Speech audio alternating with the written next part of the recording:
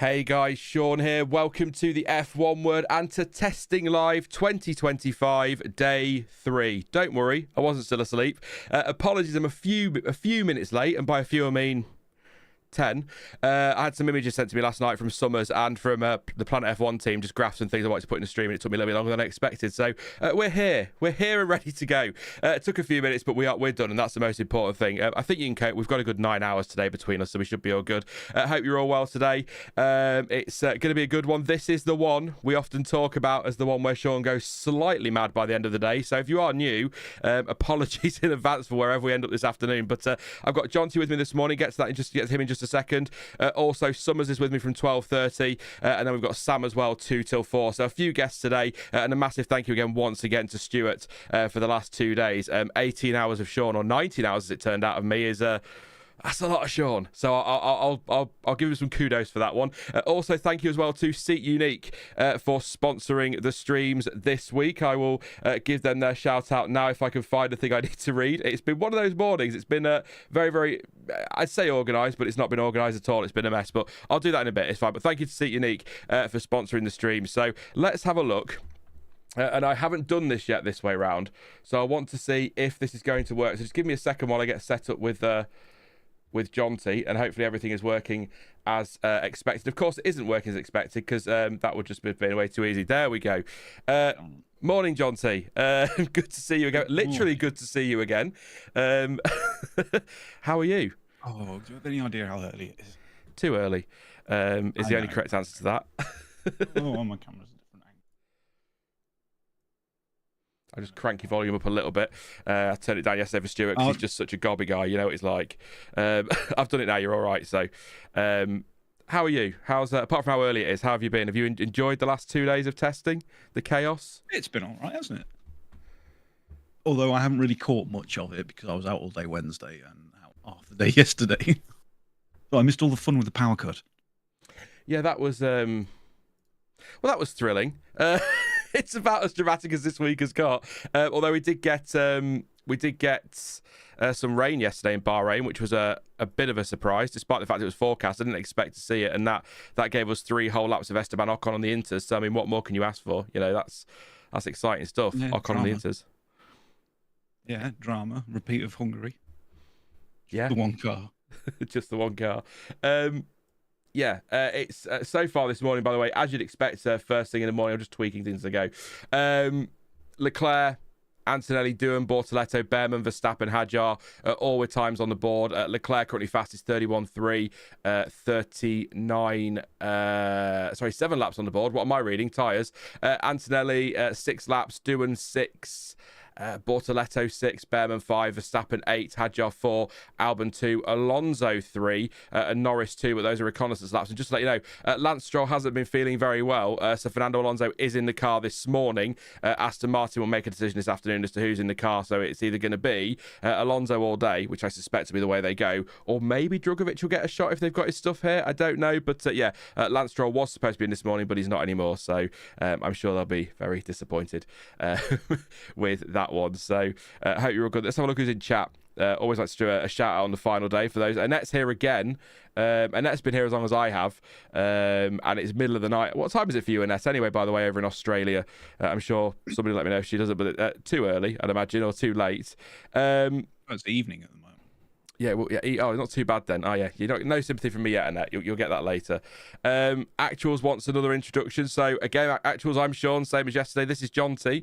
Jonty is a good friend. Actually, the first person who ever appeared on a stream, didn't you? That was back in 2017. Very long time ago. Our favourite stream, the After You stream, as we like to call it. So that was good fun. That was quite a while ago. But yeah, so Jonty's big motorsport fan, not just F1. Jonty, if you want to know motorsport, Jonty. Yeah, I do watch all of it. I've already been watching races this year. IMSA, we've got WEC coming up. There's been Formula E, NASCAR, IndyCars this weekend. Yeah, all of it. Yeah, I was going to say IndyCar's back this weekend, isn't it? So that's going to be... I don't have time for the rally. No, it sounds like you'll be a bit busy. I'm at my sister's, so I missed the Indy quali, but I'll definitely watch Indy on Sunday at St. Pete. Yes. Oh, wow. I knew something about IndyCar. That's a miracle. Absolute miracle. today is the day, by the way, for your questions, as I said yesterday. And we will obviously answer as many as we can. So make sure you get your questions in, because it's the final day is the slog. This is the one, which is why it's it's going to be slight delirium, I think. But yeah, Antonelli, by the way, just gone fastest, 31.189 on the C3 tyre. So I'll try and keep up with the tyres today. And just to let you know who's in the car, I've kind of been through them anyway, but Norris, Alonso, Albon, Hadjar, Verstappen, Behrman, Bortoletto, Doohan, Leclerc, Antonelli. Verstappen's in all day, Albon is in all day, and we'll see what happens at Aston Martin regarding Lance Stroll as to whether we get Fernando Alonso all day as well. So there we go. Tim C says, is Sainz lap track specific? Good to see you, Tim. Hope you're well, mate. From yesterday, it's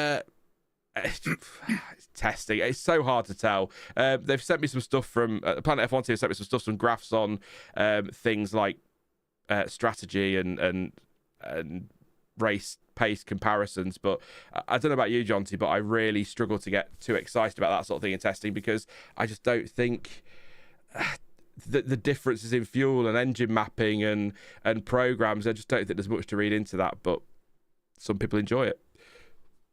Usually I would say yes, the exact same. But what's doing it for me yesterday is the fact that it's so close to last year's pole time.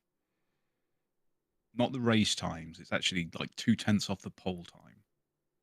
The only thing I don't know, I didn't pick up yesterday because it was just before I got here, is when did Sainz do that lap? About 12:30, I think it was. We worked out yesterday. Yeah, but, and then what was the program? I mean, was that in the middle of a stint of 8, 9, 10, 12 laps, or was that just come out, do a banzai, and go back in? No, I think he did a few laps on that one. He'd been doing a few. It's not a quali fuel load. I can't get yesterday's times up. I'm trying to look now, but that's what I'm trying to fight getting excited for. The fact that it was in the middle of a few laps. It wasn't a full-on quali sim. Yeah. But then also you've got the thing of how much of everyone else improved. And how much they're holding back. That's the other thing as well. Yeah. I don't necessarily believe that sandbagging is a thing these days with such limited testing, but they're not all going to be flat out, are they? Like McLaren are not 13th and 14th fastest, for example. In fact, Andrea Stella, here's something to get excited about, John. Actually, Andrea Stella said yesterday after the session that he thinks there's a top 6 teams this year, not a top 4. So that's quite exciting if he thinks that, because I don't feel like Stella's somebody to feed us a load of BS. I think if he believes that, then he'll say it. So the big question is, we know the top 4. Who are the other 2? That's the big question. Yeah, Alpine? Williams is definitely one of them, but Alpine, really? They've looked all right, Alpine. Maybe they've Aston. Looked all right lots of times in the past, and then ended up as poo. What season was it when they had the big chunky airbox on the roof? Was that 21? Yeah, I think it was 21, wasn't it? Yeah. Everyone said they looked amazing then, and all it had was straight line speed. Yes, we know that Ocon got lucky with was it 21 for the race win? Yeah, it was. Yeah, 21. Yeah, it was 21. Yeah, of course, Hungary, because everyone got blatted. Yeah, Bottas bowling into turn 1. Those years are all just blended together now. I said that as a result of all the lockdowns and stuff. Yeah.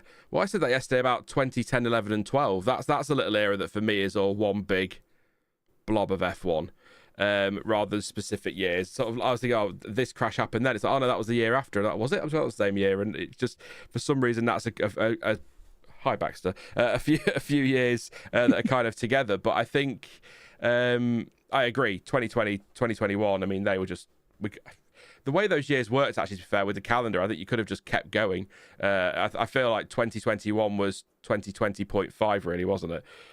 Or it felt that way, and not just in F1 in general. So, yeah, no, I'm going to say, I think I said yesterday, I'm predicting Williams top 5 this season, 5th place.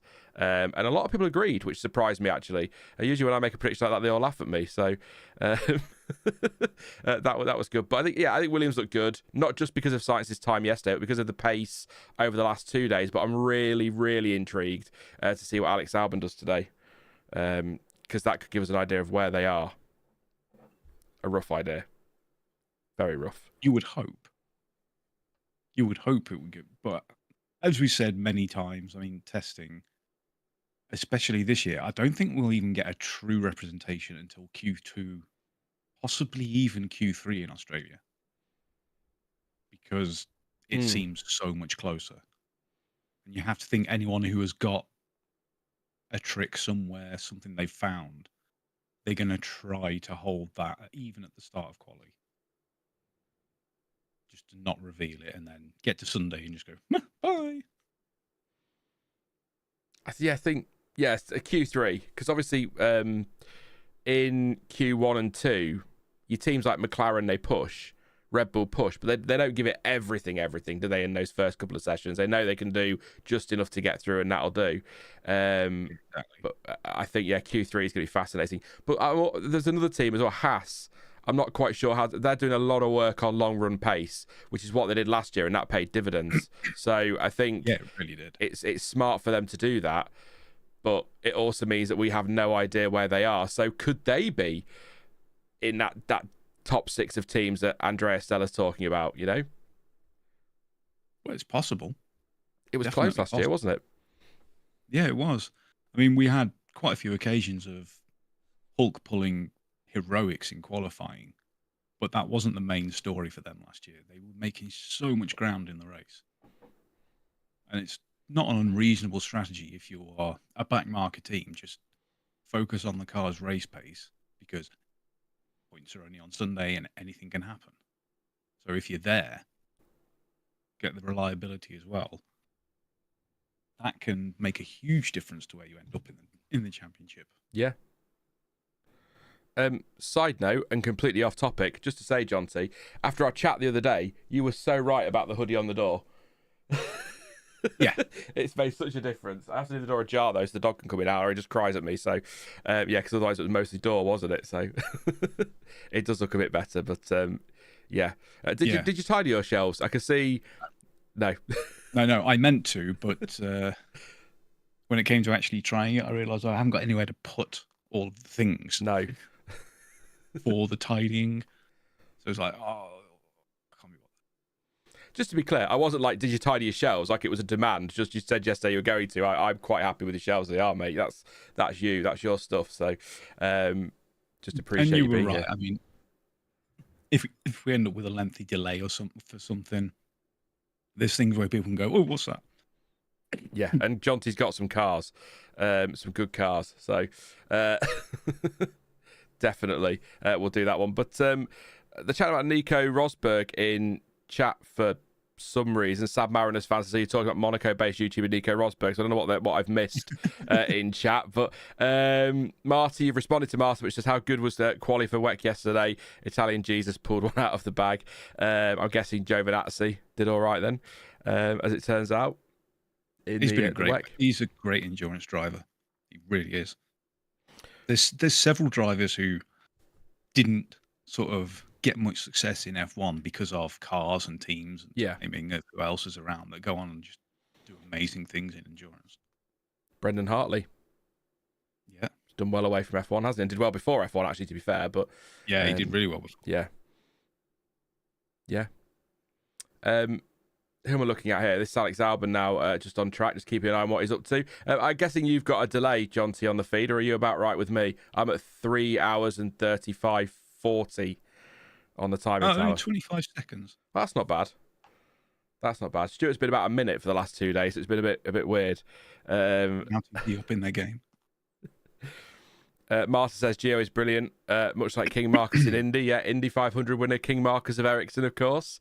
Was you were here for that, weren't you, John T? Was that the weekend that you were here? Yeah, that was kind of apt. That was all down to us, you see. All down to us. Yeah. We did all the work on that. That was a long day with a hangover. That was a long day with a hangover, yeah. And we did the stream, didn't we, before the Indy as well? So that was quite funny. And I think we'd recorded it, so we were about an hour behind everyone. So we had to stay off social media, so we didn't get spoilers, and eventually got caught up. So it was all right. But that was a good weekend. Built a PC, which is currently in the spare room. Yeah. Now I've got the new one. Sad days, but good days.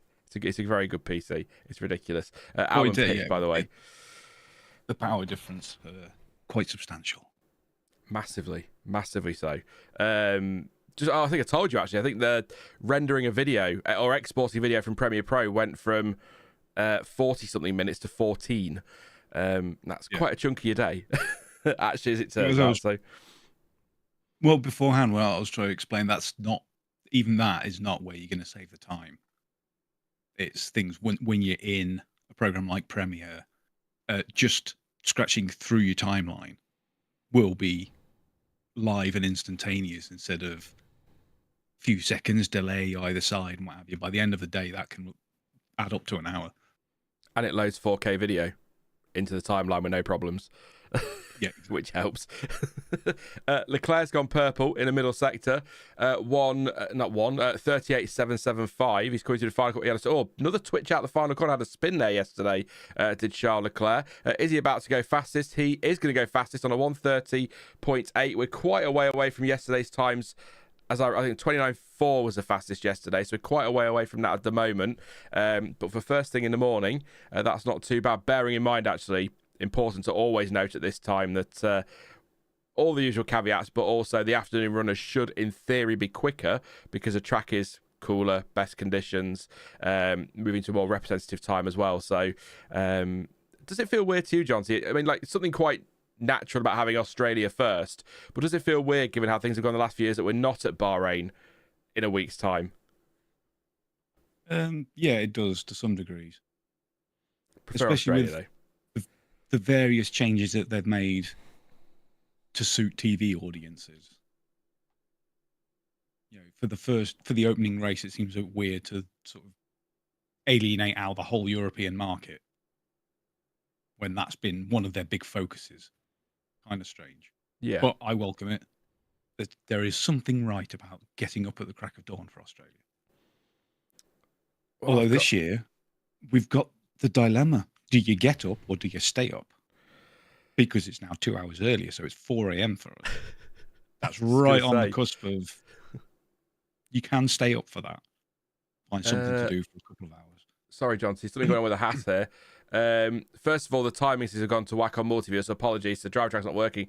There's a piece of bodywork, part of the engine cover's flicked up on Behrman's car. Is he stopping or is he just going to take it easy? He should be able to get back with that. That's not a problem, but doesn't want that to flick off. So he is crawling at the moment. It's on the, as we look at it, the right hand side, his left. Yeah. So it's flicked up for some reason. That's the whole left side of the engine cover. The body engine cover, not the airbox engine cover, because they're all in little segments now. That's interesting. I wonder if we get a replay of why that. Well, wind. I'm wondering if someone's just missed sealing tape. Mm. You know, they run probably a very expensive, fancy kind of sellotape. It looks like it's over every team. There's some debris there on the side of the track, so it looks like it's snapped. Something's broken. Oh yeah, something's broken. So maybe the sealant tape, maybe something's just failed. But it's off track, so it shouldn't need any kind of red flag. No, it's on grass. So once the air gets under there, that's it. How strange. We'll keep an eye on that, but he's creeping around. So yeah, the driver tracker is working again now. Sorry, it just went to whack a little bit there. We lost Antonelli and Co went flying into the bottom corner of my screen for some reason. So they're back now, though. They disappeared for a while. They're back. Antonelli on track, as is Leclerc. And a mini Russell by the look of it on the driver tracker for some reason. Not sure why, but there we go. And Ollie Behrman creeping around, like I say, with that damage to the car. So wondering what's going on there. Anyone else notice F1 YouTube not talking about Aston Martin at all in their recap, says Brad. I noticed yesterday I read whose report it was, I can't remember, I read a report and there wasn't much mention of Aston. But to be fair, a bit like Haas, they've just sort of got out there and got on with it. They've not done anything spectacular. The only thing we noted yesterday was that they are down on laps versus the rest of the field. So before we started today, obviously, so this is from the end of yesterday, Aston, if I can find them on my sheet, 290 laps versus everyone else well into the 200s, and Mercedes on 305. So Aston not putting the laps in that other teams are, so that's probably the biggest takeaway. But they have been quietly getting on with it. I've not heard anything overly negative about Aston, unless I've missed something, Jonty. I've not seen anything about it all being a crisis or anything, but a bit of a transitional year anyway this year for them. So yeah, I mean, it is something of a throwaway year with the new regulations coming in, switch to Honda. That's going to throw everything up in the air. Yeah, Adrian Newey as well, of course. Yeah.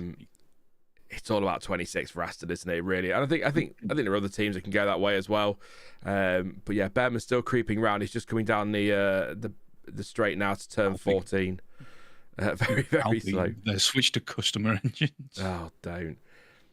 Renault Works team running Mercedes again. Very. I'm still not sure because Renault were one of the big advocates for the new engine rules. Yeah, and then they've gone and done a runner. Yellow flag. So I'm guessing that's a marshal on track to collect that bit of debris. Should be okay. I mean, Albon's coming through turn 13 now, so they've got a bit of time to run out and get that. Who's going to be the brave marshal that does it? It's this man. We'll call him Bob. Throws it over and he's back over the barrier. All done. Just as Albon reaches the final corner. So there we go.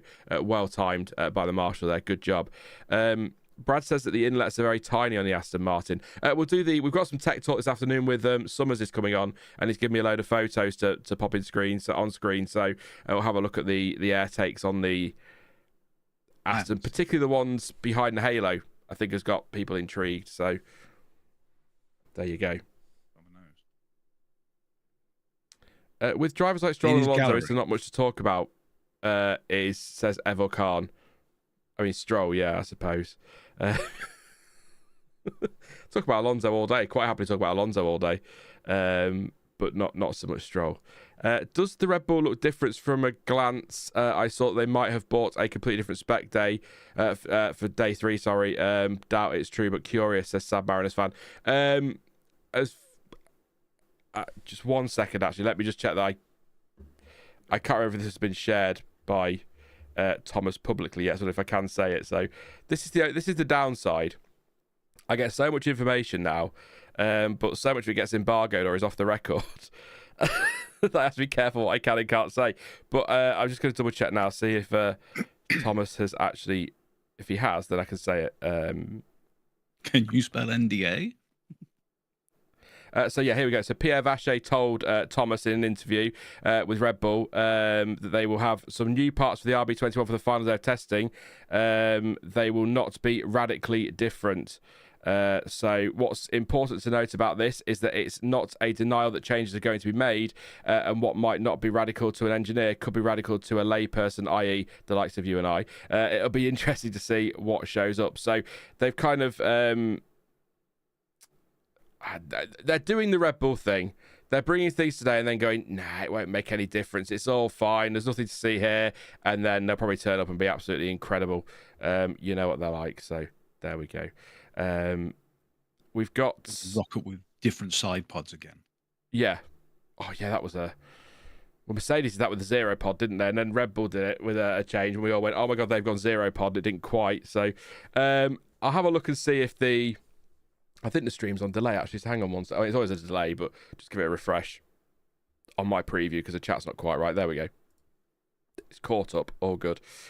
Yeah, so we'll keep an eye on the Red Bull, but because I've been doing the streams, I probably couldn't honestly sit here and tell you what looks different because it's quite difficult to just... I can't... I keep explaining this to people. I can't just sit and watch the TV all day and ignore chat and the guest and everything else. I've got to kind of juggle it all, so I don't necessarily get to see it all. It's not until I sit down over the weekend like a loser, having done this for 3 days, I still sit down for 2 days reading all the information and all the technical stuff. What's the left phalange? It's usually how it goes as Leclerc's back in the garage. Yeah, some good laps this morning at the moment, by the way. 13 for Doohan, 13 for Antonelli, 13 for Leclerc, 10 for Verstappen, who wasn't in the car yesterday. He's in all day today, though, so see what he can do. But, yeah, who's any drivers caught your eye, Johnson? Any of the rookies that have maybe... I hate the word impressed because it's testing, but you know what I mean. Anybody that you looked at and gone, yeah, they're doing all right.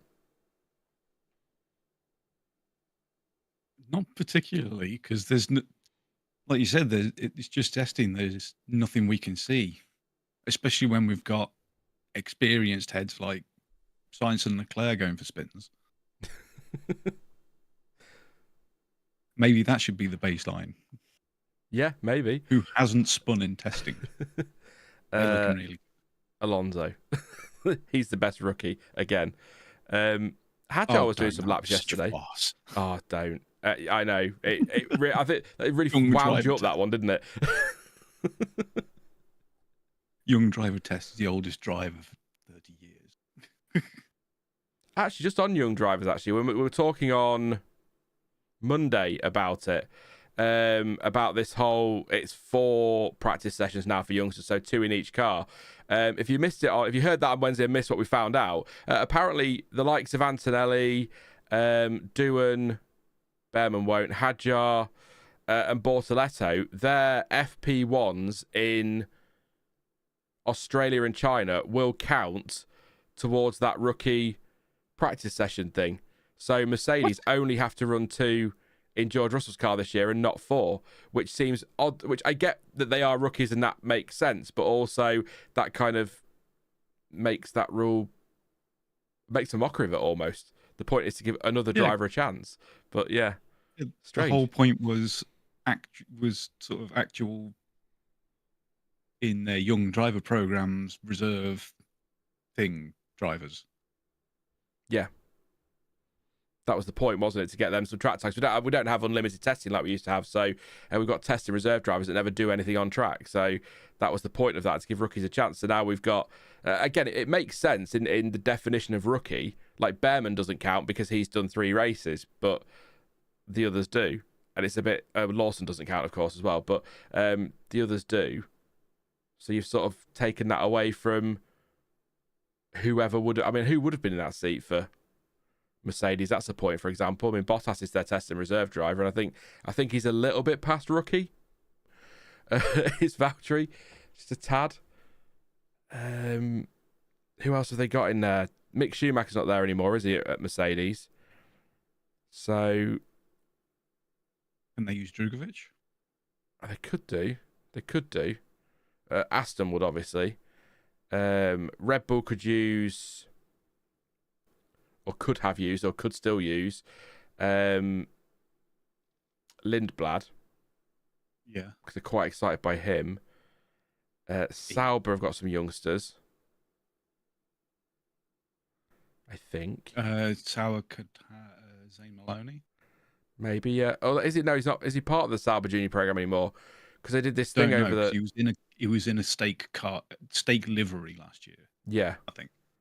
Because they did this thing last year, Sauber, where they put this statement out and this big hoo-ha about young drivers who had graduated from the Sauber Academy, which is just a fancy way of saying we've sacked them.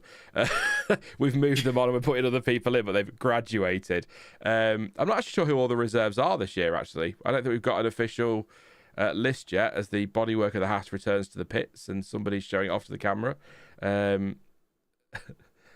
Actually, on that point with the rookie practice sessions, I suppose that's a fair point from Hopeful Gamer, saying it makes sense to hear them rewards the teams who have taken a punt on a rookie. Yeah, yeah. It could be something like that, because this is the first time for quite a while we've seen such a big stock of new drivers. Sorry, Bortoletto at turn 11 there, getting it crossed up with Max Verstappen and taking a trip off track. We'll get another replay of that. I don't know if Max was... Look, I don't know if Max was in the way. Doesn't matter, though. We know penalties for that. We don't do penalties in testing. You can literally run an illegal car, so, do as you like, pretty much. But Maloney's off to Formula E, says Anderson. Porsche is also gone, so they might have to find someone else. Paul Aaron says Hopeful Gamer. He's at Alpine, isn't he? So he could get a seat. He would take Gasly's though, because Doohan's going to get the 2 rookie. Yeah,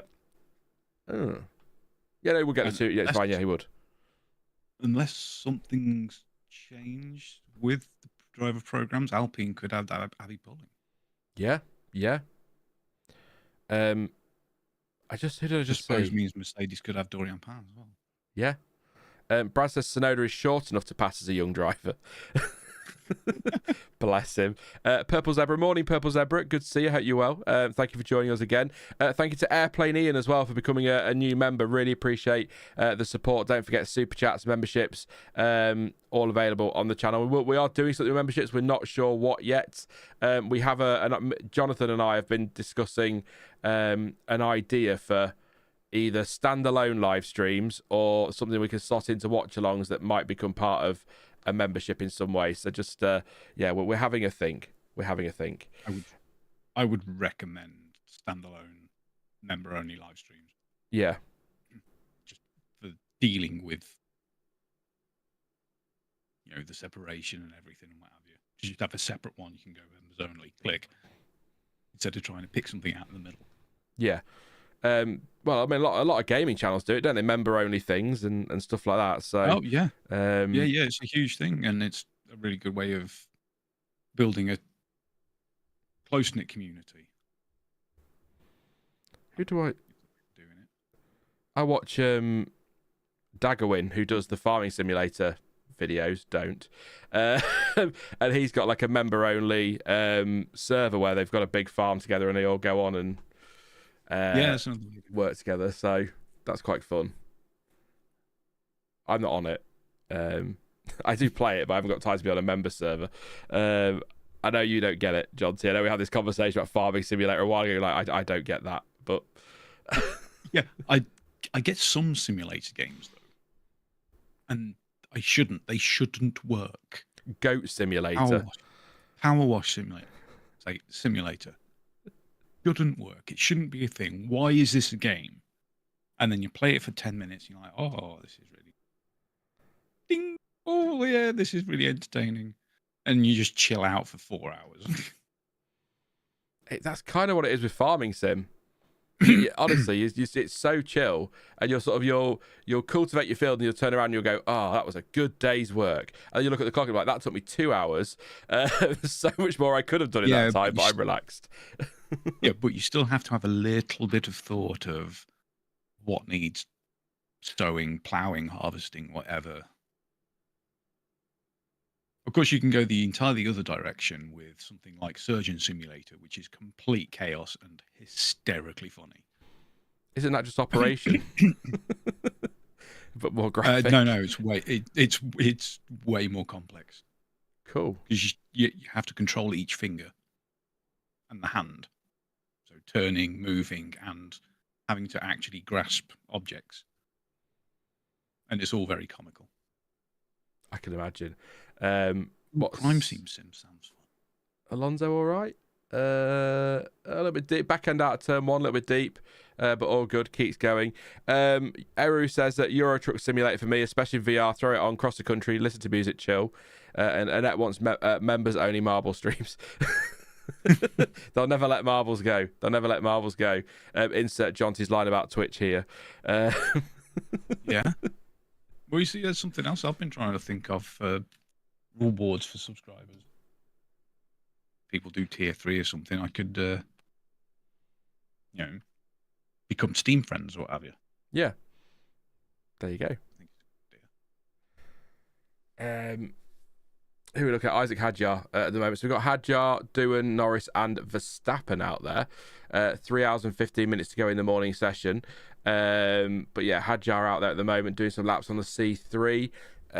What have we got? Who's on what tyre? Verstappen looks to be on a C3 as well. He's certainly on a medium tyre. Doohan and Norris too. Not quite sure how it works on multi-viewer, but that is definitely C3s on Hadjar. So fastest laps so far. Albon's fastest on the C2, doing C2, everybody else C3. Hadjar currently down now. He's 1.4 down the middle sector though. So, but that RB or that Racing Bulls or that Toro Tauri or that Alfa Rosso looking great out on track in that livery. I still love it. So there we go. Do you think Red Bull would let Lawson race Verstappen in the early part of the season or use team orders, says Rocket P-Bird? So, firstly, no. Secondly, and I mean this with all the respect in the world for Lawson, I've defended him a load, so don't take this any other way other than a bit tongue-in-cheek. He'd have to get close to Verstappen in order to race him anyway. A lot of that happened last season. They'd never let Perez race Verstappen. Well, Perez needs to get somewhere near him first to be able to test that out. So that's kind of how it is with Lawson. I'd be surprised if he's too close to him all that often. But no, Lawson seems to... Something that I've liked about Lawson, weirdly, is he seems to have just accepted that he is there as the second driver. He just needs to be close to Max. He's not there to beat him. And I think that could set him up because that sort of lowers the expectation a little bit and he could just focus on his own driving, which I think is a good move. So whether that's come directly from him or whether Red Bull have kind of tried to drum that into him or a bit of both, but I think that's a good move from Lawson. So no point going in like Perez, for example, and talking about I'm going to win the World Championship this year, I'm going to challenge for the title, because that just gives an unrealistic expectation. And then when you have a bad weekend, people tear you apart. And then when you have a really bad season, you lose your seat. So, you leave your seat. He left, remember, allegedly. I would say for the first few races, they're just going to have the standard orders of don't crash into your teammate, same as every team. Because as much as it is Verstappen's team, Red Bull at the top will still want the maximum chance at any title. So if by some 1 in a million miracle, Lawson comes out and beats him in the first 2 or 3 races, it's not inconceivable they'd go the other way, where it would be Max getting team ordered. It would take a lot. You'd probably have to have 5, 6 races that Lawson wins and Max doesn't get many points, which is completely inconceivable. But they would go behind the driver with the best chance of winning. Unlikely, but not impossible. You would think. Yeah. Goes with Marco there. Well, they seem to be quite excited. I mean, I've talked to you about Lindblad before, but they seem quite excited about him. So I think I'm suspecting Tsunoda's probably in his last season with RB, Racing Bulls, whatever. And Lindblad and Hadjar will be there next year. Shame for Yuki. I hope he finds a seat somewhere, possibly Aston. But that's all going to come down to what Alonso does, because they ain't going to sack Lance Stroll. So there we go. And in fact, we don't even know what contract Stroll's on. Nobody knows. Nobody's ever known. A rolling contract, but I assume until he wants to go and do something else. Or his dad sells the team. Simple as that. Alonso tidies his room every week. Who does, Alonso? No, Stroll. As long as he tidies his room, picks up his toys and eats his vegetables, then he can drive. He can drive, that's fine. Dave says, have Haas come with a horrible car? Is their test program so different? We're not seeing what they have. They're very focused on race pace, Dave. They're focusing on tyres like they did last year. So there's no concerns there for Haas. They did this last year. They got so many laps on the board. Yesterday they did a load as well. So what have we got so far for Haas in terms of lap count? They have done 295 before today, so second only to Mercedes, who have done a ton. So it's a lot of race pace work, a lot of tyre management work for Haas, but that's where they excelled, if you like, last year in testing, and that really, as we said earlier, helped them out in the races. So hopefully that'll all work out for Haas again. But we are, just to remind you, yesterday we did break the fastest time from last year, which was a 1:29.9, with a 1:29.4 yesterday for Carlos Sainz, wasn't it, yesterday, who topped the session. So, and on a compound harder as well this year. So, and we're only 3/10 away from last year's pole time. So that was yesterday. So we'll see what happens later. But I think we are going to go under that today. In fact, I would be surprised if we don't see a 28 something. Yeah. Today. Yeah, with Sainz being that quick compared to last year, you would have to think one of the top teams is going to say, hang on a minute, we're not having this. We don't want to show our hand, but we're not having a Williams beat us. One thing I was going to ask you, John, too, actually. A couple of people in chat yesterday came to the stream and said they're listening to us now because they're sick of all the talk of Lewis Hamilton on the coverage. And they said you missed much of Wednesday, but has it been really Lewis Hamilton centric, or is that just people not really wanting to hear anything about Lewis Hamilton and just getting grumpy because he's mentioned, as some people do on the internet? No shade. It was definitely above average from what I heard of at least the Sky feed. I don't know if they're using that as the world feed or if they're using F1 TV as the world feed now. But on Sky, he definitely got more mentions than anyone else. It felt like you'd not be paying attention, and then you'd just be hearing about Hamilton again. There might be some observation bias in there, but it really did feel like they were talking a lot about it. I can definitely understand about that. Yeah, but I can sort of, not to be a Sky defender, but I can sort of understand why, though. I mean, it is the big story of the winter, isn't it? So, I mean, you sort of feel a bit for some of the new drivers and other drivers that have moved teams, but it is the most successful driver at the most successful team. So I can understand why they're bigging that up, but also British commentators are of course going to big that up. So it probably is higher than usual, but that's inevitable. The only thing that's going to frustrate me this year is it's just going to be, it's Lewis Hamilton's first win for Ferrari potentially, or Lewis Hamilton's first podium, or Lewis Hamilton's first fart, and it's just going to be constantly Lewis Hamilton, which will annoy a lot of people. But again, I get it because it's the story of the winter and it is testing, so you've got to fill the time. But as we always say on this channel, there's 19 other drivers, whoever they're talking about, whoever else.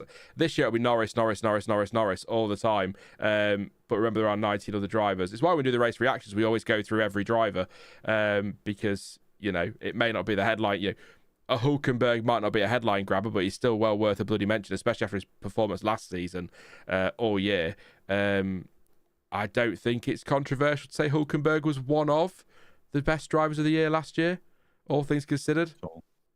Not at all. With the car that he had, the places he was putting it. I mean, it wasn't all the time. There were certain tracks where that house was just pants. But there were plenty of other places when he was getting ridiculous results. There's a couple of times that K-Mag did as well. But yeah. Nowhere near as many. See, that I can understand the frustration over. So Lewis says it's understandable, but it's awkward when you get Bernie Collins asking Williams team principal about Hamilton. Yeah, that's a bit much. Yeah. Brad says, you think Stroll has a contract? Very true. I'm probably 50-50 between Sky and here, depending in where I am and what I'm doing, says Ash. Hey, Ash, hope you're well. What is your favourite racing-related movie? Well, that is your first hour sorted. There's a few. For me, like docu-drama movie, probably Senna, but don't worry, John, to the full cut, not the cut. You have to get that line in. For me, I think Rush. I think Rush was just about perfect. Just a few bits I wasn't happy with, but just about perfect. Even to this day, I have to say Grand Prix. The actual movie storyline side of it is incredibly 60s. Forbidden love triangle, and it's all very breakfast at Tiffany's and all that. But for the racing scenes, nothing has ever been close, with the possible exception of Le Mans. It's out of this world. how are you feeling about the F1 movie as Norris has a moment at turn one, but he's all right, keeps going? Is it just a wobble? We've had a lot of wobbles. Back end out, lighting the rears up a bit, but yeah, all good. How are you feeling about the F1 movie? Because I think, and bearing in mind this is coming from a place of grumpy 38-year-old who refuses to embrace change, I think it looks, from what we've seen in the trailer, it probably looks like it's going to be a bit over the top, which is fully expected. But I can't say that I'm quite as hyped about it as some people seem to be, and certainly not as F1 seems to be. My thoughts on it haven't changed ever since the very first trailer last year, which was at Silverstone, wasn't it? I think. Yes. Yeah, it was during practice. Yeah. I am genuinely excited to see the racing sequences, especially with the technology that's been used and the fact that you got actual race footage from onboard cameras with just like the Alpine edited out and the Apex car put over the top. But the actual plot, not racing movie side of it, is going to be complete and utter garbage. And we found that out from the first trailer as well. It's, to me, it feels, from what we've seen so far, sorry to be negative already, but from what we've seen so far, it feels like Drive to Survive the movie. It feels a bit like, but with actors instead of actual drivers. Yeah. We're just in the trailers when you got the lines of, we can't compete in straight line speed, so we need a car built for combat. How can I do that safely? Who said anything about safe? Shut up, go away, get in the bin. Yeah, that's John T out straight away. also, the fact they've just called it F1. Yeah, and they had like a 3-day bloody committee board meeting about thousands of pounds. Yeah. We've got this movie about F1. What should we call it? F1.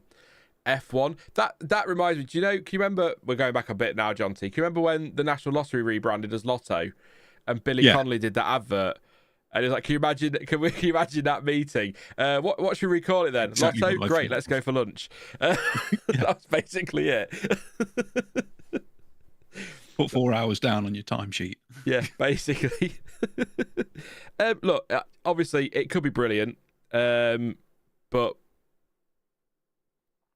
we'll see what it is. I'd be surprised if it's brilliant, but other racing movies have surprised me. When I first saw the Rush trailer, it looked good, but I was concerned because movies based on history, I find, can be very hit and miss. So I was a little bit concerned about that, but actually they did it really, really well. And to be fair, the actors, and I know there'll have been a lot of makeup and other bits involved, but they nailed the casting as well, to be fair. Yeah. Oh, 100%. Daniel Bruhl should have had an Oscar for the portrayal of Niki Lauda. It was perfect. Literally perfect. His mannerisms and everything. You've seen Niki speak in those ways. Which I suppose it shows the efforts that they went to, because I understand he spent quite a lot of time with Niki Lauda just chatting about how things were, trying to make sure that it was right. It's a funny, the whole relation. Hunt and Lauda is such an interesting relationship because they were bitter rivals, weren't they? But there's so much respect between them off track and on track. Friendship even.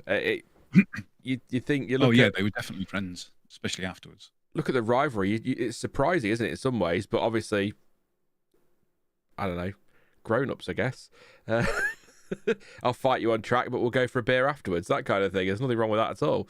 That's why I kind of get a little bit, and I'm not comparing Hunt and Lauda to Verstappen and Norris, but a lot of people got annoyed last year when Norris kind of backtracked on his comments about Verstappen after Austria, but they're good friends. And Martin Brundle's like, in F1 you can't be rivals on track and friends off track, and I'm like, come on, Martin, you'll remember Hunt and Lauda better than I could because I wasn't even alive for it.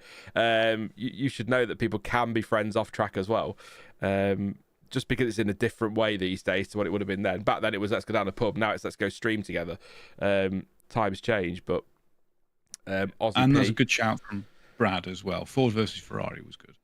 I haven't seen that yet. Or the Ferrari movie, really? documentary movie thing. No, it's definitely worth it. I'll get it on the list. I The think ever increasing I think list. the best thing about that is that it gets the name of Ken Miles out to the wider mainstream because not enough people know about the work that he did and how good he was. Cassandra says, I'm going to watch the F1 movie by fast forwarding all the dialogue. Probably the best way to do it. And Dave says, the thing that hurt me about Ford versus Ferrari was that the Daytona shots were filmed at California Speedway, knowing that took a lot of the intensity out of it. Yeah, that's fair. But I'd imagine that costs and permits and everything for filming at Daytona might be a bit tricky. And as someone else mentioned earlier, was it Aiden? Days of Thunder is a great racing movie. It's peak 80s, 90s switchover. Is it? I mean, it's literally Top Gun in cars, but it works. Wasn't Will Ferrell in a racing movie? Talladega Nights. That's the one. Yeah, that is. Yeah, the Ballad of Ricky Bobby. It's terrible and brilliant. Yeah, it's one of those. Watchable for the cringe. Yeah. You see, now we're spreading out into just general car movies. And yeah, Smokey and the Bandit is an all-time classic. However, for car sequences, you've got Blues Brothers has got to be up there. But Sean says he hasn't seen that either. I haven't. You know this. This has been going on for 8 years, chat. So many things that Sean hasn't ever seen. I didn't see it. Wasn't until last year that I watched Game of Thrones for the first time and then binged it all, and it's like my favourite thing in the world now, apart from the final series, which was just garbage. Yeah. You see, the funny thing is, every time I've suggested something to him and he's eventually gone and watched it, he's ended up loving it. The Boys. Yeah, Silo. For All Mankind. Yeah, for All Mankind was incredible. One of my favourite things that you've ever suggested. But yeah, we'll come back to that. I'm going to run through the times. It's 8 o'clock. We're roughly on the hour. We're 2 minutes past it, but we'll go for it anyway. Charles Leclerc. Yep, I'll pop your B right back up. There we go. So Charles Leclerc. He is currently fastest on a 1:30.861, 15 laps so far. His fastest time was done on the C3. Kimi Antonelli is second on a 1:30.888, 13 laps so far. On the C3. The reason I'm pausing is Antonelli, according to Multiviewer, has all three purple sectors, but is still second. So there you go. Threw me a little bit there. Max Verstappen is third, 1:31.442, 14 laps so far. His fastest lap on the C3. Alex Albon was also, wasn't on the C3. He was on the C2 when he did his lap. Fourth place, 1:31.444 and 13 laps. 19 laps for Jack Doohan, also on the C2, 1:31.812. Bortoletto, 32.225, 19 laps. His fastest time on the C3. Isaac Hadjar was on the C3, 1:32.706 for 7th place and 17 laps so far. Ollie Behrman at 1:33.677, 8 laps, and he was on the C3 as well. We've also got Fernando Alonso, 1:33.821, C3 tyre for him. He is currently in 9th place, has completed 11 laps. And Lando Norris, very much like McLaren all week so far, a good few laps with 11, but hasn't actually set a time as of yet, but has done 11 laps, like I say, and he's been mostly on the medium tyres, so C3s, I believe, as Isaac Hadjar comes around to, I think, complete another lap. Personal best first sector, personal best in the second sector, personal best in the third, I'm going to guess.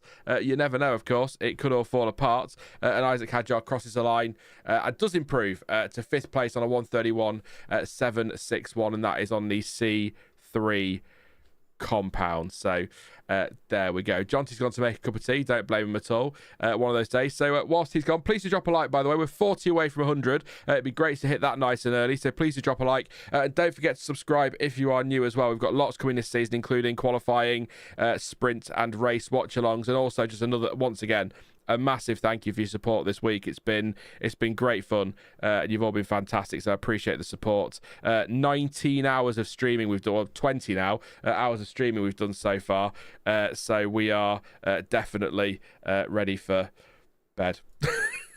It's how I'm going with that one. 20 hours of streaming is quite insane, but yeah, 28 by the end of today. I see we don't get any rain or whatever, and the session gets extended. But the Sky broadcast, by the way, look at the Ollie Behrman engine cover flap, let's say, that's come up, but I can't listen to it, so I know what's been said. But Lando Norris has crossed the line. He's crossed the line, but his lap time is an 8-minute 5:145. That's it. He's washed. It's all over. But he is pretty much going around. I just to let you know as well, Johnson, I was going through the times there. Leclerc's fastest. Antonelli 700ths behind, but Antonelli is purple in all three sectors according to Multiviewer. Which does it exclusively show sectors from the last lap, or does it just show their best sectors? So the one on the stream is sectors from the last lap, but the one now is that I'm looking at, I've got his best lap. So 29.312, 38.638, and 22.547 are all purple, and they are the fastest. So curious that one, how that's worked out. I mean, you can have weird things with the timing. Yeah. Definitely in qualifying for one of the sessions last year where pole position didn't have any of the purples because someone else had been super fast in one sector and someone else in another sector. Like the best possible lap was quite a bit faster than pole position. Pole position was just purple overall, but green in the sectors. In fact, we saw someone get pole with one of their own sectors being yellow. I think it might have been for a wet race, though. Can't think who that was now, or where that was. I know what you mean. I remember, vaguely remember that one. Box Fresh says, good morning, Sean and Johnson. Hope you're both well this morning. Morning, Box Fresh. Yeah, all good, thank you. Just going to muddle through day 3 now. Do the Top Gear specials count as movies, says Cassandra. Depends which one. Yeah. There's some good ones and that there's some not so good. More real. Some feel a lot more real than others. I mean, obviously, they're all scripted to an extent, but some of them you couldn't tell. Try to think of my favourite one now, the Top Gear specials. I mean, the Top Gear US special was great, but that felt very scripted throughout. I still really like Botswana. That was a good one. North Pole? North Pole was good as well. Yeah, Botswana was great. I know it sounds wrong, but the ones when there is a genuine accident, because they then have a real thing to work around. I mean, there was a few times when it was James May being injured, but did you see his crash in the Grand Tour, James May, when they went through that tunnel? Oh, yeah, when Evo. He the Evo. Yeah. That was quite a moment. That one. That was a big one. And of course, Richard Hammond just crashed in all of them, didn't he? In some way. So yeah, the Africa special was good. I like that one.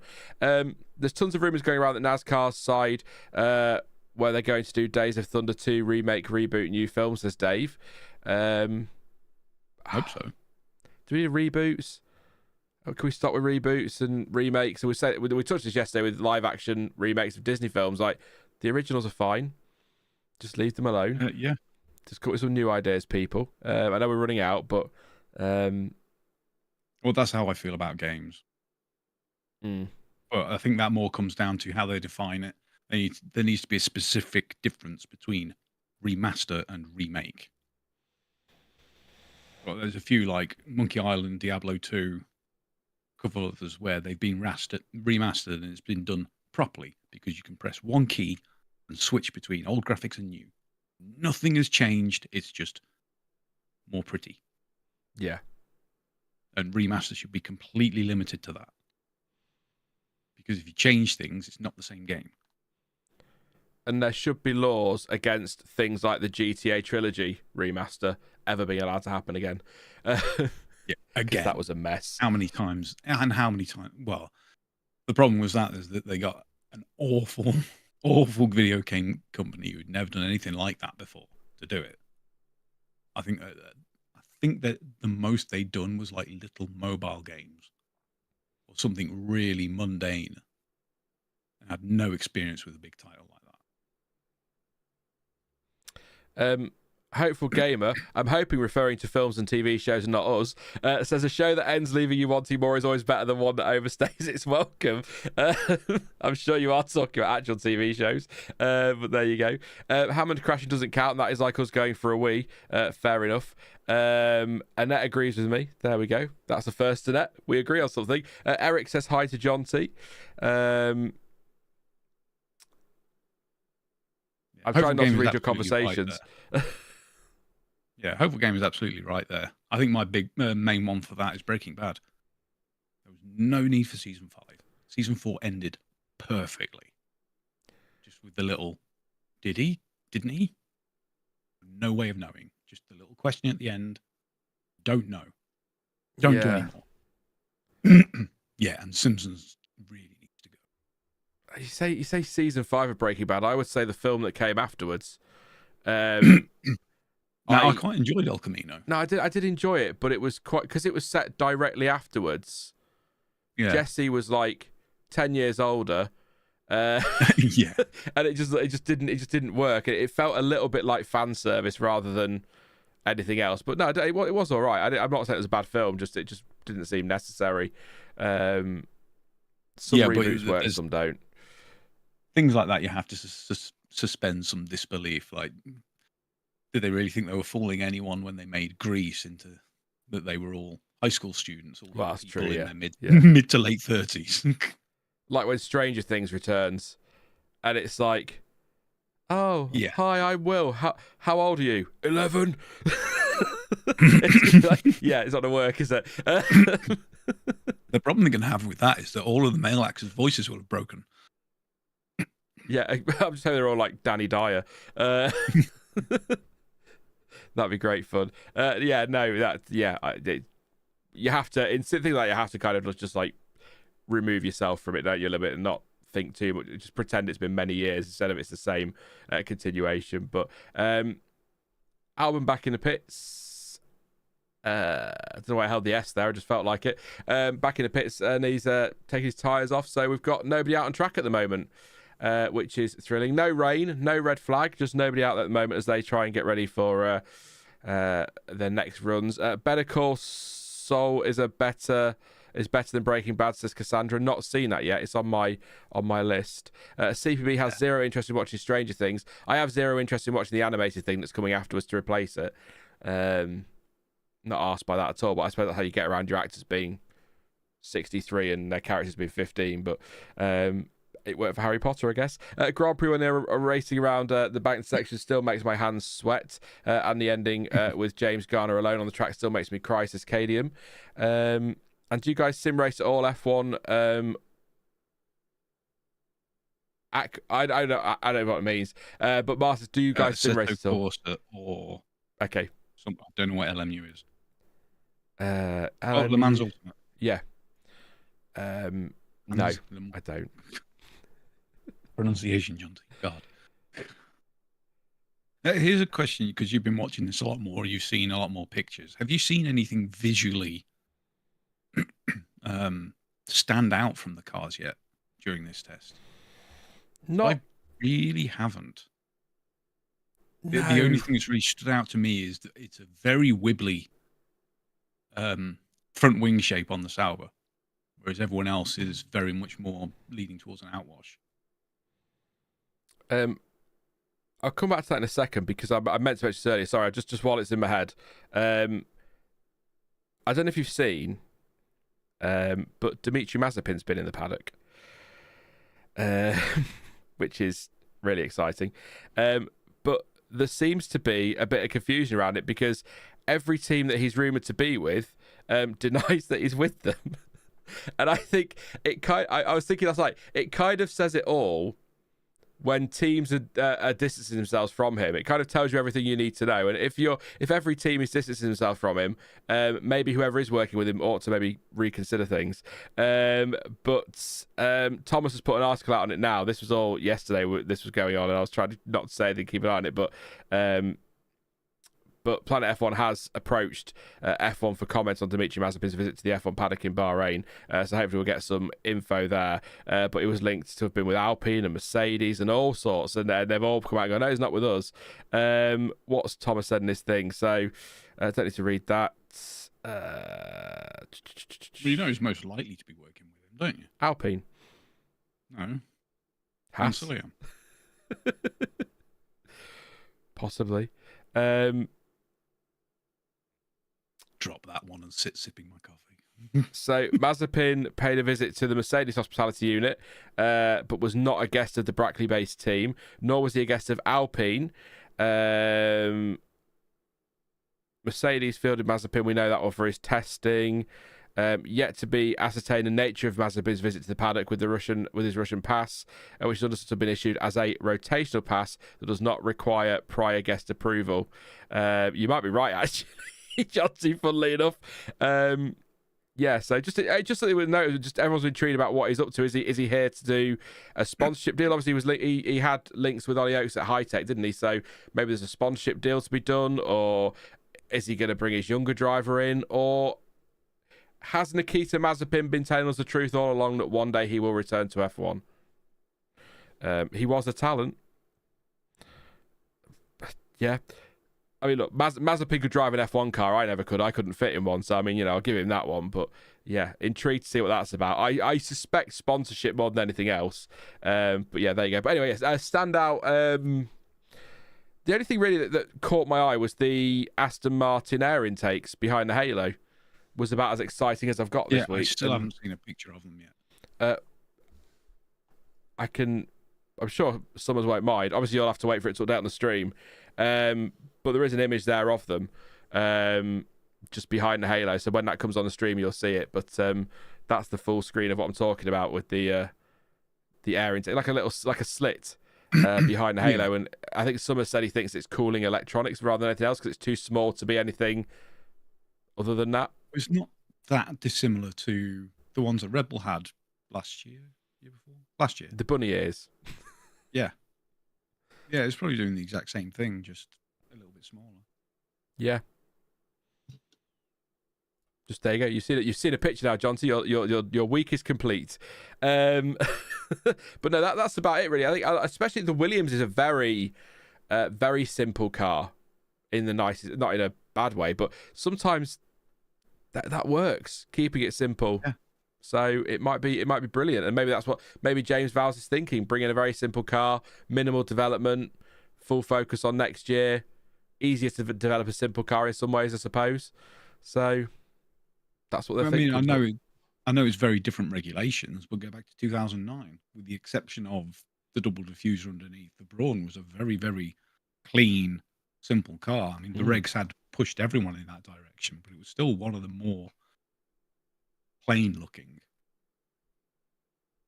There was a lot of magic underneath. I mean, on the Williams, all I've seen is a very, very crinkly floor edge compared to what they had last year, but then they've all got a multitude of cutouts and angles and winglets along the floor edge now. It's interesting. The whole purpose of Venturi tunnels was to get away from that, but yeah, F1 gonna F1. I find it interesting though, because obviously with the new regulations next year, I thought we'd get not radically different cars, but we'd see more differences than we have done, because now's the time to do it. Because obviously second half of this year, no one's going to touch these cars really.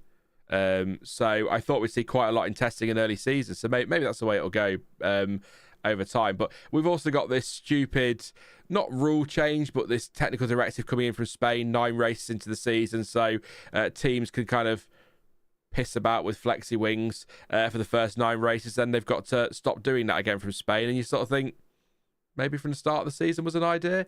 And I appreciate people will say, well, you've got the budget cap and the teams have already developed the cars, but then they've got to change them anyway. So it's the same budget cap, isn't it? So just bonkers to me. So we could be in a situation where one team, a Red Bull or a Mercedes or a, let's hope, Ferrari or a McLaren, end up with really flexy wings, dominate the first 9 races, then lose all that advantage the second half of the year. And I know that Max did it last year, but it was slightly different. But then win the championship because they dominate the first part of the year, which is in regulations that are not illegal, but were not technically allowed because they've brought out technical directives. So, and I know we had technical directives last year, which some people think was a big thing that changed Red Bull's form. But I would like to point out Red Bull did fall off a bit before that changed. They weren't the dominant. I know they dominated Bahrain. Well, the first 3 races, like Bahrain, Saudi, didn't they? But Australia, Verstappen retired from, and Perez was sort of not really anywhere.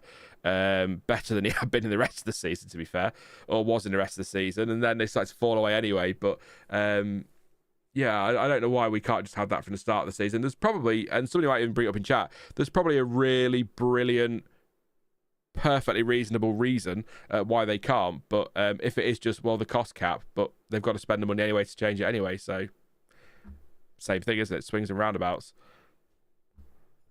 It's probably FIA saying that we've got to do this, we're going to do this, but if we do it from 9 races in, that gives us time to make sure we know how to do it. Yeah, true. And then they spend the next 8 races making sure that they can get accurate readings. Do we know, chat, for sure, why the FIA changed their mind? Because originally they said they weren't going to do anything about it, and then suddenly they released a technical directive. So do we know if there has been, and I mean by do we know, I mean 100% confirmed that a team has gone to the FIA and said we want this looking at, or is that just the FIA being the FIA? I suspect it's probably the latter. I can't imagine any of the teams really kicking up a fuss, certainly about the front wings, the way that you had sort of that one section of the wings flexing, because everyone was doing exactly the same. Like, everyone's wing does that. So why would 1 or 2 complain about something they're all benefiting from? So you're spiting yourself in that situation. The rear wing may be a little different, because I think that's the one that came in towards the end of last year, because you had the turn-ups on the end of the McLaren wing were bending up quite a bit in the straights when there wasn't DRS, and Red Bull were kicking up a stink about that, which I think was fair, to be honest. Getting DRS without DRS. Yeah. Well, that's already changed, hasn't it? So now we've got the rule that says it has to be 2 positions only, open and closed, which is what it should have been anyway.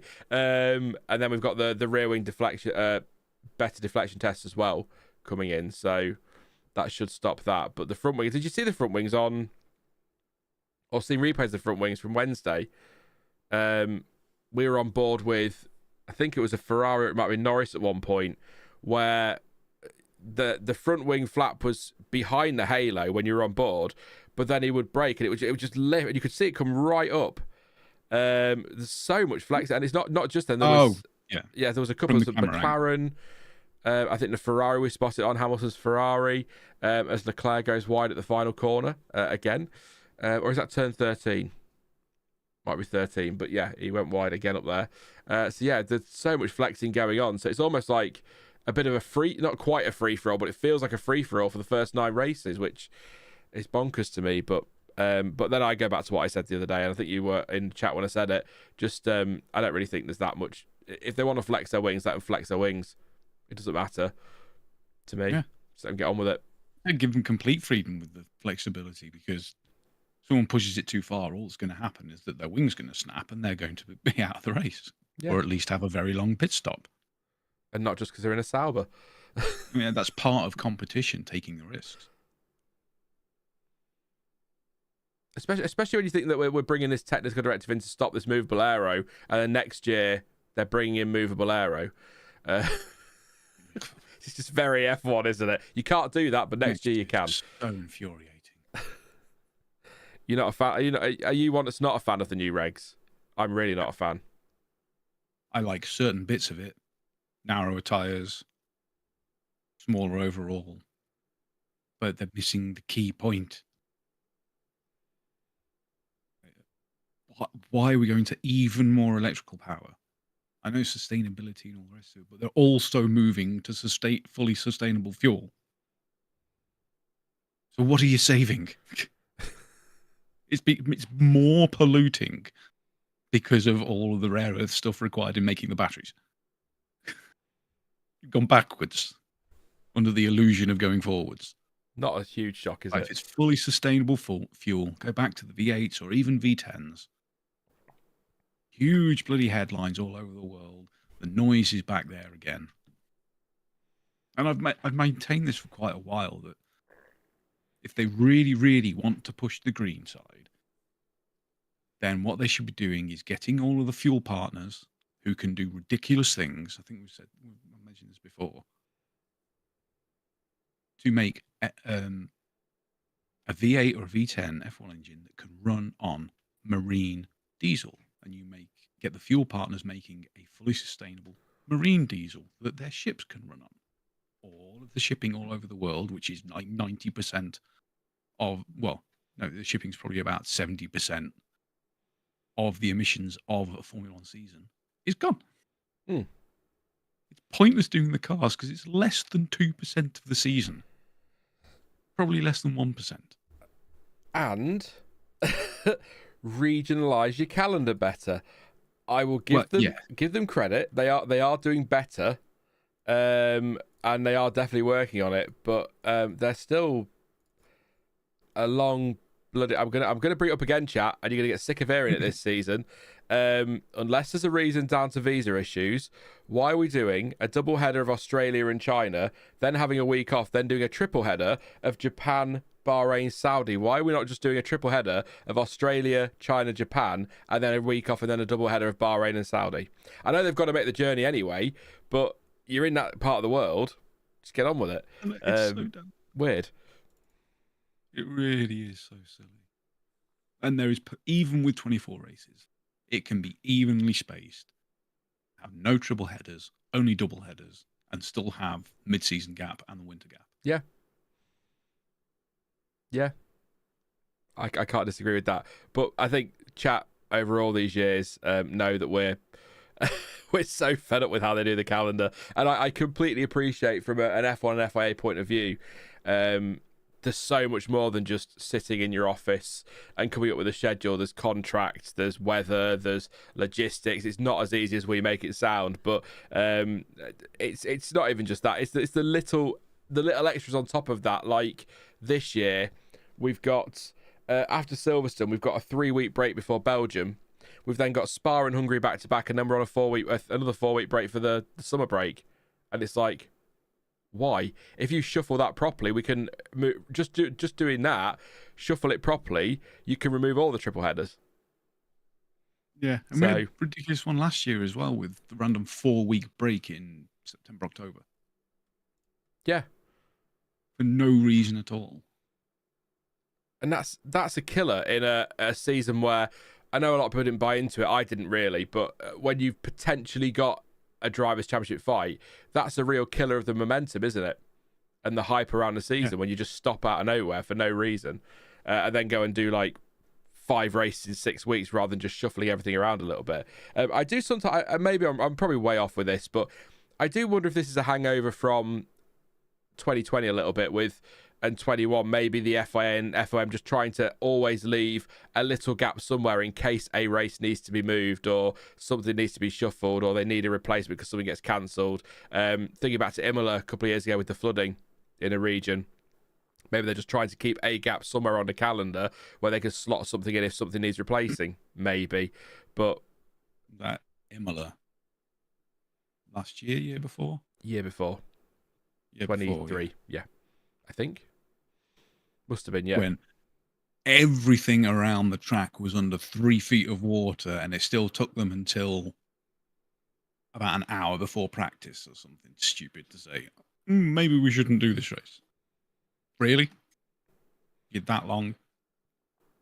But they've never been quick on that. Well, they weren't in 2020, were they? Oh, I was quite viscerally angry about that. When you think about the situation and all the people involved, what was going on outside the track. Like, this isn't because of weather or something. This is a virus that all those people outside, it's just going to be making it 100 times worse. How can you wait that long for such an obvious thing? Said stupid. It was because I said to Stuart yesterday. I think it was yesterday. The whole world was shutting down, and F1 was just in its little bubble, going, "We'll be fine, we'll be fine, we'll be fine." And then McLaren withdrew because they got that test that was positive. Then other teams were threatening to withdraw because they wouldn't race without McLaren because it wasn't fair. And then I think was it Seb Vettel and Kimi Räikkönen just went home. They were like, "We're not doing this," and they just went home. But we were still going to go racing. We're still going to go racing, and then. And then all the fans turned up, and then F1 went, "Yeah, we can't do this." It's like, okay, could that not have been an email to your fans this morning? Would that not have made more sense? I know we're 5 years on from that now, but it still is so stupid, the way that was all handled. But yeah, Annette says Carlos Sainz looks a bit down in his interview there. He's smiling. He looks good. I say he looks good in Williams blue. It suits him, I think. But yeah, let me know what you've heard on that, because he looks all right. Well, maybe a bit down. Maybe sat there going, "Why am I here when I could have been at Ferrari or somewhere else?" But yeah, he looks all right, I think. Well, given yesterday, he's probably sad that he's not still in the car again. True. Yeah, he looks younger. Sorry. I don't know. He just looks younger. He just looks fresher. I suppose he's had the winter, hasn't he, to chill a bit. But yeah, weird. Navipant says that was only because of insurance. If F1 cancelled it instead of the government, they would be on the hook, I believe. Yeah, basically money. Yeah, you're right. I think there was something around that at the time that that's why a lot of them only got postponed. Because if they said cancelled, then F1 would have to pay back the fee, so they had to come to arrangements. So everything was postponed, which was hilarious. And then we got the wonderful virtual races, the sim race Sundays, which were thrilling. And Leclerc dressed as a banana, and which independent. Media outlet the race did 100 times better themselves, which was hilarious. Independent streamers in their bedrooms have done better than some of those broadcasts. Frankly, literally, out of all, there was lots and lots of that going on, and F1 themselves did like the worst one. Yeah. A large part of that is the fact that of racing games to have as an esport event, F1 is the worst racing game to have as an esport title. It really is. I just want to say daily appreciation for the new top-down drone shot that we're getting. Yes. Fantastic, by the way. That looks like a video game. It really, really does. It's so good. That's going to be so great for analysis. But yeah, no, the F1 games... a lot of people blame EA for it, but I think they were on the down anyway. They're on the decline anyway, and then EA have taken them and made them even worse. How can we monetize this? Oh, let's have an F1 game. What are F1 fans really missing? I think they really want like The Sims, but in F1. No. Yeah. They need to be able to buy a lamp to put in their garage. Can we have classic tracks and classic cars, please, before we worry about what my wallpaper is? That's what we want as racing games. I still maintain, I think it was F1 2013 for me was about peak, because they had the classic tracks, they had the classic cars. I think that was one of my favourite ones of theirs, if not my favourite. So, yeah. You just be right back a moment. Yeah. What we say in the chat there, the F1 games, they're fine, but they're not great. If you want to just have a quick race, whatever, but I wouldn't get too excited about them. Overall, I don't know if this. I assume there'll be one this year. I know F1 Manager's been cancelled, I don't think officially it's been cancelled, but it's likely to be cancelled. I loved when Kimi's car blew up in Monaco race. He didn't go back to the pits. He went to his boat instead, says Aiden. Yeah, he was done, wasn't he, that day? It was all over. He was going home for his ice cream. Went to his boat. That was it. He could have been a championship-winning car this year. We would all be sad too, says CPB on Sainz. Fair point. I'll let you have that one. Fair point. But yeah, no, he looks good as Carlos Sainz. Looks relatively chill, but like John said, maybe just disappointed that he's not in the car today, given how well he went yesterday. We've said that one from Navi Pants. Thank you, Navi Pants. F1 needs to keep. Cassandra says F1 needs the hybrid to keep manufacturers happy. Yeah, this all comes down to road relevance, doesn't it? But I'm not convinced that F1 is that road relevant or ever has been. But also, if we keep hybrids to keep the manufacturers happy, that's fine. But one of the big advocates for the hybrid engines was Renault, and they're leaving. So clearly, we're not keeping manufacturers happy with hybrid engines. So I'm not. I don't know. Joseph says my sound has gone. If you can't hear me in chat, let me know. But I everything's working my end.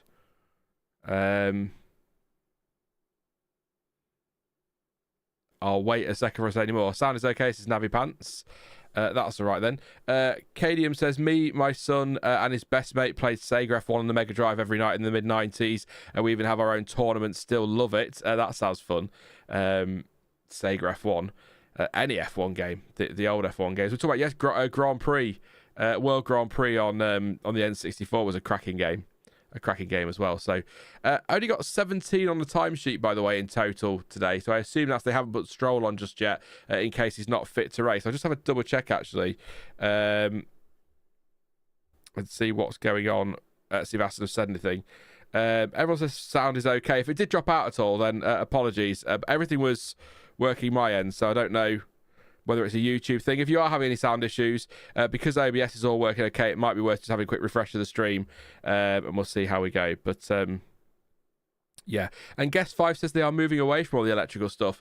I read that somewhere, that manufacturers are sort of shifting away from that a little bit. So maybe F1 needs to... Is that going to be... Guest 5 might know, is that going to be more sustainable fuel, synthetic fuel kind of thing, rather than electric?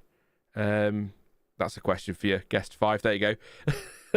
Guest 5 can be another guest. There you go. Would you rather see Ferrari win the title for 2026 with Red Bull and Mercedes bottling it, or Man United winning the Premier League in 2026 with Liverpool and City bottling it? Lol.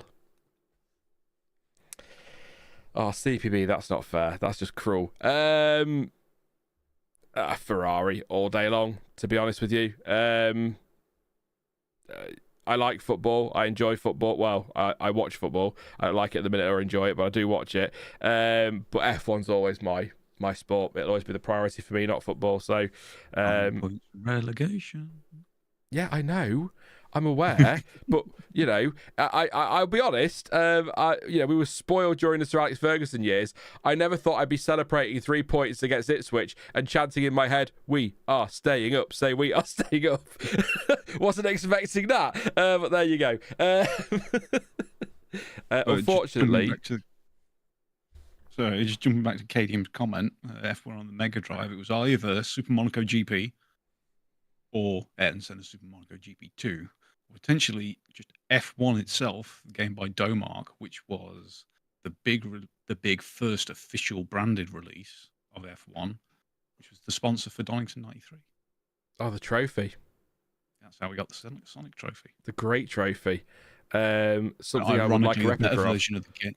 Yeah. Ironically, the better version of the game was on the Master System, which is weird. I think the Sonic 3 movie's out this year, isn't it? I think. I haven't watched the second one. Norris nearly in the wall. By nearly in the wall, I mean as nearly in the wall as you are in testing. And Norris has stopped on track. This will be a red flag unless he gets going. He's not hit the wall, just to be clear. Lando Norris has stopped. Yellow flag. I get to change the colours there. He's reversing. And he is getting going again. So I'm just wondering, he didn't want to go through the gravel, I suppose, but we'll watch. His face is the wrong way. That'll be why. There we go. Keep up, Sean. We are green again now. I did wonder if he'd got a mechanical problem there, but no, he's got going. So we'll see a replay of that in just a second. Here we go then. So he's coming down. It's turn 1, but look, it's coming down to turn 1. DRS wide open, and then it closes. Hits the brakes. Car on a pit exit, maybe. No, he's gonna spin it, isn't he? Where is he? Oh, it's where he didn't spin. No, I'm trying to work out why we're watching that replay and not where he actually went off. So he's just going to go into turn 4, goes wide, twitching the car, and then goes straight on, then stops in the runoff.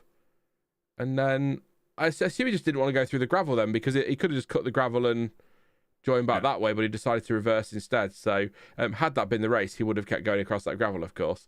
But in testing, you don't need to. So yeah, nothing overly dramatic, but he has been off track and had to reverse to get back on, but he has got going. I just wondered the way he went off and then stopped the car. I thought he might have a mechanical problem, a last minute shout from the team, but obviously made a mistake there. But turn 4 for most cars, turn 1 for a couple, and turn 13 for Charles Leclerc has been very much where all the twitching has happened. I expected a lot more drama at turn 10 with the lockups and running wide, and we've only seen a handful of those, whereas it also has been up at turn 4 where everyone's off. So very exciting stuff, or as exciting as it gets in testing. Maybe he thought they were running the outer loop again, because you would turn left there for the outer loop. Yeah, true. That was a cracking track. So stupid as well, but I kind of loved it. In fact, that's where Russell did Bottas, wasn't it? Yeah. We talked about it yesterday, actually, funnily enough. The day that George Russell could and, through no fault of his own, didn't, but maybe should have won. Should have won that. He should have won that race. That wasn't his fault, though, at all, was it? That was all team cock-ups and unlucky with punctures, mixed sets of tyres, and... It was a puncture, wasn't it, and things? Sorry, Jonty. Breaking news from Aston Martin. Update on our lineup for the afternoon session. Lance will return to the cockpit of the AMR 25 this afternoon to conclude F1 testing for the team. He has got over his hangover. It doesn't say that part. But he's fine. So Lance will be in the car this afternoon, so no worries for Fernando there. He can finish early and have a nice long weekend. I'm having a 3-day weekend. I checked with the boss yesterday. He's fine with that. So... in terms of work hours, I'll have done about 65 hours this week. So I was like, can I have Monday? Please. Yeah. You need to have that kind of agreement with employers. They're great. I remember a long time ago when I was installing ductwork, we did Selfridges in the Bullring in Birmingham. And we had to put loads of stuff on the roof, and it required closing like one of the main roads in the middle of Birmingham to fit the crane. So we started at 6:30 on Saturday morning and we finished at 10:30 on Sunday morning. 28-hour shift. So it was like, right, can we all just have Monday off? I think that's quite reasonable. I know the guys at Planet F1 and Planet Sport. They're basically, I've got the hours you'd expect, full-time hours, but I can kind of pick and choose when I do them and take the time off I need to, but as long as I hit my hours and I do my job, then they're pretty chill, so that's fine. But the longest shift I ever did was as a care assistant. I did a 24-hour shift because none of the night staff turned up for some reason, and in a job like that is hell. But I remember the manager rang up at about 11 p.m. and was like, "Oh, are you still all right to do your day shift tomorrow?" And I think my words were "F off." I was like, "No, I cannot. I'm not doing 24 hours and then doing another 12. I'm doing a 36-hour shift. No."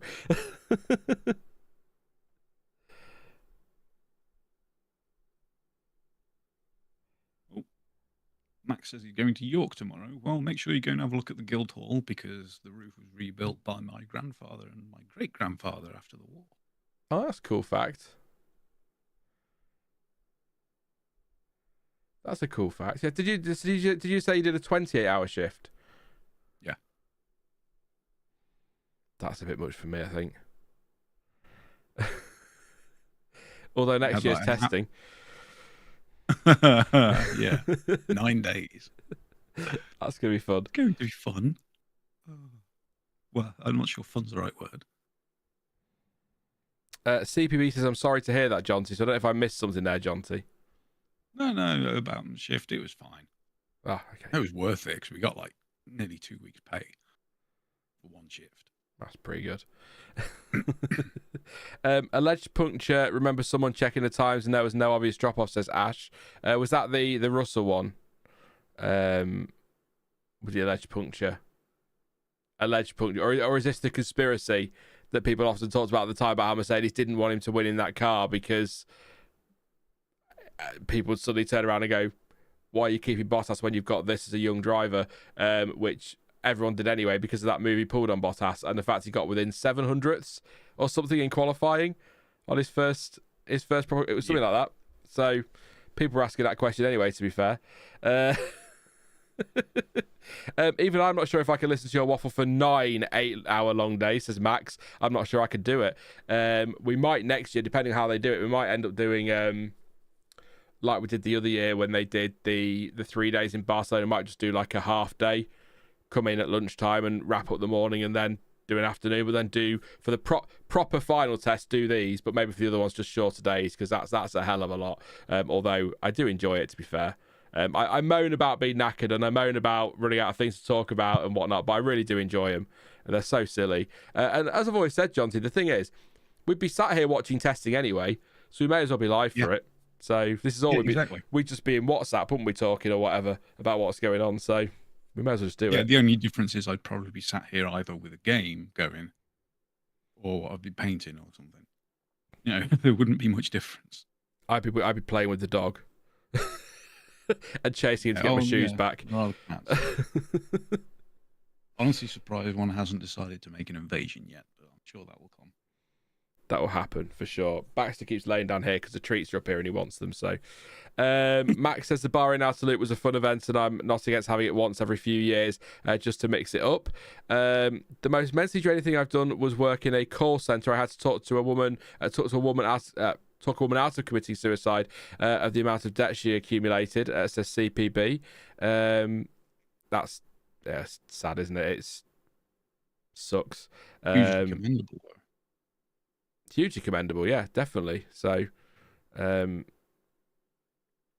yeah, well done, CPB. But I can imagine that is incredibly mentally draining, to be fair. There's loads of stories I can tell you from working in care as well that are very draining that still affect me now, but we're not going to that because it will get very, very morbid very quickly. Neil says, once did 60 hours between COB on a Thursday and close of business on Thursday and start on the following Monday, which did include a 24-hour stint Sunday into the Monday. Sucks, doesn't it? Stuff like that. Bearman, by the way, on a lap. It's not a hot lap, as I keep saying about Haas. Don't panic too much if you're one of the 4 Haas fans in the world. They're just working on tyres and long run pace. Let's have a look at his long run pace actually. How long's he been out on these tyres? Only 4 laps, to be fair, so not much point going into it too much. But 36.4, 43.5, 33.6, 33.8. So, and then a trip through the pits by the look of it, or at least a very slow lap. So, Bearman doing some longer runs there. Looking forward to see what he gets up to this year. Do you think is he the rookie, Jonty, you're expecting the most from this year a little bit? Do you think?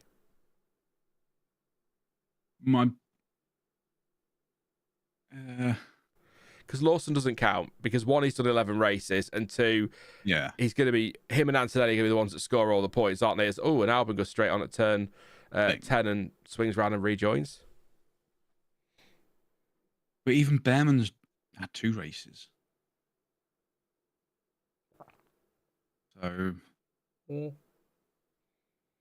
we should be expecting the most from Bearman. But I think Bortoletto might surprise people, even in that car. Because he was so good last year. He did get lucky in a couple of places, but then every title winner does. We've got a yellow flag on track. It's cleared now, though, but nobody was on the map, so I don't know if something's fallen off Bearman's car again. Norris going to cross line here and goes third at 1:30.9, 24 laps so far. That's on the C3 tyre, so Norris there getting his lap in. Everyone, by the way, their fastest times on the C3 except for Albon on the C2, which again, I'm not reading too much into the times, but again, Albon 31.4, 0.6 off, 26 laps, fastest time on the C2. That's a fairly respectable time because you can take 2 or 3 tenths off, surely, C3 to C2. So it's a good time, that, from Albon. for what you can read into it. How long have you been doing this full time for? Says I'm going to say Brabhamos. Brabhamos. There we go. I got there in the end. Wow. It makes sense. So I started doing this in 2017. Quit my job at Aldi in the December of that year. So I've been doing it full time since then.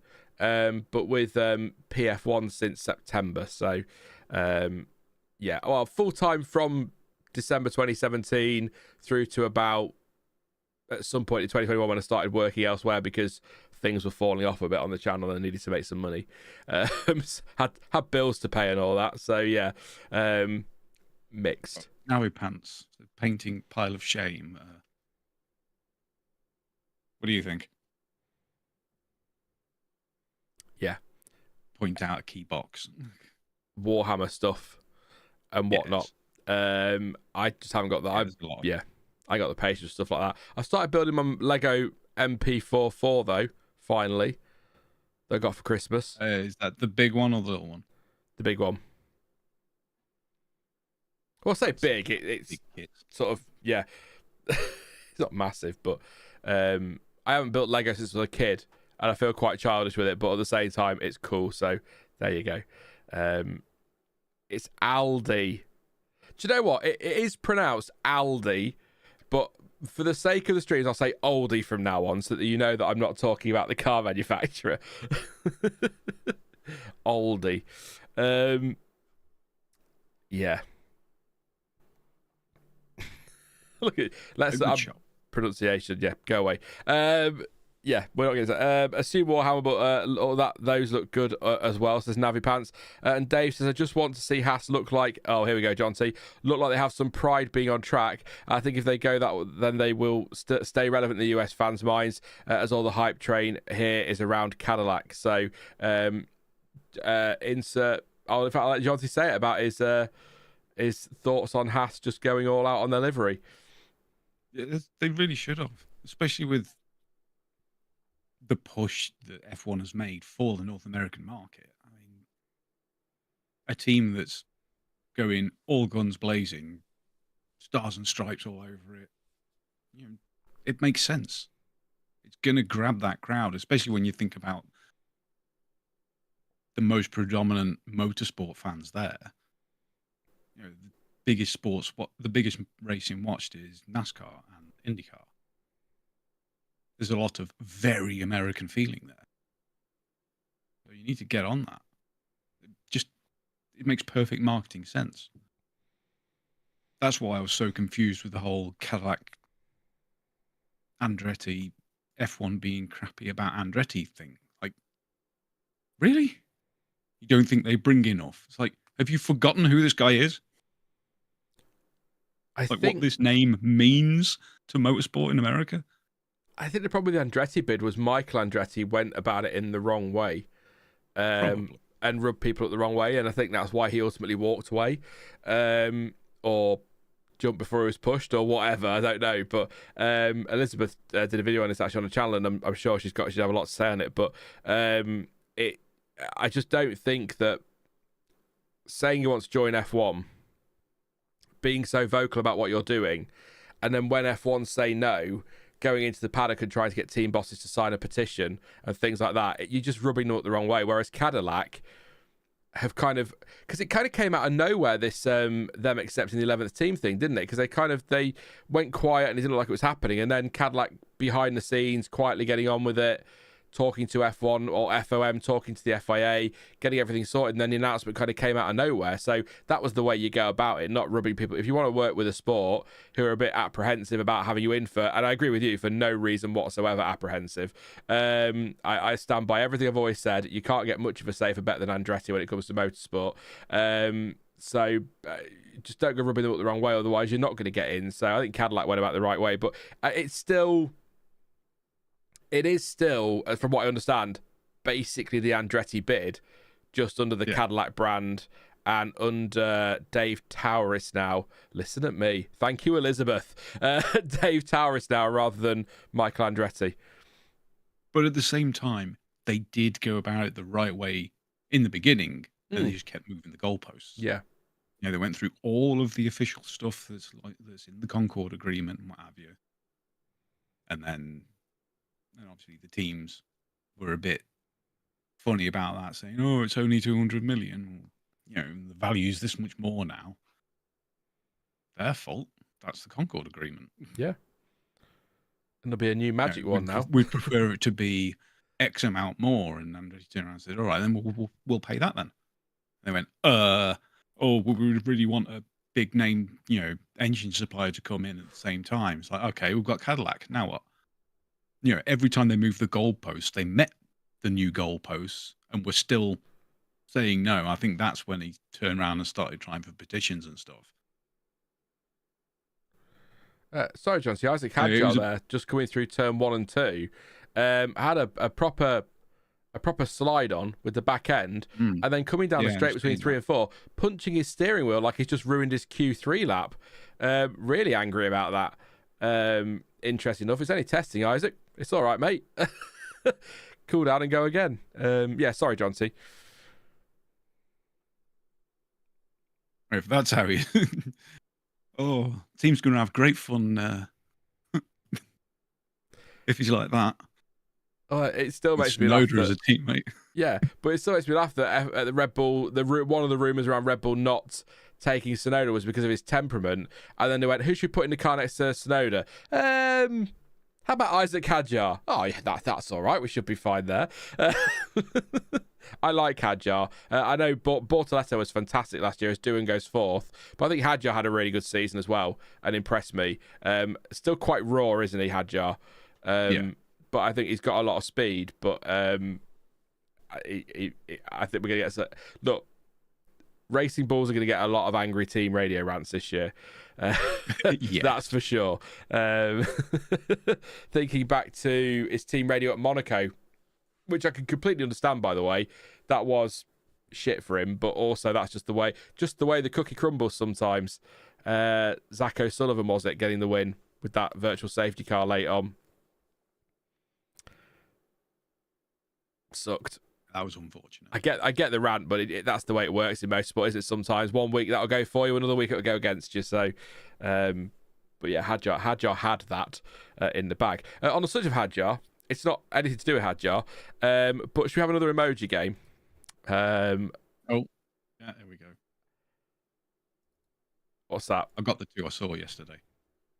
Yeah, well, this is the last one because Sam only did 6 for some reason, and I think this is the toughest of the lot. Okay, here we go. You're gonna struggle with this.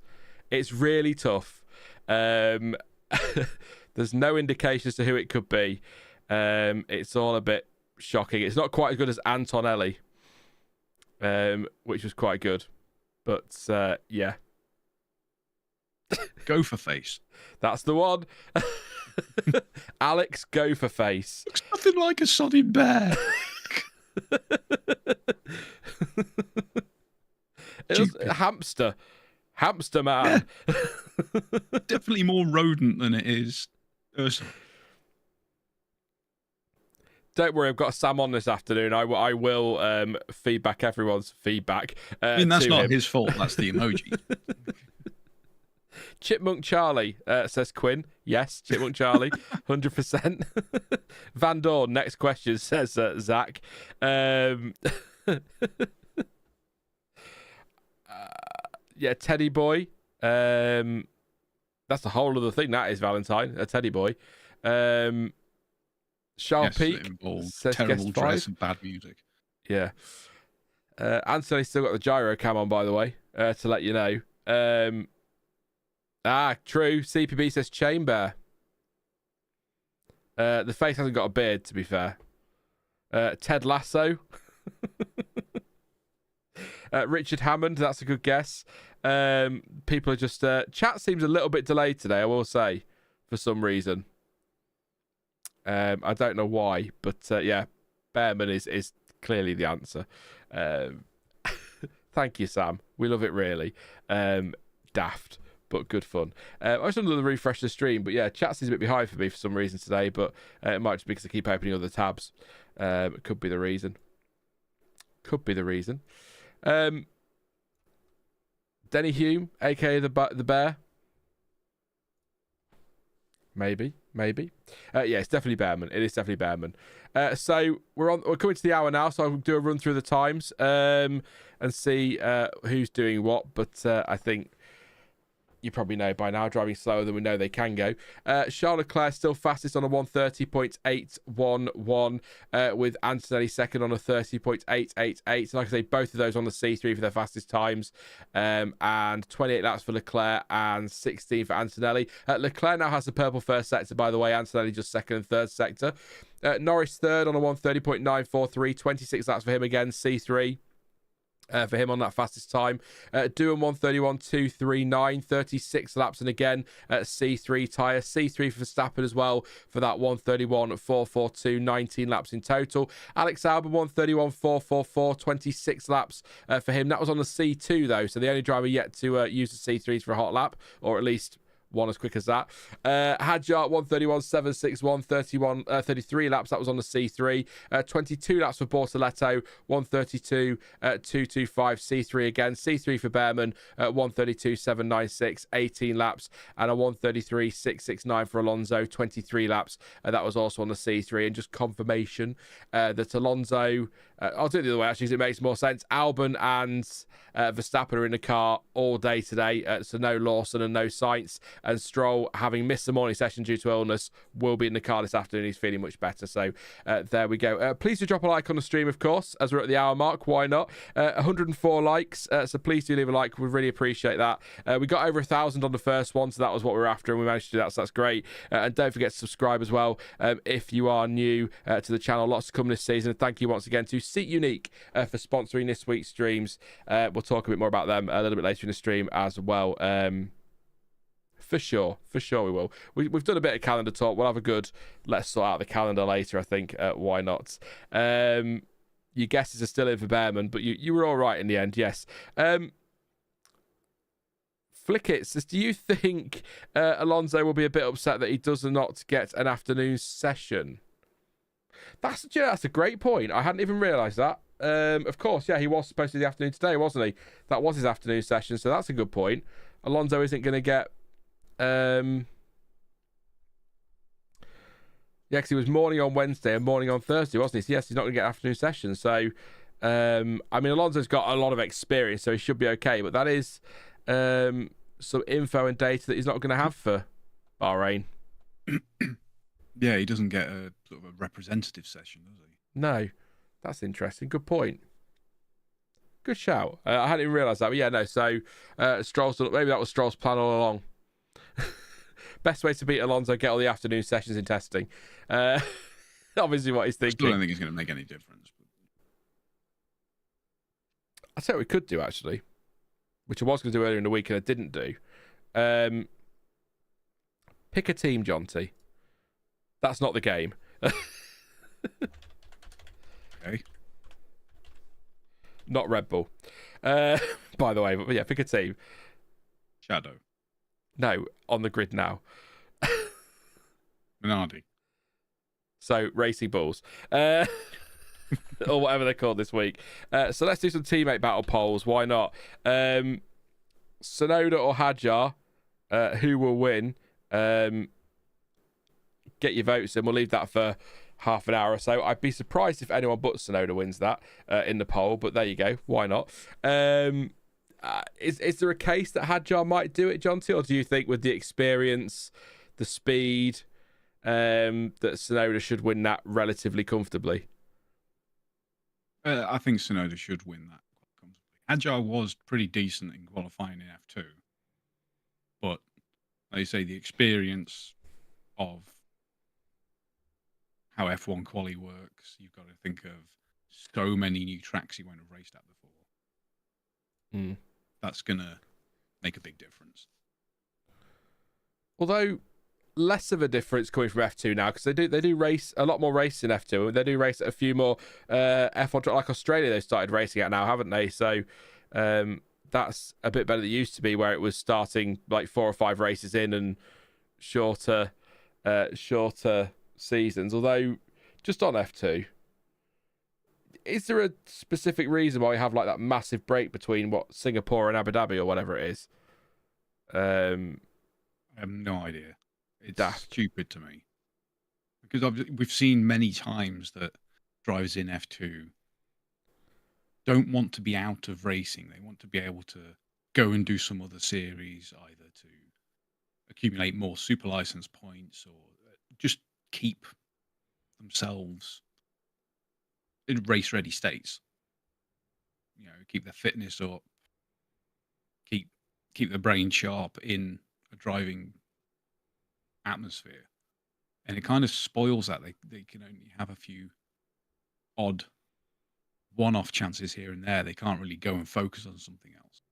If it just stopped at the same time as F3, around about Monza or something, then they could go off and do Super Formula or something else.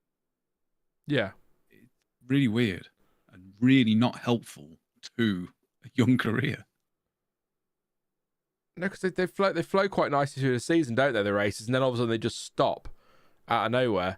For ages. So it's a bit frustrating. We've got Verstappen there crossing the line on a 1:31.209, his personal best of the session so far. But Leclerc was behind him getting a nice little tow with his DRS open. Not that it matters, of course, in testing, but always nice to see. Behrman about to go back on track as well. But just sort of still sticking sort of with F2, but less so. Kimi Antonelli, I said yesterday, I still feel like it's a year too soon for him. Is that something you'd agree with? Because I know last year the Prema was awful. They had a really bad season. But Antonelli, he seems rapid. But again, like Hadjar, very raw. And I worry that it's a year too soon for him. But I feel like he's definitely there out of necessity for Mercedes rather than maybe they wanted him there that quickly. Yeah, I can see that. I mean, you could argue just put Valtteri back in for a year. Mm-hmm. That was a lot of the thinking at the end of last season. And it would have made sense to me, because you're right about Antonelli. There was a lot of scrappiness last year, despite, yes, incredibly quick, but incredibly quick isn't quite enough for F1. We've seen that many times before, where someone can be super fast, but make so many mistakes that they just don't get anywhere. But who knows? I mean, he might come in and do really well, because there are those drivers who just improve the faster the car gets. Yeah. Drugovic was an example of that. I really like Antonelli. I hope he does do well. Guest 5 says the way F2 is now, it's kind of pointless. And CPB says Mercedes' first option was Max. Let's be honest. You're probably right, actually. Doubt it. If you're going to test out a rookie as a Mercedes, surely it would make sense to do that in a throwaway season, says Red Raven. That's a great point as well, actually. Yeah, that's true. Yeah. Because if he nails it this year, then he's not only got a year under his belt, but he's well ready for 26, and they made the right call. And if it falls apart, you've got Bottas, like you say, Jonty. If it doesn't quite work for Antonelli, they could maybe see if he can get him a seat somewhere else in F1. And then Bottas can come in while they're working on 2026 or in 2026 while he gets up to speed somewhere else. So it's a great point for Red Raven, actually, to be fair, because this will be a bit of a throwaway season from Mercedes, I suspect. Because all the rumours are, and they are only rumours, that they've absolutely smashed it again with the engine for next year. So really, if you're Mercedes, given how badly by their standards the last few years have gone in these regulations, if you've got the engine right, go all out on the aero, they could be looking at domination next year. And I will just say as well, once again, that's all the ifs and buts in the world. Because who knows? We're hearing nothing from Ferrari. Honda aren't in a great place by the sounds of it, or aren't completely happy with where they are. We don't know what's going to happen with Ford and Red Bull powertrains. Renault aren't with us anymore from next season. Honda, like I say, could be a disaster. Ferrari, we don't know. So we'll find out. But I hope for Alonso's sake, Honda isn't a disaster. But actually, to be fair, John T, that would be very Fernando Alonso's luck, wouldn't it? To be fair, if they end up being awful and he's in the wrong place at the wrong time again. Or is it luck? Is it luck? Is it bad judgment? I'm going to get hate for Alonso fans. It's a very difficult question to answer that. Yeah. That's a very hard one. You have to say at some point there is some bad judgment. There has to be. For it to happen so regularly, you've only got one common denominator in all of the scenarios. The second McLaren move was the weird one for me. But what options did he have at the time, thinking back? Yeah. Yeah. I don't know. At the same time, getting rid of him from Ferrari didn't make much sense. I mean, he was the only thing dragging that team to any kind of results at the time. True. Yeah. That was to bring in Vettel, though, wasn't it? I guess. Yeah. But Vettel and Alonso as a lineup would have been incredible. Yeah. A lot of fun. They probably could have taken at least a constructors title. Yeah. With the speed that 2016, 17 Ferrari had. Certainly 17, maybe 18. You know, no disrespect to him, Kimi was doing nothing comparatively. Dave says, isn't Honda out after this season? No, they're with Aston Martin from next year, Dave. Works deal over there. So, yeah, and Latox, yeah, very true. I was trying to think of the other manufacturer. Audi could be a disaster too. Hope they're not. I love the new guy comes in and blasts everyone away with superior skill stories. Yeah, but you're right. Audi as well. Although Audi, very quickly, I say very quickly, we've got plenty of time to fill, but it's only a feeling, and it's based on sort of how they've been farting about with management structures and how quiet they've been, as we were saying the other day. I'm just not convinced they're in it for the long haul already. I don't know why. I hope I'm wrong, but I just get the feeling that they'll do a few years and maybe end up just as an engine manufacturer or disappear completely. But I hope not, because that could put the Sauber team in a spot of bother. Depends what the return is, I guess. Yeah. That'll be money, won't it, really? But although somebody said the other day that the sponsorship that comes with being part of Formula One, the exposure, is worth more than it costs to be in the sport. So I can well believe it. Especially these days. That's probably the only reason Renault is still involved. Rhoda says surely Alonso will have to go when Honda turns up. Well, I thought that, but they're all best friends now. A lot of what's the phrase? A lot of the past is the past coming from Alonso and Honda. So we're playing that game now. That I didn't mean it. I was just a bit annoyed. We're good friends, really. Love you and all of that. So we've spoken about this before as well, because the way Alonso behaved was like really not appreciated by the high ups at Honda. You know, there's still a hell of a lot of the Japanese culture involved, and a lot of, you know, respectful behavior thing is taken incredibly seriously. So on both sides, there's got to be something very good promised for what's coming. You know, they've got to have assured him the world with the engine that's coming. Well, I suppose technically Honda have already been out for a year. Technically, but not really.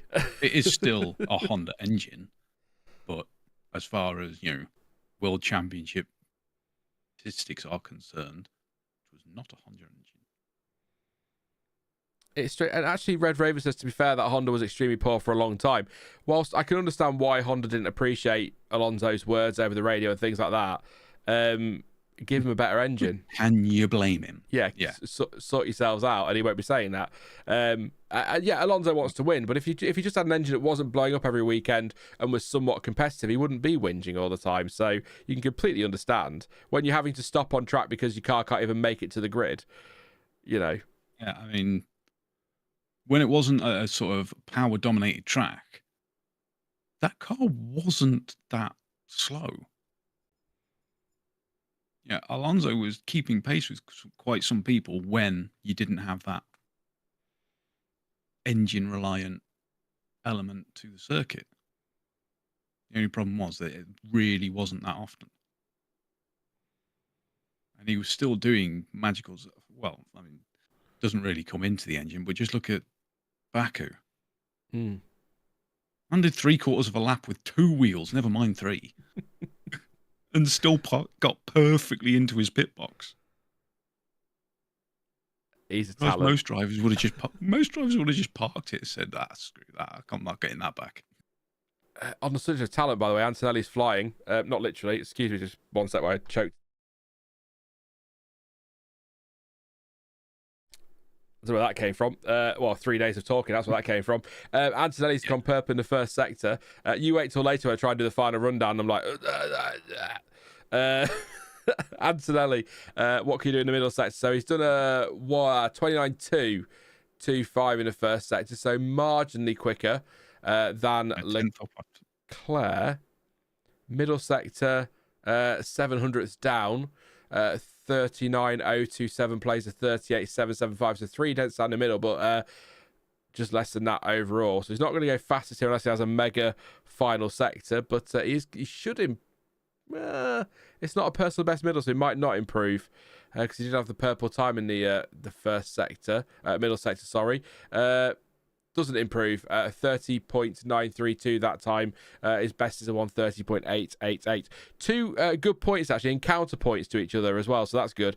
Zach says, selling 30% of the team before you're even willing to put your own branding on it isn't a great look. But then Letok says, it's the same as Merck did. Merck only owns 30% of the team. I do not see a problem with Audi getting an investor in too. Also, when you look at the current problems with the German car manufacturers, they all closing factories and are laying people off. So 2 great points there. It doesn't look good that you're saying 30% of the team off the bat, but Mercedes is, I think Mercedes is 33.3%, isn't it, of the team or something like that. It's a third between them, Ineos, and I assume Toto Wolff. Or is he Williams? Oh, maybe wrong there. Someone will correct me, I'm sure. I'm sure Toto Wolff owns a third of that team. I'm sure, but Tsunoda is a Gazoo Toyota, has a very nice ring to it, says Johnny. Yeah, I would that or a Honda, an Aston Martin Honda. Toto does own the other third. There we go. Thank you, Vesk. Appreciate that. And Letox as well, yeah. So it's, Ineos, who have got, well, I say Ineos for now, although, just one second, if Sir Jim's listening, if he'd like to sell that third of a team, I know a football club that could do with some debt paying off. I think you've got some ties to that football club, Sir Jim, so if you want to use some of that money and sell your third of Mercedes, that'd be great. Please, for God's sake. Although I don't want to get into football talk, but I don't know why he should pay off somebody else's debt, but, just making my point. Toto does own a third of it. Yeah, Liberty have done a great job at attracting the biggest brands. I said Lucid. Yeah, one of the things I said when we did that Watchalong, Jonty, for the F175 launch, it is great to see so many sponsors on cars like Haas and Williams. Oh yeah, absolutely. When you think of where they were, I can't remember what the bloody Atta Slan or whatever they're called for Williams. Yeah. So Vestas, why did they move the Ineos branding? They haven't totally, on the front wing end plates and possibly elsewhere, they have got Ineos branding. But I would be surprised if they're on the car much longer. But yeah. I says, I disagree. He should slash the cafeteria budget at Mercedes instead and lay off the cleaners. Yeah, I agree. Yeah, absolutely. Close the cafeteria, lay off the cleaners at Mercedes, and he can save his money there. Why not? Similar to most teams now, bar Ferrari, having lots of investors is good for longevity. Good point from Warren. I think Aston Martin are less than 20% owned by Lawrence's consortium now as well. There you go. You're right on the longevity thing. It means if one pulls out, then you've still got a team, haven't you? But I think Alpine, who are their investors? They've got Renault a part of it, allegedly. And then you've got a group of celebrities I seem to think have got a consortium, haven't they, that are Rory McIlroy? Yeah. My brain's just completely melted. What's his name? I know you're thinking. I can't remember his name. Owns Wrexham. Yeah. Ryan Reynolds. Oh, there we go. That's it, Reynolds. Thank you, Matthew Gubbins. You're a legend. We were going to be here for the next hour going, Johnny.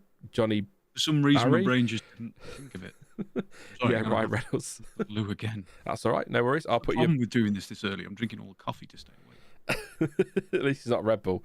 Yeah, thank you, Ryan Reynolds. Hey to Sema. I hope you're okay. Yeah, day 3, by the way, of growing a beard. It's not. You probably can't see very well on camera because I'm quite small on your screen, but it's quite incredible how much I've grown in 3 days. But the beard, I don't want to grow any more anywhere else. That's for sure. Well, let's not get into that. Anyway, agree, Dave. I can see it happening. Dave says, I think if Toyota put an engine in a Haas, Toyota is engineered in the US so much that people would probably feel better about that than having a Ferrari engine in the car. Yeah. I can see that. I'm just trying to think of what Toyota might do with Haas. I mean, Toyota as a works partnership would be pretty cool. I kind of like the way that Haas came in with Ferrari, though. I've said this so many times, and it worked well, and it was a good model. But maybe it is time now that they're being taken a bit more seriously now that Komatsu's doing a cracking job, by the way, at that team. Now that he's doing that, maybe it is time for Haas to start looking at a works deal with a Toyota or something like that. Maybe. Let me know what you think in chat. At 10:30 in the evening here, beers, said Lucid Dave. I will be having a drink tonight, that is for sure. The last 2 nights I've finished streaming, got the next day's stream ready, apart from this morning when pictures came in, sat on the sofa, had something to eat, and then about 5 minutes after finished eating, just fallen asleep. Just like my dad, in my chair, watching crap TV. Watched The Apprentice last night for, the lols. A technical agreement is one thing, but an engine with a team who doesn't try to win, ? Says Louis. I think Toyota would probably argue they'd want to see more ambition from Haas. But again, I think Au Komatsu is certainly seems to be bringing a bit more ambition to Haas. But then someone said to me the other day, maybe in one of these chats actually, that Gene Haas doesn't actually care too much about winning. Which Jonty watches other motorsport, so we can ask him. But I feel like if Gene Haas didn't care about winning, why is he in motorsport? So I'm not convinced on that one. Maybe it is just a business thing for him, but let me know in chat if you're an American sports fan. And I know a lot of Americans say to me as well that a lot of you guys don't really give a toss about Haas as a brand in America, which surprised me as well. And Andretti's like the bigger name in motorsport, but I'll give Haas all the credit for last year, and Komatsu as well. They were quite. Not they weren't a serious team before with Gunther Steiner, but they definitely felt more of a meme than a team in that year, the Haas F1 meme. But yeah, things seem a bit more serious and in the right direction with Komatsu, so he's doing a really good job. So Verstappen doing a bit of a burnout there in the pit lane, lighting up the rears, pulling in for practice starts. At least we have a Kiwi in now who might be good. I think I've kind of missed another conversation there. But yes, it is good to see Liam Lawson in the sport. Valentine says, thank you for your super chat, Valentine. Sorry, didn't thank you first. Just thank you first. Thank you, Valentine. Happy to contribute something for a pint. Genuinely enjoying both of you and can watch and listen while I pretend to work on a Friday. Thank you. Yeah, I'm pretending to work as well. Thank you very much, Valentine. I really appreciate your support there. Thank you to Tristan Banks as well for your super chat. Says, let's go Hamilton. There we go. Thank you. Sorry I missed that earlier, by the way, Tristan. I wasn't ignoring you. I was just forgot to check Streamlabs. So thank you very much, mate. Appreciate appreciate that. And thank you to Sean, correct spelling, who has subscribed. I've subscribed to myself. There we go. Thank you very much. Don't forget to subscribe if you're new. Like I keep saying, lots to come this season. So, it'd be great to have you on board for watch-alongs and sprint, especially on a sprint weekend if you could join me for those, because that's a lot of streaming. But still less than this, so that's something. Are you back, John T? Yes. Question. Remember, if you're watching at work, Windows key and down cursor, instant minimize. Just hide it. John T's good with shortcuts, and you're all going to laugh at me. He blew my mind the other day teaching me that F2 will help you rename a file, lets you rename a file without clicking anything else. Yeah, he didn't know F2. Changed my life. The time I've saved, the hours it will save me, having to do the 16 extra clicks it takes on Windows 11. Yes, I was just. The question is, John T, somebody said to me the other day that Gene Haas doesn't care about winning. Is that a thing, or is that just utter rubbish? They weren't the best in NASCAR. And as Louis says, they definitely did better once Andretti came on board. Now, I genuinely think it's just because now he's getting quite a decent return on investment. Even though there has been big costs. Oh. Yeah, I think he means Stuart Haas. Yeah. I was getting confused by that as well. But no, even though there has been some big costs and big smashes the last couple of years, you don't really hear about the complaints of Gene about costs anymore. So I think the return on investment is just worth it now. The value of F1 gone up so much more just from the exposure and the sales of the CNC machines. Yep. Will certainly make up for it. You don't have to win to get that much money back. And especially with the cost cap now as well. They can only spend so much now. It's sort of an anomaly with motorsport, looking specifically, I guess, at F1, in that every team, and I suppose other sports as well, every team will want to win as a core, won't they? That's why they're going racing. They want to win. But it must also be really weird to want to win, but going into a season knowing that you're not going to win. I suppose it's difficult because there must be part of teams that hopes or expects something could happen, because otherwise, why bother? Like that Ocon win in Hungary in 2021. Those things can happen. So there must be a part of teams that hope that something can happen, or that they might get a chance at a win. But it's just so. Sorry, one sec. Oh no, is it? Sorry. I look at the logos on the timing tower. I thought the Haas logo was the MoneyGram logo, but it's not. It is a H. It's fine. Yes, it's quite weird that teams go to a season knowing they're probably not going to win, but they still want to win. So it's quite a bit of an anomaly of motorsport, I suppose. In any sport, only one can win. Does that waffle make any sense? Probably not. I said what I said. Words fell out of my mouth. Yeah, no, I get it. Johnny's congratulating me for pronouncing anomaly correctly. They flub it every time. I could say anomaly. I can't say an anomaly very easily for some reason. Probably because it's just two in the same, isn't it? I think in the past there has always been a chance that the small team could come like Williams, but now it's almost impossible unless you're a big corporation, says Rye.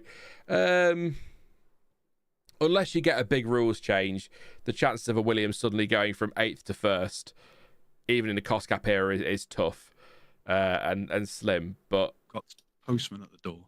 A postman? We've got prizes coming. Prizes for John T. Yes, I think it's a fair point. But I think in a rules change, anything can happen. We saw that with Brawn and Red Bull and even Toyota actually to a point. Is that just the Williams hitting the ground down the pit straight, or is that smoke? It might just be the Williams. Let's have a look as he goes really slow corners. We've cut away now to James Irwin, Albon's race engineer. Just go back to Albon and see if I assume he was. We see cars smoking down there often when they hit the ground, so it should be okay. Just wondered there what was going on there. anatomy is an anomaly, just a twister for you, Sean. I nearly got it wrong, Warren. So yeah, yeah, just bottoming out. Yeah, I saw the smoke and I wondered what was going on there. So all good for Williams and Alex Albon there. So no worries at all. I've been checking the group chat to see what's going on. I think there seems to be some intrigue around the Red Bull. So the nose tip is shorter. Fancy. Yeah. So Matt says new wing nose on the Red Bull. Easy to spot the main difference is the nose tip is shorter on this one. So shorter nose tip. Obviously there'll be more to it than that, but it looks a bit more like it comes out a bit more, actually, like a bit more bulbous. It's the word I'm using. So yeah, we'll see what's going on. Just seeing if you've got anything else there.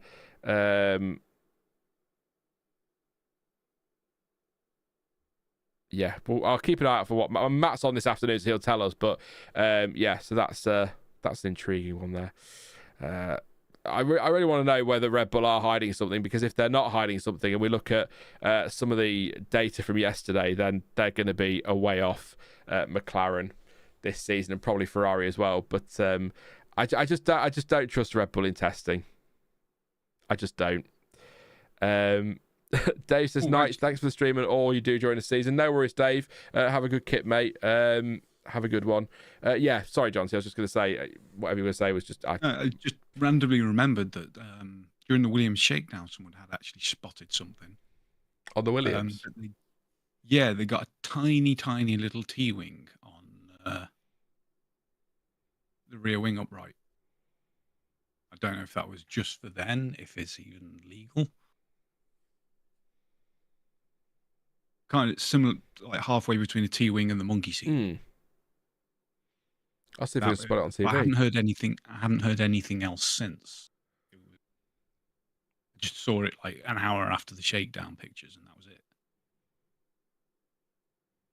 Antonelli out there again, putting in the laps. What stints have we got going on at the minute, by the way? So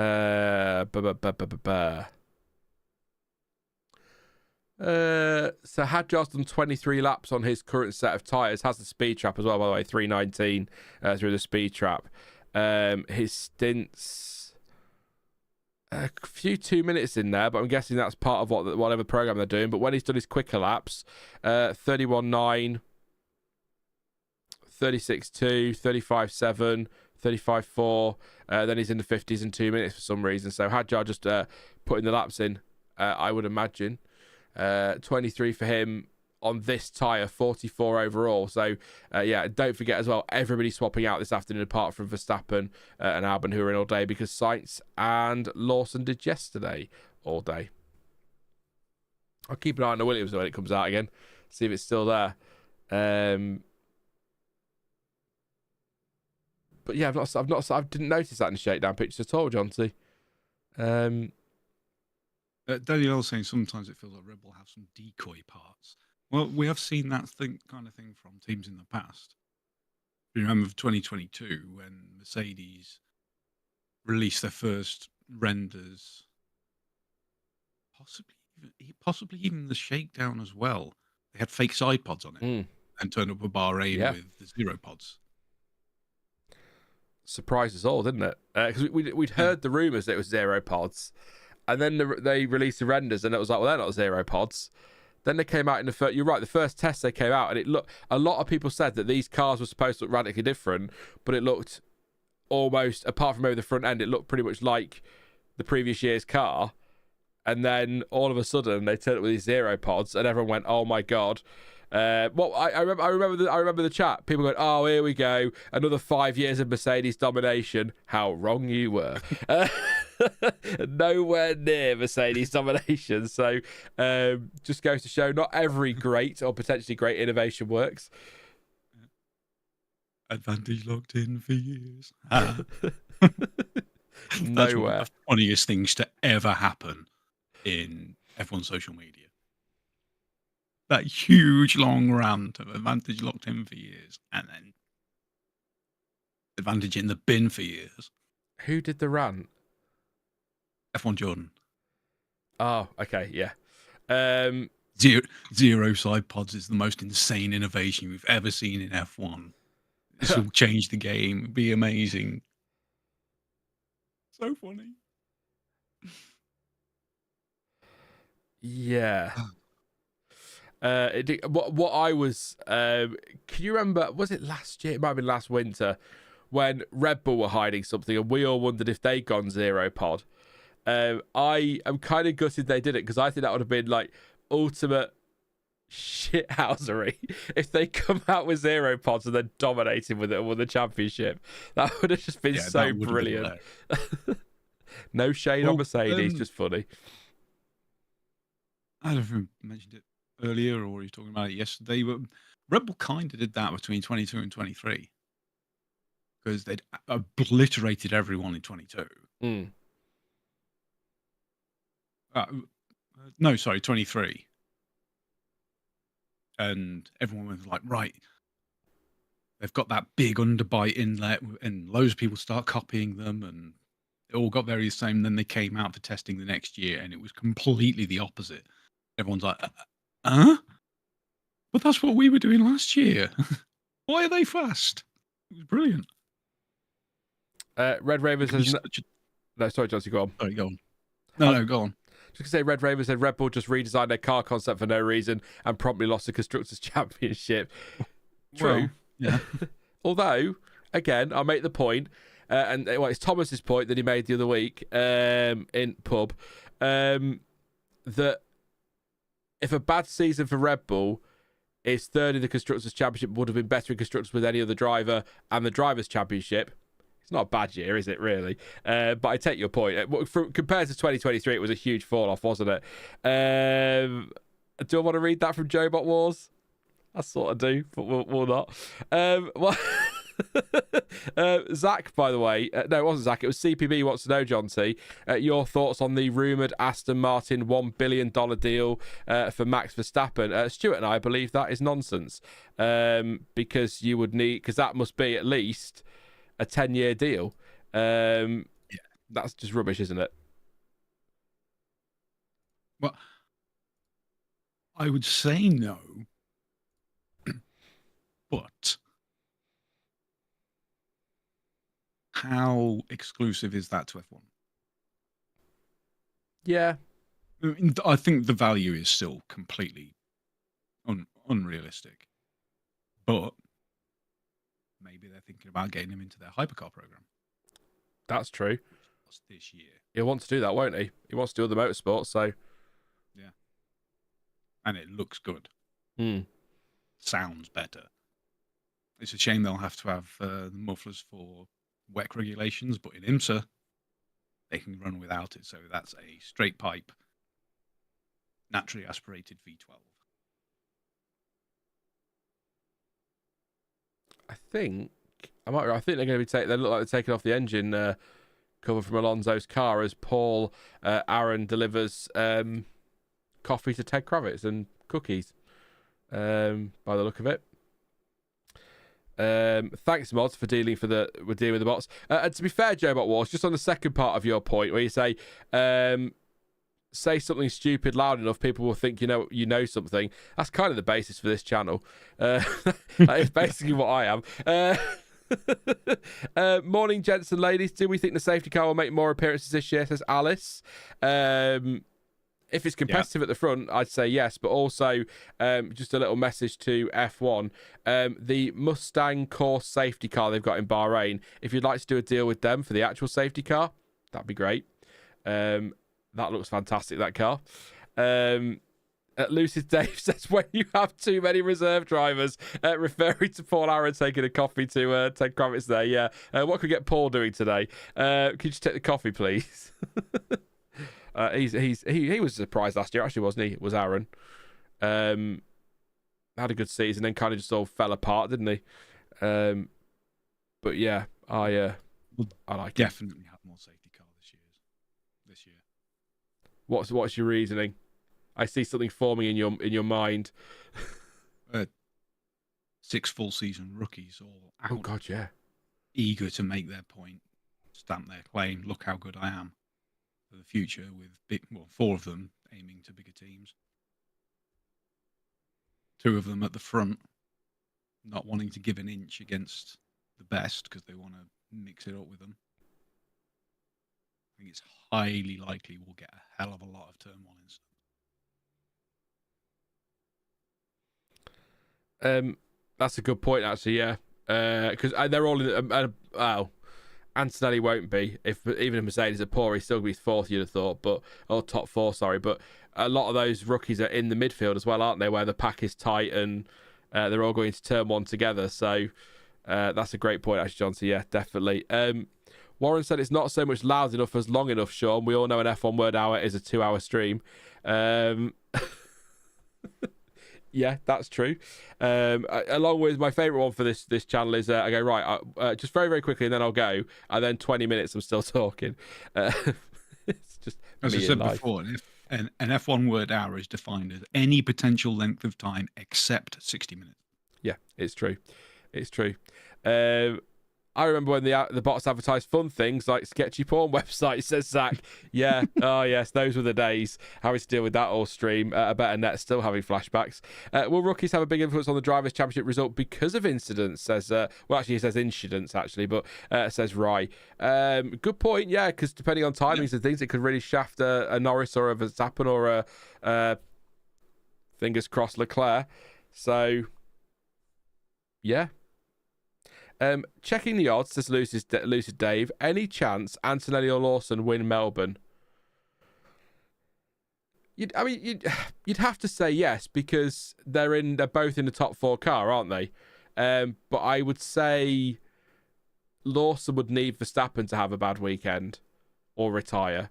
And they'd also, by the look of race pace data from yesterday, if we can read anything into it, Norris and McLaren look very, very good. In fact, I'm going to tell you now. 1 second. Let me find the data. So I'm going to read this straight from... I think the article's online now, so I should be okay to read this. But despite not topping the timesheets on the second day of pre-season, the race simulation lap times put McLaren as the leading force in the same tone as last season. Ferrari appears to have taken a small step back, but Charles Leclerc showed the smallest variation between his lap times on C1, C2 and C3 tyres, indicating that there is certainly pace to unlock in the brand new SF25. Norris was 0.537 seconds per lap quicker on average than Leclerc, and nearly 0.6 quicker than Antonelli in their full race simulation. Although the fuel loads and engine mode maps used are unknown, it is clear that the test carried out by teams is one of the most accurate to assess the real pace ahead of the start of the season. So again, I'll make the point, I completely appreciate that probably the data that we've got, that is the most accurate way to look at it, but I will always throw all the usual testing caveats in. We don't know engine maps, we don't know fuel loads, we don't even really know who's pushing to the full extent of the car. So whilst those numbers are there, and I can completely believe, by the way, that McLaren will turn up at Melbourne as the fastest car. I can believe that's possible, but I would be, and I'm happy to eat my words on this, I would be very surprised if Norris is half a second, 0.6 of a second quicker on average during race pace at the start of the season. It will be much closer than that. So I think the takeaway from that, John, unless you disagree, is that McLaren at the moment, not necessarily in terms of the gap there, but at the moment at least, look like they are the early season favourites. Again, caveat.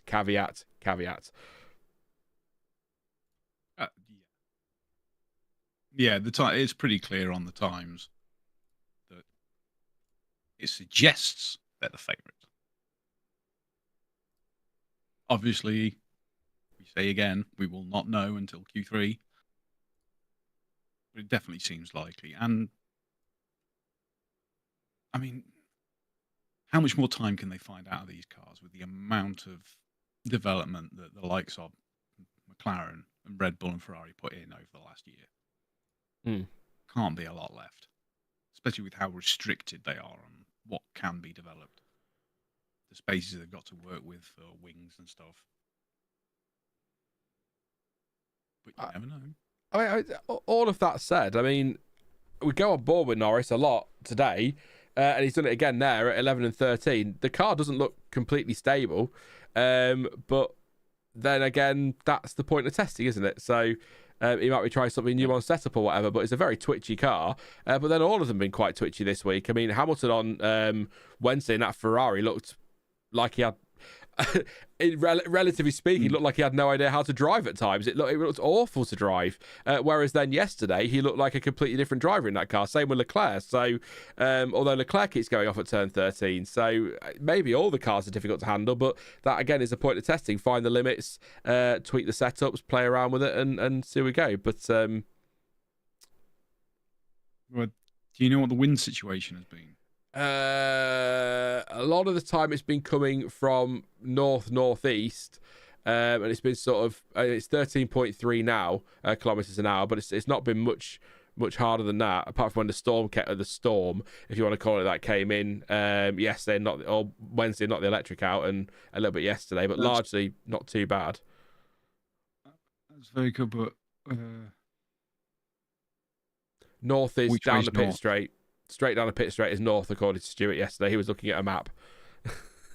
Oh, so it's northeast. Yeah, that's going to be a strong crosswind into 13. I can read you some more analysis from Matt if you want on the Red Bull nose.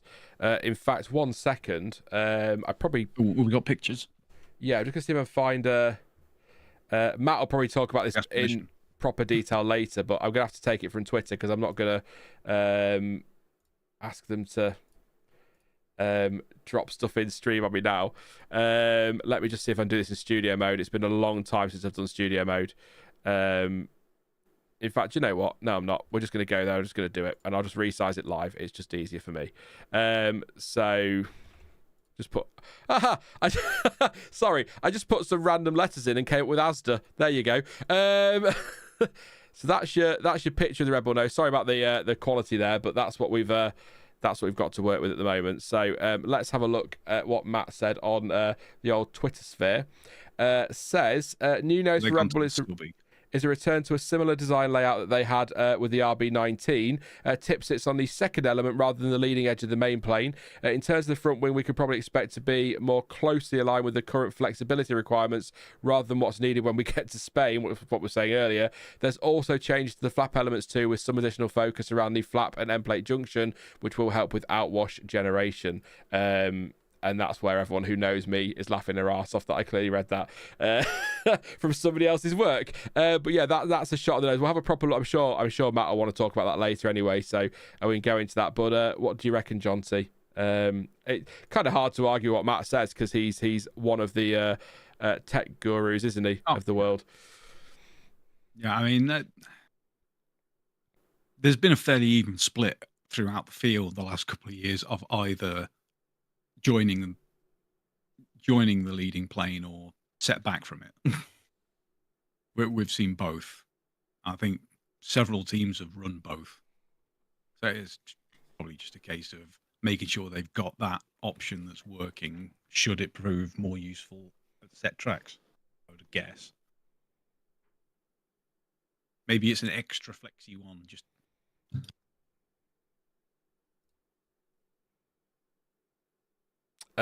We've lost your audio, John T.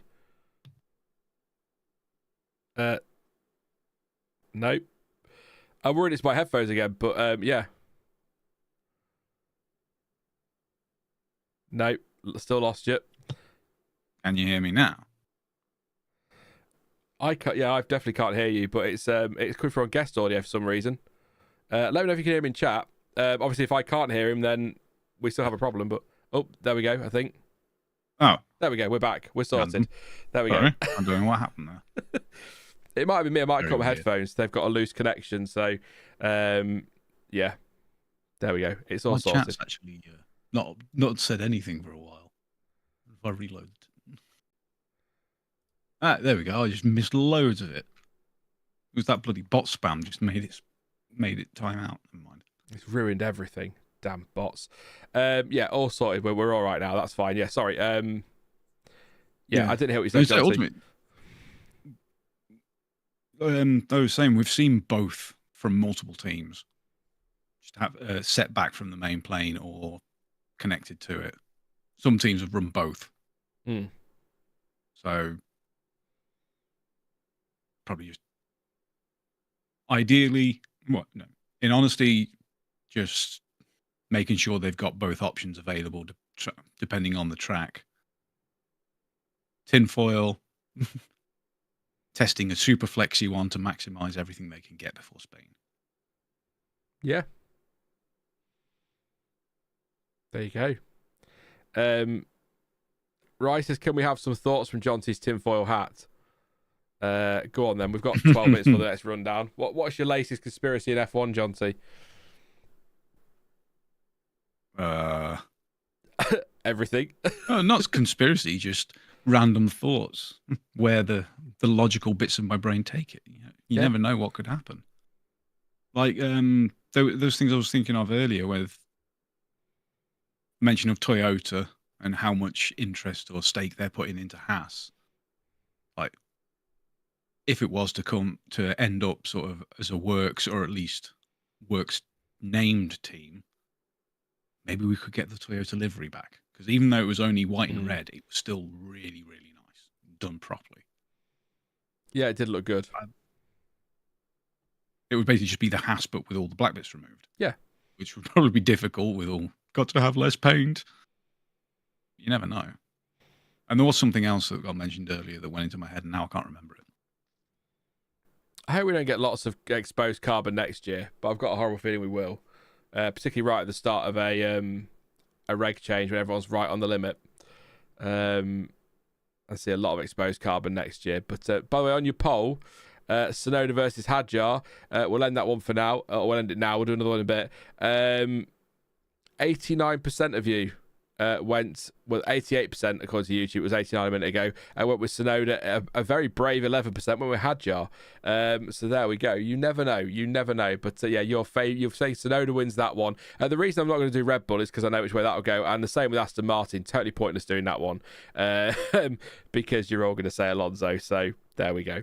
We'll do some of the other teams though in a bit. Yeah, what are you saying in chat? Very quickly, what's happening on track actually? We've got Antonelli, Hadjar and Behrman out there doing is at the end of the pit lane doing a practice start. Antonelli just coming into turn 8. We're watching a replay of Doohan covered in a plastic sheet while they put Flovers on. Love this. Always looks quite daft. Sectors, by the way, Antonelli's gone purple. Is purple overall in the first, second, and third sector, but still second fastest by 700ths of a second behind Charles Leclerc. So there we go. And another one of those days where largely just getting on with it, teams. We're not getting much drama. Had that incident for Norris earlier and the bodywork on the Haas, but that's about all. Not exactly a thrill of a session. Just so well behaved, John. When we first doing these testing streams, it was just red flag. Yeah, all the time.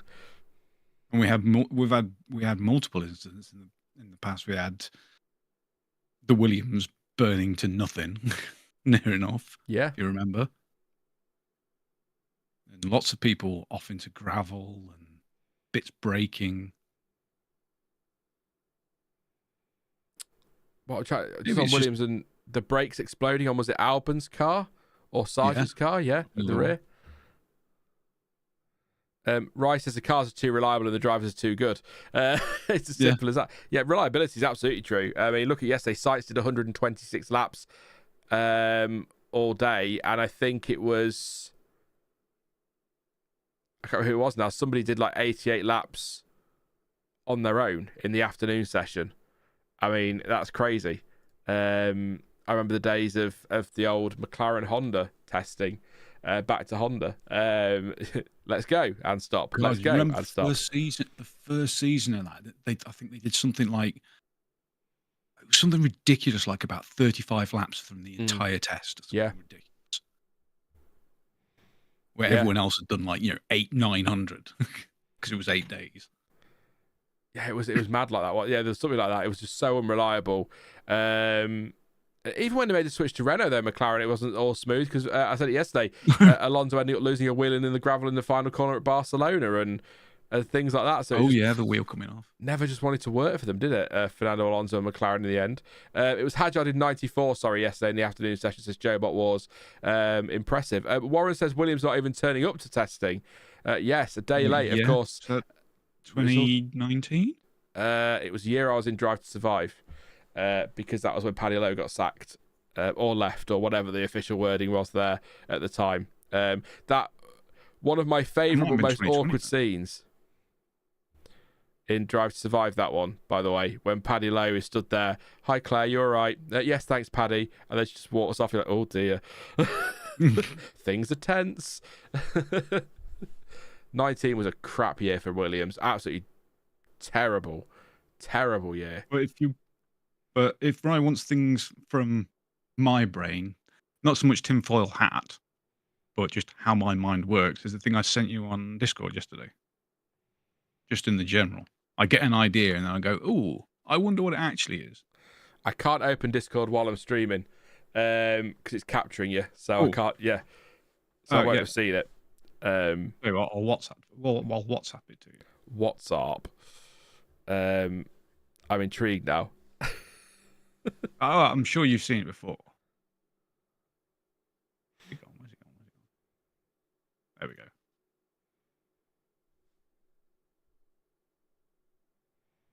I get an idea or a thought that comes into my head, and then I can't get rid of it. So one day I just thought, I wonder what all the different types of engines are that have been in F1. Bloody hell, Johnty. 4 hours later, I've made a spreadsheet showing every single possible engine configuration that has ever been used in Formula One. So is that with displacement and layout. So as you go across the top, that's engine size, the displacement, and then going down, that's every possible layout. So 4.5 V12. Yes. But also 1.6 V16. Jesus. What are we now? We're 1.6, aren't we? 1.6 V6 turbo with an ERS. ERS, yeah. Wow. Sorry. Oh, Purple Zebra, don't.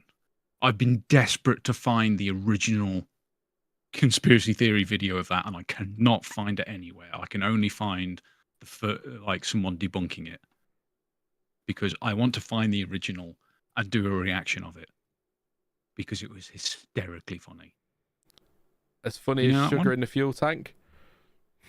Oh, no. This was a full-on genuine belief of some nutcase that Formula One cars were powered by compressed air. Oh, they are, aren't they? What? There was some of the arguments were like, look at all the bottles they've got standing outside the garages. What are those for? Like, what do you think they're for? So many nutters. The internet, yeah. But if you want to show people that spreadsheet, you may. I'm sorry, I need to rewind that. What on earth are Aston Martin doing? It's nothing to do with the car. There's a backpack on the ground. Is he selling dodgy Xbox games? So Pedro de la Rosa there. There's somebody on the floor with a backpack full of Xbox games and Xbox One games though. No, that's the F1 24 game. I think he's given to Pedro de la Rosa there. I thought the boxes were different. No, who has a physical game in 2025? Nobody. Pedro de la Rosa just walked off with it, so I assume he was supposed to have that. Either there's something going on at Aston Martin, or we've just witnessed a robbery, and none of us are saying anything because Pedro de la Rosa just walked away with the F1 24 game. There we go. Testing. I love you. Well, there you go. There's a tinfoil theory. Is there different versions of games in Middle Eastern states to remove certain words or references and what have you, like champagne or something? And equality. So, yeah. Jaws says, here's a conspiracy theory. Jaws says, was the bloke on compressed air himself? He was on something. Yeah. A reverse robbery where Pedro was forced to take someone's copy of F124. Yeah, just take Poor it. Guy. Just take it. No, I don't want that. Have you got a copy of BeamNG instead? What is the last F1 game you played? Like official F1 license game? 22. Because I remember there was one you played that you really hated, and you went quite. I think you had a bit of a rant on the old Twitter when you were there about how shite it was. I got it refunded on Steam. Viscerally hated it because it's so bad. And there you go. Again, you want tinfoil from John T? All right. The F1 games have been so focused on optimizing for the esports events because they can get so much money and exposure through that stuff that they're all ultra optimized for wheel and pedal setups, and control pads are an afterthought. And that's why with the different sort of assists and difficulty levels and everything that you have to have ultimately for using a pad, unless you're some kind of god, it just doesn't work. I mean, like, I'm a decent gamer. I've been playing for a while. We'll just leave it at that. 6 months. My first game came on a cassette. And it was like I would play it with a pad and I'd be walking past everything, winning by multiple minutes. And now I click the slider of difficulty up one more or turn an assist down one bit, and then it's completely unplayable. Like, you can't even get around a simple corner. How can they have such a massive disjoint between the difficulties and the settings? It's just annoying, especially when so many other games work fine on both. Forza, Assetto Corsa, Project Cars, Spectrum, Warren.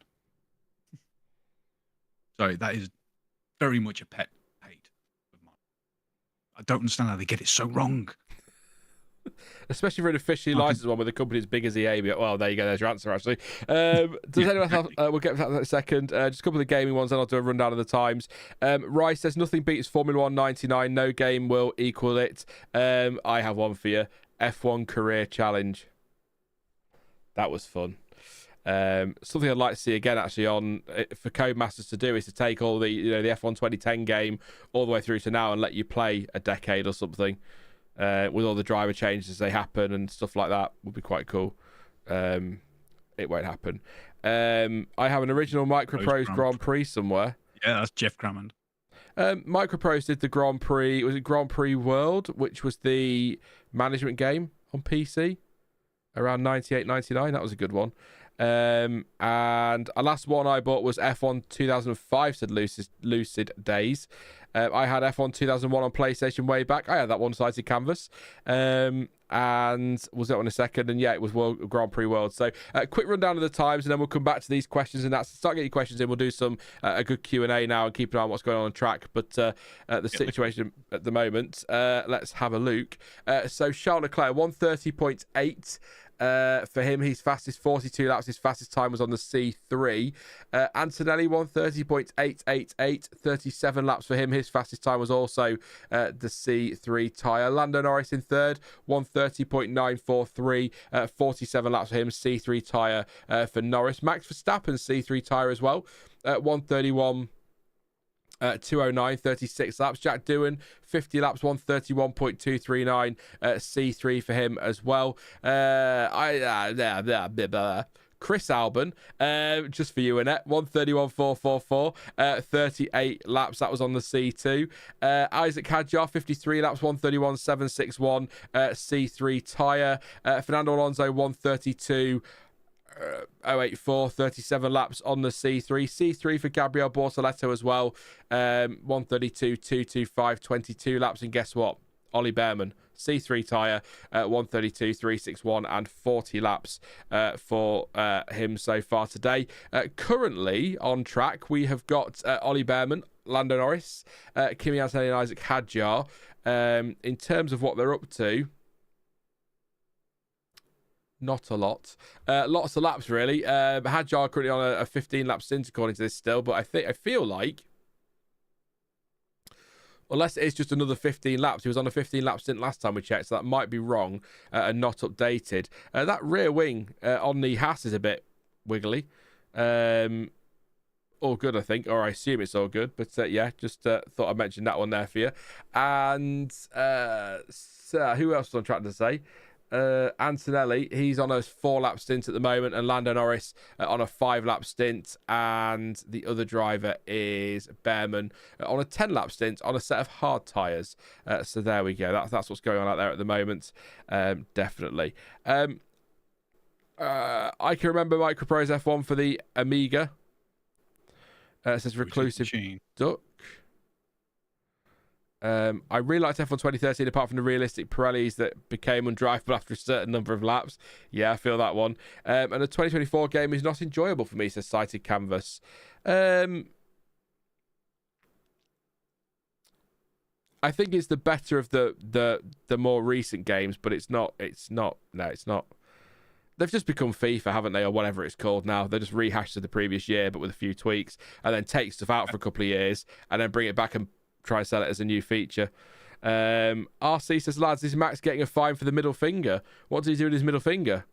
I must have missed that. I didn't see a replay. Probably too busy talking about games, which is good stuff. Sega Rally on PSP. Handling wasn't too bad on 24 after the horrible launch, but everything around it really bad, says Ewan Oliver. And here's one for you. Why do people blame the electricity for the size of F1's current cars when the FE cars are smaller? Because you got both. Mm. If you go fully electric, then fine. But they've got to have the ice, fuel tank for the ice, then the batteries and the motors. One or the other, you're fine. Yeah. But they're even still... this is something else I've talked about before. I can't remember the name of it now, but the motor unit that Nissan developed for the Gullwing project was a they made this 3-cylinder engine that weighed about 50 kilos, maybe less. You know, you could literally pick it up with one hand. And it was like a 1.5 litre 3-cylinder. It was tiny and it was about 500 horsepower. It's like, just work from that basis. If you want to make them smaller and lighter, you know, you stick two of them together. There you go. You got 1,000 horsepower V6 that is half the size. But the problem with the battery is it's adding more and more weight, and because of more and more weight, you need more and more crash structures. And the more that they add it, and the more the weight goes up, the bigger the crash structures get. The cars would shrink automatically if they just went to one or the other, because the weight goes down. Yeah. It's sort of like a snowballing problem. Sorry, John, I was just going to say, Toto Wolff with winner of Do As I Say and Not As I Do of the week, says drivers shouldn't swear in press conferences, but they should leave team radio alone. Assuming, I was talking about the FIA, I assume there, but yeah, Toto Wolff there, Do As I Say and Not As I Do. Just saying. We're not getting into the swearing conversation again, because it just riles me up, because it's just stupid. I've just seen the replay of the video of the Max Verstappen middle finger. If he gets a fine for that, then the game's gone. Frankly, I mean, that was a nothing thing. And let's not get into that again, because it'll just set me off. Simplify and add lightness, says Martin.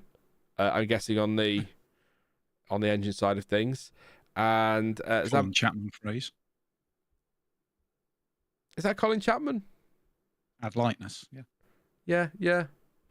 That's it. Thank you, Warren. The ZRC.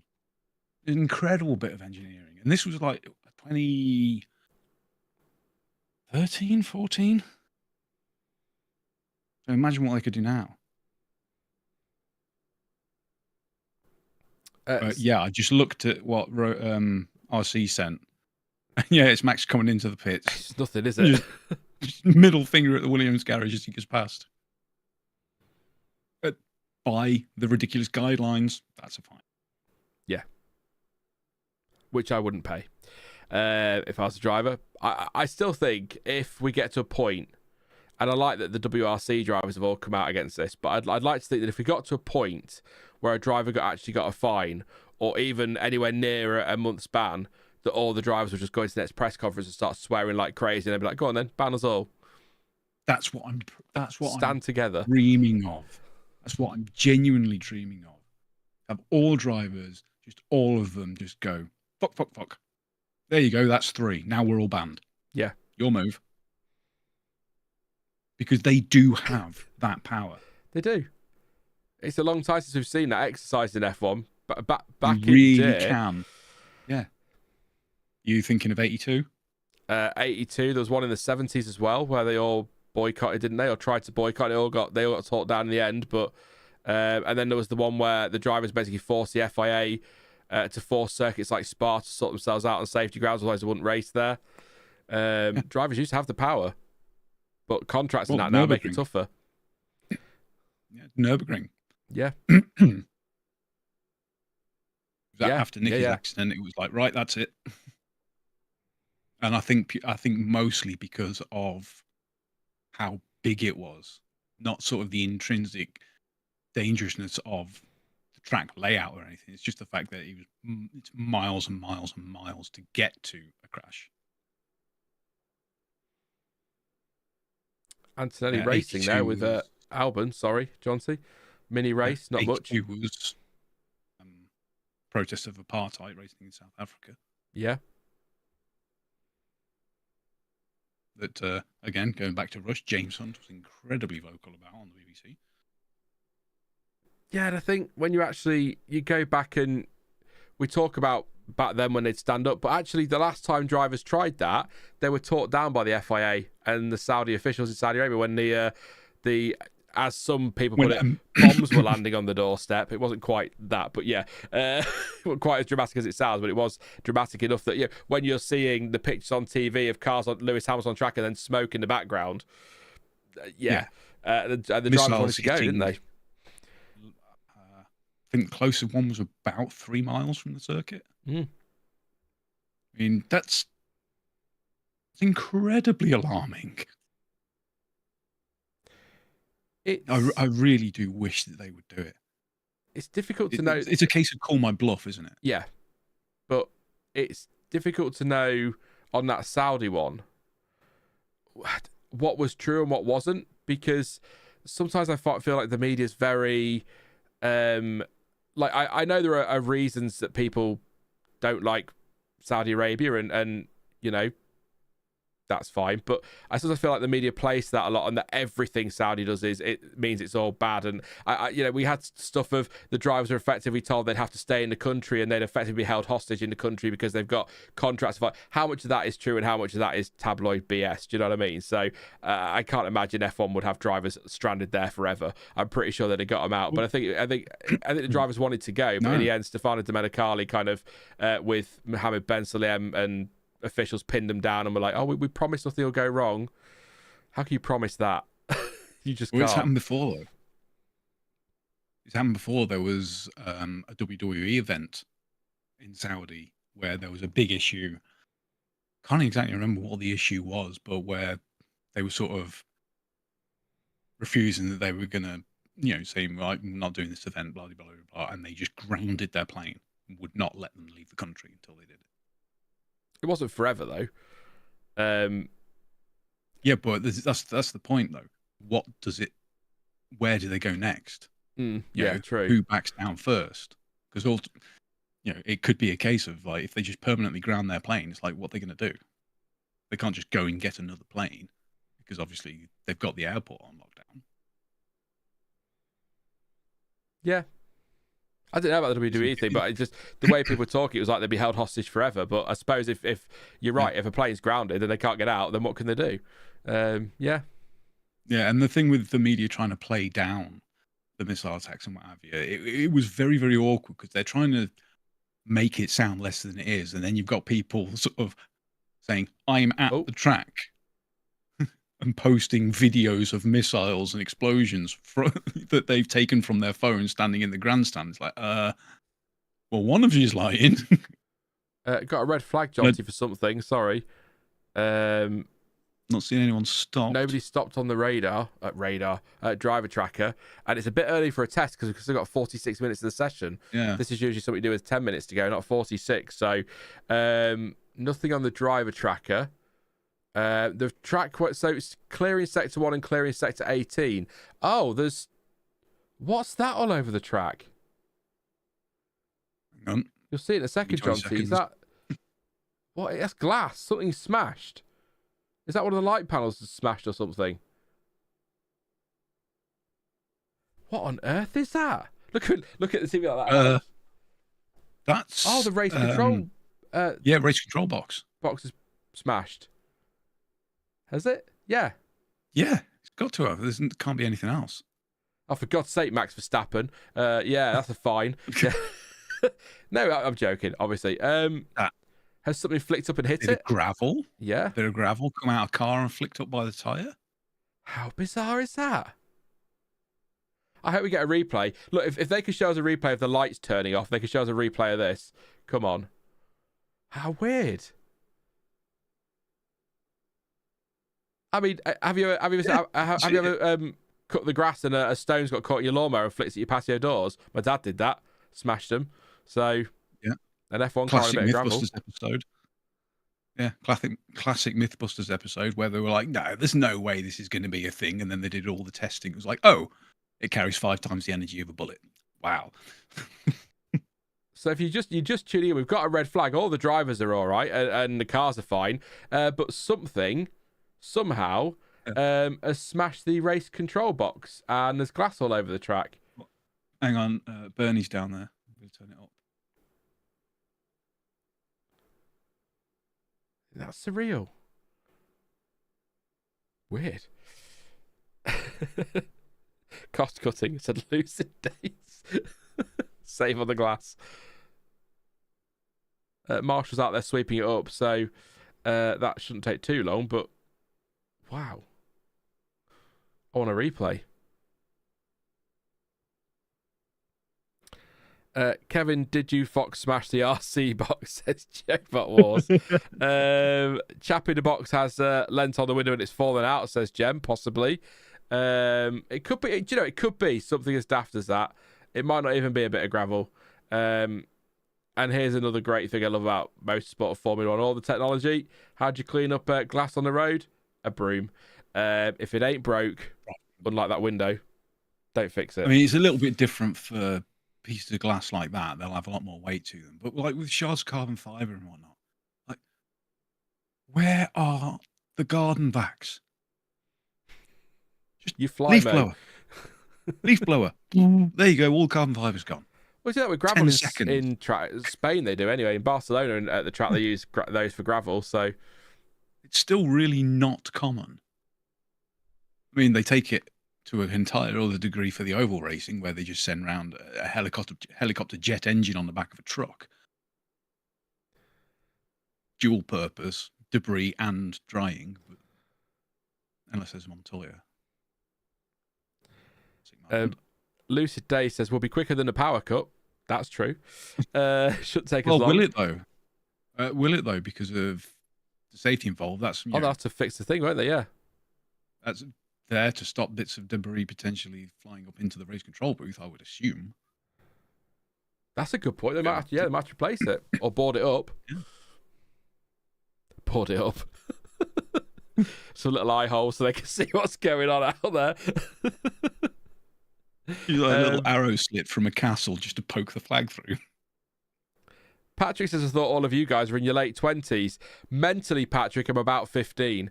And by 15, I mean 5. But yeah, no, I'm 38 and John T is 74. He's not. He's only, I think you're only like 2 or 3 years older than me, aren't you, John T? It's not. 44. Yeah, oh, well, there you go, yeah. Considerably older. Some people will say it's the best, some people will not. Oh yeah, the cult will love you this year until you turn 45. They'll have hated you at 33. Oh, very good. Farting Golf Balls, great name anyway, says, sounds like a real pain in the glass. Hey.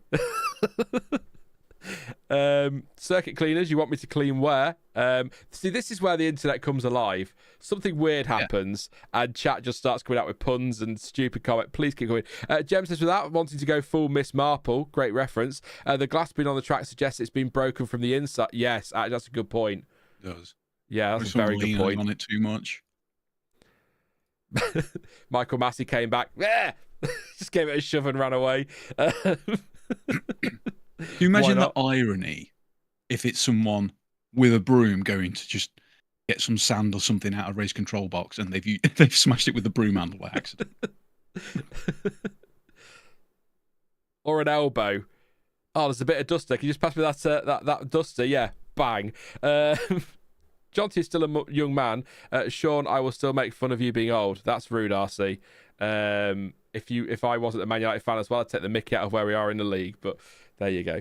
I hope the guy who broke the window didn't swear. Great point from I. Yes.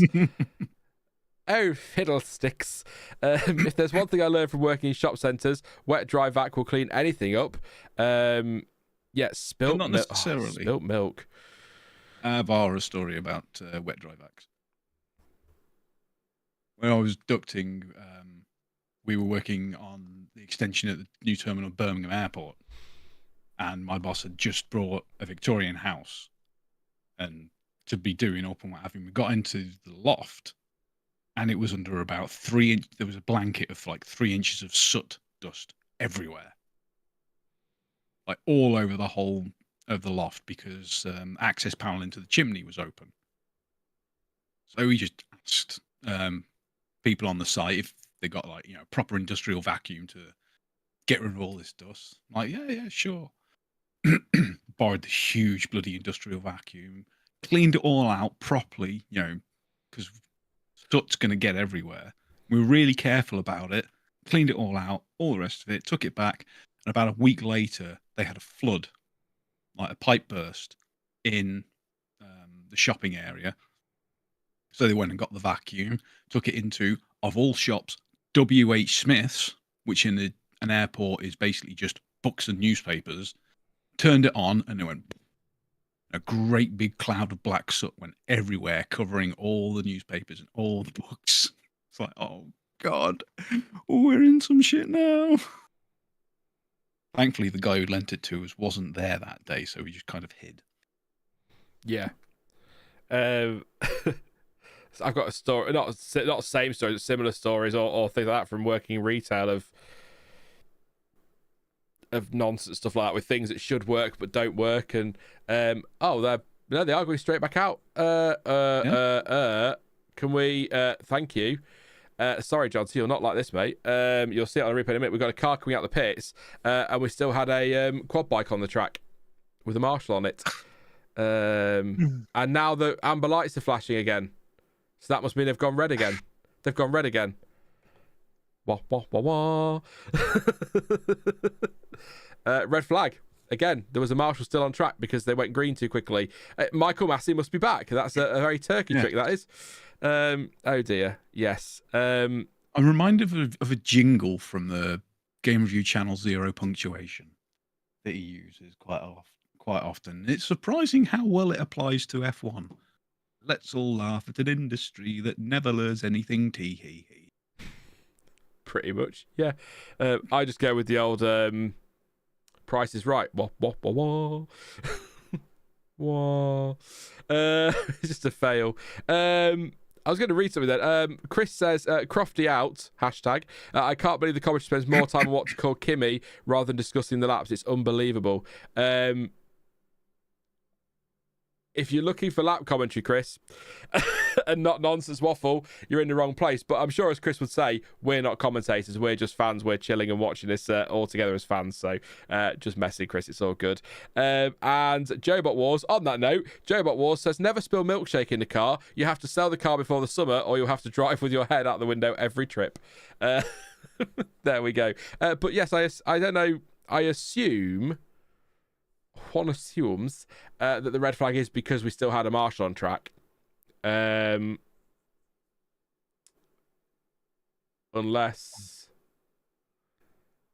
Yeah, with things like that, though, if if you've got any enemies that you really dislike, then you just go and buy a fish and get into the car and shove it between the fan and the radiator. Fish behind the radiator at school was a good one. Yeah, that was a good one. Classic.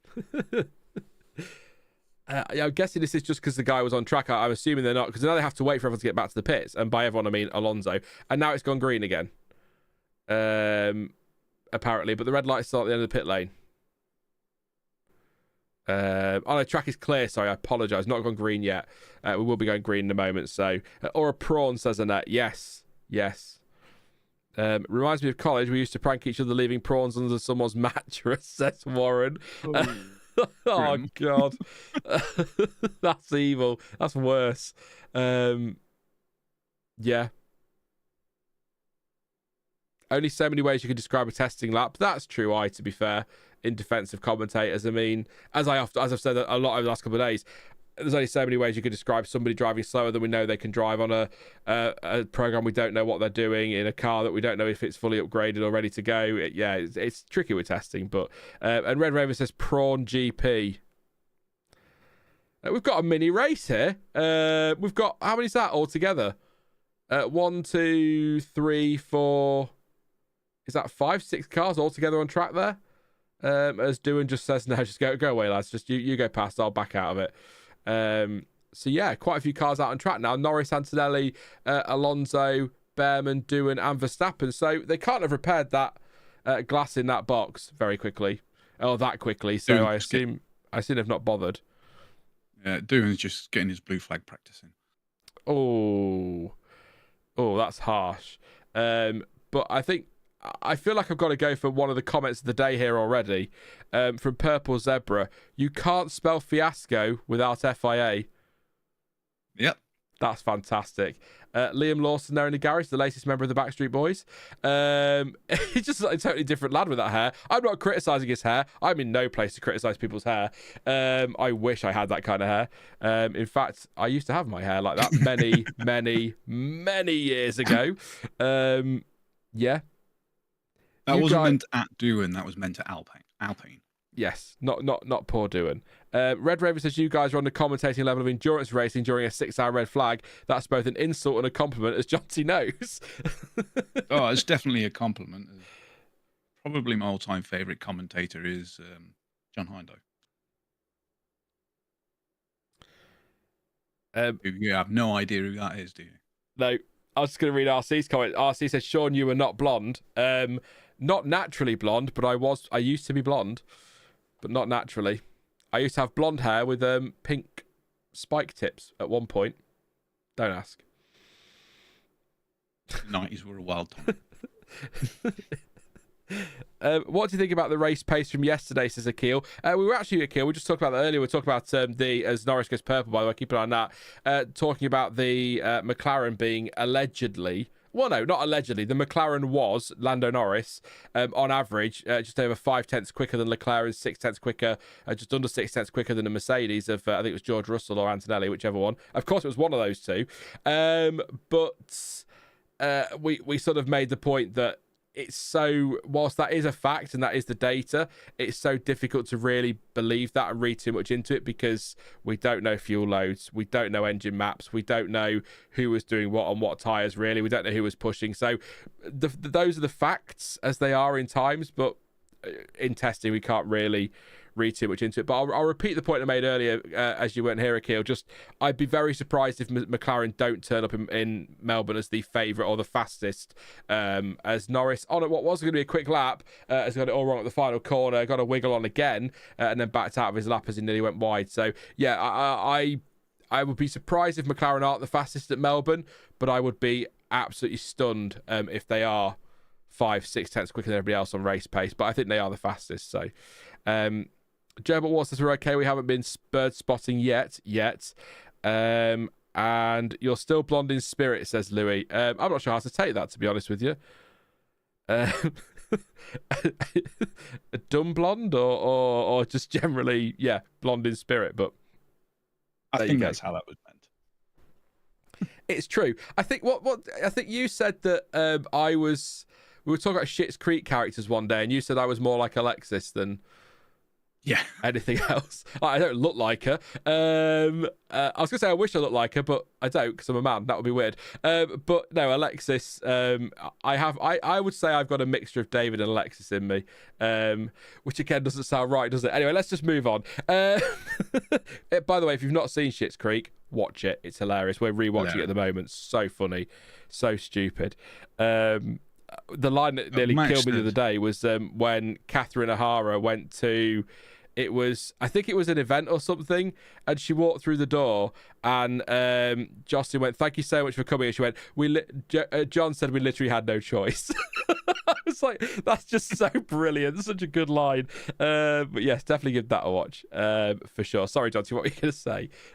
Who you got, Max asking, what's the best F1 race of the 90s, noughties, 10s, and 20s? Welcome to Testing Chat. That's one for chat to jump in. Noughties. Oh, no, it's best drive rather than best race. I was going to say best of the 90s of Japan 2003, but that was best 5. Sorry, that's drive, wasn't it? From Raikkonen. Yeah. Best race of the 90s. That's really difficult. I don't want to say Spa 98 because that was just chaos. That wasn't really a great race, was it? It was just chaos. That's the same. That's the same problem that everyone makes with Azerbaijan. The races aren't good; they're just exciting. Let me think. Sorry, Newt just says that way back in time when I still had hair and was a tad younger, I was going to dye my hair. I left it rather late in the day. I got the initial bleaching stage done, but then felt really tired. Oh no! So I just went to bed with bleached hair, and that's how I left it. Oh God. And then it crumbled in the morning. Jaws wins the point for trying to annoy Sean by saying Jerez 97, where Villeneuve viciously tried to take Michael Schumacher and did take Michael Schumacher out, of course.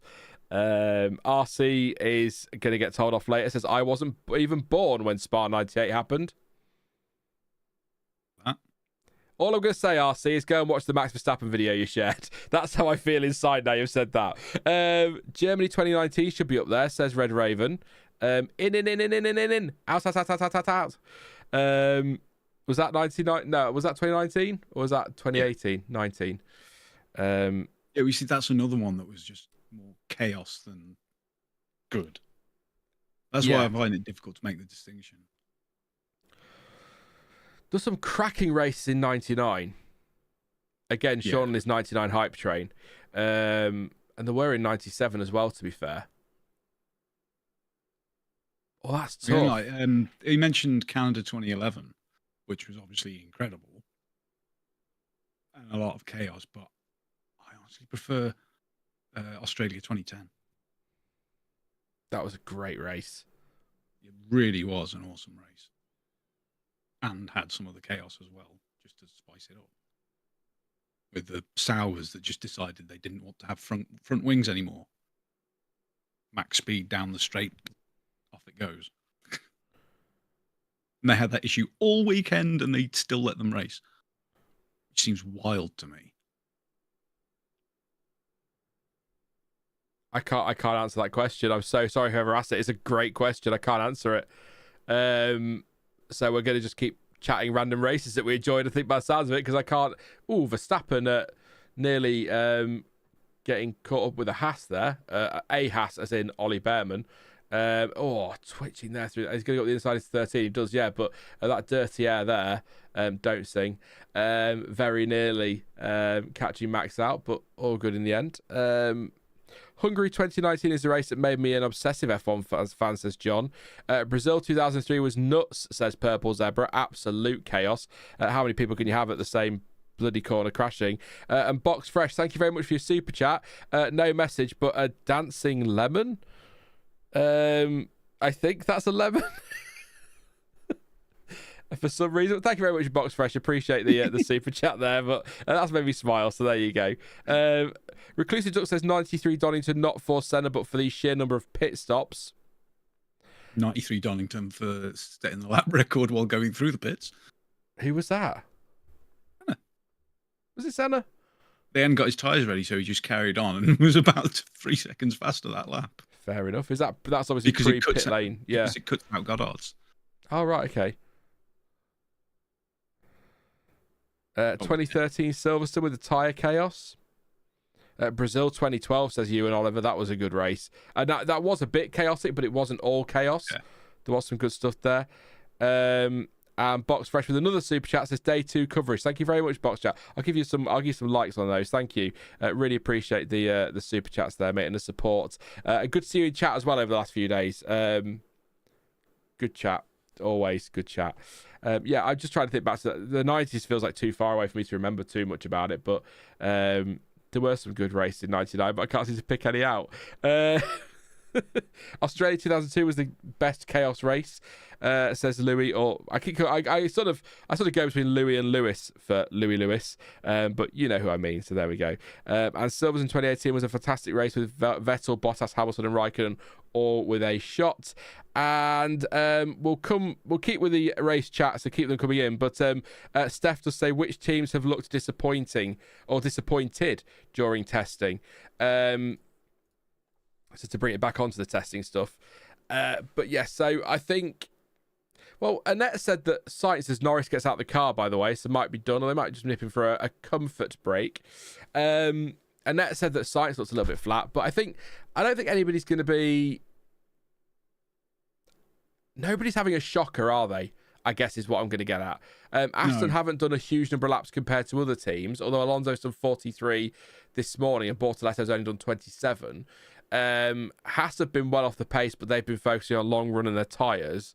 But it doesn't feel like the older testing days, and maybe it'll be very different next year, where somebody's having a bad week. Everyone seems to be getting...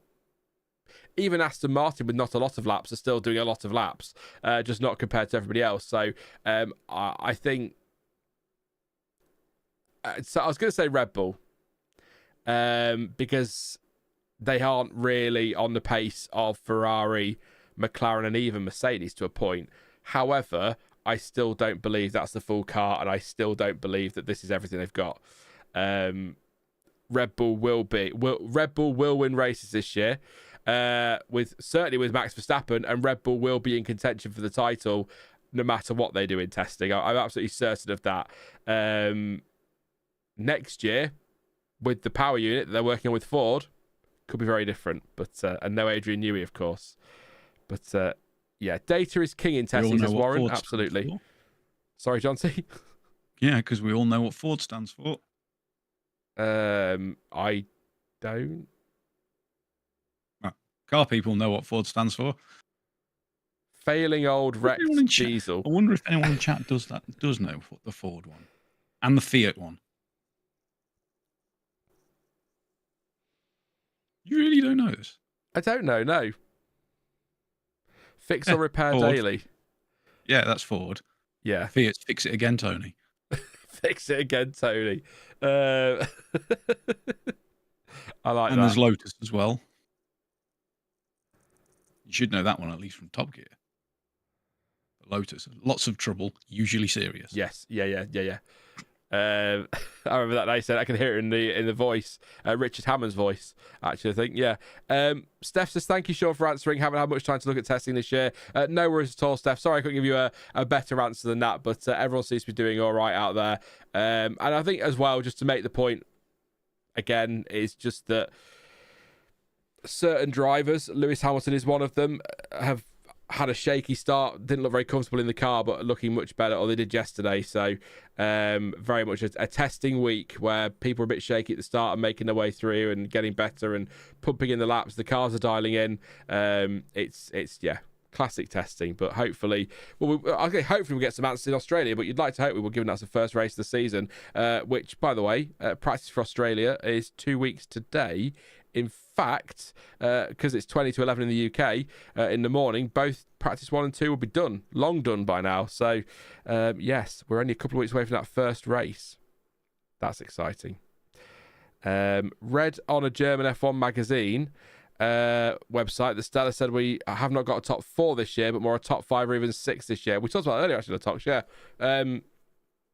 We were speculating who the 5th and 6th might be. So, what did we nail? I'm trying to think we nailed on in the end. Williams, and I've got a sneaky suspicion it might be the Racing Bulls. Do you reckon? Yeah. Where's the pace? Let's have a look. There's something about Alpine, but again, like you say, Alpine have this tendency to every now and again do something really great in testing and then just fall away or just fall apart. It's probably the way we'll go there. Yeah. And the trouble is as well, though, in that midfield, like I said earlier, John T, just to repeat it, we don't really know what's going on with Haas. You know, if they're working on long run pace, we don't know where they are at all. So they could be a surprise in that midfield. So, but Williams, again today, that time, don't forget that time from Alex Albon. Again, I know all the usual caveats. But Alex Albon, 131.4, that is on the C2 tyre, so a compound harder than, say, Doohan, who is a couple of tenths up the road, and Verstappen, who's only sort of 3 tenths up the road. So, I mean, Williams top of the midfield, I'd absolutely take that this year. I'd love that. I really would. And do you know what? Sights could be the difference in that midfield, you know, John T? Oh, yeah, easily. Or will be the difference, I suppose you could say. And Albon will have to step up as well, step it up again, another level. So they could be sitting pretty, Williams, there. Now. Yeah, he's got competition. It's funny because it's true. Mattia Binotto, I keep forgetting, is down at Sauber these days at the pit wall there. Binotto's not team principal, is he? Or won't be team principal? I can't remember his role. Is he CEO? Big boss man? CEO or technical director? Yeah, because he's not team principal, is he? He's not got that role. No. And Steph says, last year I figured Sauber would be 6th in the constructors because they did reasonable lap times in testing. I'm not falling for it again. Do you know what, actually? As soon as you've said it, let's do it. I was statting the other day before the streams. And I quite...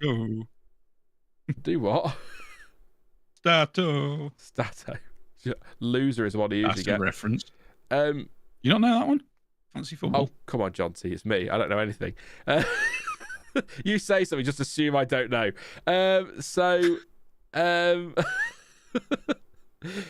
Last year, based on testing, your running order was Ferrari, and this is on the fastest time, so it's Ferrari, Mercedes, Sauber were 3rd, Red Bull, RB, Williams, McLaren, Aston Martin, Haas, and Alpine. And as we know, it finished McLaren, who had ranked down in 7th place, were 1st. Ferrari was 2nd when they ranked 1st. Red Bull were 3rd when they ranked 1st, and ranked 5th, and they were drivers' champions as well. And Sauber, who ranked 4th, were all the way down in last place and comfortably last. So that just gives you a rough idea as to how much you can read into testing. Even Alpine. What was the fastest time? The fastest time was a 1:29.921 on day 2 on the C4 tyre. Yeah, that's 8 tenths off last year's pole. Yeah. And we've already had 2 tenths off last year's pole. That, like I said earlier, that's what's really making me wonder. In fact, it'd be so close to last year's actual pole time. In the middle of several laps, it's just either everyone has found a lot of time and the top teams really are holding back, or Williams have really got something. It's just so difficult to read. Name me a team, John T, not Red Bull and not Aston Martin.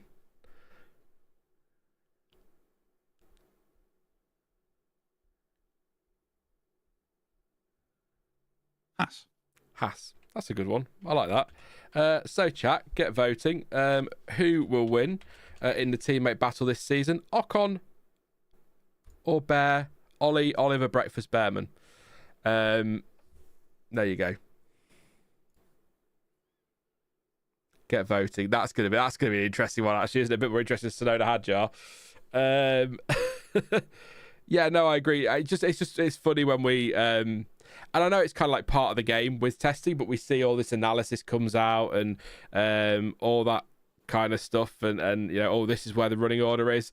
And then you look at last year's testing running order, and then you look at how it finished, and you're like, yeah, you weren't anywhere near with any of that.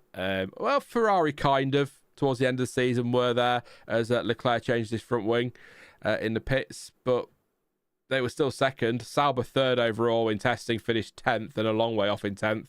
Was anybody absolutely where they were? RB finished 8th and were 6th. 5th, sorry.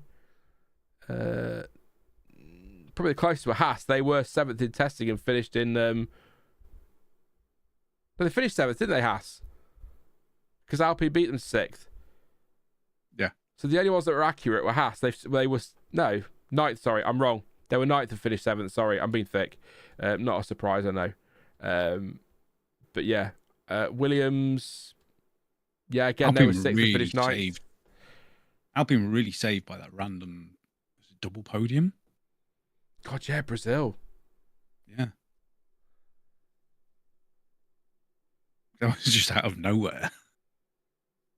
So, actually then, I don't want to put a downer on Williams, but we're talking about Williams potentially being top 5, 6. They were 6th in testing last year and finished 9th. So just bear that in mind when we get all excited about Williams again. Max Verstappen getting out the car, 15 minutes to go, so that'll be his session done, I would imagine. He's up in 4th place, 1:31.209. We're 15 minutes away from the end of the morning session. We'll stay live over lunch. Jonty's with me till 12:30, I think, Jonty, aren't you? Yeah. And then I've got Matt on 12:30 till 2, and then Sam 2 till 4. Yeah, that was it.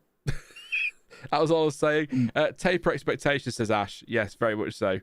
That's a good point. Purple's Emerson Williams have 2 drivers this year, though. That's true. Last year they only had... Good morning, Tony G. 1. In Canada. Yes, morning, Tony. Spotted you. Where are you, Tony? All over the world. Yeah, where are you watching from? Where are you listening from? Watching from UK, US, Canada, Mars? There's a game. Who's furthest away? Mentally, me. I don't think there's any doubt about that. But yeah, by the way, I can just say I hate the Red Bull team gear this year with the football style sponsor and stripe across the middle of it. Awful. Well, Glansom's furthest away within Britain. Cornwall, can't get any further away.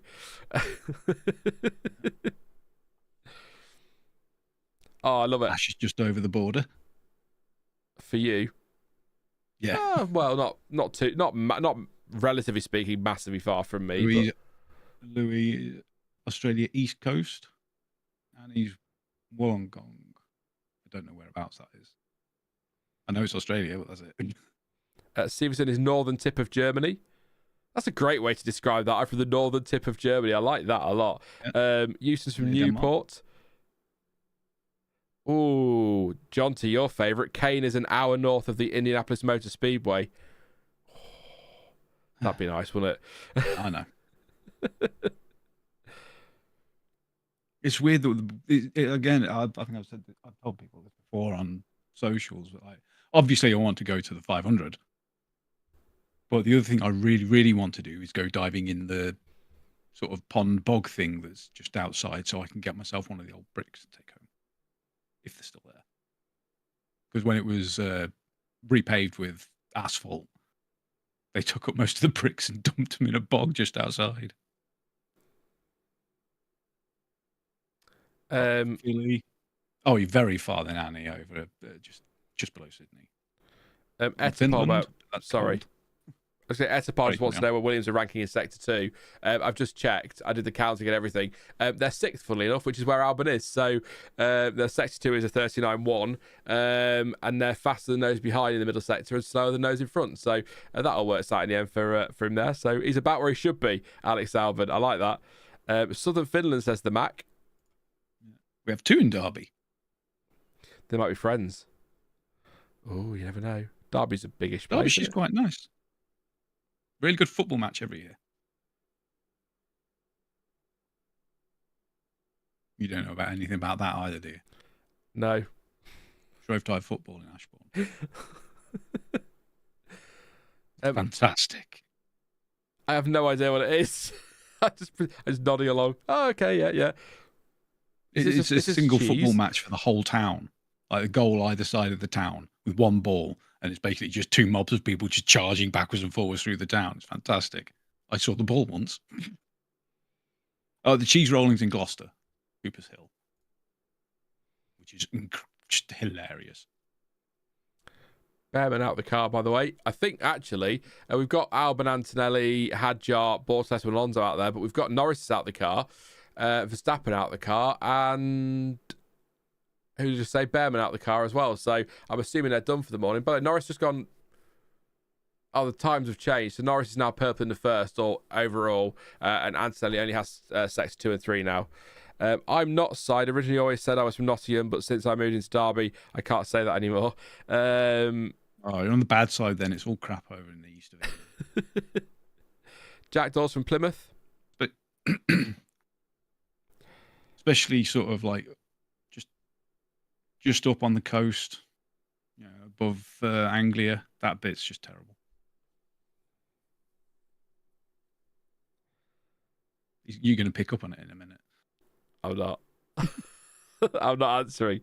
Sushant's Negi is from Pakistan. Most people are not too far away here. I'm in Hampshire, says Newt. Etapol is 10 kilometres from Zandvoort. That's quite cool. You said Philadelphia for Carl, haven't you, John? So you mentioned that one. I heard that one. Perth for Flickit. Western Australia. Lincoln is nice. Lincoln's all right, is Lincoln. We've already had Canada. We heard someone say California start the stream. So that must mean all you Eastern Australia people are the furthest from us. Unless there's anyone watching in Hawaii. Or the moon. Annette says, so according to Google, I'm 17,010 kilometres from London, but I have no idea where you live, Sean. I'll say Lincoln. No one can ever find it. Yeah, add 150. Yeah. Yeah, Lincoln is all right. We've got a dragon. We've got 2 dragons at the castle now, actually. They've got a friend. There you go. Oh, I'm in the best county. So. No. Yes. No. Well, yeah, because we don't cheat about the height of our cathedrals. I'm never going to let that drop. Well, I'm sorry that you have nothing notable in your county. I apologise. The only triple spire cathedral in the world. Hello. Oh, well, is it actually triple spire, or is it just a fake spire that's actually on a hill? Well, technically 2 of them are rebuilds because one got blown off in the Civil War. See, lies, all lies. It is a bit ridiculous that you measure a cathedral by including the hill as well. Including the hill. That is ridiculous. I'll give you that. I went to. I'm not. That's how they claimed the tallest building in the world for 1,300 years. I'm not being. Well, no, 500 years. Like catty to colleagues. I don't mean it in a horrible way. But my first day at the Leeds office, I got there. And they're like, oh, where are you from? I was like, I'm from Lincolnshire. Oh, you must have nearly fainted when you saw a hill. I live in fucking Lincoln. We have a hill that's called Steep Hill. We have a castle on a hill. We have a cathedral that is part of a hill and measured as part of a hill. Yeah. No, I'm not surprised by hills. Lincolnshire is not all flat unless you go to the Boston area, in which case it is all flat. Lincolnshire is full of hills. We have these things called the Lincolnshire Wolds, which are hills. So there you go. That's it. Lincolnshire pride. They must have been getting confused with Cambridgeshire. Cambridgeshire's the flat one. Norfolk. Yeah. Well, Cambridgeshire, so boring. Boston area in Lincolnshire is really flat because it's all farming and wetland and all sorts. So, well, it's interesting that we've got this conversation going now because all the teams appear to not be doing much. That's good though, because calling an early lunch. Yesterday, Stuart and I think you're in chat, Jonty, we spent an hour talking about Formula One in the lunch break, and then when the cars were back on track, we stopped talking about it. It's like talking about something else. I was like, that's gone backwards. Who had Hill Rant on their Watchalong bingo card, says Jaws. Somebody would have done. because that's just the way we go. In Clash Cocktails says Boston is flat figuratively and literally. Yeah, it's thrilling. Thanks for teaching me how to pronounce Shire, by the way. I will be sure to forget it immediately and be confused soon. Yeah, it is. I suppose we are Lincolnshire and Gloucestershire and Stoke-on-Trent. It's only Shire when you say Shire by itself. Yeah, but you say Sheer. When it's on the end, yeah. Yeah. It's like Silverstone. It's Silverstone, but we do say Silverstone. Most people say Silverstone. I guess it's because we're just lazy and can't be asked. It's because English is stupid. I mean, my name is Irish, and we just drop the accent and still pronounce it Sean, which makes no sense. It doesn't even say Sean, does it? But there you go. Yeah, Tony. Times appear slow today. There's been a lot of long running and race situations. Yeah, this afternoon we should start to get some quicker times, I would imagine. Really hoping for some Red Bull tyres. Well, you say that. It's tyre talk time. I didn't have a thing ready for you, a segue.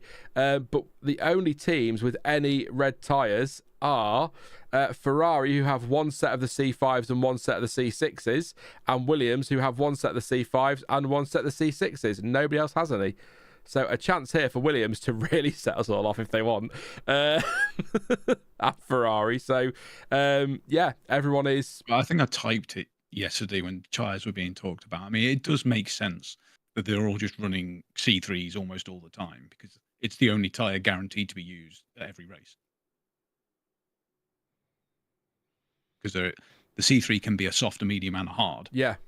Whereas the 5 can only be a soft, the 4 can only be a soft or a medium, and then the 4 can only be a medium or a hard. The 2 can only be a medium or hard, and the 1 can only be a hard. That's changed this year, though, hasn't it? Because now technically we go with the C6. The 6 and the 0s will just not turn up. Virtual safety car for a test. We're testing the virtual safety car. I don't know why I did that. That just fell out of my mouth. No, yeah, actually, like the C0s, that was hilarious. With the mandatory 2-stop, the 6s will appear at Monaco. Oh, yes. Well, probably only last a lap, so what's the point? Safety car. We have a safety car testing the safety car. That's just what I imagine is going on in people's ears right now, but there you go. And it'll be red flag in a second. Yes. Yeah, I don't know why nobody's... Well, I do know why, because also Bahrain this year will likely be C1, C2, C3. So although the C3 is a medium tyre here, it will be the soft tyre in Bahrain in theory. So no point taking C6s to Bahrain at all. At all. And it feels like 3/4 of the races are always C2, C3, C4 anyway. Yeah. I wish they would do test. the gaps. I do wish they would do the gaps again. There's I think there's only like 2 or 3 occasions when they've done it, and it was back when we had the rainbow. I think one of them was a Chinese GP where they skipped a compound, and it really made a huge difference because you had the softest compound was like a second and a half a lap faster, but lasted like 15, 20 laps less, and it really made them have to work on the strategy properly. Yeah. Pole is closer than expected to Steph. We'll come to that in a moment. But yes, it is actually. I thought it'd be close, but not that close. I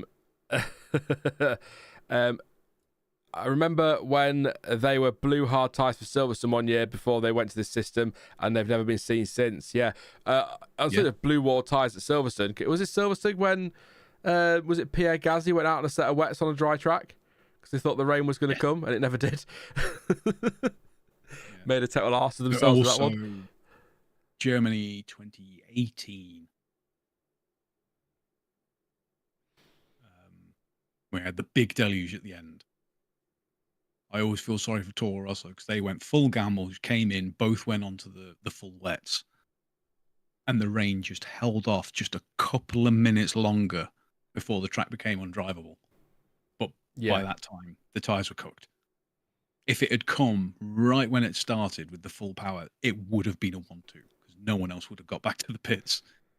If you remember, that's when we saw all the stuff on social media afterwards where the podium you could barely see because of the amount of rain, and there was walkways that go under the track that were just waterfalls down the stairs. That was the year of the year that the what was it, the podium cemetery got absolutely drenched. I never let it go. 3 or 4 times I couldn't get... That was the year you actually did you actually released played the outtakes, and that was really funny. That was funny. I like the outtakes. Dan had a few as well.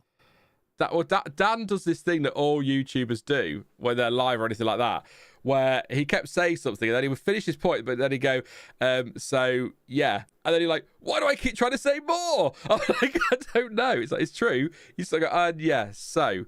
And then you realise you finish your point. You don't want to say anymore, but you just keep going anyway. So C6 is built to last half a lap. Warren ? About half a lap. It's specifically designed for race street circuits, but forgetting somewhere like, I don't know, a really tough street circuit. Trying to think of one now. A C6 would be absolutely useless. I mean, a C6 at Baku? It should be around Baku, I suppose. Yeah. That final sector might be a bit tough on it, but yeah, it's not designed to last very long, or it is designed, but only on street tracks. You couldn't use a C6 at Silverstone. You could, but I wouldn't. You would get out the pit lane on it. I don't think it's that kind of place. C6 at Jeddah. ... says Jaws. And I did see where have you gone? Chad says, will the second session be more like qualifying pace and teams showing their real pace? Maybe get a sub 1:29. Yeah, this afternoon the times will be quicker for a few reasons actually. Firstly, we hope. Yeah, we hope, but for a few reasons. Firstly, because this morning was a lot about race pace, so we will see more lower fuel runs, let's say, rather than quali pace, but also we move into the evening, and that's more representative track session time to what we'll see at the race weekend. So the track will cool anyway, the track will be nicely rubbered in, so it'll be the best conditions of the week, and it's closer to the race and qualifying times when we get to Bahrain, so teams will want a bit more data on that, so we should see a few more push laps. Again, low fuel runs, we'll say, rather than quali or push laps, because yeah, we're not going to see quali runs, but we've got they're testing all the systems. I love this. So air temperature 1 hour before the PM session is 18 degrees, just so you know, and we're going to have a standing start, but I'm guessing what will happen now is we'll get an aborted start. They'll go around again, all 2 of them, Portoletto and Hadjar lining up on the grid, and then they'll come back and do a fake start, and we'll all get excited over nothing, and that'll be the end of that. But I do wonder if we'll have a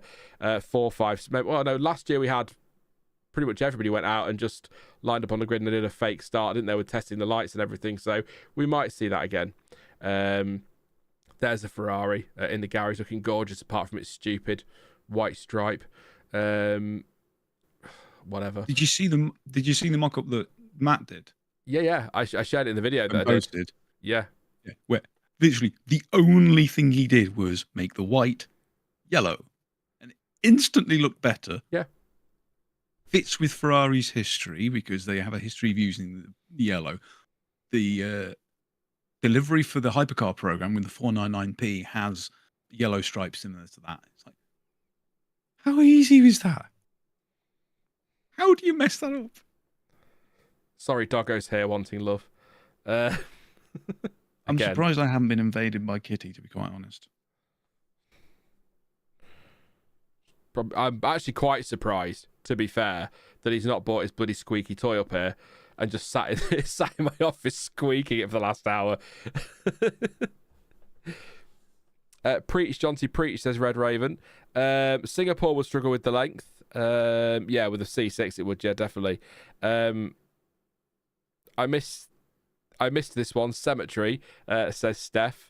Yeah, we used to record some stuff off stream as well, and I did some outtakes one Christmas stream for a laugh, and John T 3, 4, 5 times kept trying to say podium ceremony. It's hard to think, isn't it? And then ended up with podium cemetery like 4 or 5 times in a row. I was just getting really, I could hear the anger in his voice all the time, just constant anger in his voice, as he got really, really annoyed that he couldn't say ceremony. Apparently the dog just got told off for something. I'm being told why. Okay, he's chewed a hole in the duvet. I mean, oh, you bad boy. Fair enough. That's why he's coming here creeping. Now I understand. And there's the cat. I would pick the dog up, but he's too heavy. Mark wants to see the dog. I don't know if he's in trouble, so he might have disappeared and have to go and sulk. Poor Pooch. He'll be back. I'm sure he'll be back. At the moment, it feels like the track is being tested, not the cars. We have got cars lining up now on the grid, and by cars I mean 2, which is still plural, so that's fine. We're still correct. Johnson's playing with the cat. 2 lights, 3, 4, 5 lights, and off we go very slowly as Bortoletto leads Hadjar away, and Hadjar stays on the grid to do a practice start. That was very exciting. Oh no, sorry, I'm wrong. It wasn't the duvet, it was the mattress he's chewed a hole in. Oh, yes. That's worse. He shall die when I've finished. Or I'll just buy a new mattress. We need a new one anyway, it's fine. Oh, it's not fine, because he'll just chew the next one. I say chewing, probably digging. He likes to dig things. Ask the garden. Poll between Behrman and Ocon. Yes, let's have a look then. So, that is done. Let's finish that one now. Thank you for your votes on that. We'll do a couple more this afternoon. And you have gone 53% Ocon, 46% Behrman, and 1% of you just disappeared for some reason. But yeah, Ocon, you've gone for the win there. You very nearly Brexited that vote, so thank you for not Brexiting that vote. But yes, 53-46 in favour of Ocon. I agree. But I also agree with the poll being close. I think that will be a close battle. I really do. But yeah, 43.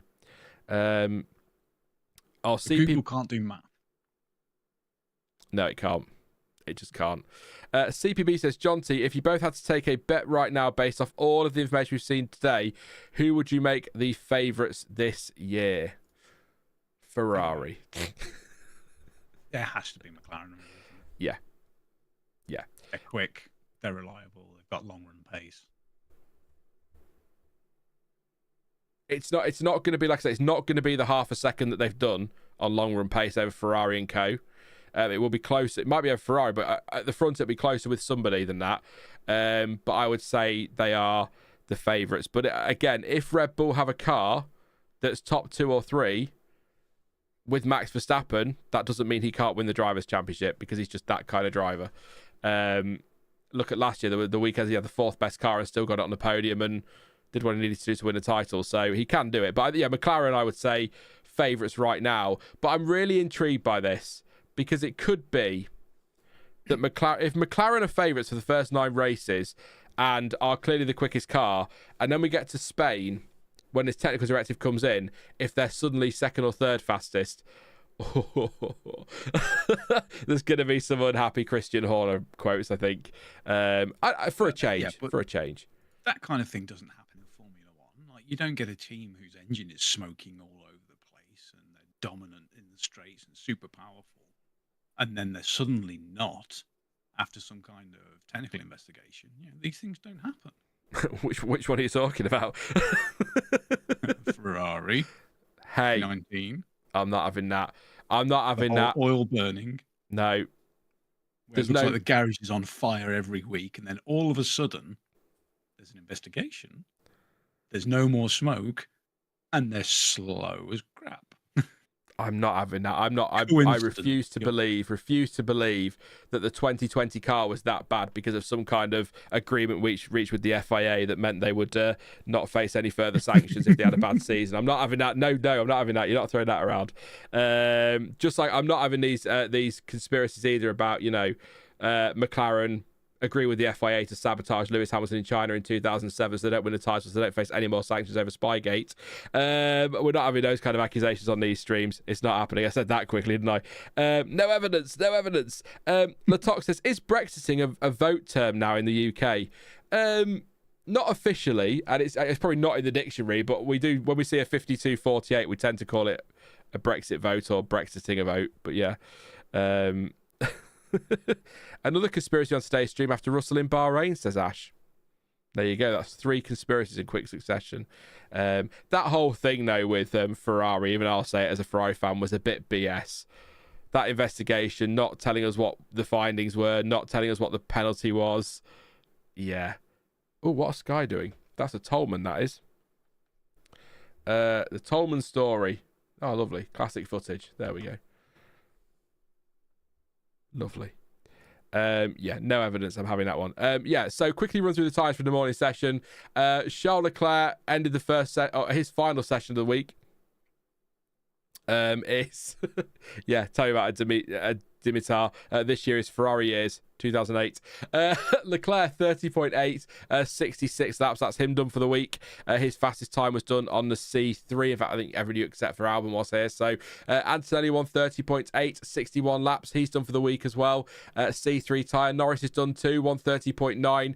57 laps. Verstappen is in all day. 47 laps for him at 131.2. He was on the C3.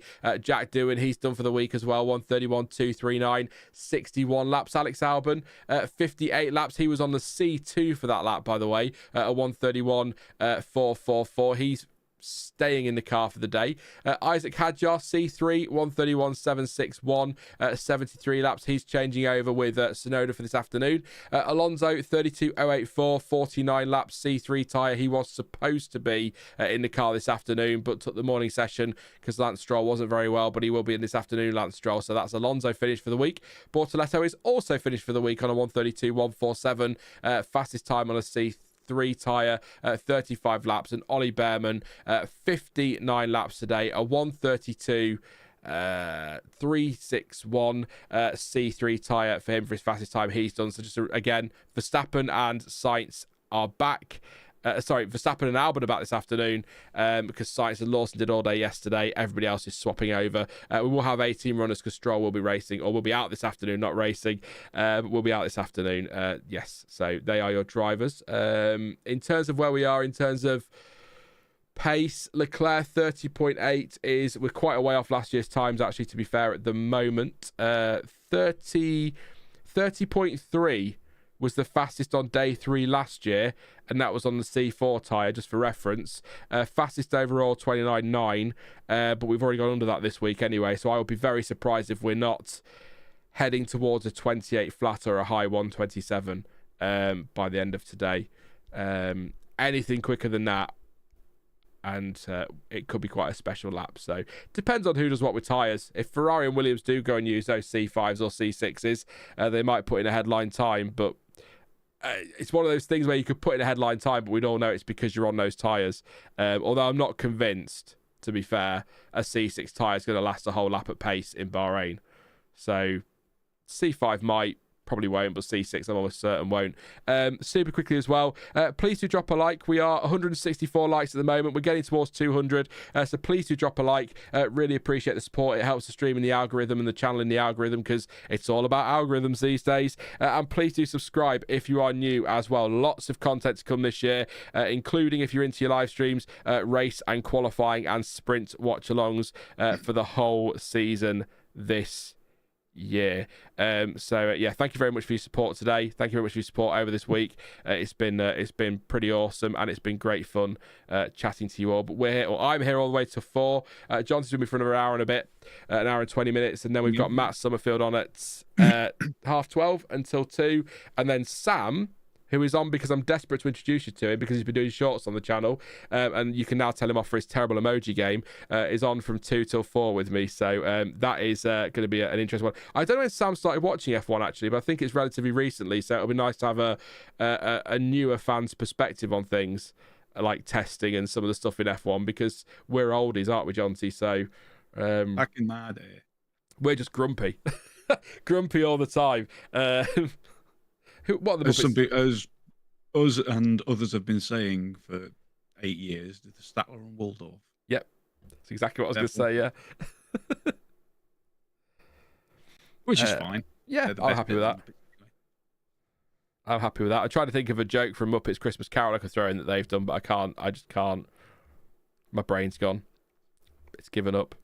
MotoGP weekend, apparently. Yeah. And Indy. Squeezing somewhere. Pole for Oscar in Melbourne says F1 hub to the world. Ooh.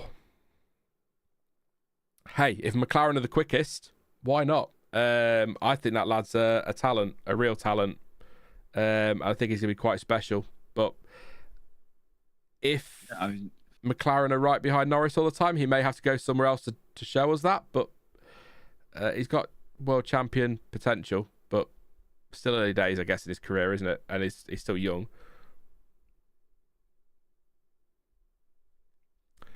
Trying to find. So it's a double check.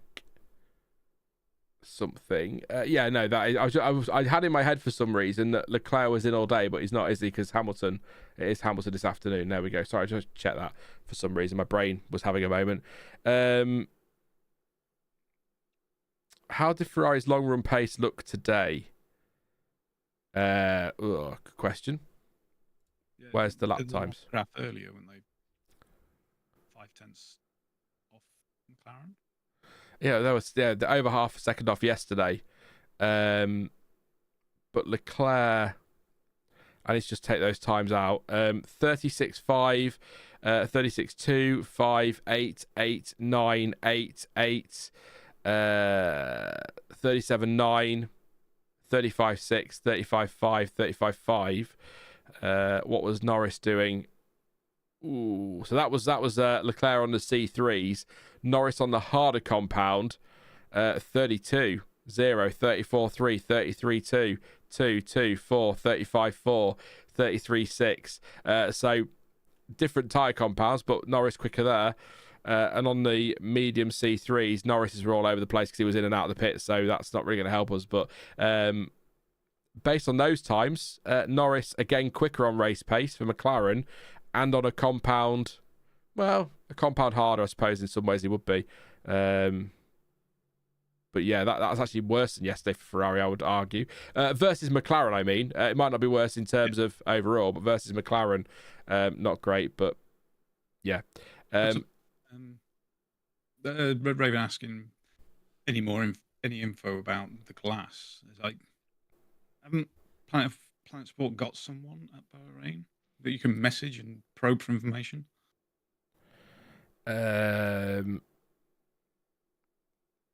Just double checking.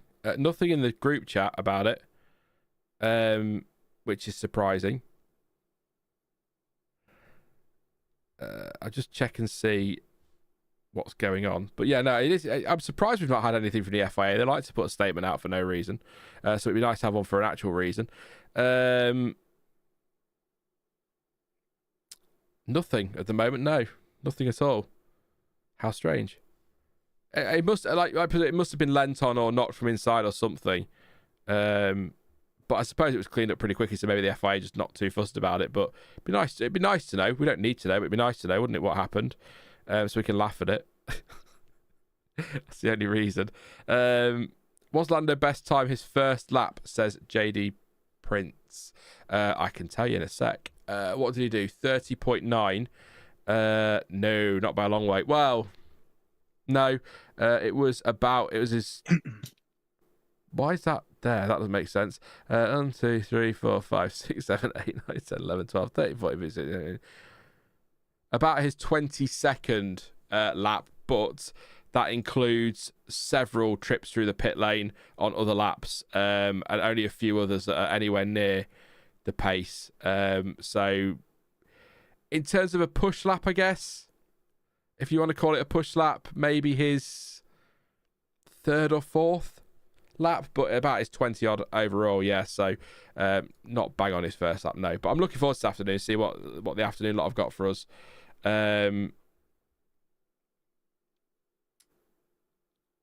What are you talking to Andy about? I'm intrigued. Occasionally my audio going quiet, which is usually because I've drifted away from my microphone. I just stay hunched over mine at all times. On stream, I don't live here. This is not how I live.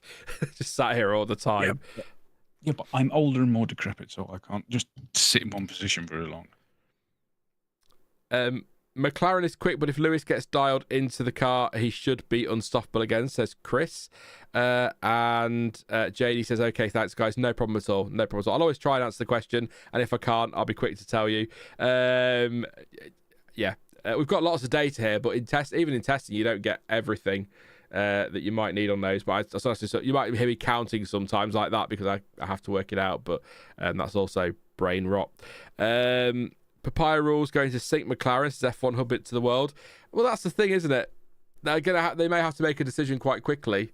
But I'd be up for a Piastri Norris title fight if they are a dominant force this year. I'd be quite. Again, it's not about who wins the championship; it's a journey. And even if that is just two drivers from the same dominant team, look at Rosberg Hamilton, 2016. That was a great year. Doesn't have to be multi-team.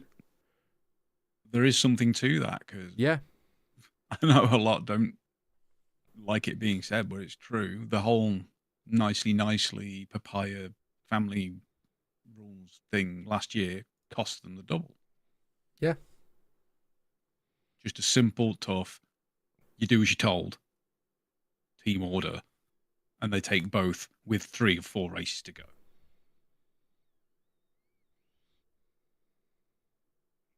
I try to think. Huge open goal. Going all the way back to, what was the first one like? Hungary? Hungary's probably the one that everyone will remember, yeah. But there's Monza as well, wasn't there, where they could have pulled some team orders if they needed to. Who's asked that? Towley wants to know, how is Red Bull's long run pace? So Max versus Norris is easy because they're side by side. So again, Norris, the quicker of the two based on this info, but it doesn't say who's on what set of tyres, unfortunately, and how long they've been on them. But it does say tyres. Norris on a hard tyre, Verstappen on a medium. Norris is quicker, but Verstappen is closer to Norris than Leclerc is. Which, again, as we keep saying, could be fuel loads, could be engine maps, could be genuine pace. We'll not know until Australia, but in fact, based on the race pace, I may be wrong. But bearing in mind I'm doing this live and on the fly, and I'm not able to really look into it too much. But just looking at the times, the consistent lap times on the tyre compounds, the running order of what we call the top 4 teams there is arguably McLaren, Red Bull, Mercedes, Ferrari. But you also have to throw into that mix that on his long runs, Jack Doohan spent time in the 32s, and he's not going to be quicker than McLaren and Ferrari and Mercedes. So it's just testing, I know, but it's nice to have a look through and see what we can try and work out on the fly. But again, it's kind of difficult because they don't always give the full stint lengths on here. So, but yeah, not awful for Verstappen, but surprised they're not mentioning anybody's charts or anything yesterday. So, not sure if papaya rules counted with center and process, Chris. I don't think it would have mattered if they did. I was just thinking, imagine telling Senator like Prosco, no. At the end of that, it was Balestre rules that mattered. Oh, controversy. Yeah. That was, what a dumb situation that was. Thank God the days of an incompetent FIA have gone, eh? Right. Ferrari washed Andrea Moda for Constructors' Champions. There's a story. Like, loads of people, including the new ones, will have heard the name. It's been referenced by people in socials and jokes and memes, but the actual full story of it was insane.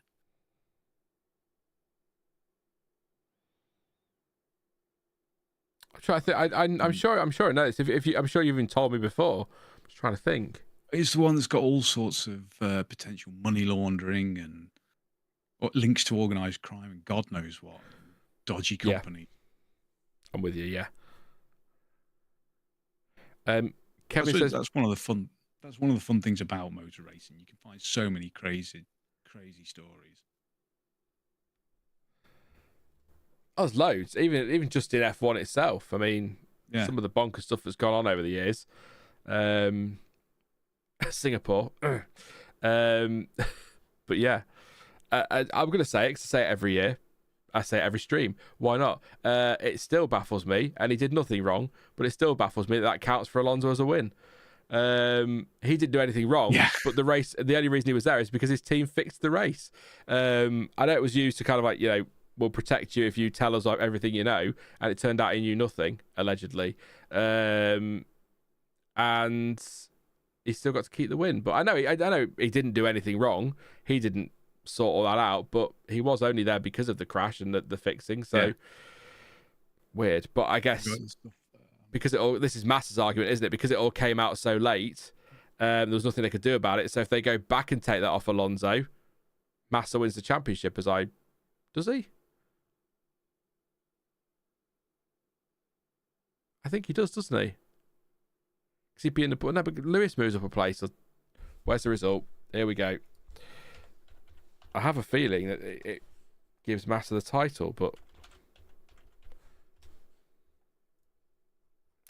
we're back at...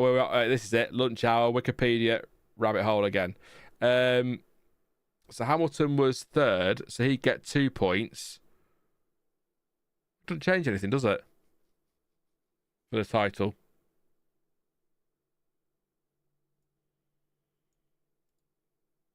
No. Hamilton would have won by a bigger margin. 2 points more.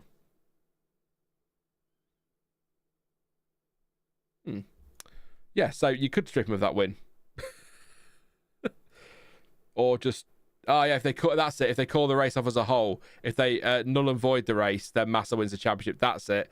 So they could rectify that. But again, poor Alonso didn't do anything wrong, did he? But got caught up in all of that. So, yeah, that's Massa's angle. Thank you, Moray. My brain was really struggling with that one. But yeah, it would give Hamilton 2 more points if you just disqualify Alonso. If you completely null and void the race, Hamilton isn't champion, Massa is. So... I can understand the argument for it, and I think it's fair, but it's also then unfair to others at the same time, because it's not just a case of having someone in that was cheating. It's not like, say you've got a car that's running 2 times the turbo boost pressure that they're allowed to. Overall, it doesn't really affect anyone else. It just makes them faster. So if you remove them, problem solved. All the other results are going to be pretty much what they were. The issue with Singapore 2009 is that 2008, is that the crash directly affected everyone's race strategy. It caused everyone to dive into the pits for an early start for refueling and what have you, and it was all crazy under pressure. Yes, it's still Ferrari that screwed it up, but it's not something that would have been happening. It completely changed the race. It's not just like one thing was out. Everything was thrown out. It's 6 of one, half a dozen the other. Yeah. Well, that's it. And like Farting Golf Ball says, I completely agree. The trouble is, if you go back and null and void Singapore, the examples that Golf Balls has given is Hamilton would try and claim 21, Hill 94. Could Prost claim 91, for example? How far back do we go? If you're going to change that, you're going to have to change all of them, and you're just going back to it's too late in that.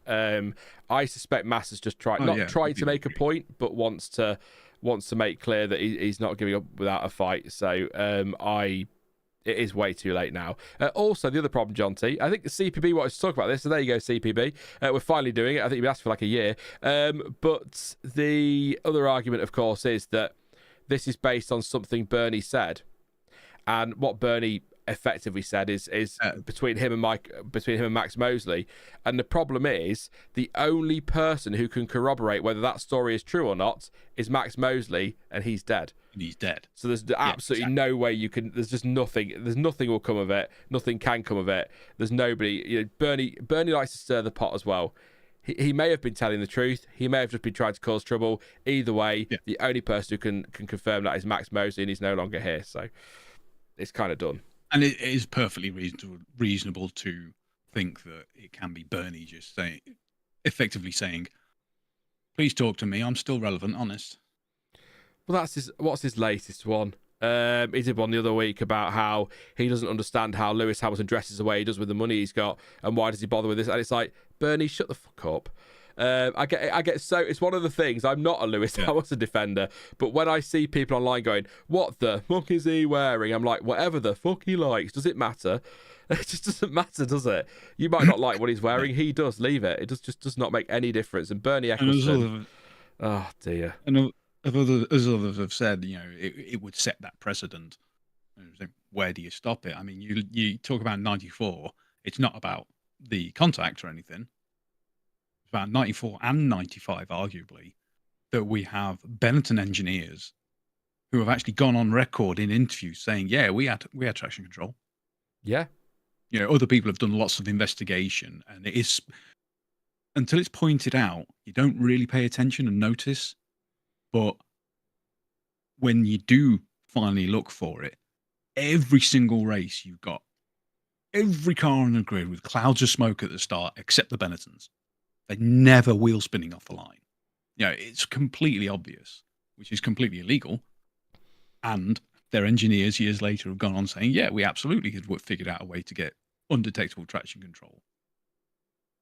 That's got more basis for being changed, but it's too long ago. Yeah. Pointless. Is what I always come. Sorry, one last bit, and the point I always come to of if these kind of things were changed, because obviously people would want Abu Dhabi and 21 and 2008. If both of them, if it was all done fairly like that, Lewis would still be on 7 because you lose 2008 but get 21. Yeah. So what's the bloody point? Just leave it. Guest 5 says, is what anyone else wearing your concern? Exactly. I'll read you the full Bernie quotes that I'm not paraphrasing or whatever. He says, how can a guy who has a few dollars in the bank dress the way he dresses? I don't know why he does all the other nonsense. He needs to get out of the music business and whatever else. So I'll translate that for you. Grumpy old man, as John says, wanted to be relevant for 5 minutes. Continues as usual, Lewis Hamilton slagging off. And all he's got is breaking news. Man has life away from F1 and dresses however the hell he wants. Sure, Bernie. I was going to say something. Do I say it or will I get into trouble? No, I won't. It's okay. Yeah, people will tell me off because it's horrible. But I'm itching to. But no, I won't. I'll message John to it instead, and then he can tell me if I can't, or he could say it because I could get away with it. But then you'll know it's from me anyway, so probably don't, John T. But yeah, I'll send you it anyway, just so you know what I was saying. I'm just not a horrible person like that. But yeah. No, I know, I get it. I don't care what anyone wears, but I wish Jack Doohan would close his mouth when he chews on camera. Says in there, that is such a mum line. Oh, that's brilliant. Jaws, no. We would never talk badly about Bernie Collins. Oh, no, Bernie Collins is fantastic. By the way, not sponsored. If you haven't got her book, get it. It's brilliant. And if you don't like reading and would prefer an audio book, it's brilliant as well. Great for on trains when people random sit next to you and just stare at you. It's good to have that on. But yeah, brilliant. Really great insights. And because she's got such a soothing voice as well, it's just perfect to listen to be honest. It really is. That and Stephen Fry doing Harry Potter. No. Yes. KL 74 says I haven't finished it yet. It's great. From what you've read so far, it's good, isn't it? It's really good. It's great, yeah. But yeah, we wouldn't say a bad word about Bernie Collins, I don't think, at all. But Eccleston, Stewart, and the others are just jealous of Sir Lewis Hamilton. Says Quantum. Burley Collins. Rain says Quinn. It's Bernie Collins, of course, Sean. Rev Raven says, what book? Is it called How to Win a Grand Prix, isn't it? Yeah, How to Win a Grand Prix. Yeah. By Bernie Collins. Really good. Is it all about technical stuff or does she talk about F1 life in general? It's a bit of everything, right? She just do some technical stuff, but it's kind of life around F1, food as well. She talks about a bit, but also it's kind of like a significant things like Perez's first win. She talks about that from her side of things and why race engineers almost hate having people stating the obvious at them. Like when somebody comes on the radio and says, like another person on the radio will come across and say, it's raining, when the driver's already said it's raining. We don't need somebody else who's not on track telling us it's raining. And it kind of, causes chaos. And so the confusions of an F1 team as well. There's so much in there. So it's not just all technical, but it's really great. And it's nice to hear it from a strategist point of view rather than just an aerodynamicist or a driver. Kind of another side to F1, so definitely give it a watch. Haven't caught all of each stream. Just wondered if you talked about Laura Muller becoming the first female F1 race engineer. Says the F1 word. No, it doesn't. Says Newt to the F1 word. Yes, Ocon's race engineer. Yeah, Laura Muller. Muller. Sorry. Yeah, Ocon. Yeah, it is. Yeah. It's not Behrman, is it? No, it's definitely Ocon. It's definitely Haas. Fantastic. So, good stuff. Yeah, great news. We've had a female engineer on the radio in practice, haven't we, before? But never full time. So yeah, didn't Hannah Schmidt do it? Possibly. But just I know the world's changed generally, but 75 years of F1 we're celebrating this year, and we're talking about the first female race engineer. And I get that's a thing to celebrate, but also, should we be a little bit like, took a bit too long, really, didn't it? About it. 75 years, these bonkers. Whole of the world these days, I suppose. But yeah. Well, you say that, and yet we had a woman team principal 20 years ago. Yeah, Manisha Kaltenborn. Yeah. Claire Williams. And actually not bad. She did a decent job with Sauber during her time. Driver management wasn't good at the start. When she got to Australia and had about 42 drivers for one seat. That was a bit ridiculous, but not necessarily her fault, of course. Claire Williams as well. Susie Wolf, I mean, she's not team principal, but she's a huge name in motorsport, isn't she, on what she does? So, and apparently, we were talking about earlier in the week, allegedly thinking about putting a hat in the ring for FIA presidency against Mohammed Ben Sulayem. Which could be... Yeah, and Moray's quite right. I mean, there was a lot of drivers' wives being involved in the 50s, 60s, doing timing or what have you, because obviously all the teams had to do their times themselves with several stopwatches, and then everyone compared notes to see, all right, yeah, okay, that's the right time, which was hilarious. Yeah, that's true, yeah. Strange. It's just, yeah. I agree, yeah. Mohammed Ben Sulayem is daft. I love that. I also love the word daft, by the way. It's a good word. Catherine Boyle says, I'm an engineer, still the only female in my department of over 30 people, and have been only female since I started 5 years ago. Thank you, Catherine. That's really interesting. That's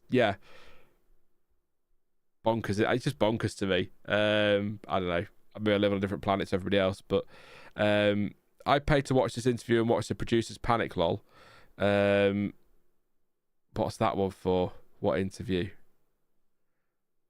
Me interviewing Mohammed Ben Sulayem. Yeah, probably not wise. I get fined so many times. My kids would make fun of me if I said daft, said Kevin.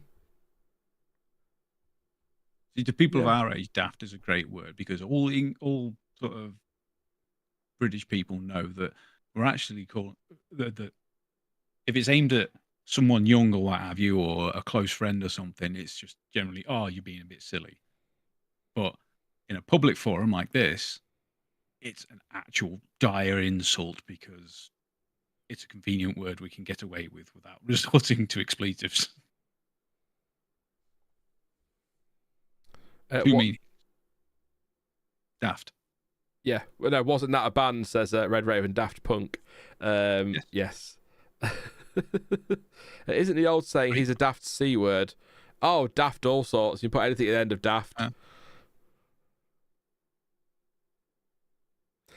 Oh, okay, I'm with you, CPB. Yeah, got you.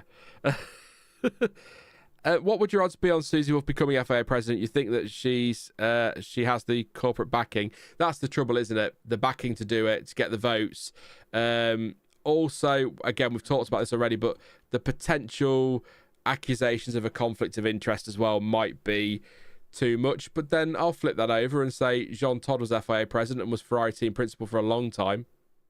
Is that not a conflict of interest to a point? Not the same thing, but you could argue that. And you see, you set my brain off again now. Like with having 4 years of Ben Sulayem's presidency, how much has changed internally at the FIA and moved the people towards his nation of origin, so that when it came down to the vote, there would be a lot less people likely to vote for a one. All the more reason for her to win it. Rai says Jean Todt didn't do both at the same time. Oh no, but there's still be a bias there, even if it's an unconscious bias, it'll still be there. But I like the idea. I know Rai's not saying this, but I like the idea that that Susie has to divorce Toto and they can get the FIA presidency role. And that's not what Rai's saying, but doing both at the same time, like team principal and wife, is the same thing. Or no, I'm not saying wife actually. No, Toto Wolff is her husband. Who did that? Oh, what was it? Oh, there was several media outlets, including Sky Sports, I think. And somebody on a broadcast somewhere twisted it to be the other way around. It might have been us, actually. Yeah, it was us.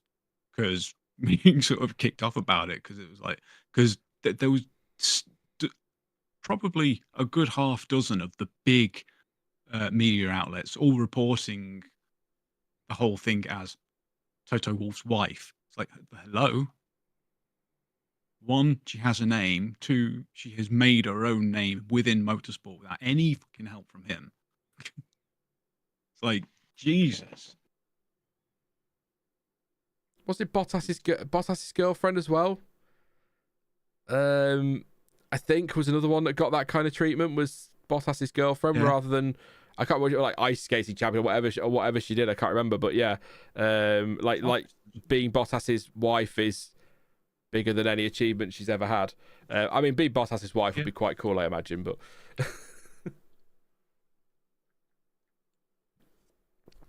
Toto might want to step down as team principal soon anyway. Good point from Rai, actually. Yeah, maybe if he steps down, maybe it'll be all part of that. And Deathstroke says Susie knows more about motorsport than Toto anyway. Olympic champion. Thank you, KL74. That was it. Yeah, that's not an unreasonable comment, to be honest. She was far more successful as a driver than he was. He was 10th. He got a few fluky results in DTM, I think.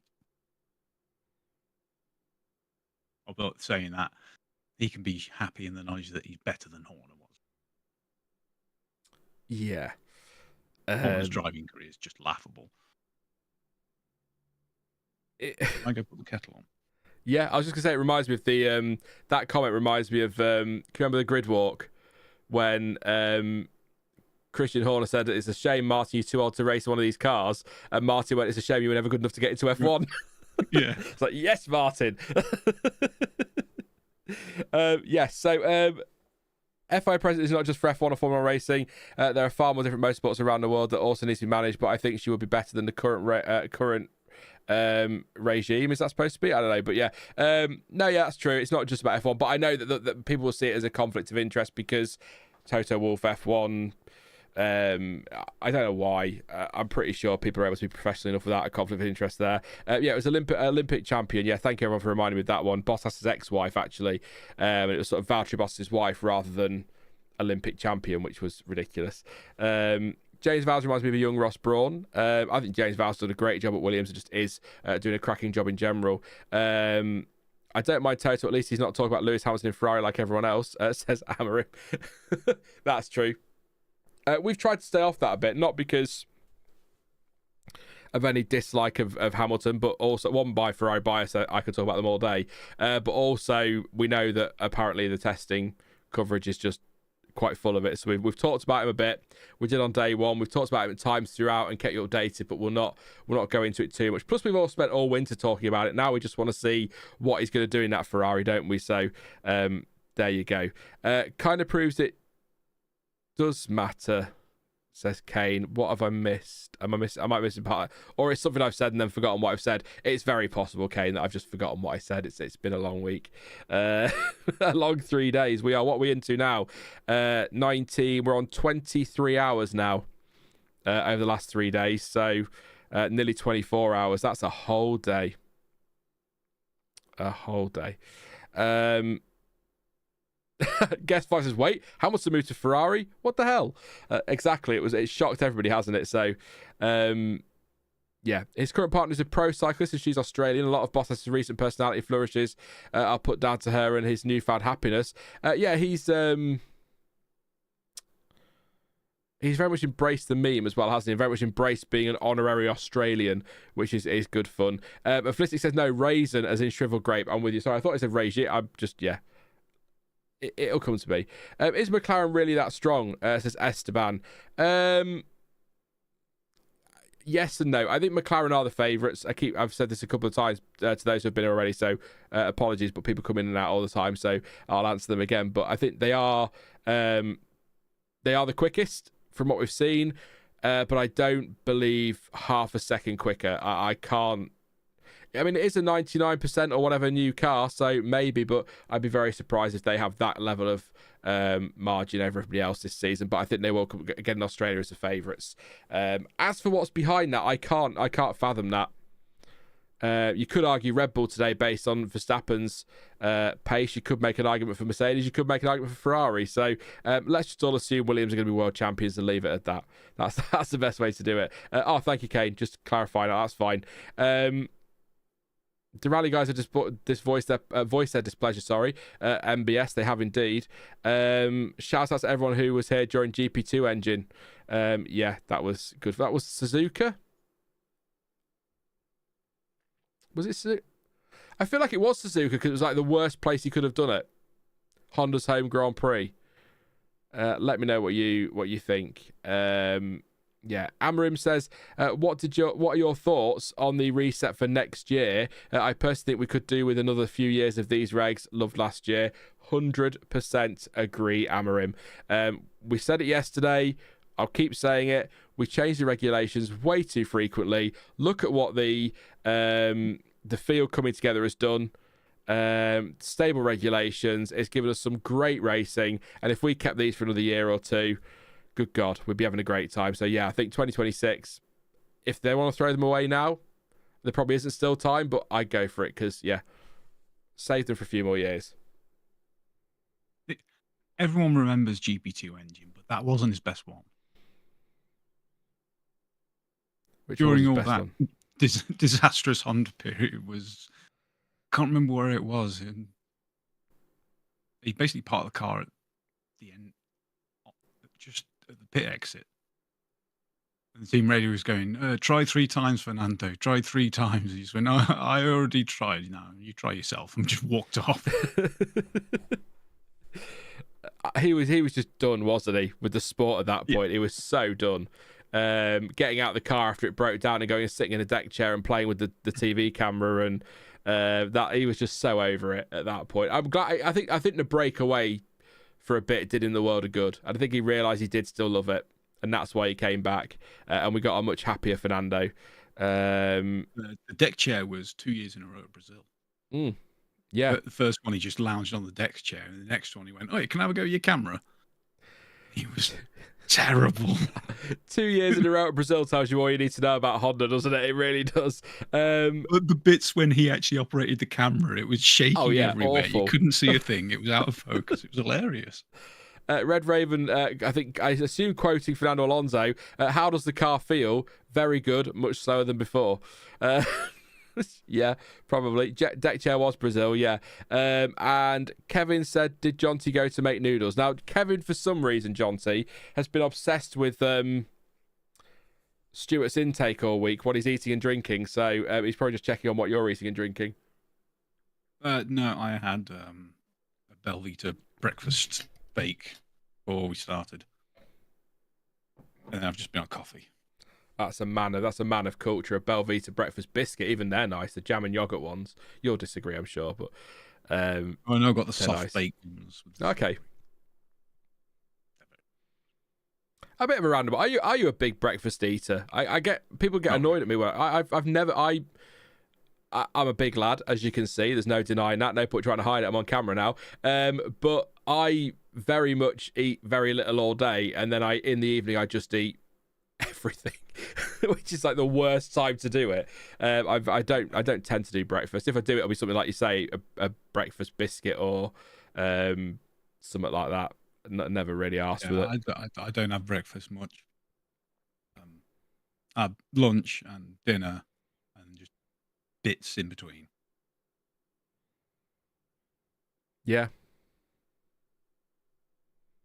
I don't know.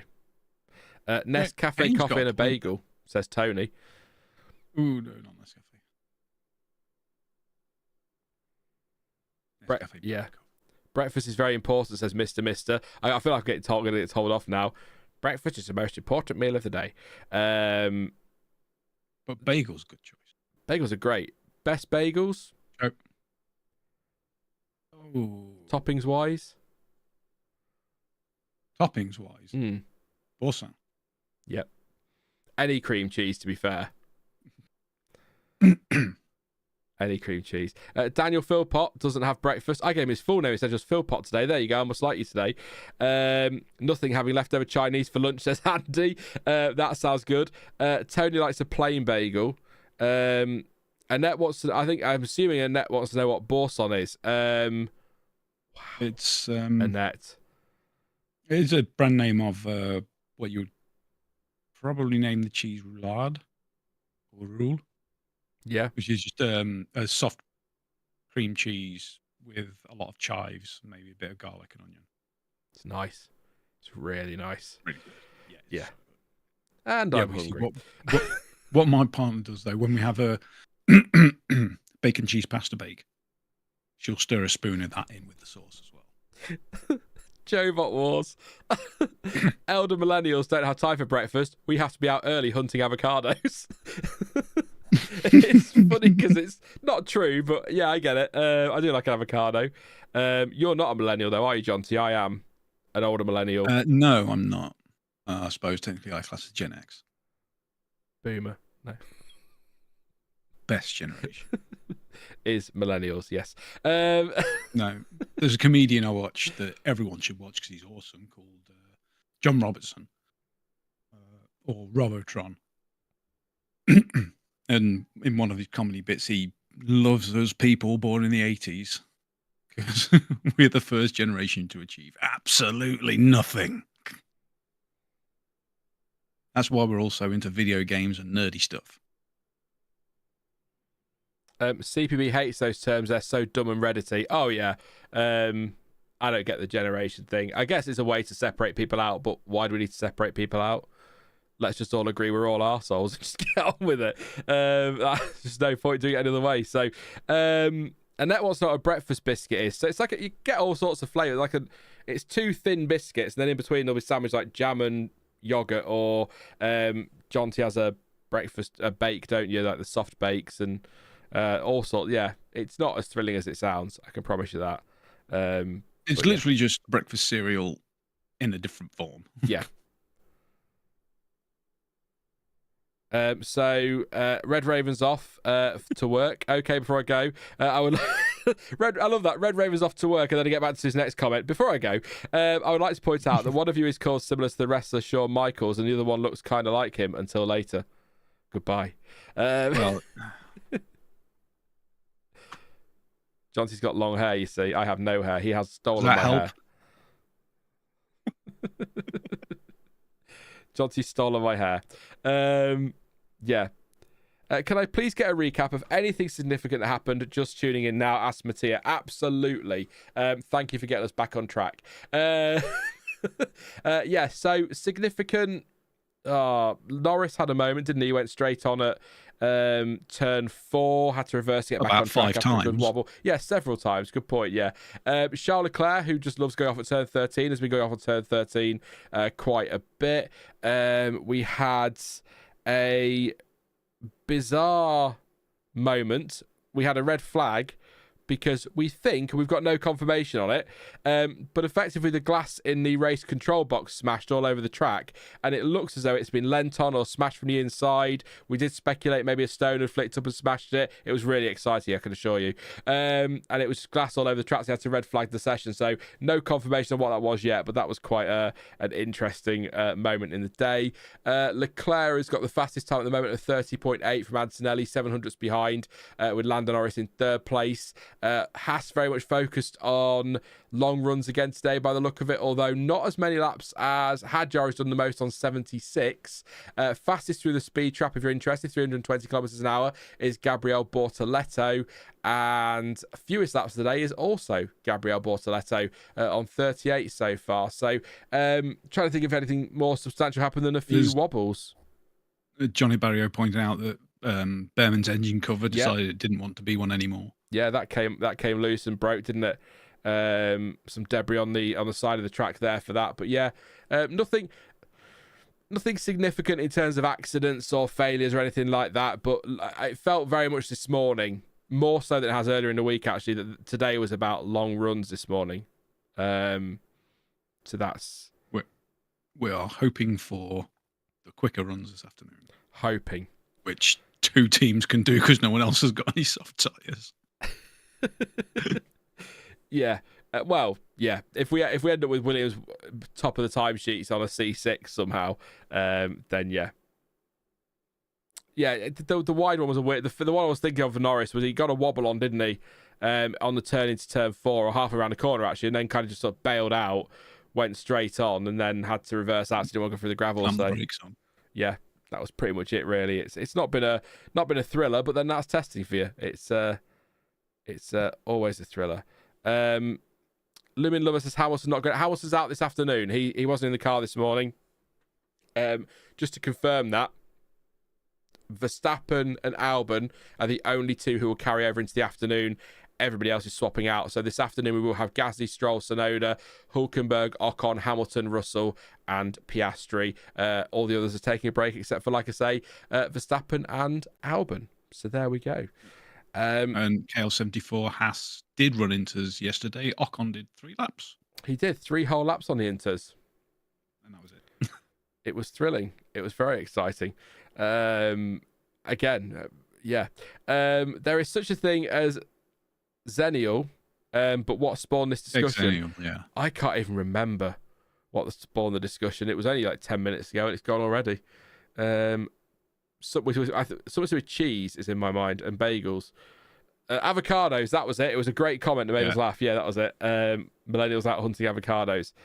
Is it rare to get through this much preseason without a mechanical failure, says Kane? It feels like it, but I can't remember last year. We definitely had a few stoppages on at least the final day last year on track. Yeah. But these cars... I mean, actually, I suppose, point to make, these power units, gearboxes, they are at the most reliable they're ever going to have been, aren't they? Because this is the end of their era now.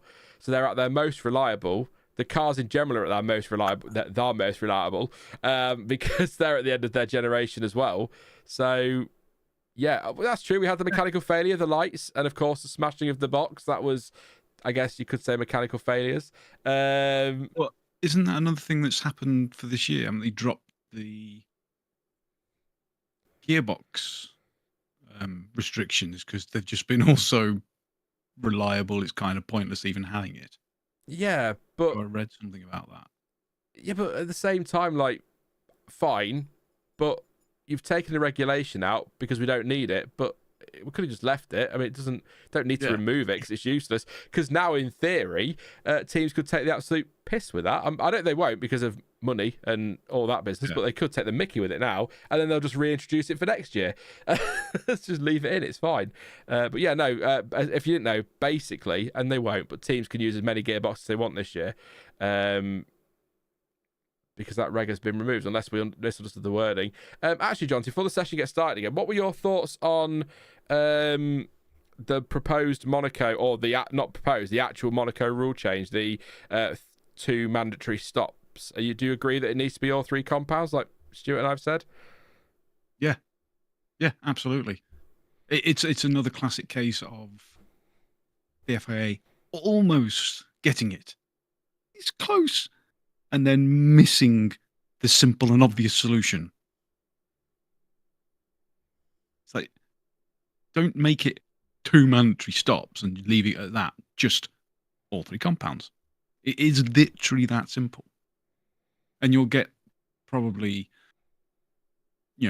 team principals and some media people saying, yeah, but it makes it difficult because the hard isn't really suited to the track.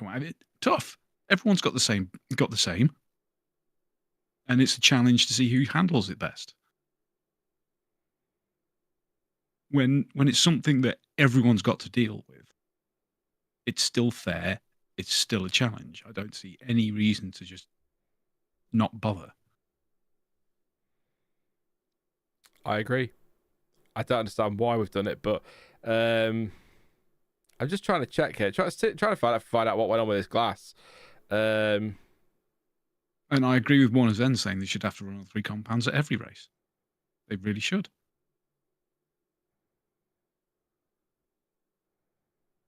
Because the last couple of years, it's felt like they take 3 compounds everywhere, but we just end up with a race tyre and a quali tyre.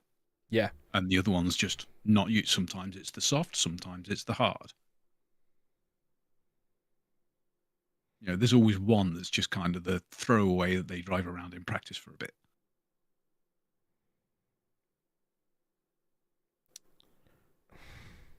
No, I was going to say that doesn't matter. I was going to say something about the mandatory stops not being something, but I was thinking stint lengths. I was thinking of Qatar, it didn't really show us anything. It did show that having extra stops doesn't necessarily give you a better race, but that was more about mandated stint lengths because that was a case of everyone pitted around the same time. Whereas at least if you had the session about start, by the way, at least if you had the 3 compounds used, you could still have the variation strategy because somebody could go long and some people could go short. And whereas on the mandatory stint lengths, it was you have to pit by this point, so everyone didn't they? So that would be shit. But yeah, no, I think having 3 compounds used would be good.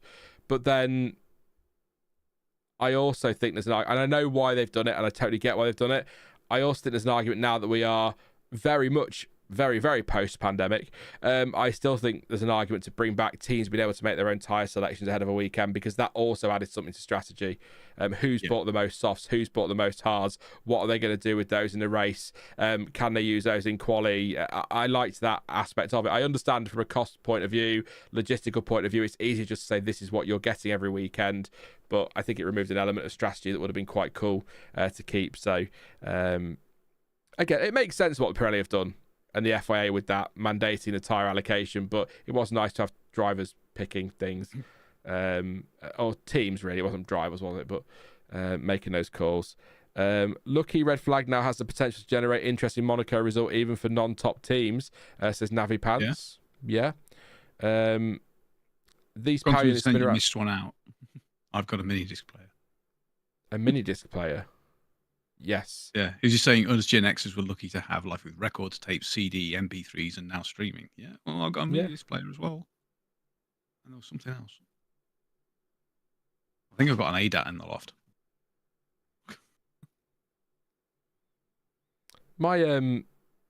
I feel like as well, it's a weird one. We'll come away from this in a minute, but millennials and maybe the older millennials, as they're calling it, like you, Jonty, for example. I feel like we were the first generation to bring our childhood with us into adulthood a little bit. Yeah. But I think that's because of technology like games, consoles and things like that. You played them as a kid, you brought them into adulthood with you as well and still play on them now. But my mum, for example, doesn't still play with her doll, or not since we told her off. She doesn't play with the doll anymore, and my dad doesn't go out on his bike. Well, he goes on his motorbike. He's always on his motorbike, but he doesn't go out on his push bike anymore, his chopper or anything like that. So I propose we change it to be that we are the retro generation. That's cool. I'll take that one. It'll do. Brilliant. Yeah. It was just a point I was thinking of. I often think about it, and I don't want that to be saying that other generations didn't bring things from their childhood, but I feel like we brought a lot of it with us. Like, I can't imagine my mum at 64 years old playing with the doll she played with as a kid, but I quite happily sit on a games console. And do you know what? If I went in the loft, I bet I could find a Master System. Literally bought it with me. I bet it's up there somewhere. I know my N64 is here somewhere. I think you're right, Joe. What was 6 people had a media player, and I think we were 2 of them. Yeah. Although I still don't know why it didn't catch on, because like you could record to it freely like a tape, but also tracks like a CD. Like, where's the downside? And they were smaller and didn't scratch. Johnny says millennials and Zers will never know the joy of trying to unspool a tape cassette with a pencil. Yes, I did. I literally did Gen that Z, all the time. not Champs. Yeah, Gen Z won't. Yeah, but I think tapes were still pretty common until about 2003. Yeah, we had cassette tapes. My first record was a cassette tape, and video to VHSs. That awkward moment when your video's in the player and it just in your VCR, and then it suddenly goes all weird and you hear like a weird noise. You're like, oh no, go to take it out and it's stuck to all that. You're like, no, scissors. And we can also remember all of the different formats that lost out when they should have won. Like, controversial take, Betamax was substantially superior to VHS. The Zune. But unfortunately, it was more expensive, and the porn industry liked the cheapness. That's why VHS won. Just one more thing on this. Sorry to Johnny. I didn't mean to sound quite as offended as I was there. How dare you? I spent much of my time rewinding tapes with a pencil. I didn't mean to be quite so offended by it as I was. So apologies there. But yes, we are 12:05. Jack doing... no, it isn't. It's Pierre Gasly. This is where I get confused. He's out on track at the moment. Lance Stroll is in the car, so that's good to see. Or he's on the timing tower at least. So... Johnny says, nay bother, Sean. Scottish? Yeah, no, it's all right. I realised how offended I sounded for some reason, so there we go. Super Monaco GP on the Sega Master System or GTFO, says Quantum. And mini disc players were so much easier to get in your pocket than a Discman. Yeah. The fact that you caused that people would call personal CD players pocket. It's like calling the Game Boy, a pocket system before the actual Game Boy Pocket came out. Like, you go back to the original Game Boy, it's actually friggin' huge. Like a full inch thick, like 8 inches tall. What we're looking at... Sorry, trying to keep an eye on the TV. I would look at the chat because there's some good stuff in there, but...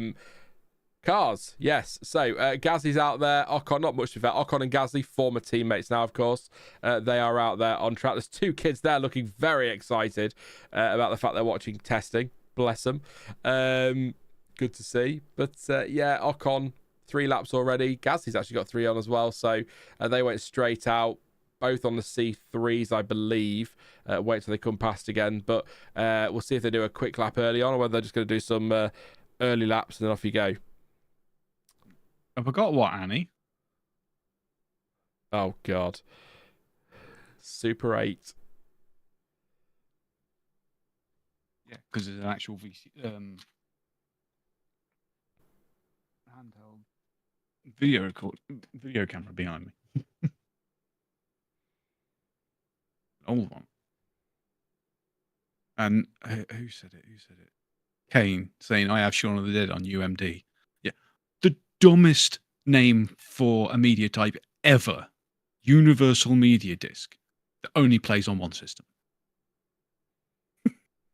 So stupid. That makes no sense at all. Literally makes no sense. Fair enough. Ocon's just pitted, by the way, or been into the pits. Stop. They put the fans on the car, and then off they go. I'll say it again. I do like the Haas team gear this year, by the way. The black and the red looks really, really great. And still not sure about the livery on track. Not that it really matters. Johnny said, I had UMD. Antibiotics cleared it up.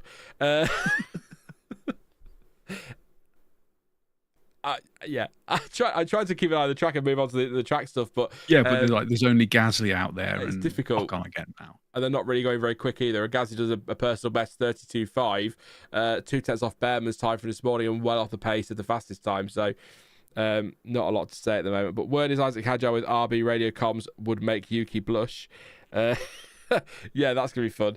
My kids tell me my record vinyl collection is worth a mint. probably is.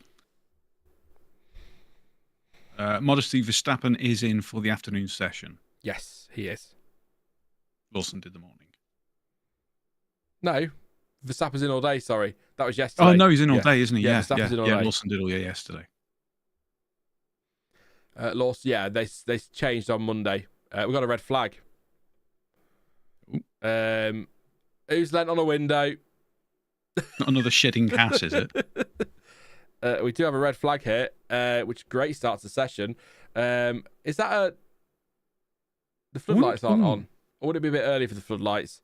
They're usually about 2, aren't they? So we've got a couple of hours yet. So, the lights are on. That's fine. Oh, there's been some pretty strong wind gusts. Camera's just had a wobble. Actually, now you said that. I wonder if that was rattling the window and it just got too far. I'm not sure what the red flag's for. It is the problem with not having the TV audio on, but it can't. If the mic picks up the TV audio, the stream would get taken down instantly because FOM, you're not even allowed the noise. It's fair enough. It's their product. I'm not going to moan too much. But only Gasly, Ocon, and Tsunoda on track, to be fair. So it's not like it's a disaster for everybody out there. It's testing. Who cares? What's happened? It's going to be a drain cover, isn't it? There's a bus on track. What?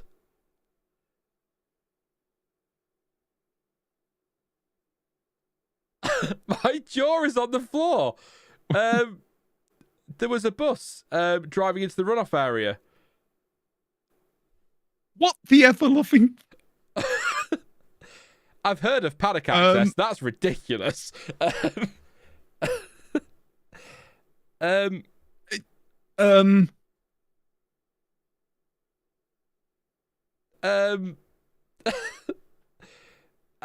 Thank you for watching. I've been Sean. I think we're done. That's it. If I'm not imagining that, we're done. It's all over.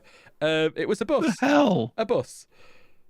Not a double decker, but it was a bus. Hi Baxter. It was a bus. I've seen that happen once before at a race in the States where I think We're it was green again, by the way. Bus ended up on a circuit.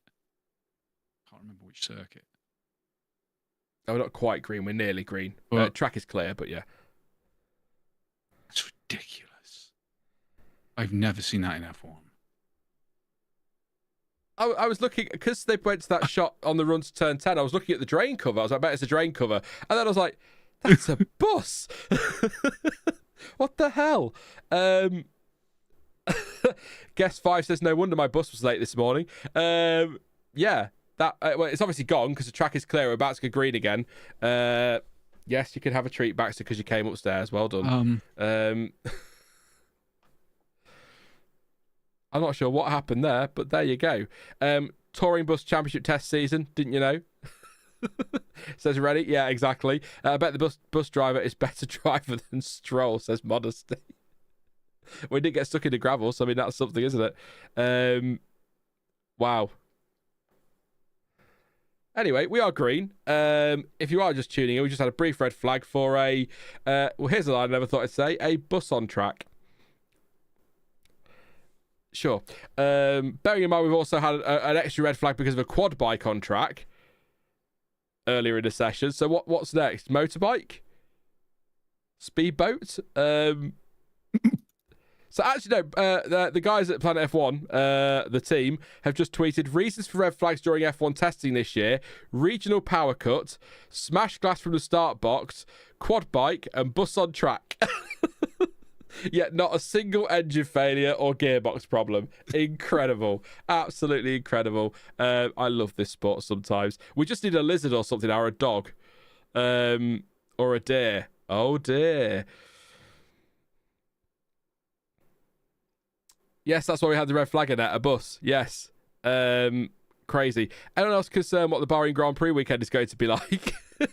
Yeah, just a parade down the pit straight, you know, a bus, a quad bike, a lizard, Mr. Blobby. You know, it's going to be great. It's going to be fantastic. Power will go off and come back on. Disco, yeah, weird.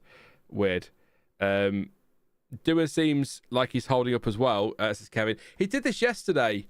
Oh no. Doesn't matter. Ignore me. I completely misunderstood what you were saying. Yeah, just ignore me. It's It's hour 5 of day 3. I'm waiting on a plane, planing on the back straight at this rate. It says guess 5. Yeah, just land on the back straight. John Deere, exactly. Yeah. F1 is going to be wild in 2025. Yes, it could be a camel or two, says Rhoda. Don't mention camels because we'll have to tell Crofty to start his camel fact about Bahrain every year. Oh, Max, don't. Max Lane is just doing the quote. Oh my goodness, there's a lunatic on the track. Adverts. Yeah. That season, I saw. That was almost to the point of smashing my TV in frustration. And not only did we have a complete psycho running down the hangar straight towards oncoming cars during the race, cut to an ad break, we also had 3 laps from the end of a race that would decide the title with an overtake about to happen. Ad break. Are you kidding me? Quantum said, did the bus clock a lap time? Yes, the bus did a 1:29.8, which is the fastest of the day, and they managed that on the C3 tyre. There you go. The bus did a great job today. That lunatic also disrupted the Olympic marathon, said Rai. Will the FIA be fining the bus driver for swearing as an F1 car goes past? Actually, do you want to know a true story? It's a true story. It's quite embarrassing. My mum will hate me. But my mum used to take me for driving lessons before I got proper driving lessons, just to get used to her little Ford Fiesta. And she took me to Manby Airfield one day. And we pulled on there because it's usually completely empty. So we pulled on there so I could just do a bit of driving on there. And I got in the car and I'm driving along. And I'm not kidding. All of a sudden, meow, meow, meow, meow, meow. We're in the middle of some sort of race. And I have no idea how we ended up in that situation. But that's a genuine true story. My mother will hate me because we're not allowed to tell people. But that was it. I was in the middle of a racetrack, a learner driver with my mum in the car seat in a shitty little Fiesta. I will admit, by meow, meow, meow, meow, meow, I mean like 2 meows as 2 cars went past. But yes, shout out to Manby Airfield as well. Did some stuff on there as a kid. Yeah, anyway. Just stupid. My mum things. My mum once went to try and get to, where did she go? She was going somewhere. I think it was Scunthorpe, and then she rang my dad and was like, I think I'm lost. I'm trying to get to Scunthorpe. And Dad went, where are you? And she went, Doncaster.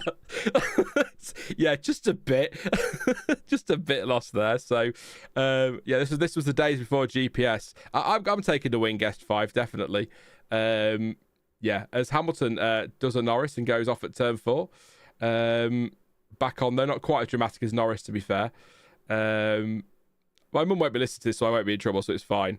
But, yeah, well, she was trying to get to Scunthorpe, Max. So I don't know how she ends up in Doncaster, but there are loads of stories like that, which will not. I don't want to offend my mother. On the off chance she is listening, I'll get a text in a minute. The only one I've got like that on my mother was my mum and stepdad having like a tour holiday around Cornwall, and it was very late 80s, about 89, in a Capri. And she's trying to direct with the map, and they're on the all back country road. She's like, well, I don't know if I've got it right. Well, right way up or what have you. And he's saying, look, just tell me the next road. And she goes quiet. She goes, oh, and then quiet. He's like, are you going to tell me where the next turning is? She's, I can't. What are you on about? He says, map's gone. Because there'd been a gust of wind and the map had just gone straight out of the sunroof. It was half a mile back down the road. Oh, mums are the best. Oh, my mum's a nutter. This is the woman who came back from seeing Titanic at the cinema and goes, "Well, that wasn't very good. The ship sank. I thought they'd do something different for a movie." Oh, I mean, yeah, that's dumb. No offense to your mum, but I genuinely went to school with somebody whose biggest criticism of Titanic, a bit like your mum, was that the ending was predictable. I was like, what did you expect? Pick up a book. Good lord. Anyway, I miss the old days driving with my wife, trying to read the map, says Kevin. Modesty wanted says buses cause red flags. FIA be like 10 minutes penalty for Ocon. Yeah. Moray says, was it a support vehicle or a civilian bus? Would you have I suppose support bus would be marshals. It could be. It wasn't like a coach. Like an episode of really bad episode of Coach Trip or something. It looked a bit more of a smaller bus, but it was a bus, for sure. Oh, I'll tell you what it would have been.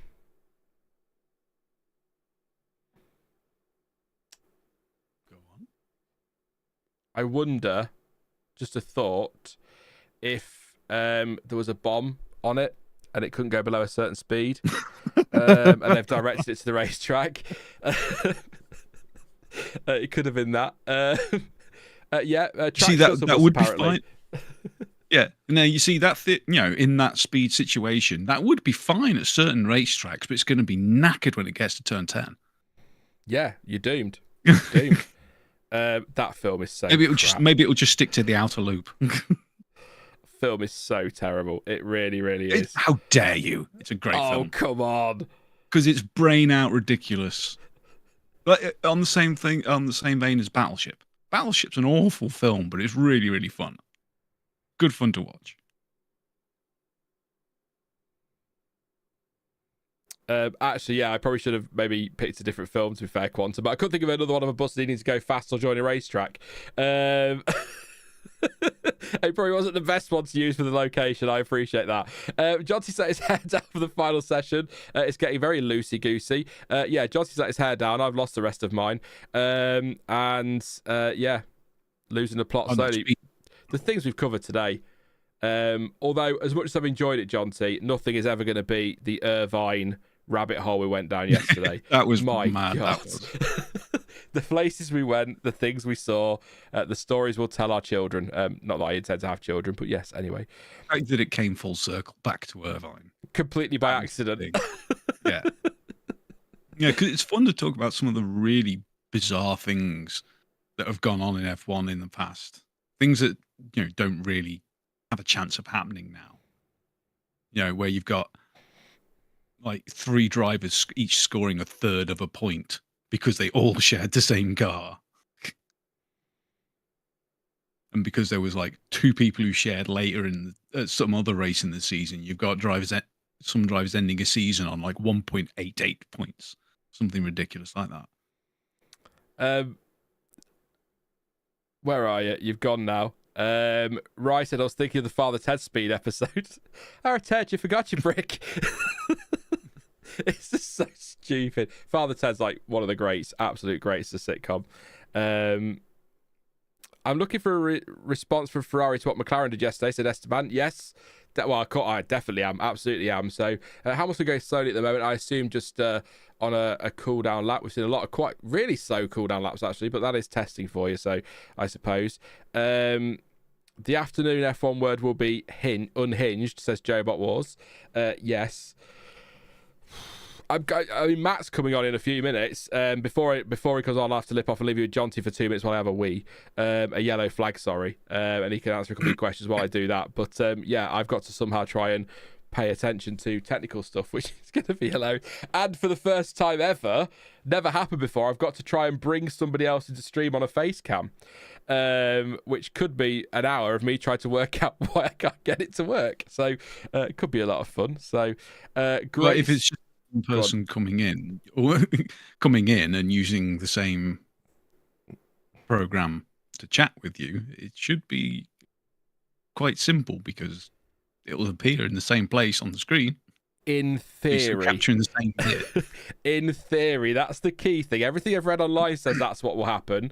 But I don't know if I have to do it while I'm standing on my head or something or anything like that. But Russell waving at Hamilton as he goes past. Hopefully, as a Ferrari fan, I'll make that point for anyone who thinks I'm anti-Russell. I kind of am. Hopefully that's the only time that a Mercedes goes past a Ferrari and waves this season. Hopefully it's the Ferraris lapping them. Good to see Antonelli up there, says Kevin, or Ant up there. It was Antonelli yesterday. It's Anton Norris today. Anton Lando. Interesting image. Anyway, don't bring the don't take the mic to the toilet. Yeah. It's been a long morning. Yeah, that's a perfectly fair comment by Novelty Robots. They do not look how I expected at all. I don't know what I expected. Yeah, that's fair. Yeah. I get a lot of I thought you were younger, which just proves my point that physically I look about 83 or feel 83, physically probably about 50, mentally and vocally about 12. It's about right for me. I think that kind of sums me up quite nicely there. I get a lot of that. So somebody said yesterday that they expected me to look different, but somehow I look exactly how they expected as well. So, yeah, fair enough. Stuart had already shown his face, so that wasn't a surprise to anybody, I suppose. Yeah, his face, right. I kind of expected Jonty to look like Sean and Sean to look like Jonty. How do you know? We're just not very good at lip syncing. Daniel App set it all up for us. What's that? Russell.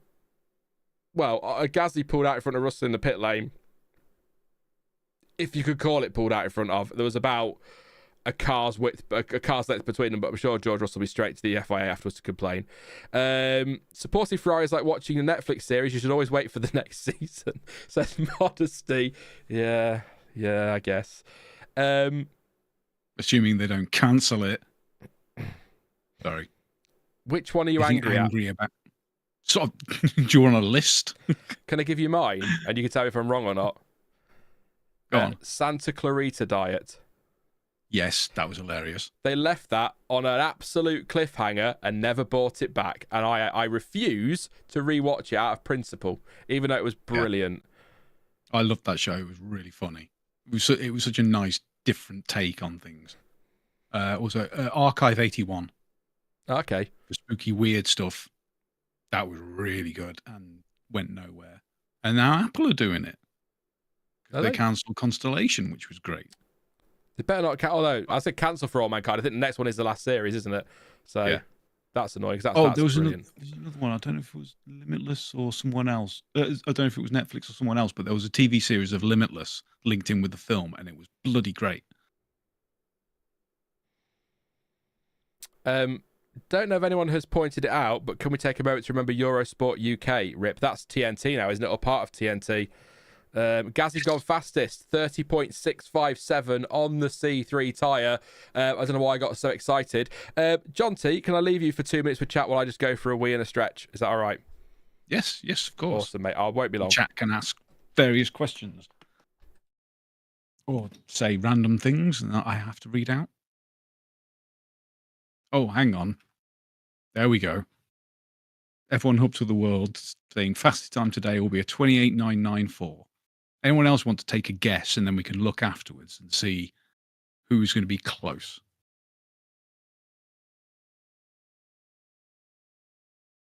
But I do think we're going to get into the 128s. Maybe a 128.83. See, now Fighting Golf Balls has only said that so that he can be closer if it's quicker.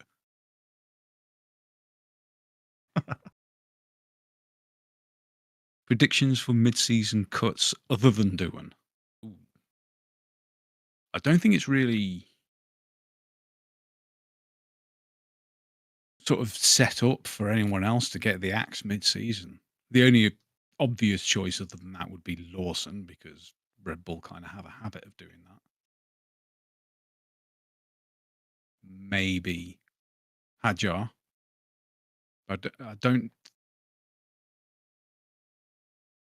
I think they just want to get through this year. I don't think there's not that much to gain by chopping around, especially with new regulations coming out next year. It doesn't really make as much sense. And of course, we don't know how this year's going to go yet.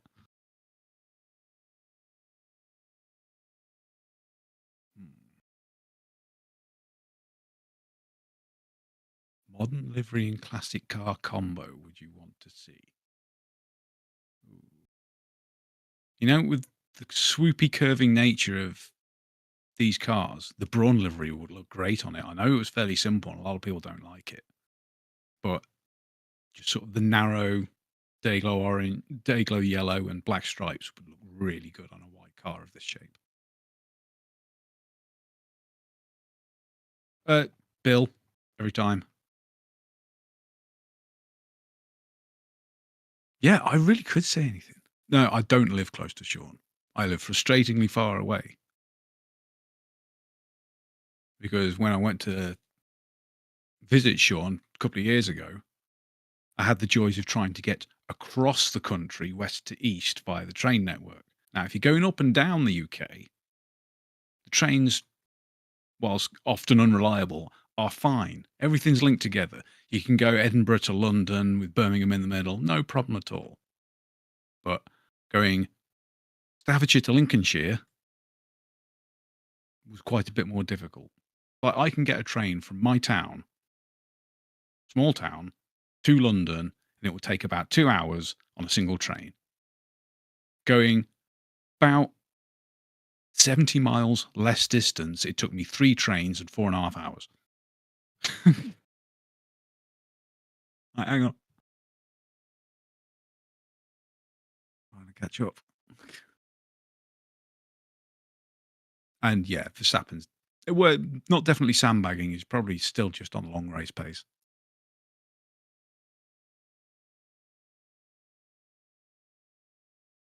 No, I just went straight across, Max. Up to Stoke, then over to Derby, then Newark, and then Lincoln.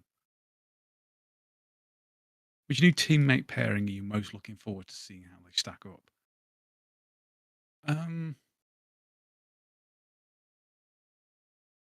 I'm quite looking forward to see how Ocon does with Behrman. That's quite a dramatic change in driver and driver style for Haas. And you've got the big improvements in Haas. Certainly with how the teams run and how they're approaching things. So it's going to be very nice to see how they look. Welcome back. I'm back, yeah. So I just had reading my headphones couldn't quite hear you there. So yeah, no, sorted now, I'm back. I took a minute longer because Baxter was on the bed upside down wanting belly rubs. So, you know, it's the law. I had to do it. So it's the rules. There was a couple of good questions, especially... oh, God, what was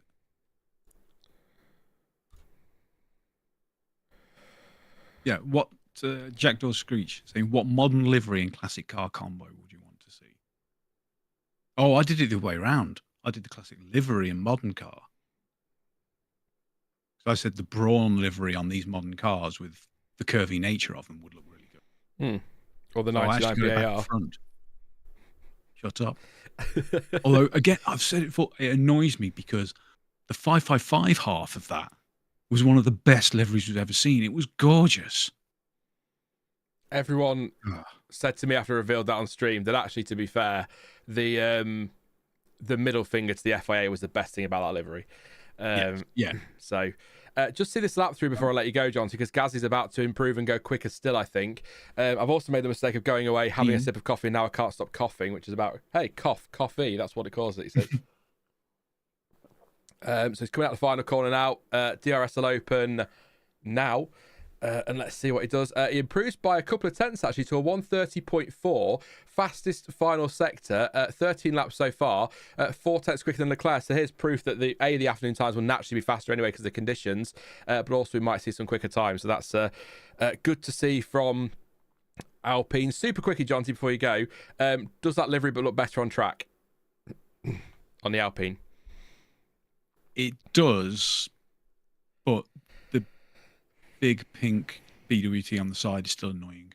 Yeah, that's what we said yesterday. It needs to be white. Yeah. Definitely. And I'll say the Mercedes livery on a BT52 would look really good. I agree. Black with teal stripes would look great. It's not a nice shade of pink, says Rye. Yeah, I get that. But anyway, John, so I'll have to let you go, mate, because we've got Matt waiting. Yes, Matt is waiting, so... Who thought that would happen on this channel, eh? Someone with a brain. Thanks for having me on, and very much enjoyed this. I enjoyed chat all being nice about it. Yeah, it's been great, John. We'll do more of these definitely this season. I might do some practice watch-alongs that are a bit like testing and just have a laugh with those. We could have some fun. Ones are good. It's chilled. Yeah. And we could do that. But yeah, thank you so much for giving up all of your morning. You can go back to bed now if you want. And I'll I was going to do this. I'll need you to leave the chat, leave the streaming thing first. I'm just going to go, you hang up. No, you hang up. See you later, John T. Thank you so much. I'm sure I'll see you in chat in a bit. Right. Yeah. All right. Bye. Bye, John T. Ah, yes, there we go. So it's time now to hope that this all works. So let's put. I think we might be not working. I'll give it a second to catch up. If it wants to, it doesn't want to work for some reason. I'll try it again. Keep trying. Matt might need permission. Hang on a minute. Let me just check something. I don't know what's going on here or why we're playing up. You have to bear with me. I'm on my own here, so I don't know why we're not working as intended. What I might do is. I realise you can't see what I'm doing, by the way, so this all makes no sense. But I'm going to try again and see if we can get it working, possibly. Maybe, perhaps, thinking about it. Discord being Discord, I think, at the moment. So I think it's because Matt's camera's off at the moment, so... we will turn the cameras off. Apologies, I'm just having a right fart about here with Discord. I think... Can you hear me, Matt? Are we working? I can hear you now, yeah. There we go. Oh, we're working. That's all right. Your camera's not working there for some reason on my thingy. Is that better? Oh, I didn't press a button. If I pressed the right button, we might have actually got somewhere. That was all on me.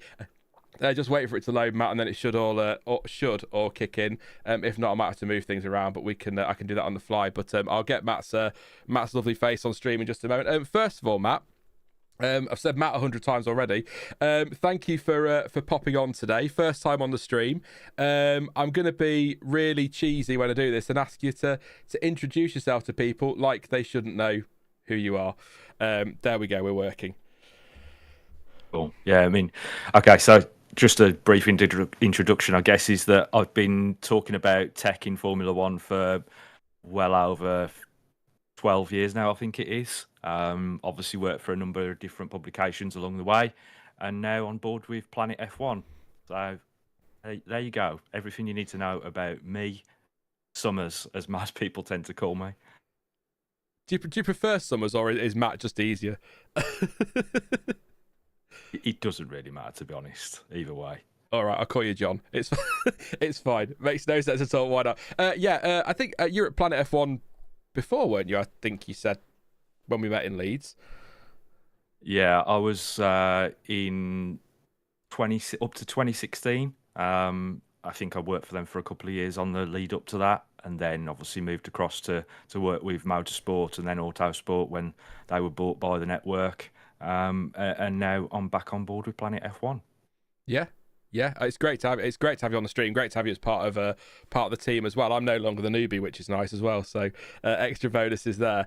I also realised, by the way, just like you won't be able to see my camera on Discord because obviously it's a webcam, so Windows only likes using one place at one time. So it'll all be on the stream though. So I'll try and keep the sarcasm to a minimum, but I can't promise anything. We are 5.5 hours into day 3. I don't know how I'm still alive, but we're here. So. I guess firstly, I don't know how you can still speak, to be honest. don't. I finish on an evening and I just don't speak for all night. My partner loves it. It's the best part of the year, definitely. I was just going to say, I know testing's quite a mundane slog anyway, but does it feel to you, and you will have probably listened to a lot more than us, so you might have had a bit more excitement with engine noise and things, but does it feel like a bit more of a less eventful, as eventful as testing ever gets this year? I know we've had some weird stuff like a quad bike and a bust and a broken race control box and things, but it's not been a thriller as far as testing ever is thrilling. No, I mean, don't forget the fact that we've had rain in Bahrain as well, Oh, which there's that, yeah. is a bit of an anomaly in its own right. But yeah, I do think it's been a bit more mooted this time round. I think a lot of the teams are just getting on with it, and that's partially why that's coming across as much. We've not had the dramas of failures because the teams are so on top of these power units at the end of this regulation set. You know, we've had them since 2014, so if they don't know what they're doing with them by now, they're never going to know.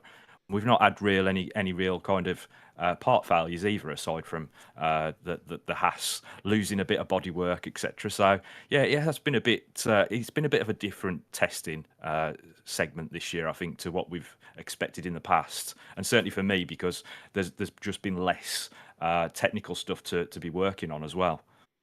Yeah, I guess we're at the end of the development cycle, aren't we, really, with these cars, I suppose, in a lot of ways. There'll still be development through the year, of course, but I mean, I'm not up on the tech stuff, but in your experience, I'm guessing sort of the second half of this year, there'll be next to nothing on these cars, will there? It'll all be next year, largely. Yeah, I mean, basically, the tap of development will have been turned off for quite some time at that point. I still think that we will see things moving in towards the back end of the season. It just depends on how much resource that some of the teams have decided to devote towards the end of the season and maybe shuffle themselves down the pecking order, up the pecking order, should I say. But I think the problem that you've got is that 2026 is right around the corner, and it's the low-hanging fruit that you miss out on with 2026 coming up if you still continue to develop your 2025 car. So I think it'll be also interesting to see where the pecking order lies, say, at Spain, and how much people think that they might have to push on with development in order to maybe get a result across the line this year, and are they prepared to sacrifice some of 26 to do that? Yeah, I guess it's on the low-hanging fruit thing, I suppose. We talked about this morning, actually, that for a team like Williams, this is their best shot, isn't it, of a big leap up the grid next year. I mean, we're not always going to get a Brawn 2009 dream scenario, but a Red Bull, I never mentioned Red Bull and Toyota enough in that as well. They had a big jump in 2009, didn't they? But that's the best shot for Williams. So I don't like the phrase writing off a season, because that doesn't sound very sporting, does it? But I suppose a Williams have bought, from my very basic eye, a fairly simple car this year. Big focus on next year could pay dividends for them. And I always make the joke about Haas, because one of the things they seem to love to do under Gunther Steiner was write off a year for the next year and then make very little progress. So hopefully they won't do that this year. But yeah, a big chance for those teams. But it's going to be, for me, really fascinating to see how, let's say we get Red Bull, McLaren, Mercedes, even Ferrari fighting for a championship, how that then impacts them next year. Because thinking back to that 2009, you had the McLaren Ferrari fight in 2008, which surely had a massive impact on their development for 09. And that gave us a massive grid shuffle. So I wouldn't mind that again, to be honest, Matt. Something like that really shakes the grid up, and then we have to see these big teams fight to come back through. It's great racing as well. Yeah, I think the other comparison you could probably make as well is Red Bull in 2013 and that transition to 2014, because although the Renault power unit for 2014 was obviously the big factor in why they performed badly that year, they also devoted a huge amount of resource to 2013 in a season where they technically already won the championship before they turned a wheel, and so it always seemed very difficult to understand why they devoted that much resource to a season that was technically already in the bag. And what you don't want to see is somebody that is perhaps having an advantage throughout the course of this season, having devoted too much of that resource again, like Red Bull did in 2013. So there's different sides to that story. And obviously the Brawn one always stands out, but I don't think many people perhaps realise how much budget that Honda had spent and how little development they'd done in 2008 to actually get the result that they had. Actually, it's funny you say that. We said yesterday, we were talking about missed opportunities, and I said Honda in 2009 was a massive missed opportunity for them. I know the financial situation across the world, the global economy was in, well, ruins, wasn't it really? But so they had to make a decision. But that could have been, and I guess we'll never know the difference between a Mercedes and a Honda engine in 2009. But that could have been Honda's big title winning year. So I wonder if we'll see any missed opportunities next year. That would be interesting. But it's been really interesting, the cars out there. But I'm not sure with my untrained eye what's happening. I call the Williams a simple car. I know Jonty's just asked in chat if the Mini T-wing on the Williams around the monkey seat is still on the car, or was it just a shakedown thing, or did he make it up completely in his head? It is Jonty. He could have made it up completely in his head, to be fair. Isn't that what they call the Mandela effect? Yeah.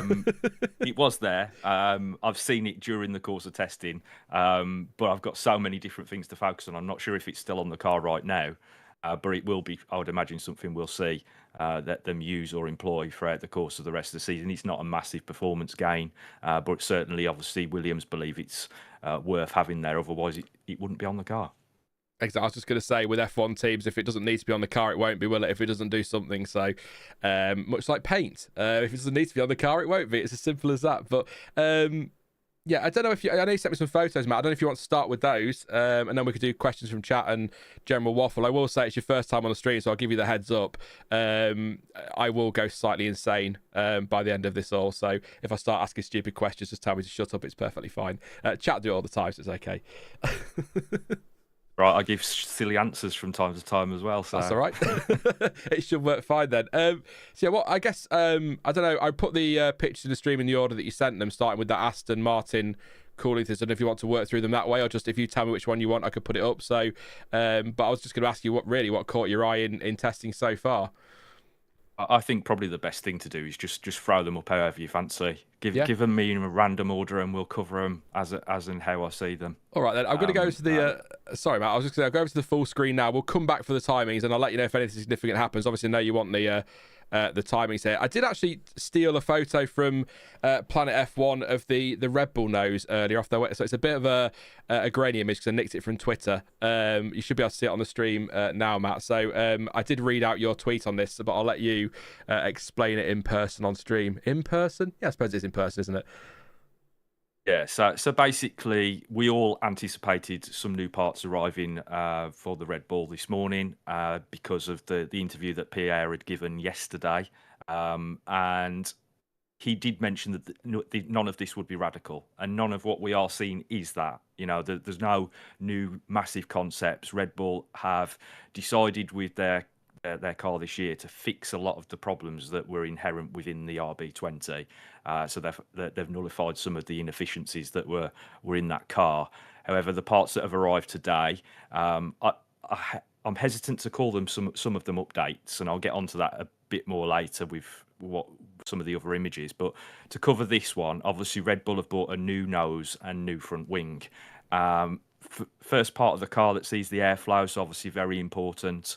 The new version that Max has been running around with today has a shorter nose tip. It's much wider and it's more bulbous at the front end, and then tapers in towards the chassis at the back. So they're changing how the airflow moves along the centre line of the car. I would also have to say, obviously, you're probably looking at a wing that is more flexible, given what we've talked or seen at the back end of last season with the arguments regarding flexibility with front wings. And you've obviously already talked about on stream that there's a new set of parameters coming in for the Spanish Grand Prix to cover that off. But in the meantime, all the teams will be looking to get the advantage that's still available. And there's some new detailing around the outboard section of the front wing as well. So an updated front wing that Red Bull are looking to see if they can change the way that the car behaves, both front to rear, and obviously change how it operates over the operating envelope in terms of low to high speed as well, which is predominantly why a lot of these teams are working around with the flexibility of the front wing in the first place. It kind of makes sense though that Red Bull haven't gone mad, doesn't it? Because I know they had their inefficiencies with the car last year, but it was still a good car. It still won the Drivers' World Championship, helped by Max Verstappen, of course. So ironing out those inefficiencies, which they claim now were there before Newey left. I don't know if they'll have said that whilst he was still there. But yeah, so it kind of makes sense not to go totally radical because they kind of changed it all last year, didn't they, largely? So I suppose no need to do it this year, but interesting where they end up. But long run pace, mixed messages from Red Bull. Do you think they've got anything else to bring? I know Pierre Vacher sort of played that down quite a bit. Do you think they've got anything else to bring for Australia, or is this the car, do you reckon? I think this might be the car that we see with maybe some minor updates spread around the car. I don't think there's going to be a huge amount of difference between what we're seeing here and what we see in Australia. And that's purely down to the fact we're at the end of a set of regulations. So there's not a huge amount of performance to be found from going extreme to one end or the other. And obviously, if you do something like that, then you are compromising what you're going to do for 2026 anyway. So this was always going to be one of those sort of interim years, let's say, in terms of technical stuff, because of the challenge that the teams now face between what they're doing on track now and what they'll inevitably have for next season, in what is a massive rule change.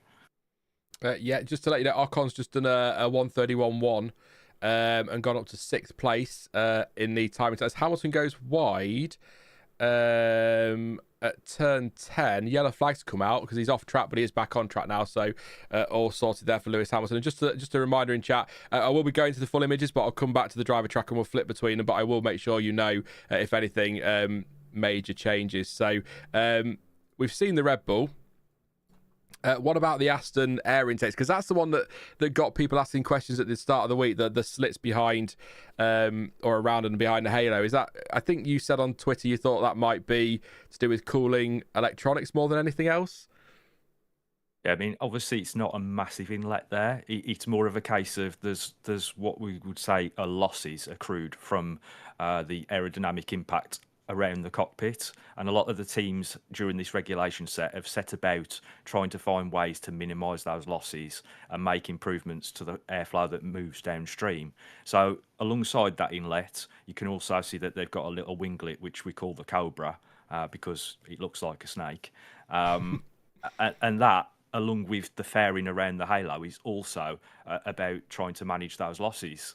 The inlet there obviously will have some bearing on ingesting some airflow into the bodywork itself, and as I say, I would imagine it's more to do with cooling some of the ancillaries rather than being responsible for some of the the larger radiators and water coolers inside the side pods. But it's just a little trick essentially. We've seen it already in a different form on the Red Bull last season, and obviously carried across to this year. So it's nothing really new, but it is something obviously worth taking a look at. Yeah, and what about the Mercedes nose tip? We've put the comparison image up now. I look, I again, untrained eye, I can see there's something different. I have no idea what it means. So having you here, Matt, is really going to help me today and this season, I think. No worries. So if we compare the two Mercedes nose, the one on the left-hand side in this image is the one that the team showed in the render, and is technically the new version. The one on the right-hand side is similar to what Mercedes ran last season, where the nose tip sits back on the second element rather than the main plane. Now, there's two things to think about here. It's the functionality of the nose in terms of how it operates from a loaded point of view, because obviously you've not got the slot between the main plane and the second element with the older style nose. And then obviously you've also got the way that the nose operates in conjunction with the other elements around it. So obviously the other flaps and how they're attached to the side of the nose. So they aren't the only one that have flip-flopped between these two designs. So just recalling what we've seen from Red Bull, obviously they switched to a different style of nose tip as well. They've gone from the elongated one to one with a shorter nose tip, and Aston Martin have also been playing around with that this test. So they've had different nose specifications on and off the car throughout. So it's just a minor detail, but it will have a pretty big impact on how the airflow moves down the car and the performance downstream from that particular item as well. Yeah. It's interesting how the noses have evolved from what we saw on the Gaz is about to go fastest here again, by the way. 130.282 C3 tyre, purple across the board as well, half a second quicker than Leclerc. Alpine world champions confirmed, based on where we all hype up testing. But yeah, no, interesting how when you go back to, was it Silverstone 21 when they unveiled that mock-up F1 car with the new regulations, how different all the noses were and how different the cars look to that even in the first year of the new regulations. And then you look at where we are now, they look so different as well. I just love how F1 cars just you lay out the regulations and they just never look like what the regulations think they're going to look like. I love that about F1. So, or largely, I'm sure there are parts that are very similar, but the evolution of noses, and because I can remember that might be the old reg. That was the old regs. Forget that. Doesn't matter. Go on, Matt. I was just going to say that's the difference between the FIA having a handful of engineers working on a set of regulations versus thousands of engineers at the teams being able to find the differences in the regulations to develop these concepts. And to be honest, look, the nose is an area that is changed frequently by the teams. The new iteration that we're seeing here on the RB21 from Red Bull is actually something that they had on the RB19. So they're sort of circling back to something that has worked in the past, and that might be indicative of perhaps they've gone down a development path that hasn't worked for them, and now they're making an attempt to return to something that they know is going to work for them. Yeah, I was pondering what you're saying. Actually, I just just sort of half watching Hulkenberg and George Russell coming a bit close to a bit of contact at turn 10. Sauber's do seem to like contact this week for some reason out on track. I was just going to ask you about, actually, we talked about it a little bit, but what's your stance on the 26 regulations? Because I really hate that F1 has got to this point and now we're going into a new regulation cycle when we could very easily end up with a Mercedes domination style thing again, or Red Bull doing something like that, although with the engine I'm not so sure on Red Bull, but Mercedes apparently by all accounts sounding good on the engine side. But do you think we need F1 to just have a longer gap between rules resets? I know this is a bit different with aero in 22 and then engines for 26, but I feel like we could just let the field converge, leave it for a bit, and then change them again. Let us have a few seasons of drama. Would be good fun.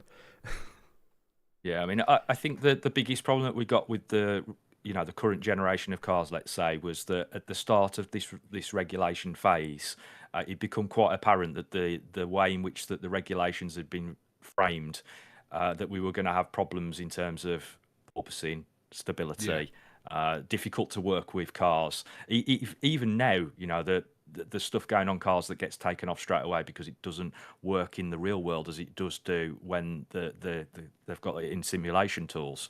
So it's more of a case of I think it was more of a knee-jerk reaction to the situation that was unfolding at the start of the regulation set. Very much the same as what happened in 2014, and we ended up with the 2017 regs, which overturned a lot of what was supposed to happen with that regulation phase.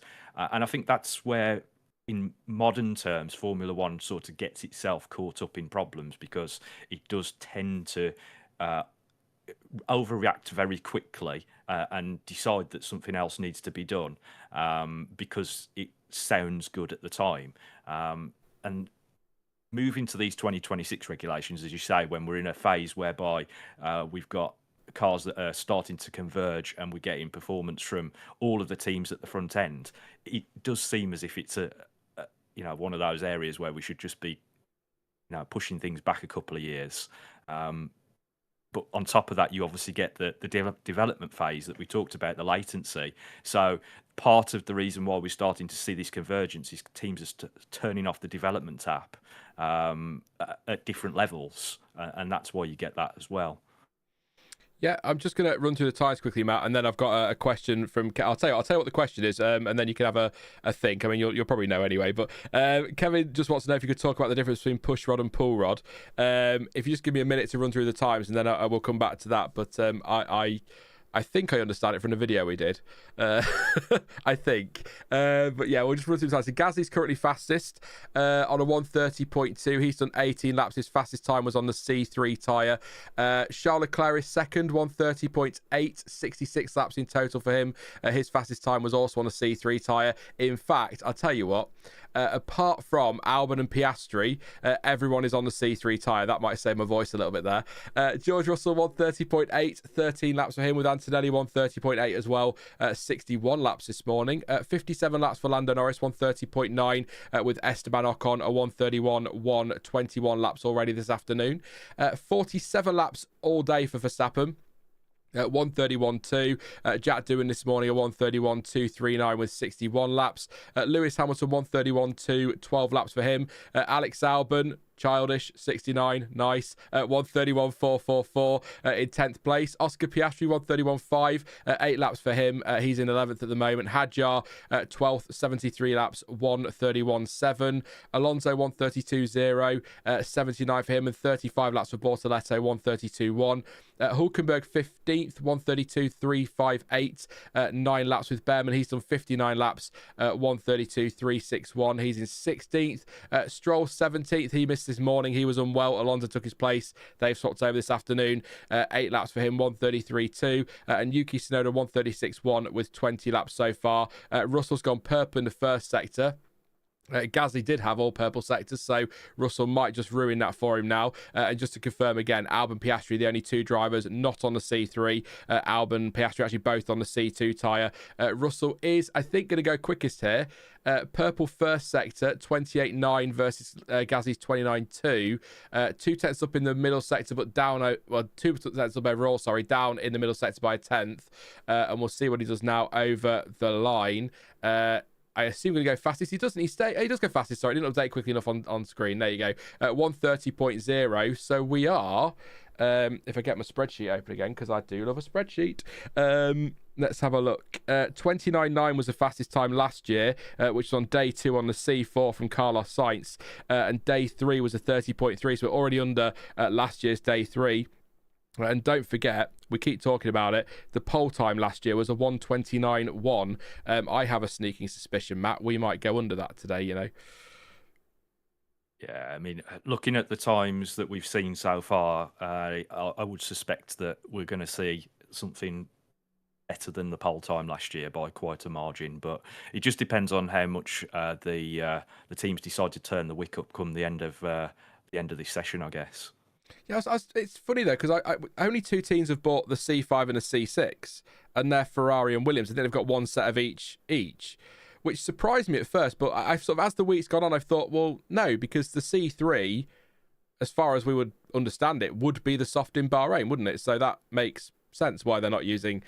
Would the C6 even do a lap in Bahrain at full speed? Really? It's probably going to drop apart at the mere sight of seeing the tarmac, to be honest. Probably, yeah. That's a very Monaco tyre, isn't it? The C6, which of course is really what it's designed for. But I worry that the C6 is going to be a bit like the C0 and we never ever see it because it's just too soft. To be fair, Mario Sola did an interview earlier and suggested that it won't just be Monaco that we see that tyre at. There is talk of it maybe going into Vegas, Imola, and a couple of other circuits I can't recall off the top of my head, but I do know that there are plans to maybe look at taking that within the allocation to other venues as well. Oh, that's good. So it's not going to be like the C0, just a pointless exercise that gets... No, was it the C0 super hard? It was one of the two, or both. Like having a really hard compound that nobody ever wants to use, so they never bothered with it. But yeah, that could be fun with the C6 in Vegas. And maybe Canada? That likes a soft tyre. I think Canada might have been one of the ones he mentioned, yeah. That would be good. I mean, it's a great track anyway. But yeah, so pull rod and push rod. Kevin wants to know the difference. And Sighted Canvas says, poor rod getting pushed and pulled all year long. There you go. I mean, from a mechanical point of view, obviously, the reason that you have a pull and a push rod is the location of the rod itself. So inboard, you have either at the top or the bottom of the assembly. Now, traditionally in Formula One, we've tended, well, motorsport in general, I guess, we've tended to have a push rod arrangement purely because it's more accessible for setup changes because of the way that that's orientated in either the chassis at the front or around the gearbox at the rear. So teams that have moved to a pull rod are obviously compromising some of that, ability to set the car up quickly. But it does come with some advantages in terms of COG, centre of gravity, and also the main reason why we're seeing teams move to that arrangement during this era of Formula One is to do with aerodynamics. That's at the front, I should caveat that with, because at the back of the car, a push rod arrangement is actually more convenient from an aerodynamic point of view. So most of the teams have now moved to push rod at the rear, and a lot of the front end teams have moved to pull rod at the front. But it is primarily driven by aerodynamics, and that will always be king in Formula One. And it's the reason why we see teams now making really aggressive stances when it comes to the wishbone arrangements, etc., around the car in order to get the best from those fairings that are, the suspension isn't what you see.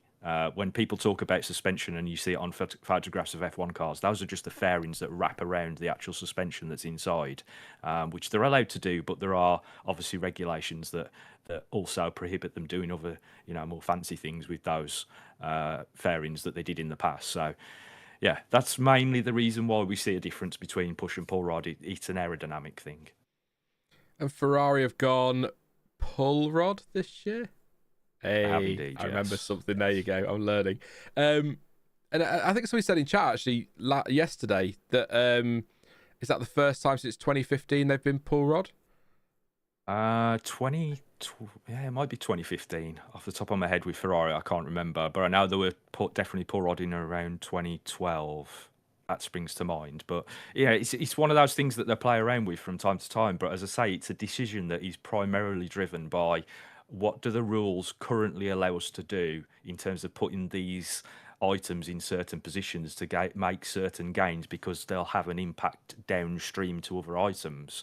And so right now the teams have moved in this direction because it is advantageous for them in terms of how the flow moves around the floor edge and also into the side pod. So it's something that is dependent upon the prevailing regulations. So next set of regulations, it might not be advantageous to go in this direction, and we might see them all starting to switch back to a push rod at the front rather than moving in the direction of a pull rod. It's just what they fancy at the time. It's really interesting. It's also very F1, isn't it? That something's on the car and the one they choose is not necessarily the one that works best. It's the one that works better with something else. Is the airflow good? Yes, then we'll go with that one. Why is it better? Well, not necessarily. We just it's just because the air might be a bit better. The sport's just bonkers with stuff like that.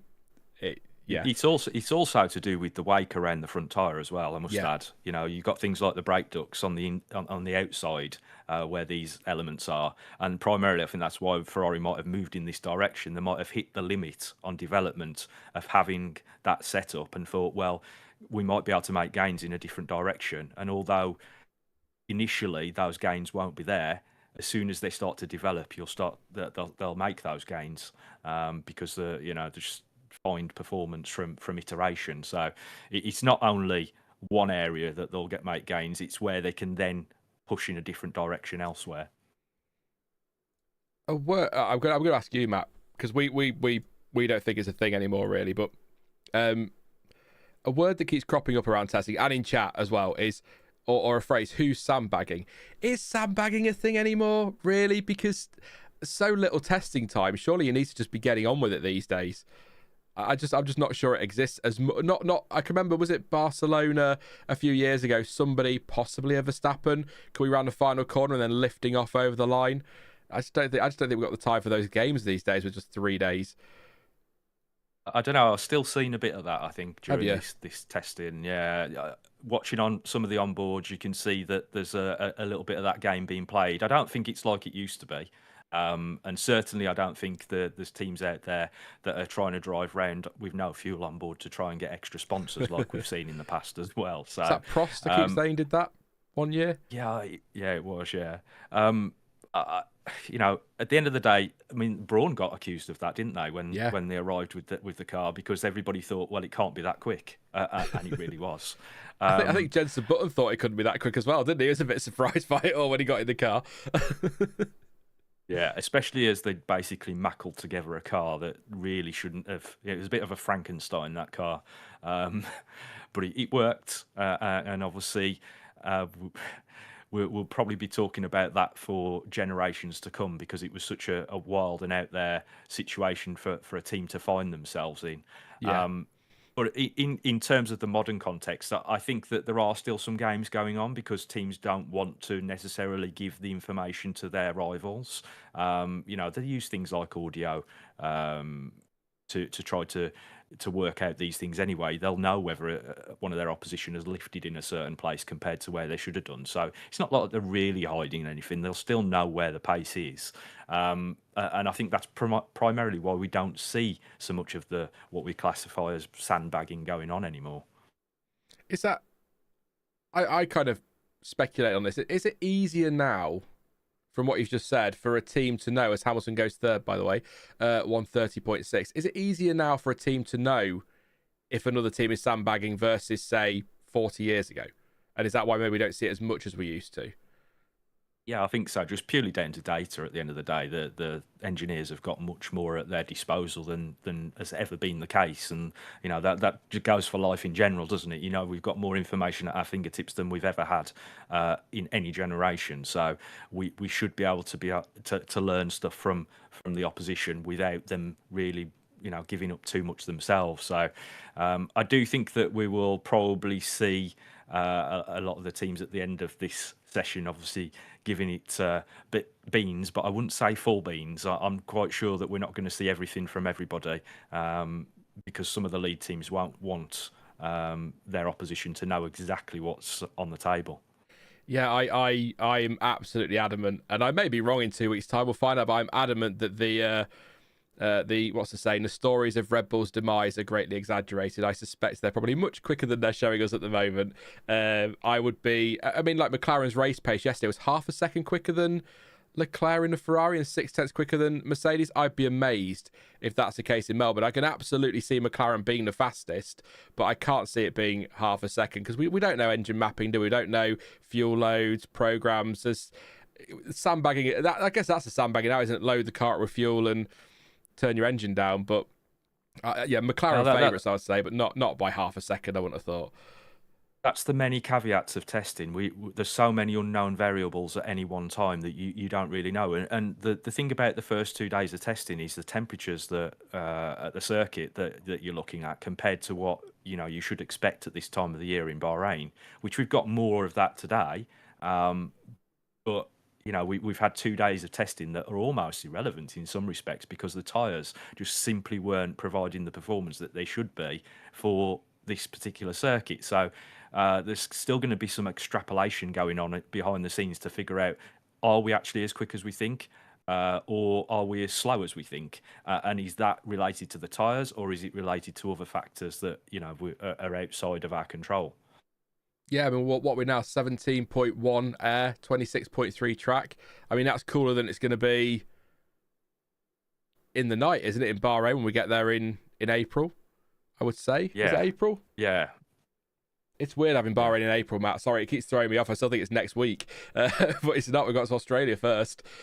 You're not the only one. I keep getting confused by this calendar. I mean, for me, Spanish Grand Prix is number 4 in the rotor, and it's now number 9. So it can't be that you're lying. No, you're right. It's number 9. Wow. Yeah. That's the European season starts in Imola, but not till round 7. Bloody hell. And it gets you thinking about how that has affected development for the teams, because the unknown variable that most people don't really recognise about development is the fact that traditionally teams used to wait until Spain as a way stop because the first few races were flyaways, so they didn't want to transport all of the new equipment around the world for it only to fail on them. They'd rather just ship it to Spain, to the Spanish Grand Prix, with local freight, and see what kind of performance they got from that. And now we're not in that situation anymore. As you say, Imola's the first European race of the season, and it's the first opportunity that teams have got to send stuff by road, let's say, rather than shipping it around the world on containers or by air freight. Yeah. You don't think about things like that as a fan so much, do you? You don't worry about the logistics of it all. But yeah, I can imagine that, moving stuff around the world is a lot harder than just sending it over to Spain. I mean, that's not easy, is it? But yeah, just Piastri's gone 5th, by the way, on the C2, purple final sector 30.8, and Ocon a 30.9 into 8th place. Rye wants to know, and we've discussed Haas a lot this week, which is weird because we don't tend to talk too much about Haas, asking anything to be worried about with Haas. Sorry if it's already discussed, I had to nip out. From what was going around yesterday, I think Ted said it in his notebook as well on Wednesday, is Haas are very much doing what Haas do in testing, which is focusing on long runs and tyres, right? So I don't think there's any concerns over pace, and with Ocon up in 8th place now, maybe not, but I think people always worry about Haas because they do this thing where they tend to yo-yo a bit, don't they? They move up a bit and then fall back down. So anything to worry about, or all just Haas being Haas? I think it's just more of a case, as you say, of Haas being Haas and just getting on and doing their own thing. It's not an exciting new car, let's say, in terms of new additions to the surfaces. It's much of a muchness compared to what we saw at the back end of last season when they made their update package. So, there's not a huge amount for them to probably learn about this particular car either, because they haven't switched to the pull rod front suspension like Ferrari have, even though they generally share componentry. They've decided to stay on board with the push rod this year, which is understandable, because why would a team like Haas put valuable resources into something that's only going to last a year when they don't have the capacity to chase the performance advantages that come with it like Ferrari do. So I think Haas are probably in a bit of a holding pattern, which, as you've said on stream earlier today, that's generally how you see Haas do things. They're going to be waiting for 2026 and hope that they can make that bigger leap up the chain. Yeah, as Gazzy goes fastest again, Matt, 1:30.040. Yeah, maybe they are champions. There you go. I mean, is there anybody we're worried about overall? Because I know Andrea Stella says something really interesting. We talked about this morning and tried to speculate who they might be, but he's talking about a top 5 or 6 teams rather than a top 4, which took me aback this morning a little bit. But and we've kind of speculated, and this, Matt's going to just burst out laughing if we're so far off with this one. We've speculated maybe Williams could be one of those top 6 cars. Possibly Alpine, not just because Gasly's just gone fastest, but they're a team that a few people seem excited about. But then I talk to other people and they sort of go, oh no, they're not in a great shape. So who knows? Yeah, I mean, going to Stella's comment, I believe he did say 6 teams, but I'm struggling to understand where he's coming up with the 6. I do think Williams are the one that he's probably outlining as the one that has made the biggest leap. Yeah. However, I think the other thing to think about here is that the tide has risen on everybody, and I think the bottom end of the grid has moved towards the top end of the grid in some respects, i.e. they found more performance at the bottom end, and the top end are still trying to find more performance, but not at the same level as those below them. So I think that's more or less why you're seeing Stella say, yeah, Williams are probably going to, well, he hasn't said Williams, but we're saying Williams are going to make that leap towards the front end. But I still think it's very much going to be, and I don't think this is just about the top 5, 6, or however many teams you bring into this. I think it's still going to be more about who works best at what tracks. These cars are very track specific, and certain cars work at certain race weekends and others don't. Mercedes, McLaren, Ferrari, even Red Bull have found that to be the case, and I think we'll see more of that throughout this year as well. Yeah, the famous law of diminishing returns, as Martin Brundle keeps banging on about in commentary, with another Brundleism. It's not. I mean, it's a famous saying, isn't it? But Brundle very much one of his. But Verstappen, really scruffy end to his lap, back end out at turn 11, and again I think at the final. I keep saying it's a final 2 corners, but it's not. It's a final corner. Yeah, all over the place. I was a bit frustrated actually, and not quite as mad as Hadjar earlier, punching the steering wheel like he just screwed up a Q2 lap. I can't. Nothing against Hadjar or Tsunoda, but I wouldn't want to be one of their engineers this year. That's going to be sweary. Tasty is the word you're looking for. I like that. Jeremy, thank you very much for your super chat. Appreciate the support. It says predictions on first team for the top half of the field to give up and shift full focus on 2026 regs. For the first half of the field, so let's say top 4 teams. I probably just an easy, but I'm probably going to say Mercedes of those 4, to be honest. And that's kind of, someone made the point earlier actually, Matt, which is really interesting about Antonelli. I've said maybe a year too early for him, but he's there out of necessity more than anything. But actually, I think it was Red Raven said in chat, if you're going to throw a rookie into a car, a sort of throwaway year is maybe the best time to do that. So maybe get him in the car, get him up to speed at races, and then shift focus quickly to 26, especially if this engine is as good as is rumoured. I'll say the word again, rumoured. We don't know for sure. Yeah, I mean, everybody's making the right noises, aren't they, at Mercedes about their power unit coming in for 26. But at the end of the day, these regulations, I think you have to see them as a whole because of the way that the chassis regulations lean heavily, or should I say the power unit regulations lean heavily on the chassis regulations to make them work. So I do think that, yes, it's obviously very important that you're going to have a good power unit straight out of the gate, like Mercedes did in 2014. But I also think that the chassis side of things cannot be discounted in getting that head start on other teams heading into towards 26. And as you say, if Mercedes are prepared to pull that plug earlier and move that development across, then they will obviously reap the rewards of that. They've already shown that in 2014 with how they adopted things back then.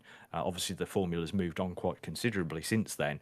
But this is the first time, obviously, since then we've seen a power unit changeover. And like in 2014, we're getting both sets of regulations changing at the same time.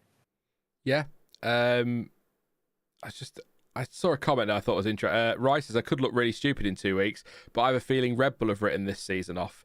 I'd be amazed if Red Bull have written this season off. But, I mean, I suppose playing devil's advocate, with them building that power unit for next year with Ford's help and maybe potential concerns there, perhaps you could argue it wouldn't be a bad thing to put full focus on the aero for next year, so at least get that nailed down. But I would be shocked to my very core if Red Bull have given this up on this season, because this is probably, if they do struggle with the power unit next year, their best shot at another title for a few years yet. Obviously, again, usual caveats, we don't know what next year is going to bring. Red Bull and Ford could build the greatest engine we've ever seen, but they've not written this year off, right? I'm certain of that. No, I certainly wouldn't put Red Bull in the pool of teams that would write off this year straight out the gate. I think at the end of the day, in that respect, the teams that are going to write off this year straight out the gate are the teams that are down towards the back end of the grid. And to be honest, they get the biggest advantage anyway because of the way that the sizing difference works within the regulations to allow for CFD and wind tunnel. So that will also pay dividends to those teams that are towards the bottom end of the pack. The one team that stands out in that respect are Aston Martin. A very well-funded outfit, have an extremely capable set of people working for them, with a certain fantastic designer having taken the helm in a few days' time as well. So who's that? That's been really quiet. Who's that one? Somebody we should know? I can't remember his name off the top of my head, but I only delivered about 9 World Championship cars or something along those lines. So yeah, I'm sure he's well known elsewhere, but. I think Aston Martin perhaps have the biggest potential to just switch off the tap and say, let's just devote everything to 26. and use the advantage that we've got from being placed where we are in the championship in order to get better results out of CFD and the wind tunnel as well ahead of that. So I think 26 is going to be fascinating, but I don't want it to be at the detriment of what we get for 25. That's the problem, isn't it? Everybody's talking about 26 as if 25 is already over, and we haven't even started yet. Oh, it's a long season as well. It is a bloody long season. So yeah, long way to go yet. But just you sort of say about Aston Martin there and teams at the back of the grid, but could that be an obviously new team coming in? I'm not pretending about world titles, but could that see Cadillac in a great position because they're not having to build their power unit for next year because that's going to be a Ferrari one, so that's all on Maranello. But actually, unlimited testing with new regulations on the horizon, it might set them up quite nicely for next year. I'm not expecting a title. That's not quite as far as that. But I was said yesterday, like Haas, when they first came in, Grosjean scored points on debut, that kind of thing. It might set them up quite nicely. But I guess nothing beats a car on an actual Formula One track in testing and stuff. But yeah, just a thought on Cadillac. Yeah, I mean, it's not unlimited testing because the regulations cover off teams that are entering the sport. Oh, so I didn't know that. They will still come under this. It's all because of what happened when Haas arrived. You know, the FIA and what happened with them and Ferrari in terms of being able to share certain aspects and move personnel around. Everything was changed because of that relationship, and so the regulations have been framed differently since then to sort of cut that off. There was a phase where Cadillac potentially had an advantage where they could look at the regulations and technically work unlimited. And you have to remember that they've got Pat Simmons on board as well, so somebody who's helped frame regulations. But I'm not sure it's the big advantage that everybody's probably thinks it will be. I think they've got a huge amount of work to do to come into the sport from scratch. That is a monumental challenge, and it's understandable then the reason why they've actually chosen to take a power unit from another manufacturer rather than concentrate on something for themselves as well in that respect. Now you've said it, I do recall a bit of a kick-off around Haas when they came in because they were pretty solid and the concerns about copying Ferrari and all that. So now you've said it, I do recall, but I'd either forgotten it or didn't know for sure. But is it? So it's a case of not unlimited testing, but more than they would have got if they'd been in F1, or are they tied to the sort of back end of the field in that regard? They're tied to the position below 10th place. I can't recall the amount off the top of my head, but obviously the sliding scale that's set in place accounts for additional teams beyond the 10 that are currently on the grid. So from the opening of the regulation set from this year, which was the 2nd of January, Cadillac would have been under the same restrictions that the other teams were, obviously just mitigated by the sliding scale. I look forward to repeating that later in the season and sound like a genius. Thank you, Matt. I appreciate that one. So yeah, no, I'd completely forgotten about the Haas kickoff. It's usually just people moaning about Red Bull having two teams when Racing Bulls have a good weekend. So I forgot about the Haas one, but I did see a good question actually in chat. We'll have a look at a couple of images actually quickly again, because we did. You made the effort to send them, so we should really have a look at them. But let's go to the Mercedes floor duct. I saw your post on that on Twitter, and I'll let you have let us know what's going on there. The things you spotted. Yeah, so basically it's just a minor thing more than anything. I really wrote this because it's something that we haven't seen before. But essentially, we've got a little duct on the floor there. It's in the grayer area. You might be able to see it upstanding from the floor edge itself. But in my opinion, and I haven't had confirmation yet from the team, this is probably more to do with the overheating aspect that they've had in the past in the cockpit. Monza brought this to at the front realistically last season, when I think Hamilton described it as like being in a sauna. Such was the pain. So this, I think, is something to do with controlling the temperatures for that, rather than it being some fancy trick that most people would have probably assumed it was, looking something like an F duct, etc. But as I say, I'm still waiting for confirmation on that from the team at this stage. So it's not going to be anything that brings a massive amount of performance, but obviously it will make driving around the circuit in hot conditions a little more comfortable for George Russell and Kimi Antonelli. Yeah, and the McLaren engine cover as well, the comparison you've sent, that'll be one that people will be interested in. I mean, I can see the difference there. Is that a bit more like the Ferrari crushed bodywork that we talked about in that video? Yeah, so basically the crushed outlets at the back of the Ferrari are what McLaren has decided to use this season as well. It's something that they've essentially copied from them. Obviously put it in their CFD and wind tunnel and realised that it does add performance from an aerodynamic point of view, whilst not sacrificing too much in terms of being able to reject heat from underneath the cover. As you can see between the two there, I mean, a lot of people would probably call that an update. It's not something, or an upgrade. So one of those things that, if you follow my work, you'll know I don't call things upgrades. They're called updates. Yes. Because an upgrade means it actually works, and we've never got proof that they actually work. So let's call them an update. So yeah, the one on the left is the item that they were using during the second day. The item on the right is the one that they were using on the first day, and it's just a different amount of cooling. The amount of heat that can be rejected out the back of the cover. So it's not really an update. It's more of a case of this is track specific, circuit specific, temperature specific, and they're just testing that out at testing. Who'd be surprised by that? I was just going to say as well, do you want my excellent technical analysis? Brace yourself for this. It looks like someone's hit it with a hammer. That's about what it looks like to me. So, copying in Formula One, who knew? Especially between McLaren and Ferrari. I did want to mention this as well, because we speculated on this yesterday. The keel probes on the front of the Ferrari front wing yesterday, we were saying that obviously they're usually there to sort of look at how the airflow works around the body, but is that measuring it before it gets to the car? Essentially, yeah. They've put those 4 probes out in front of the car to try to figure out what's happening as the airflow is reaching the car.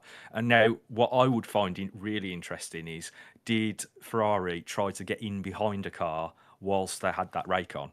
Because obviously the effect of the turbulence off of the car in front of them would be amazing to study, and that, I would imagine, is what they were attempting to do. It didn't stay on the car for long. It was Lewis Hamilton who had it on first, the first part of the run yesterday morning, and I think they had it on for maybe 10 laps and then removed it to fit some other bits and pieces and add some flow-vis around the car as well.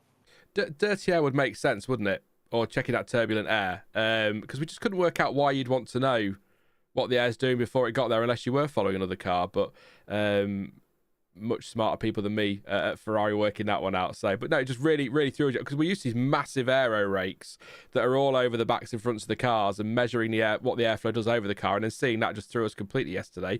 It's getting dark out on track, by the way. Good to see the floodlights working. Thank God for that. Didn't need that extra hour on Monday, that was for sure. I had a question for you, didn't I, Matt? And it's disappeared. Annette would just like to know, could you tell us a little bit more about the movable aero for next year? I know this is an area that people are not really overly thrilled about, or don't feel thrilled about, but I know very little about. I've not really read much on next year's movable aero, not removable aero, movable aero. There's a few teams out there that might have some removable aero if they ended up in a little bit of a spat with one another. In terms of next year's regulations, I think the one thing to remember is that this isn't DRS. DRS is gone, in the bin, no longer required, apparently.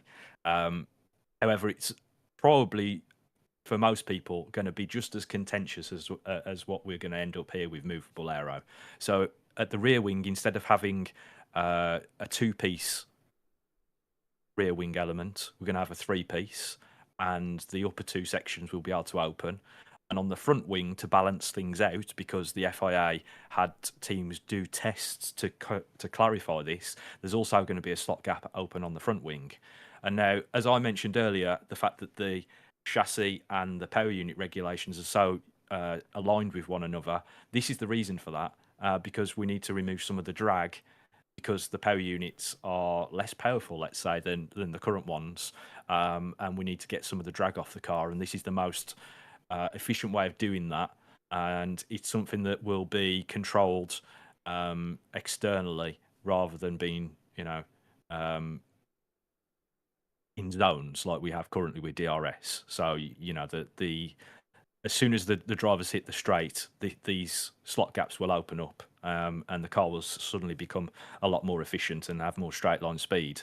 Hopefully, we don't have situations where they can't open them up, because then obviously they are going to be sitting ducks. So we hope that teams work on getting these things working properly straight out the gate. Yeah, if that doesn't work, it's going to be a bit worse than if your DRS is off, isn't it? Yeah, it's...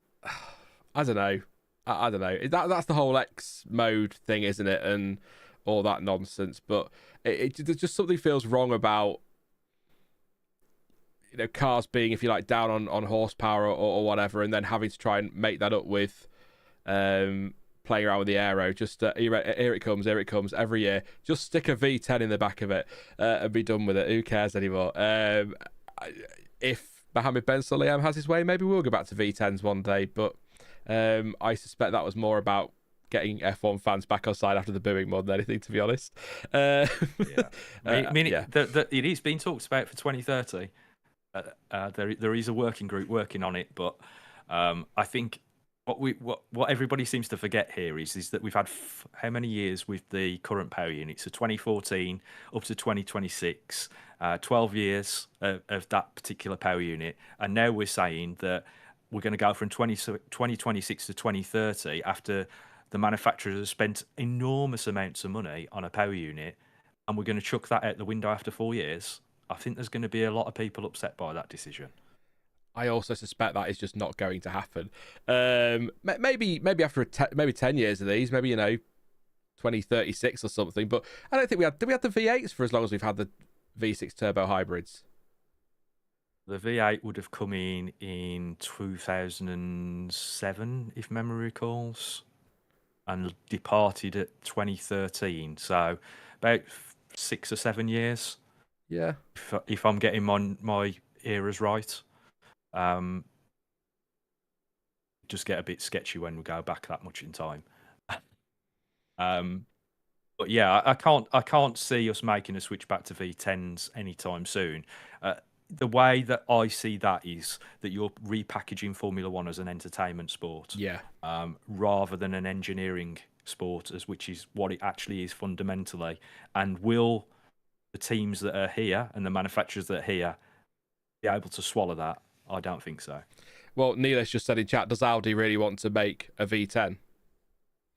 Especially having... Does any of them want to make a V10? Exactly.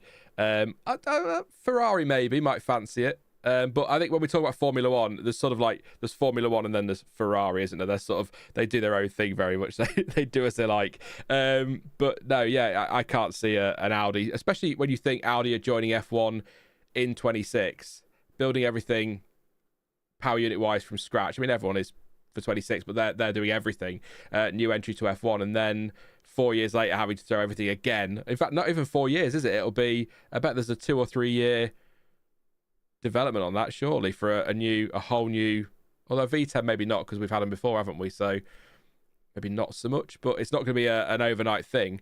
And that's still going to cost a lot of money. So also, and Stuart made the point earlier in the week, actually, will a V10 last a whole race weekend without needing to be changed? I know technology's come a long way, but it's when we were getting through 2, 3, 4 a weekend at one point, I mean, it doesn't seem likely, does it?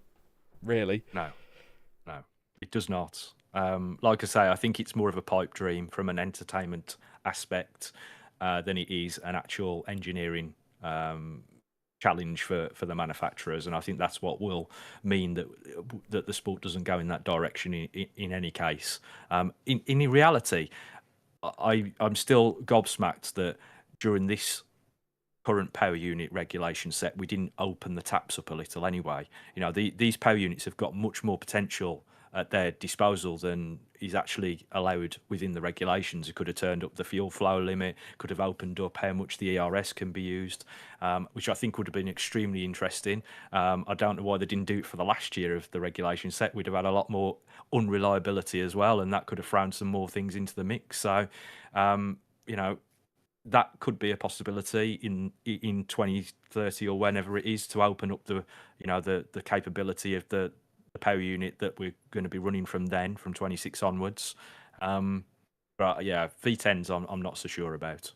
Yeah, I again, the skeptic, I guess, in me, just thinks the FIA got booed. They didn't like it, so let's say something that will try and get fans on side. And I imagine all the teams cringed. Although I think Christian Horner said that he could, is something they would consider. But I'm not convinced by it. It would be cool, but and F1, it's not all about the noise, but the noise is missed. I will say that when you don't realise it until you go back and watch an old race and you go, oh god, that was a racket. But I imagine not losing your hearing at a racetrack is quite nice as well, to be fair. So yeah, I mean the V8s were loud enough. V10s, yeah. And to be clear as well, to people who maybe haven't been to an F1 race, these V6 turbo hybrids are not quiet. They are louder than you think and very raspy. But yeah, they're not quiet engines. I was just going to read a couple of things from chat quickly. So Johnny says it was 2006 for V8s, around the same area. It's still less than the V6 turbo hybrid. Special nod to the races bring back V10s podcast, says Ash. F1 Hub World, they should reward the Constructors' Champion home race for the opening race of the new season. That will mix things up.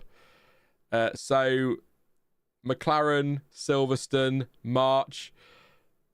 Oh, go on then. Silverstone at Easter was bad enough, but Silverstone in March would be absolutely mental. Yeah. I mean, we started the 2020 season out of necessity in Austria, didn't we? So I suppose. But we'd have to be like a German Grand Prix for Mercedes, definitely. And I've read that one. I won't read that one. And Annette actually says it will open up lots of strategy. No, it wasn't. It was I think it was Purple Zebra that said that. And Annette's looking forward to the new movable aero, which is good to hear. So I mean, it could be great. 26 could be great, but we'll see what happens. I had a question, and then because this is coming towards the end of day 3 of this, my brain's gone completely. It's just gone. Whatever it was has disappeared. I can assure you, Matt, it was a humdinger, and it was the best thing you'll ever ask in your life. Do you think? So Tim says, do you think Red Bull will fall back into the pack? As in fall back into the midfield pack? I guess, but I'd be surprised if it's back into midfield. But I'm not convinced by this Red Bull pace, and I think Lawson, in theory, should be better than Perez. Theory. But I mean, I don't think they come into this year as favourites, do they, Matt? That's one thing I think we're pretty sure of. Well, even the bookmakers have got the McLaren boys ahead of the Red Bulls, I believe. So that in its own right suggests that the form book is in McLaren's favour. I still think that there's a lot to be said about what we've seen from the tyre performance at this test as well, though, especially when you come to looking at how tail happy some of these cars tend to get when they've got the tyres in a certain window. So that could obviously come into play a factor. Obviously, they're going to be trying to dial all that out by the time we get to the actual races. But the McLaren has looked like a bit of a fishtailing monster at points, which obviously is to the detriment of performance, because unless you're a drift car, you don't want to be having the back end of the car out. But in terms of Red Bull, I still think that they're probably on the top end of things. At the end of the day, they closed out the season back in high form, and this car is an optimization of that end of season car. McLaren haven't pulled excessively away, I don't believe, from where they were at the end of last season. So, and you've obviously got Ferrari and Mercedes throwing their hat in the ring as well. Ferrari look good. But yeah, it's testing. There's so many caveats, as we started out this conversation with, that anything could really happen come Australia, which again is another outlier. That track doesn't really suit the characteristics of certain cars. So we could end up with a shock result and everybody thinking that straight out the gate somebody's going to be fantastic, and inevitably it was just because we were in Australia. Well, you look at the first 6, maybe 7 races of the season, and they're all very different tracks, aren't they? Or very types of tracks, very mixed in some areas. So it's going to be quite. Japan at the start of the season does not work. It needs to go. It can't be there. It feels like a title decider. It shouldn't be. But they're all really different in so many ways, different characteristics. I know all tracks have different characteristics, but that could help to mix up the early season. I mean, early on, obviously. Yeah, go on, Matt. Sorry. I was just going to say, most definitely. I think, and where that might help McLaren, let's say, is as much as that they have a wide spectrum of rear wings available to them that they developed throughout the course of last season, that will obviously be applicable to this year's car as well. Although we've only seen them use the Brazil spec rear wing here in Bahrain, it doesn't mean that that's the only wing that they've got at their disposal. They've already got a catalogue of wings available from last year, and they had many more than some of their opposition, although Ferrari were way up there in that respect as well. So I do think that can play into things, certainly from a circuit characteristic point of view. But as you say, could we end up in another situation like 2012 where you have multiple race winners throughout the course of the first part of the season? Yes, please. I'd like that one, definitely. Purple Zebra just said something, which initially I went, that's a really good point. But then I thought about it. So Purple Zebra said, well, no more in Spain is still true, even if it's round 9. I thought, you're right. But actually, we might get a shuffle this year in Spain because the technical directive comes in. So I'm not saying it is a free-for-all with flexi wings, but certainly more than it will become Spain. So we could be in a situation where we get a little... As I watched on TV now, Piastri braking for turn 1, and that front wing flap just comes up so far, it's ridiculous. I mean, I'm saying it again. I still think just let them flex all they want, and then if they break, they break. But I'm sure there's other reason for not letting them flex too much. But we get to Spain, it could all shuffle up again. Maybe not massively, but McLaren could dominate, if you like, the first 8 races, and then we stamp out all this flexing with the technical directive, and then suddenly Red Bull are the team to beat, and we have sort of a reverse of last season as one example. And as a Ferrari fan, hopefully Ferrari dominate the first stage and the second stage as well. Would be great. I'd be quite happy with that.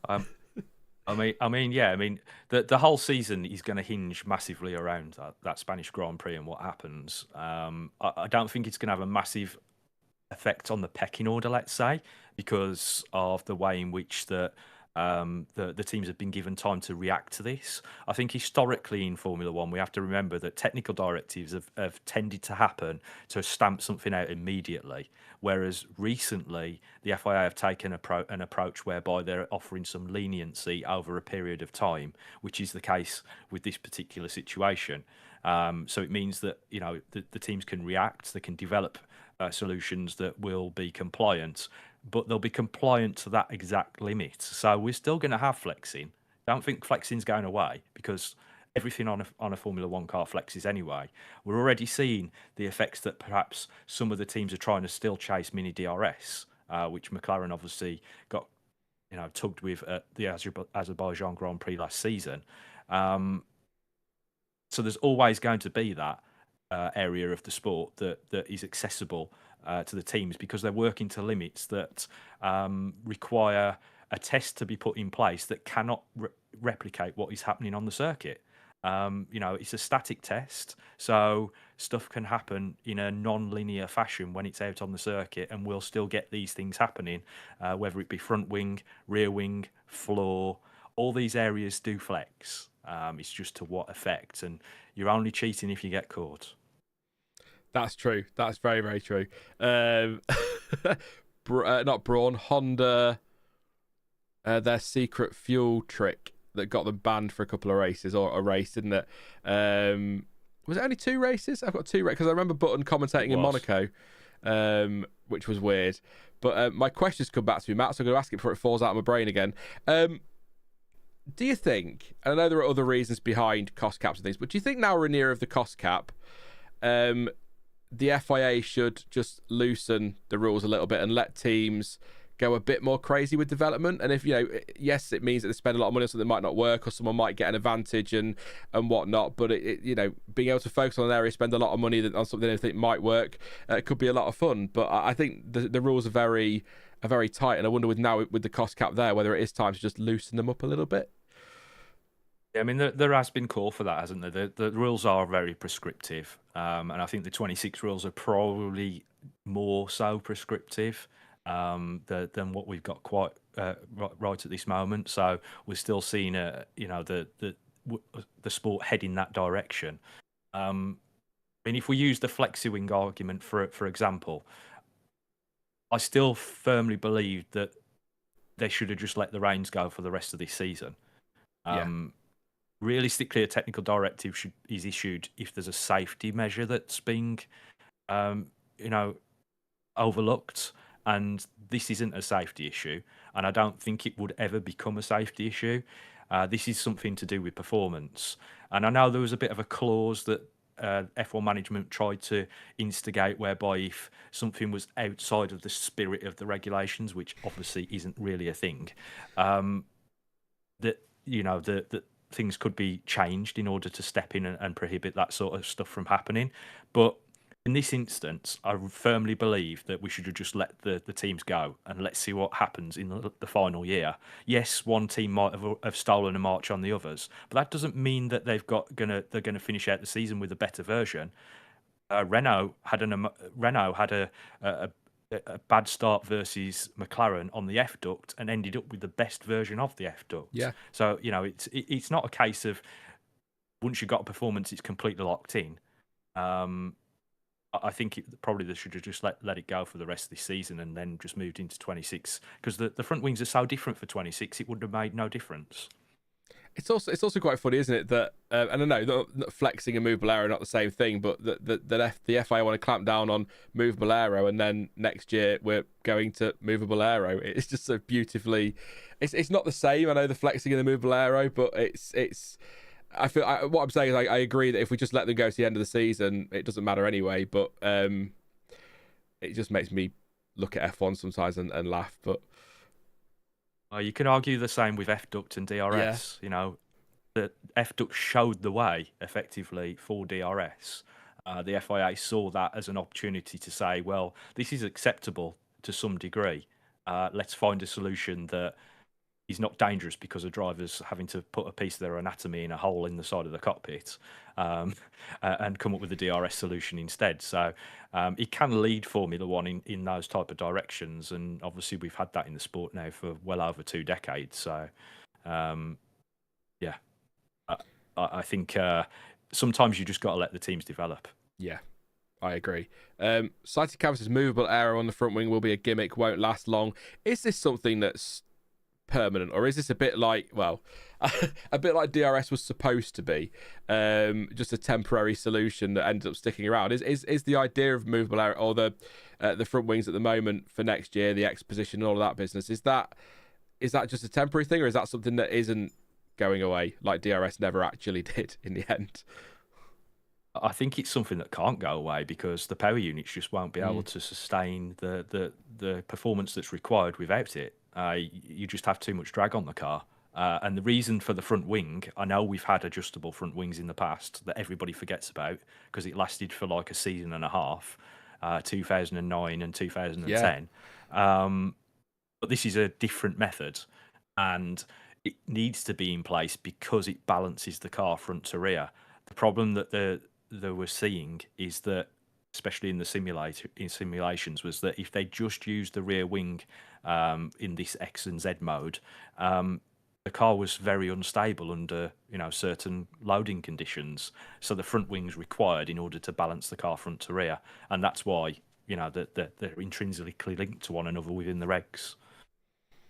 Yeah, it is gonna be an interesting season next year. But like you say, let's look forward to this year first before we start worrying about next season. But I'm sure we will talk loads about 2026. That's all we're here for much of the season. But the big speculation will be who writes off the year and whatnot early on. But back to the earlier comment, it won't be a Red Bull style team that does that. So I'll go back to a couple more of them images then. Matt, the Sauber mirrors might be an interesting one to have a look at for a team that is probably going to be a bit further down the grid this year.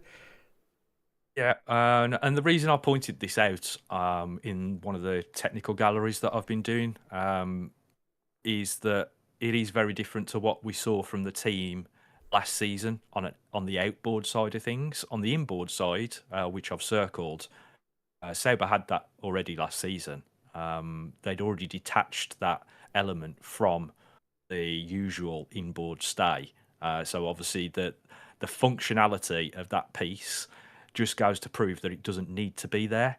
And all of the teams have got it there, but it doesn't really need to be there. They're putting it there because it's helping them from an aerodynamic point of view in terms of helping with the flow into and over the side pod.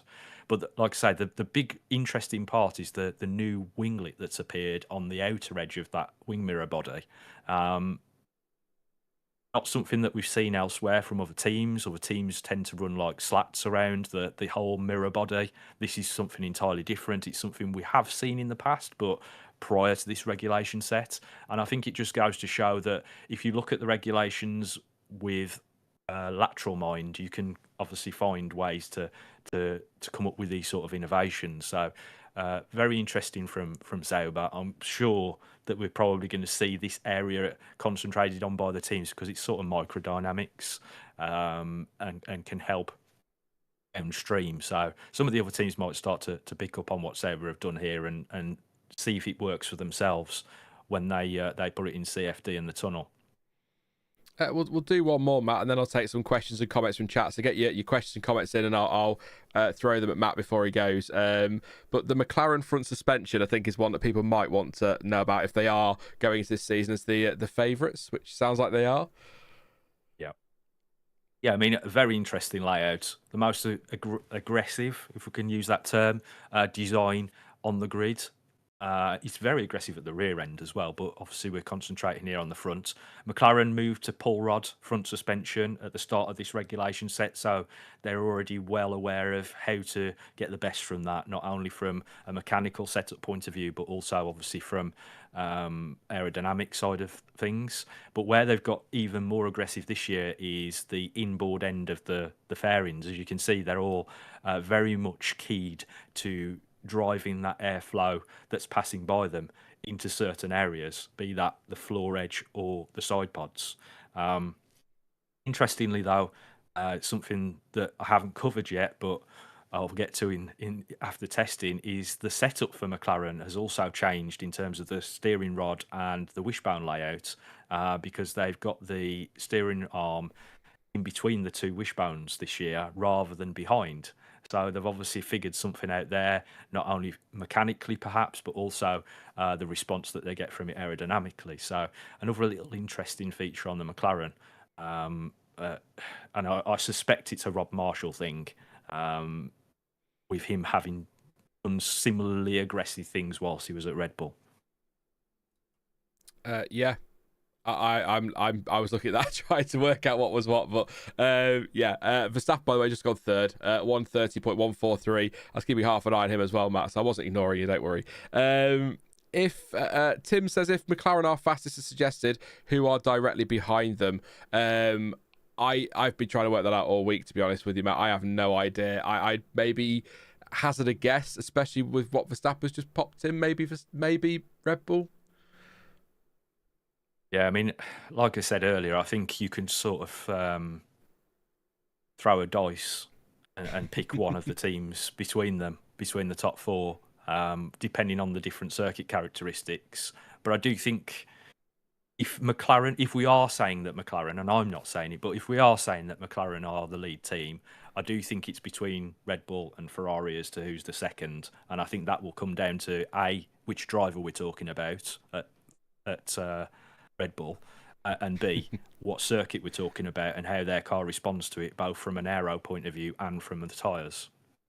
Yeah, and look, it's important to point out to people that, you know, the big speculation at the moment is McLaren as favourites. There's no reason why Red Bull won't rock up in Australia and lock out the front row and dominate again like they did in 2023. It's unlikely given how last season ended, but it is absolutely still possible. And there is still that lingering, not fear, but lingering thought in my head that if they've got on top of the car as they had last year, they could be in a very good position. So McLaren may look very strong now, but once everything's turned, I think Q3 in Australia is going to be fascinating.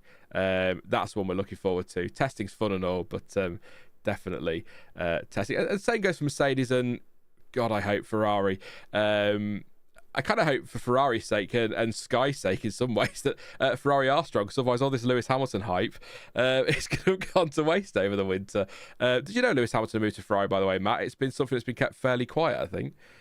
Yeah, I hadn't really noticed that, to be honest. Let's get to the racing. That's what we need desperately. Jeremy says if Alpine are quick, does that force their hand to keep doing? Oh, that's a good speculation one. Actually, we'll ask you, Matt. I don't know if you need to. I don't know if you want to hedge your bets a bit on it, but I do get that. I can't shake the feeling that Alpine have sort of already partially made the decision on Colapinto taking Doohan's seat.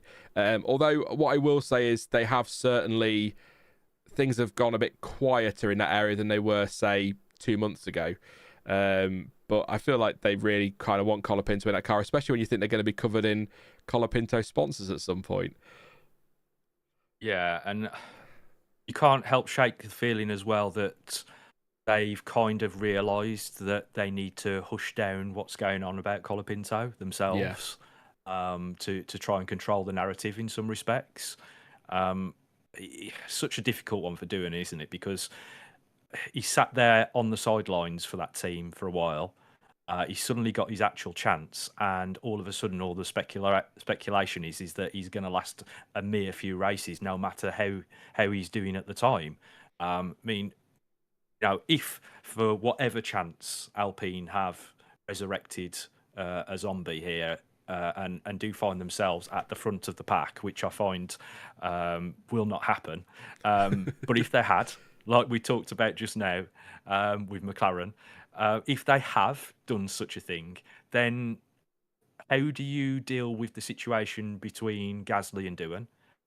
Do you do what has happened in the past at certain other teams and respond by not giving a certain driver all of the tools at their disposal to handicap them in some way? I'm not saying that will happen, but it's a possibility. I feel sorry for the situation that's unfolding, because it does seem inevitable that Colapinto at some point will end up in that seat this season.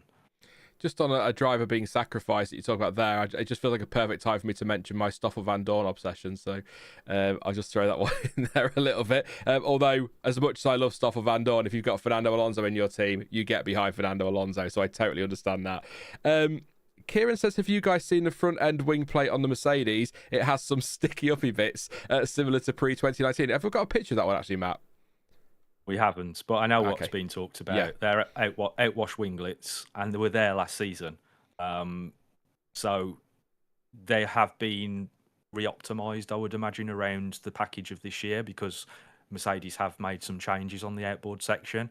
But those particular winglets were already there to some extent during the course of back end of last season, when they made the switch to the style of front wing that they're currently using. Because if you remember, at the start of last year, they had that front wing that everybody was suggesting might be the next coming, even though it got dropped quite quickly.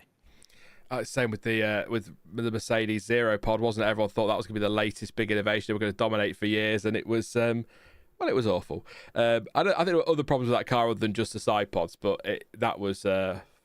Well, I don't know. I suppose if you get your side pods wrong, that's quite a big bit of your aero, isn't it, that you've mucked up. But I'm glad to see the Zero Pods gone, because I thought they looked awful. You might disagree, Matt. You might have loved them. I like the look of them aesthetically, but the biggest problem for that particular concept was the fact that it really didn't work with the floor, because it didn't offer any additional stability, and it also didn't help with the wake issue that is caused by the front tyres. And because we've got no wake management like we used to have with the various fences and barge boards, etc., it made it very difficult for them to be able to control that wake. So that was the fundamental issues that Mercedes faced there, was that, you know, it destroyed them aerodynamically, and they couldn't recover from it. And it didn't help, obviously, that we had issues with porpoising and bouncing and all that sort of stuff as well to add into the mix. Sighted Canvas says, remember when for porpoising? Yeah, sorry, that feels like an eternity ago. It wasn't that long ago, was it? Sighted Canvas says, remember when Ferrari tried the wing mirror hanging from the halo idea? Yes. Yep, that was all about driver vision, wasn't it? It was. Charlie Whiting almost had a fit about that. I'm not surprised. But it was funny listening to them trying to convince everyone that it was about the drivers being able to see properly, and everyone's sort of like, yeah, all right, Ferrari, whatever, we believe you. Yeah, totally aero. And the worst part about it is that they could have got away with it with the original version of that wing mirror design, and then they decided to put those eyebrows over the top of it, and then that's when they really got tumbled. Yeah. Quit while you're ahead. Is that the lesson there? Maybe a little bit there. I'm going to ask this, but if you don't want to answer it, Matt, feel free to say no. Kieran says, "Who is your favourite F1 driver you've met in person?" I don't know if you have any favouritism, but you know. I don't normally comment on these sort of things because, to be honest, teams that don't really bother me, drivers don't really bother me. I don't really support anybody because of the type of work that I do. But I did have an interesting situation with Daniel Ricciardo. So okay, and he won me lots of money. I'm not a massive gambler, but I won lots of money with Ricciardo. So perhaps we say Daniel. There you go. I feel like I need to know that story now, but you don't need to tell us. It's absolutely fine. But I think for me, I've only met who have I met? I've met Lando Norris 3 times. Charles Leclerc accidentally had lunch with once. And accidentally, how casual is that? I accidentally had lunch with Charles Leclerc one day. And I think I met Damon Hill when I was younger as well. And I saw Ollie Behrman at Autosport in the hotel for breakfast. So when we were at Autosport this year. Did you go to Autosport this year, Matt? Just quickly. Did not. But No. I've got a quick one for you. Go on then. I met Murray Walker once in the queue going through security at an airport. Awesome. And this was prior to me being involved in what I do now. But yeah, what a man! We didn't talk about Formula One, but was such a nice guy. So I massively missed as well. I mean, look, I keep saying it. You look at the grief that Crofty gets. Murray Walker would get torn to pieces by social media these days with the mistakes he made. But I was hoping that you were going to say you met him in the queue at Pizza Hut. Flashback to his advert. That would have been hilarious. Perfectly apt. What time are we at? I'll let you go then, Matt, because I know you've got a lot to be getting on with. But I really appreciate you taking an hour and a half out of your day to come and talk aero with us and put me straight on my nonsense on things like that. But I'm not going to ask you for prediction, but what one team you think might surprise this season before you go? Well, first off, thanks for having me on. No worries. Enjoyed it and enjoyed the questions from everybody watching.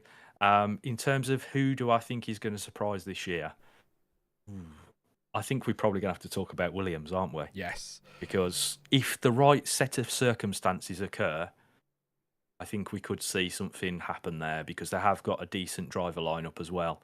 But it is going to take the right set of dominoes to fall in the right order for that to occur. But I'm interested to see what happens at Williams. And James Vowles is doing a cracking job there as well, isn't he? Of turning things around, I think. Yeah, it certainly is. And I wasn't wearing these colours on that reason, by the way. yeah, secret Williams superfan. Yeah, thank you so much, Matt. I'll let you hang up so I can bring Sam in a bit, but appreciate seeing you, and I'm sure we'll talk a lot more over the season. Yeah, see you soon. Cheers, Matt. Bye. Yes, thank you very much to Matt for joining us there. Thanks to you guys as well. I'll bring Sam in a moment, but I'm gonna, if it works first time, that'd be nice, wouldn't it? But I'll run through the times very quickly. That was great having Matt on. I will also say as well, actually, side-eyeing your chat a little bit. I can side-eye you now. He looks directly at you, but hopefully an example of why this PF1 acquiring the channel and me sticking around is a good thing, because we'd never have got that happening without them. So I'm just saying, don't get mad. Don't get mad. Pierre Gasly is currently fastest as we approach. We're into the final 2 hours now of day 3 of testing and testing in full. Gasly 1:30.040. He was on the C3 tyre when he did that, and he has put 35 laps on the board. 27 laps for George Russell with a 1:30.054. 27 laps, like I say, and that was on the C3 tyre. C3 for Verstappen in third place, 1:30.143, 60 laps for him. Lewis Hamilton at 1:30.3, 29 laps. Doesn't seem a lot, but Russell's only on 27, so that's fair enough. The Ferrari panic then. He was on the C4 tyre apparently for that time.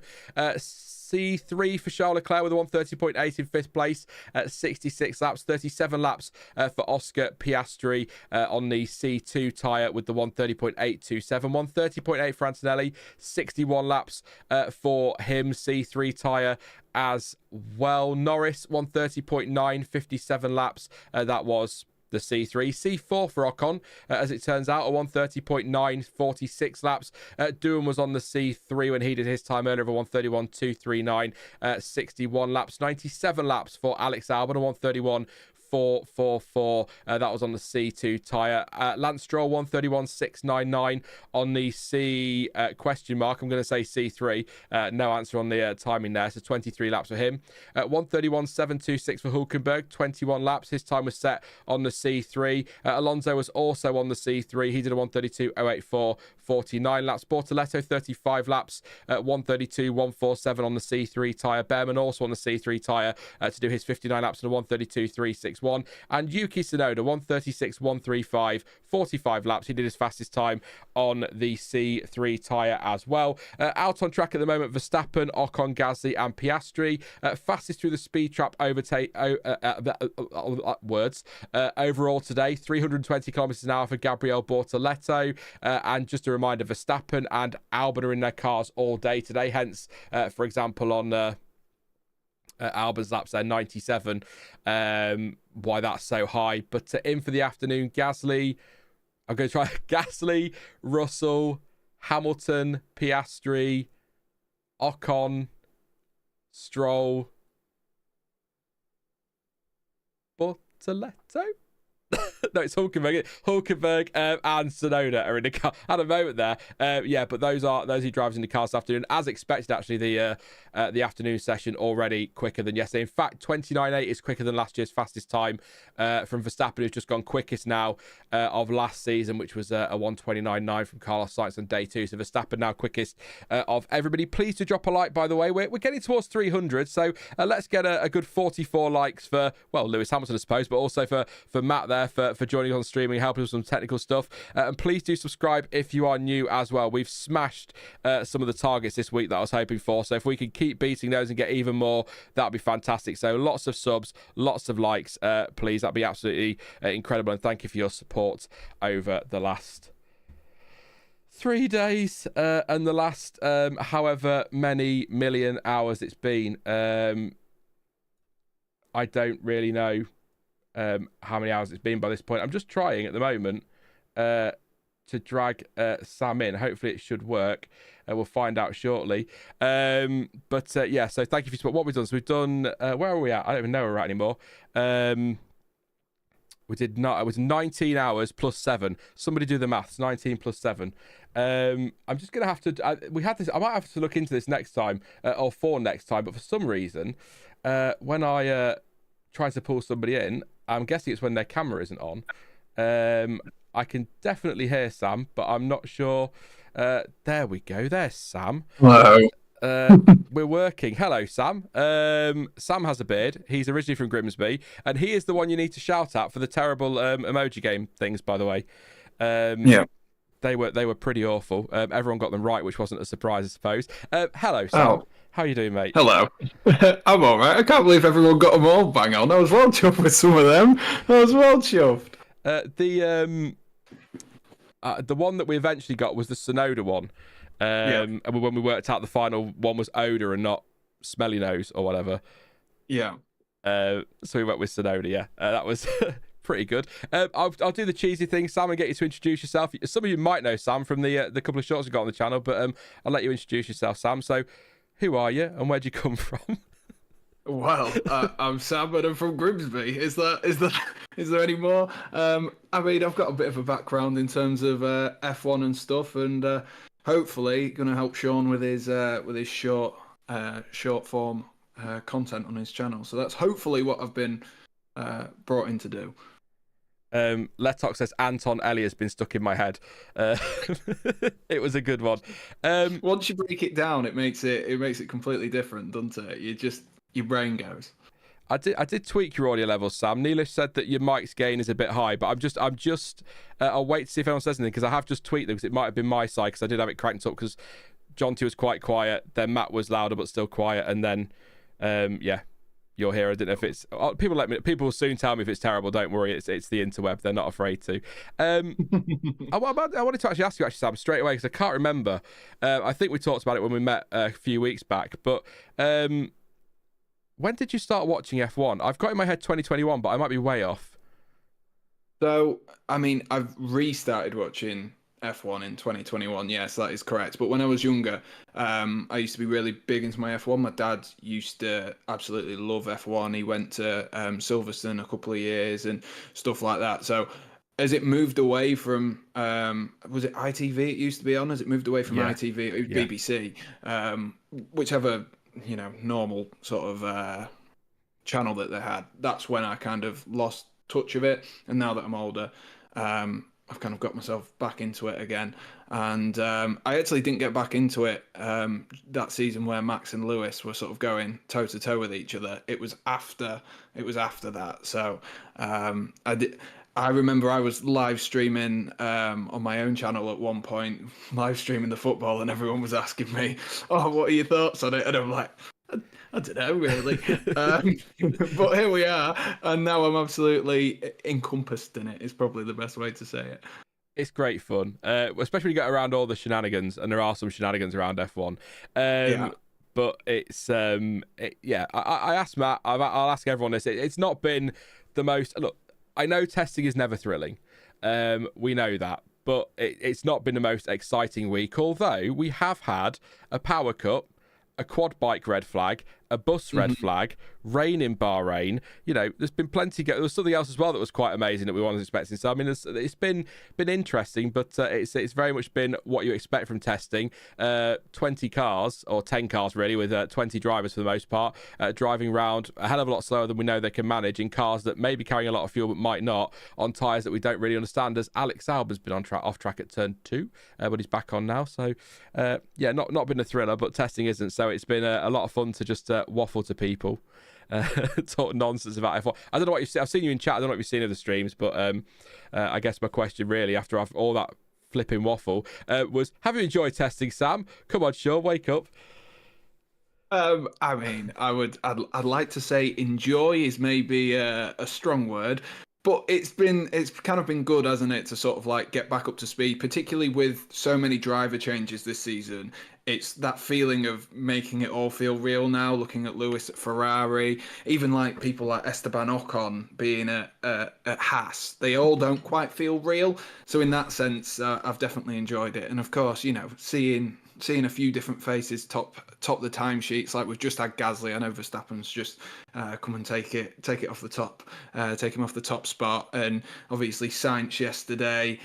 He's another one. It doesn't quite feel real that he's at Williams, but I've enjoyed it. But I can't imagine doing what you've done, Sean, and being live for the entire time. I think I'd have gone crazy. In fairness, I went crazy years ago. So, what was it? So have you lost your marbles? It's like you can't lose what you never had. It's fine. So yeah, no, it's the chat that pull you through it, and the guests as well. It's good fun. It's a lot of waffle. I know there's people like Annette, for example, who lives in Australia, who has been with us pretty much for the whole things, all day and night.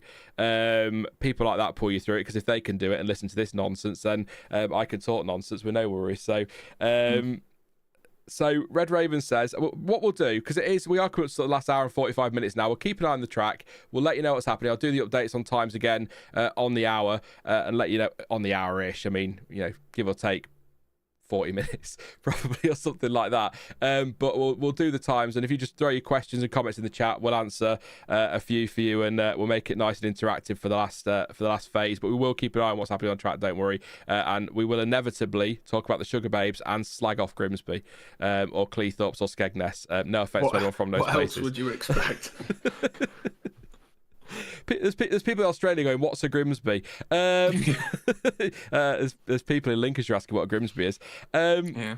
Jeremy says, I think this is my 6th season with you. I wanted to say thank you for all the content over the years. I rarely catch the eyes being from Canada, but I'm home. I'm home sick from work for testing. Thank you very much, Jeremy. Appreciate the support. 6 years of Sean is a lot of Sean, so I appreciate that massively. Thank you for joining us for these. Eddie's here. Hey Eddie, hope you're well. So back from yesterday, couldn't get enough. Yeah, a few people saying that the sound's fine now, so I think it was my side with Discord. It definitely cranked up a bit.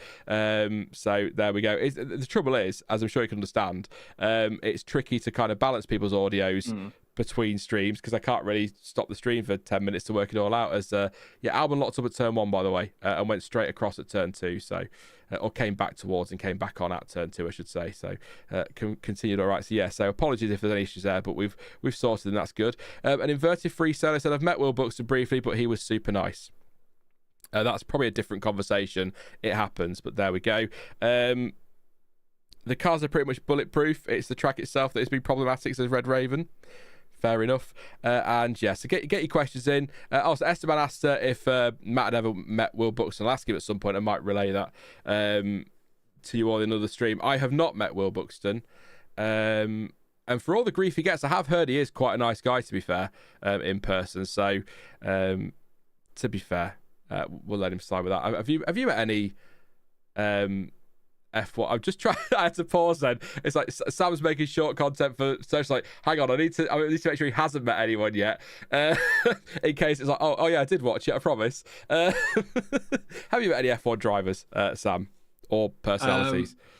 I mean, not in terms of the F1 world. The thing that we had when we were at the F1 75 Lego event, which was a bit weird, was we were setting up for some of the filming. And me and Jonathan were like sorting the mics out, and I had like the phone to my ear listening to what Jonathan had been saying to make sure that the sound was on. And we stood in the O2, and Ollie Behrman walked past us, and me and Jonathan were like, we were like, sweet, there's Ollie Behrman. And he kind of like, Jonathan said it out loud, and we kind of had that sort of turn from Ollie Behrman and looked towards us as if to be like, yep. And I thought at the time, oh, well, he's kind of, a sort of a fresh face on the scene. Not many people know him. There was no one walking with him. And then I turned around to, as you do when you see someone who's famous, to be like, oh, is he with anyone? And we turned around and Esteban Ocon was there, and he had about 35, 40 people all following him for a photo. So that's about as close as I've got. But yeah, that's about as close as I've got. I do like the idea of you saying, it's Ollie Behrman, and him be like, yeah, that's my name, don't wear it out. Yeah. He just like looked at us, and I was like, well, he just kind of looked like, yeah, that's me. And we were like, oh yeah, fair enough. Annette says, plus Sam, we don't talk about testing. We don't. Weirdly enough, yesterday, Stuart and I, we went, we got to the lunch break and we did nothing but talk about F1, and then the session restarted and we just stopped talking about F1 for some reason. Jose wants to know who was the morning and who was the afternoon. I'll need my spreadsheet for this now. I can't work it out on the timing screen. So you need a spreadsheet when you do these. So if you ever do testing streams, get your head checked. But also you definitely do a spreadsheet. So Verstappen is all day. Piastri is afternoon. Hamilton is afternoon. Russell is afternoon. Alonso, Gasly, Ocon all afternoon. Tsunoda afternoon. Alex Albon has been in all day. And Hulkenberg is afternoon. I went with Alex Albon, full name, because I called him Chris Albon the other year and I've never lived it down. So there you go. If you wonder why he got the full name and nobody else did, that's why. Randomly. Who's on track anyway? Who have we got out there? So we've got Stroll, Tsunoda, Russell, Ocon, Piastri and Hulkenberg. Yeah. I don't know what I'll say. It's quite difficult to kind of track the times here. I was looking at whilst I was doing the times working out who's doing what on what tyre, but so many using the C3s. I'm really hoping, and I know they're going to burn up the minute they touch the track, but I really hope a Williams or a Ferrari does go with a nice set of C5s or C6s and sticks in an incredible lap, stuns us all, and they get all the headlines until Australia. That'd be brilliant. But that's a little bit too much to hope for Ferrari to have a good day, I suppose. Are there any regulations or provisions in place that will help Cadillac close the gap with the other 5 manufacturers, given that they will be 2 years behind on practical data by 2028? Says inverted free solo. You may have missed it, actually. I'll call you Solo. There you go. You may have missed it, but Matt was saying, because I thought, foolishly, that Cadillac had essentially unlimited testing, which would allow them to really catch up on the rest of the field. But apparently they don't. They effectively get whatever the allocation would be for an 11th team. So whether I think it's about 5% or something, isn't it? That will go. They'll get 5% more than everybody else. So they don't get anything to really boost them, other than I suppose they can take their time to get things right. But they do get a bit more time, but it's not the unlimited testing that I expect them to get. So hopefully that doesn't hamper them too much next year. But I saw somebody ask earlier, actually, which might be a good one for us, Sam, to speculate for a while and get chat involved. And I'll do another poll in a minute. Actually, Sam, I'll take what you do first for me. What get you working though? Name a team other than Red Bull, Aston Martin, Haas, or who was the other one? I can't remember what the other one was. I can't. Racing Bulls. Name a team. Just any team. One of them that's on the grid. That isn't one of those that I just said. Did you say Alpine? I didn't say Alpine, but we could do Alpine. Okay. So Gasly and Doohan, not Dooham, Doohan. So who's going to come out on top in the drivers' teammate battle at Alpine? Chat. There's your poll. Off you go. Yes, Kevin. This is Sean, Sean, and then that is Sean, Shawn. If you don't know what that's about, Sam, Kevin's decided that me, you, and Elizabeth all have different spellings of Sean because it's just easier for him. So, there you go. Fair enough. Fair enough, Kevin. Can't blame you. Why learn 3 names when you can learn 1? I know that. So Tsunoda won the Racing Bulls poll. Ocon narrowly won the Haas poll, so I think this one could be a bit of a one-way one towards Gasly. But I say what I was going to do, Sam. Cadillac next year, or on them. Somebody asked earlier, so a bit of speculation will be good. Who do we think is going to be? Who are they going to sign next year as their drivers? Because that's the next big question, isn't it? Yeah. I think they're talking American driver, so maybe a Colton Herta from the IndyCar if we can get his super license. But what are you thinking? Yeah, I also heard that they want someone to, if they're going to go for Colton Herta, as obviously he'd be a rookie, even though he'd be 25, a very experienced rookie in other areas, almost like De Vries would have been. I've heard that they were looking to go for a race winner, which to me then you look at the race winners who currently aren't contracted for this season or coming up into the next season. You've got Valtteri Bottas, you've got Sergio Perez who's out of a seat. Obviously Daniel Ricciardo's turned it down, but he's another person there that is a race winner that could potentially come back in. So this I'd be if I was them, I'd be looking at maybe be looking at Checo and getting a team around him. But I know a lot of people aren't convinced on Sergio Perez anymore. So would you go for Valtteri Bottas? I don't know. None of the 3 that I can think of who are off the grid at the minute, who are race winners, have particularly shown that they're race winners over the last season and a half, have they? So that's where I would go if you're looking to partner Colton Herta.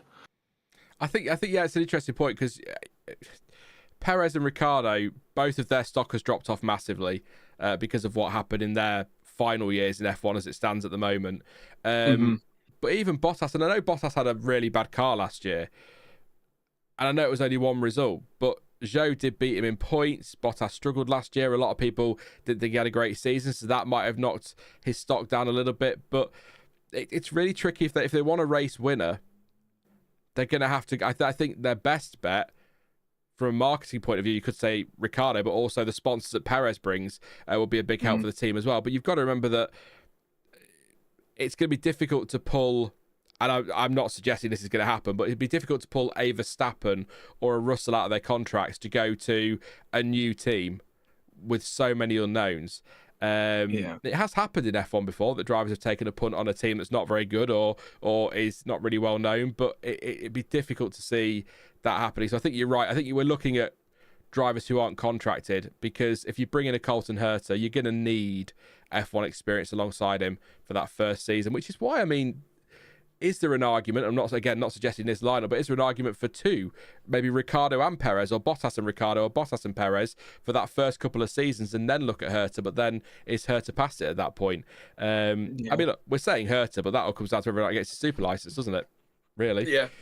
Yeah. No, I totally agree with that. Actually, when you if you go in for Colton Herta, he needs to be, snapped up now rather than in 2 or 3 seasons time potentially, when a Bottas or a Perez is has left that team, because otherwise you do end up in the same position. I mentioned Nick de Vries earlier, where you've got someone with a great CV who is a proven entity in the world of motorsport, who can win races and championships in different levels. But then comes to Formula One, and because Nick de Vries is, he's 30 now, which blows my mind. He's older than like Latifi, and you're like, you then can't you can't gamble on him. When there's someone who's coming in and you've got people coming up, you can make a gamble on them, and the decision to gamble on them is fine. Even Logan Sargent, the decision to gamble on him from Williams's perspective was, it was a bit daft because he finished 6th in F2 the previous season, but it was still, he's a young enough talent, he's doing well enough sort of thing. But if you leave it 2 seasons, Colton Herta will be, he's 24 now, he'll be 26. Then if he doesn't hit the ground running, what position do you find yourself in if you've not got someone there who knows how to build an F1 car, or move this F1 car on further? Because then you look at the rest of the grid, and there's quite a gulf in terms of the age, isn't there, between your Hamiltons and your Alonsos, and then it goes sort of to mid-20s, and he's in that age category, and no one's going to be looking at him over, even someone like a Lance Stroll will have the ability or have more knowledge in terms of that car, even if he isn't as good a driver overall.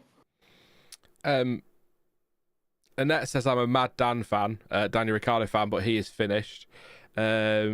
She is a mad Dan fan, to be fair. Vettel's not doing much, says Ursula. But then a couple of people saying that he doesn't want to come back, and actually Leclerc's going even further, saying he's out of shape, out of greed, and too old to restart or regain the needed fitness. So it's been a while for Seb, actually, to be fair now, hasn't it? So maybe there's a good point in there somewhere. But the links, I think, until Sebastian Vettel turns around and explicitly says, I'm never coming back, I think he's always going to be linked. I mean, Mika Hakkinen went on sabbatical at the end of 2001. He never actually retired officially, I don't think. So everyone still thinks he could come back, but no. But yeah, I mean, Joseph said has to be an outsider. I mean, if you want a race winner, why not a 4-time world champion if he's up for it? So I think that wouldn't be a bad shot for Cadillac. But do you also want? I know Vettel only retired a few years ago, but do you want someone maybe who's got a bit more knowledge of where F1 is now? Or experience of where F1 is now. So it's tough. I'd love to see Seb back, but I don't want it to come back like, for example, Michael Schumacher when he returned to Mercedes. If Seb's coming back, I want him to be in a car capable of competing, so it doesn't get too much of a what am I looking for, Sam? His reputation to get too much of a kick in the nuts, I guess. Yeah. Jonathan's in chat, says Sam Bluegate. There you go. Hey, Jonathan. Hope you're all right, mate. Yeah, but then CPB says Seb to Audi with Hulkenberg. I think Seb to Audi is a better shout than Seb to Cadillac, even though I don't think either will happen. But, Seb and Hulkenberg at Audi, let's have a German Grand Prix back as well. Go on. I dare you. Either one. Nürburgring or Hockenheim is fine. Red Raven says, Perez and Bottas is a combination that brings experience of the two most recently dominant forces.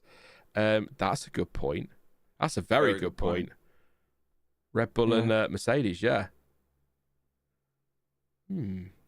It's just whether how much influence they had to them getting to that position. In terms of Checo, not that much. But Bottas will have obviously had a bit more. But even still, he came into a team where you'd already had, 3 world championships in a row? If I've done my maths right, maybe 4.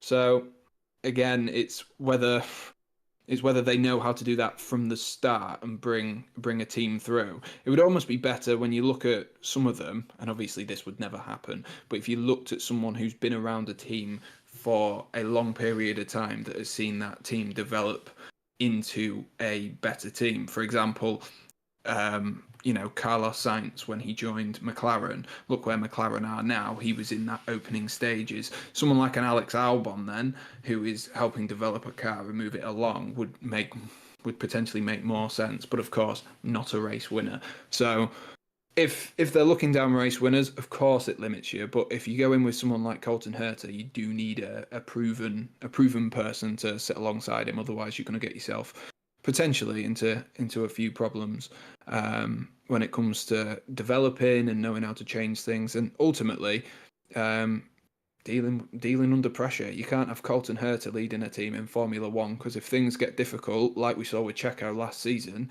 things get difficult and you can't pick them back up. You shouldn't be relying on your second driver to try and pick those up, or your second driver. Sorry, Mark Webber, to try and pick them up. When we talk about Colton Herta, I mean, Pato O'Ward's another name that I've seen thrown around. I think I'd probably prefer over Herta. But then I think that's going to shut off Perez straight away, because you don't want 2 Mexican drivers. Oh, well, I mean, I suppose you do. You are gonna be the team that everyone looks at the Mexico City Grand Prix, aren't you? So, but I'd be surprised if they went that way. But I think the idea is, and it was the same with Andretti, and they are effectively more or less exactly the same operation, just with a new boss man, really, and a new name. I think the idea is an American driver with an established F1 driver. But I sort of look at the grid now. I'm just looking now at the timing time, trying to work out if there's anybody that might consider going to Cadillac next year if things don't work out. But I just don't think there is a race winners. Norris won't go. Piastri won't. I mean, if Piastri leaves McLaren, it will be to a Red Bull or something like that. Verstappen ain't gonna. Russell won't. Leclerc won't. Hamilton, I think he'll do his 2 years at Ferrari and then might do a third, but after that will probably disappear. Not literally. We'll see a lot of him, I'm sure. But then does it have to be? I mean, Carlos Sainz, if it doesn't work at Williams? Yeah. But it makes it. It really does make it difficult, because you also run the risk, and this is what I'm a little bit worried about with Sainz. Obviously, Sainz was forced into this, so it's a little bit different. But when Daniel Ricciardo left Red Bull to go to Renault, if you do that, you do run the risk of Daniel Ricciardo when he went to Renault. Obviously, he was one of the top talents in the sport at the time. He'd finished 3rd in the championship, and then he goes to Renault where the car's maybe not all there. Gets a few podiums and then struggles for form at McLaren. You run the risk, if you are one of those drivers who potentially goes, actually, I deserve to be here, I deserve to lead a team. You run the risk of doing what Ricciardo did, and potentially, like I say, dependent on how Sainz can get along at Williams, could be the way that Sainz could go, is you look back and you go, oh, what a wasted opportunity that was. And do you want to waste an opportunity like that when you could be a second driver to a different person? I don't know. If it was me, I wouldn't be doing that. But if it was me, the car would also be driven around at 60 mile an hour because the G-force would be too much. So it's funny, isn't it? Because obviously it comes down to super license, but we all seem to be able to fill one of those seats very easily. It's trying to fill that second seat that's so difficult. I'm just holding off a second because Verstappen's gone purple in the middle sector here, and he may be about to go fastest overall. Well, he was fastest anyway. He has improved to 1:29.7. We're edging ever closer to that pole time from last year of a 29.1, and we are now a couple of tenths quicker again than we were last year. But I think the Norris did a 20. Oh no, cited a 29.3 yesterday, so we're well under that anyway. But yeah, this time should start to pick up now as we get into the evening. Floodlights are working, which is always a bonus, and good to see. Also, huge breaking news and great exciting news. Zach is awake again. Hi, Zach. In chat, Zach for the last 3 days. If you didn't know, Sam, he goes to bed about halfway through the morning, then comes back 5 hours later and makes me feel like I should have been to bed. So yeah, Zach is up and back. Let's have a look. Red Raven says, I just don't see anybody on the current grid wanting to join Cadillac for 26 when the deck is being shuffled at the exact same time anyway, unless it's a rookie that's not cutting it. So I mean, maybe they'll look at either, if not a contracted driver. Ocon now was coming in the pits and then bailed out the last second for some reason. So not sure what's going on there. But yeah, maybe they will look at a Herter and Herter and O'Ward lineup is what I was going to say. I kept thinking Palou for some reason, but that's gone very quiet. He was linked quite a lot for a seat in F1, but that disappeared. So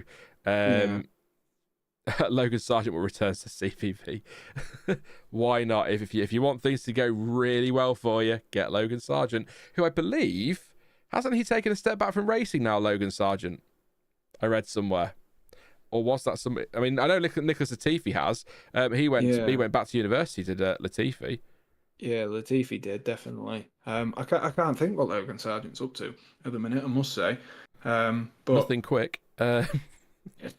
True. Let's see. Someone will let me know in chat. Do you reckon when he goes bowling, he puts the sides up? Because I feel like he'd just end up bowling the ball into the sides the entire time. Maybe it'd be better if they don't put the sides up, because you know what I mean. I'd imagine that he's not allowed to go bowling. It's way too dangerous. Retired from European Le Mans a few days ago. Seems career is done, says Red Raven. Jeremy says Logan ran out of money. Logan's run out of money. Because that was better. I did better, Jeremy. And Logan Sargent and his brother Jake. Is that a lineup idea, or is that they're both kind of done?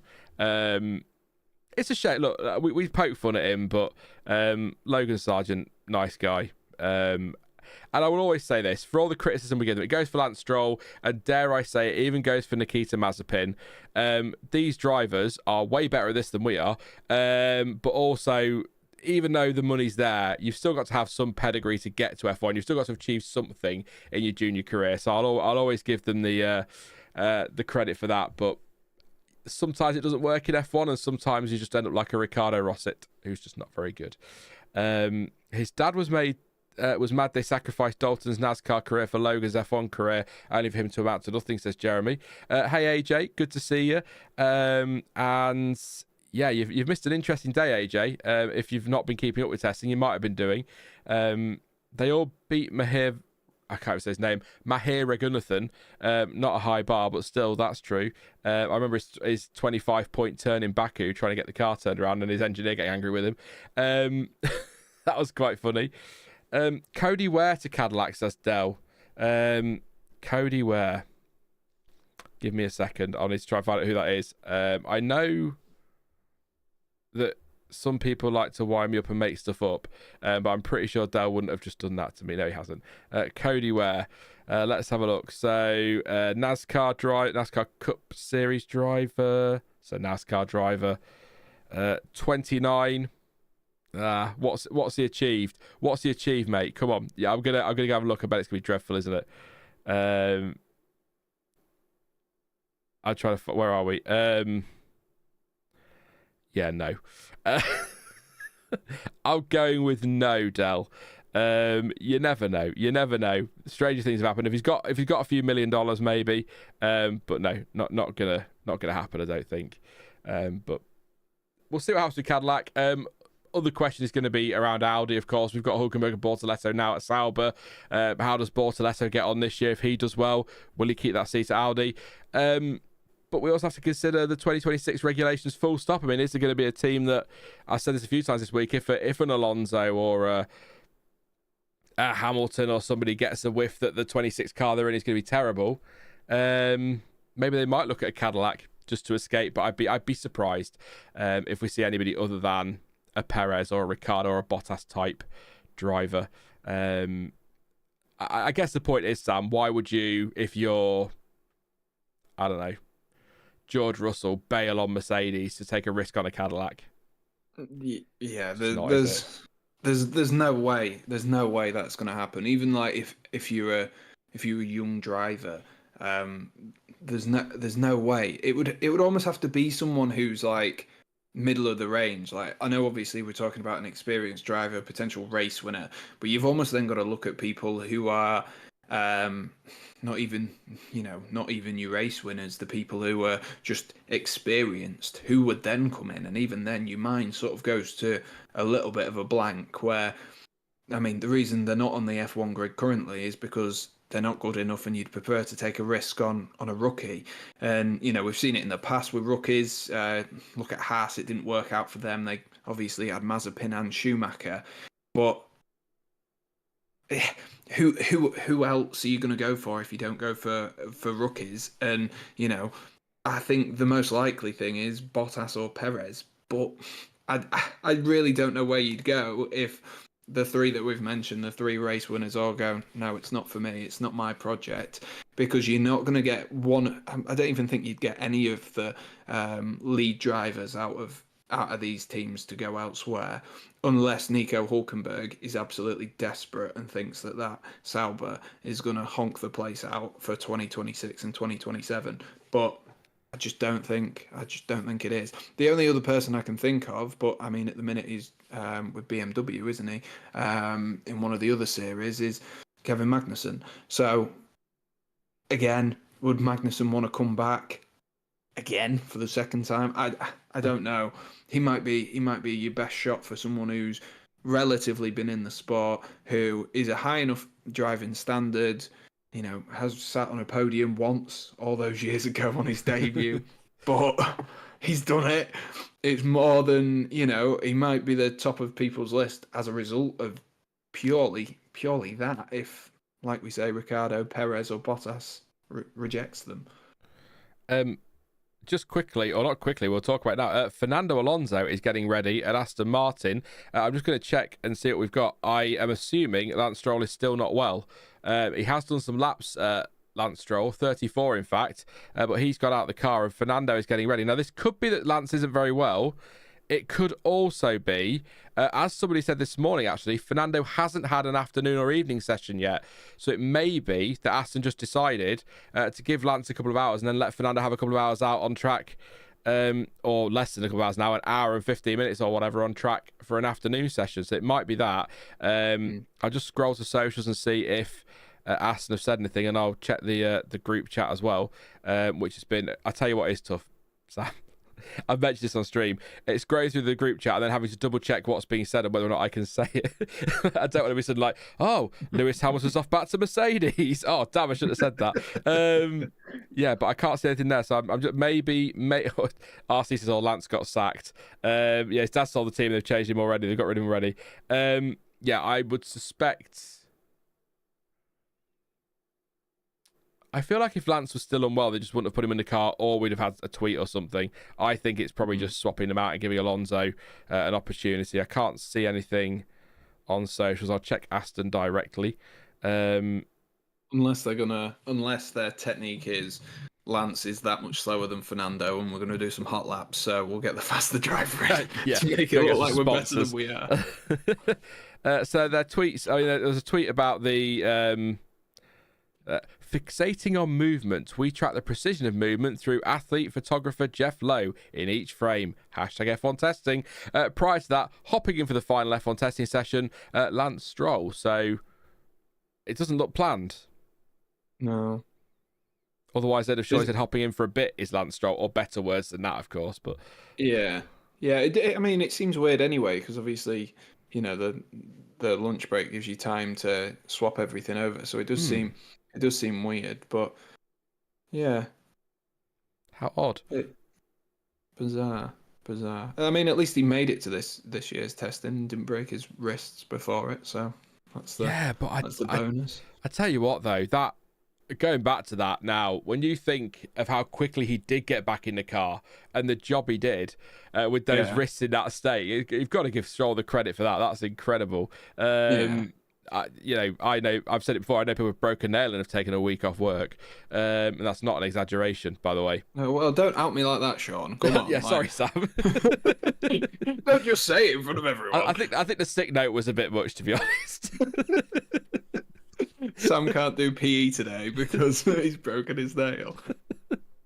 I would look. There's nothing from Aston. I can't have the TV volume on because obviously YouTube, FOM, anything F1 related gets attacked half the time anyway. So I don't want to risk it. But I do. I would say, hang on. I'll just bring into the car, scheduled to drive.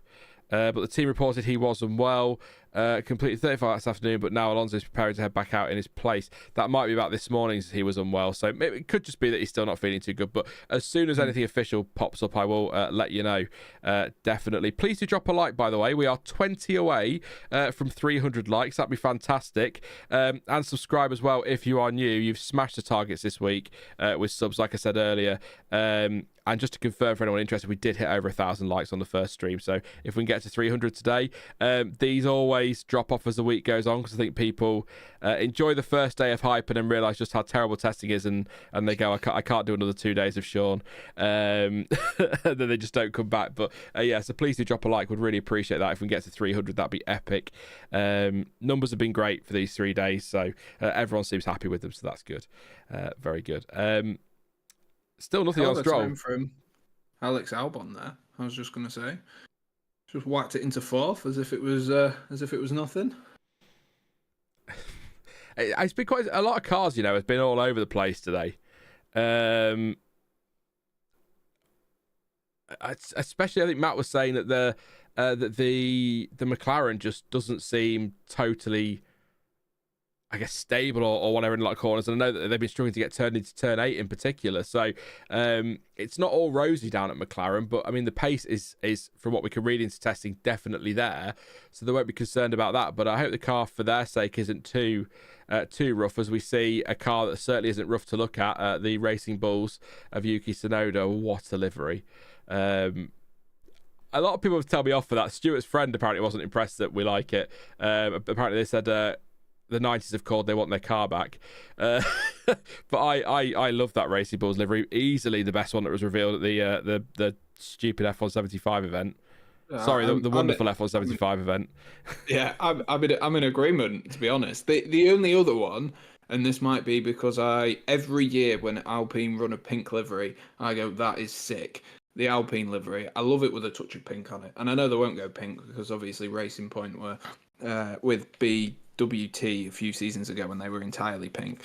But I really like it. But I mean, it's just nice seeing something different. It's nice seeing something different, isn't it? In comparison to their sister team, Leading, who've had pretty much the same design for, what is it now, 10, 12 years in a row? Maybe even more than that.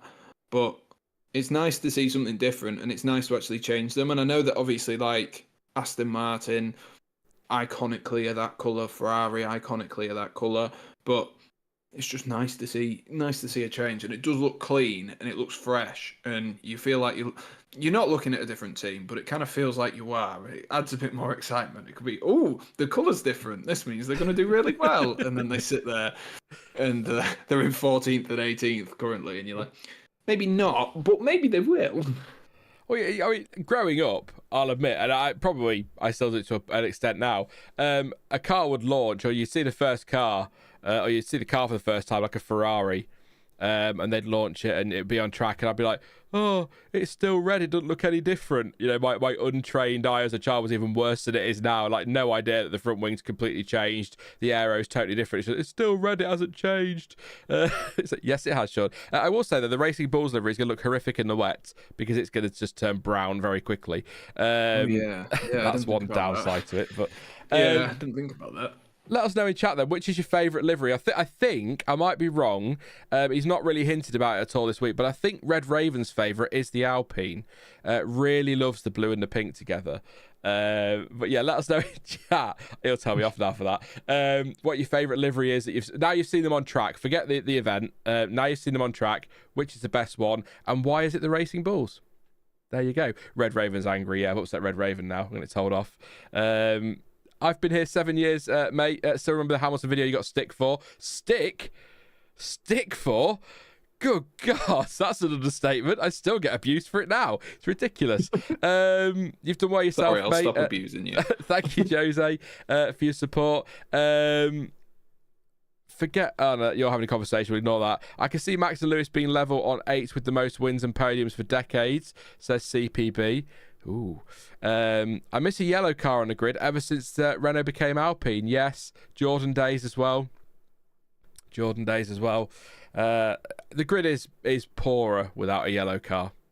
I mean, it doesn't matter, does it? But you know what I mean. Max is still under half a second off his pole. He is indeed at F1 Hub the World. Hub to the World. Oh no, sorry Sam, that's it. It's all going to be nev for the next hour. I can't believe it's 10 to 3. To be fair, today has flown by us. Piastri has a moment up at turn 4, which is where McLaren seems to have all their moments this week. So, yeah, 8 is in 8 titles. Yeah, I'm with you, CPB. My favourite video was a curious case of Nico Hulkenberg. Yes, I love that video. That was fun to do. And the 2 sides of Seb Vettel. But yeah, it is astonishing the shit you get for having a different opinion to other people, isn't it? It really is.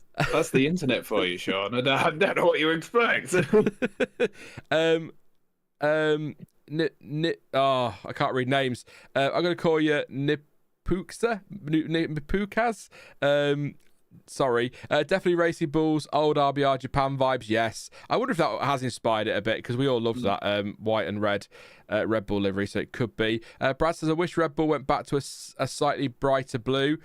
Yeah, and then add the Infinity Purple to it. That was a nice car. RC says the Racing Bull is class. Purple Zebra said, given that purple is associated with being the quickest in F1, I always wonder why nobody has a purple livery. Good point. Yeah, good point. And Dennis says that Racing Bulls, no other choice. CPB likes the Williams, to be honest, just solid blue. I like the Williams car. It looks very simple. The livery is very simple. And as I've said, at least 3,042 times this week. Sometimes simple can work, and that's all you need to do. So you get the simple things right.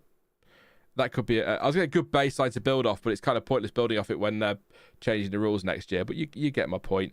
Red Bull should run in the blue camo, says right. Oh, yes. Everyone shares the black and white camo, but the blue and black camo. Do you remember that one, Sam? That was a stunner. He's on the Google. Myself. The blue and black Red Bull camo from, I can't remember the year now. I agree, RC. The Duracell battery on the Williams is inspired as well. Have we got any news on? Oh, yeah, okay, yeah. Sorry, Sam. Just to let you know, Lance Stroll again hasn't felt well. So he's handing over the duties to Fernando Alonso. So Stroll's still unwell from this morning. So if you weren't here at the start of the day, Stroll missed the morning session, wasn't very well. Alonso took his place, and now Stroll has done a few laps this afternoon and gone back not feeling too well. So Alonso is back out there. So Stroll, I mean, look, Stroll's lost some of the day, but he did get 34 laps in, to be fair to him. That's not a bad tally at all things considered, in a couple of hours. So Fernando's back out there now, pumping the laps in. But there you go. Have you seen it, Sam? Have you got your picture? Yeah, I've seen it. It's pretty sweet, isn't it? Probably the best way to put it. It's pretty sweet. Official statement, and then by statement I mean tweet from Aston Martin. Following an initial session in the car today, Lance subsequently fell ill. Fernando will finish the test today. So Fernando does get an evening session. All he had to do was poison Lance Stroll. There you go. We're either going to get Alonso challenging for the title next year or some hilarious team radio, says CPB. Oh, yeah. I wonder if he dares next year, if the Honda is bad, if he dares do the whole GP2 engine thing again.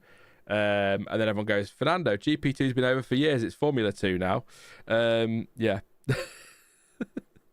Do you reckon like Fernando Alonso is just going to give up at some point? Like, because I cannot fathom like how strong his mentality has to be in order to be, what are we, 20 years on from, nearly 20 years on, Jesus, from his last world championship win, to still have that fire, to still want to win it. And obviously, you know, in the Aston a couple of seasons ago, he was the closest he's been in 10 years. But like, how can you still have that drive? How can you still believe, like he believes? Because there is no doubt in my mind that he believes he's the best driver on the grid, and there is no doubt in my mind that he is in the top 5 drivers in the grid. But when do you give up on that? When do you think, actually, maybe it's not going to happen? I need me pipe and slippers sort of thing. I'm done. Yeah. I don't know. I think actually for Fernando, I think that 2-3 seasons or something, 2 or 3 years where he wasn't in F1, I think that helped him fall back in love with Formula One. And I think that little, I think if he just carried on through those years and not not taking sabbaticals, I think he would have retired by now. But that gave him a little bit of a refresher. Comes back, nice, a team he knew well as well, Alpine, a nice fresh start, come back and then go again. I think that's probably what's kept him going. But I do think had he continued to race through that period, he wouldn't have stuck around. And then actually, no, Fernando's luck, he'd have stayed around till the beginning of till the end of 23 at McLaren. And then just as they get competitive, knowing Fernando's luck and his timing with these things. Yeah, he would have done, wouldn't he? Yeah, that would have been perfect. That McLaren car, though, that he did drive was woeful. Like, when you look at as well, at one point when they had Jenson Button and Fernando Alonso both driving, and you're like, and they're just rolling around at the back, and you've got 3 world championships between these two. Which could be more as well in terms of Fernando Alonso. There's that insane stat, isn't there? It's like it's 8 points or something like that. If he got 8 points in different places throughout his career, he'd be a 5-time world champion and not a 2-time world champion, which is how the world works. But it's mad that he's that close. It's not even like, oh, he'd be a 3-time world champion, a 5-time world champion. It's crazy. It's crazy consistency as well, isn't it? Yeah. Also, if my grandmother had wheels, she'd have been a bike. Yeah. My favourite saying ever. What it is. Probably having said that, given recent allegations, I maybe shouldn't have used that quote from that person, but I went with it anyway. Why not? Cancel me if you need to. At least then I can go to bed. Alonso doesn't have a wife or kids. Racing is his life, says inverted free solo. Yeah, fair enough. Nothing. Yeah, whereas I suppose Sebastian Vettel, family time, also his bees, of course. Got to spend some time with them.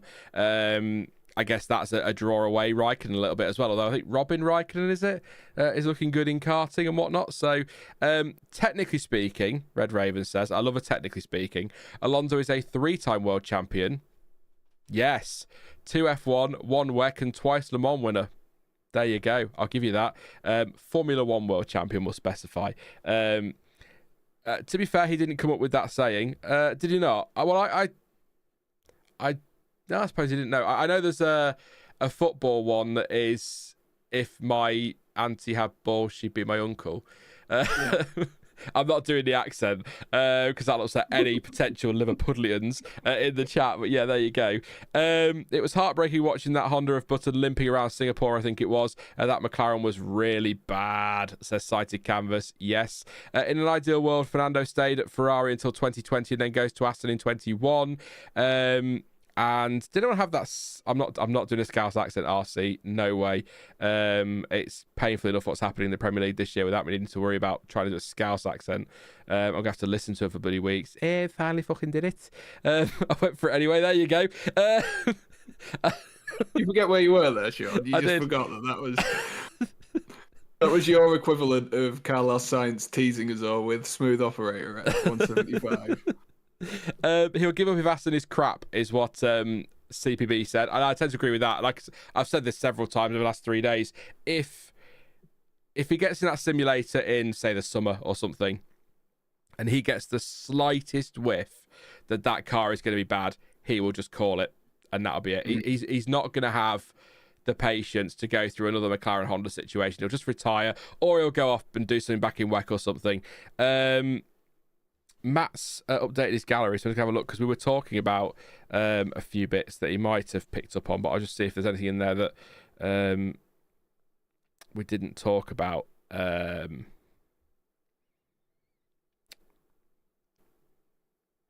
No, that's all right then. That's fine. I just wanted to double check I hadn't missed anything significant, but let's move on from the Scouse stuff before an accent falls out again and I go all northern or something. What I am saying is I can see him winning those titles away from F1, plus the podium finishes with Aston kept him fired up. The podium finish actually is a great shout for Aston that kept him going, because he had a really great year in 23. 23. Really great year. So that felt like we had the old Fernando back, didn't it? Very much. Yeah. Yeah, it was that overtake he did in Bahrain against, was it Lewis? Oh, yes. That was so good. And I obviously, like I mentioned earlier when I hopped on, my knowledge is Fernando Alonso from like world champion Fernando Alonso, and then I've completely missed like the Ferrari years and stuff like that.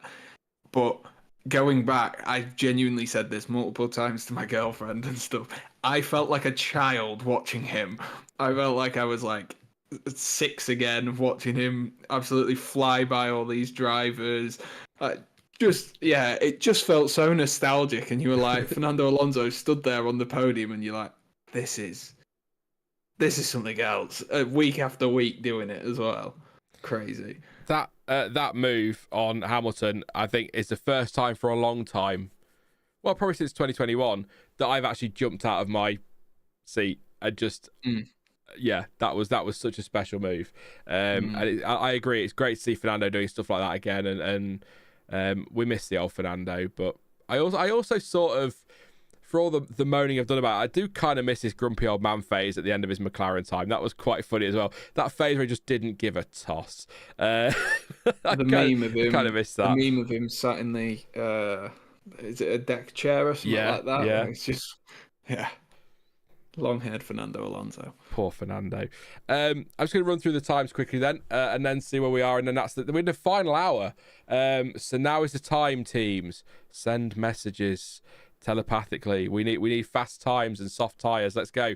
Max Verstappen is currently fastest on a 1:29.799. He's done 65 laps, and he did that on the C3 tyre, by the way, his fastest time. 1:30.040. The C3 as well for Pierre Gasly in second place. 53 laps. George Russell, where is he? 1:30.054. 57 laps. His fastest time was on the C3 as Alex Albon heads out again. C3 for Alex Albon for his fastest time of 1:30.071, and a purple final sector for Albon, and 113 laps in total. Can he beat Carlos Sainz's, off the top of my head, 126 from yesterday? That is the most we've seen this week from one driver. Lewis Hamilton, 1:30.345, 42 laps for him. C4 tyre, C3 for Charles Leclerc, 1:30.8, 66 laps. Oscar Piastri, 1:30.827, 66 laps for him as well. The C2 tyre though, so bear that in mind, and all the usual caveats that I'm sick of going over. C3 for Antonelli in 8th place, 1:30.8, 61 laps, 57 laps for Lando Norris, 1:30.9 on the C3 tyre. Esteban Ocon, 1:30.9 as well, 82 laps actually for Esteban Ocon. Lots of laps for Haas. He's on track at the moment as well. So C4, he can still add to that. Sorry, just a second on that. Albon's done 113 all day. Ocon's done 82 this afternoon. Jesus Christ, Esteban, calm down. Whoa. Jesus. Jack doing a 1:31.239, 61 laps for him. That was his fastest time on the C3. Lance Stroll, I still can't see what tyre he's on any of the timing, so we'll just say around one. 1:31.699, 34 laps in 12th place. He's not very well. He's got out of the car again. Alonso is back in. Hulkenberg, 13th place, 1:31.726 on the C3 tyre. He's done 44 laps, 73 laps for Isaac Hadjar this morning, 131.761, C3 tyre for him. Alonso was on a C3 tyre and is fastest to 132.084. 57 laps, 35 laps for Gabriel Bortoleto, 32.147 on the C3s. Ollie Behrman on the C3s, 132.361, 59 laps. And Yuki Tsunoda, 136.135, 64 laps. And his fastest time was on the C3, as I say. So 64 for him for the afternoon session. 82 for Ocon seems mad. 66 for Piastri, to be fair. But yeah, Albon going out for the record as Max Verstappen on a set of the C3s, a fresh set by the look of it, goes purple in the first sector. That has immediately been beaten, though, by Juan Alex Albon. And that was one Alex Albon, not Juan Alex Albon, as Verstappen gets it all wrong in the exit of turn 10 and loses his car a bit. So I suspect we'll maybe back out of it. He might keep going for it, but let's watch Alex Albon, actually, because on the timing screens, he's lighting them up. 28.6 in the first sector. 28.7 for Verstappen. Did Max lose time? He did, lost half a second nearly. So, yeah, not good for Max there. Big wiggle as well on the exit of turn 13. So, Alex Albon's absolutely flying. 38.5 in the middle sector. That's not purple, but he is up on Verstappen's time overall, but down in the middle sector. We'll watch Verstappen over the line. He's not really happy with this. Yeah, nearly half a second down overall. Scruffy 10 and 13, I think I said. Albon over the line goes fastest with a 129.650, 28.6, 38.5 and a 22.4 for Alex Albon. Carlos Sainz tops the session yesterday. I know it's only testing, but leave me alone. Could we have a Williams a double here? 2 days on the Vouts. Don't do that. Don't give me hope. Don't give me hope. Don't. No. I'm going to keep saying it. It is only testing, because someone will come in chat in a minute and go, "Oh, stop it. It's only testing." But that's on the C4, by the way, for Albon. That wasn't the C3. It's just updated. So that is a compound softer than Verstappen, but you still wouldn't have expected that. So Verstappen had a scruffy lap as well, but it is only testing. It doesn't really matter. But looking at sort of the lap times yesterday and today from Williams, just as importantly, in fact, more importantly, the lap counts, but also just how the car looks in general. This talk of there being sort of a top 5, top 6 fighting at the front, I've said it, Jonty said it, Matt said it. It could be Williams. They could be team number 5. Yeah, especially with that driver pairing as well. Yeah. Even if they have a car that maybe isn't quite as quick, if you look at potentially some of the rookies that are in the big 4 teams, Carlos Sainz and Alex Albon could quite easily qualify higher and finish higher than them all the time. It might be like Fernando was. Was it at Alpine, where they always seem to finish like 7th and 8th or 8th and 9th? We might end up with a similar situation, to be honest with you. And I mean, I'm absolutely here for it if Carlos Sainz is going to be having a good season and Alex Albon's going to be having a good season. And who doesn't love James Vowles, eh? I know. Everyone loves James Vowles. I think he's got his own fan base, hasn't he, these days? Yeah. I will say, to pour a bit of cold water on everyone's excitement, if you weren't here earlier, I'll run through this again. Last year in testing, Ferrari, they were the fastest team. They set the fastest time. They finished second in the standings.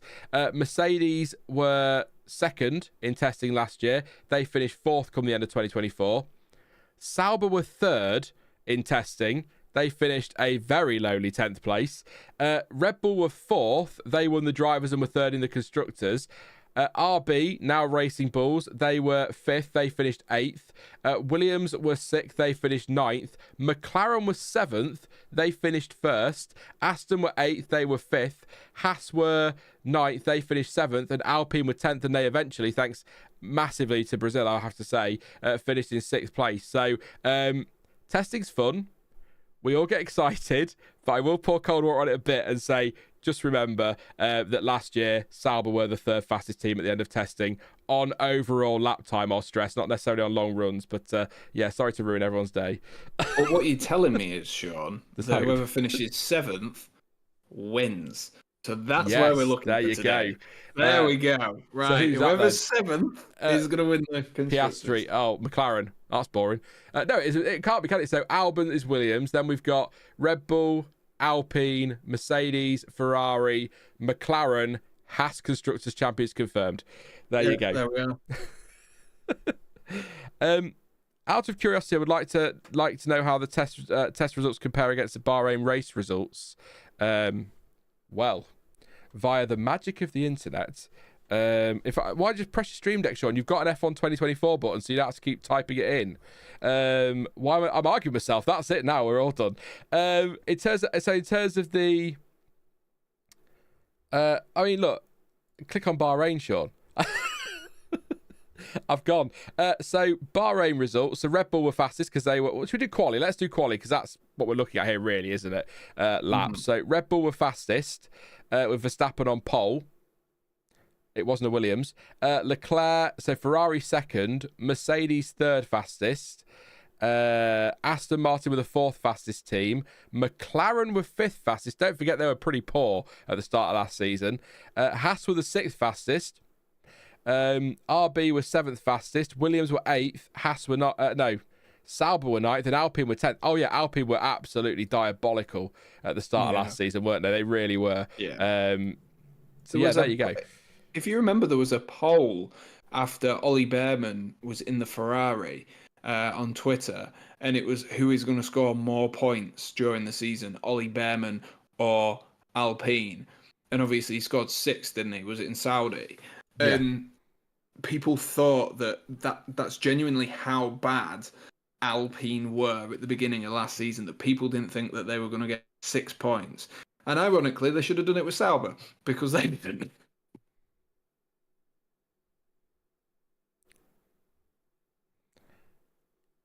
I don't know what to say. The poll we did earlier, who will win, Gasly or Doohan? Gasly 91%. You have no faith in Jack Doohan, you lot. And I totally understand it. Do you think Colapinto is going to be in that car by about race 5, Sam? I mean, I hope not. And the reason why I say I hope not is because I don't think 5 races is enough to justify Colapinto. I think he was good at Williams, but you look how much he smashed that car to pieces. And even if Jack Doohan finishes 12th 5 times in a row or 13th 5 times in a row, if you look where the Alpine is at the minute and you kind of sort of gauge that they're going to be around 6th or 7th, if you in terms of constructors, I don't think Colapinto was good enough last season for me to be going 5 races in, if this isn't working, get rid of him. He wasn't that good. He was good, don't get me wrong. I think he had when he performed really well, and it was a much of an upgrade on Logan Sargent. I mean, unfortunately, it wasn't hard, but I just can't shake this feeling that, if you get rid of Jack Doohan, I can't shake this feeling that they're just going to end up going through a load of drivers, almost like RB have done, to get to the point where they're at. Where they're going, oh well, we've done 5 races with this guy and he's not scored any points. What do we do now? It's not long enough to justify. If you were in a regular job and you said, oh, actually, you've got 5 weeks to prove yourself. If you don't exceed the person who's already been at this job for 4 years, or however many years, Gasly's been 2 now. Or someone who's a race winner, who's been in Formula One for 8-9 years, whatever it is, with Pierre Gasly, and you go, oh well, if you're not coming close to that person, of course you're not going to be able to. Within 5 race weeks, that's not long enough to get to know a car. And I know it's very easy for us to sit here and say that it's not long enough, or criticize people because we haven't driven a car, but if you were to put that in context of a real job and be like, look, you've got that amount of time, and if you're not performing at that level, you're gone. You'd be like, I'm not sure I want the job. Yeah. To be honest with you, you'd be like, that's way too much pressure. How am I going to compete with someone who's already at Pierre Gasly's level? You set your expectations for what your expectations are. His expectations should be the same as Isaac Hadjar's expectations. They should be to come in, do a solid job, hopefully bring the team further forward. But it doesn't always go that way anyway. Sometimes you've got a driver who's in great form, and sometimes you've got a driver who is in regular form. But because they're in regular form and the car's, okay, it makes them look worse than what they are. So it's very difficult. And I don't think he'll be out of it, but what do I know at the end of the day? F1's a ruthless sport, isn't it, for stuff like that? Insanely ruthless. And I know a lot of people say, well, Nick de Vries didn't get a lot of time, 10 races, but the difference between Nick de Vries and Jack Doohan is Nick de Vries was already a world champion elsewhere. He was a massive experienced driver.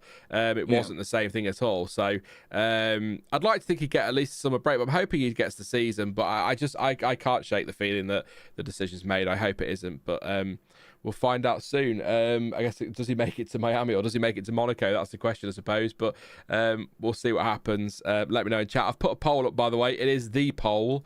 Who will win the teammate battle? Charles Leclerc or Lewis Hamilton? I don't know why I did that. Anyway, so I'm more of a Ham fan, says J MacD, but I think Charles will edge him out by a few points in the World Drivers' Championship, but will be more ahead in quali. I wonder who will get Ferrari's driver favouritism this year, says Neelish.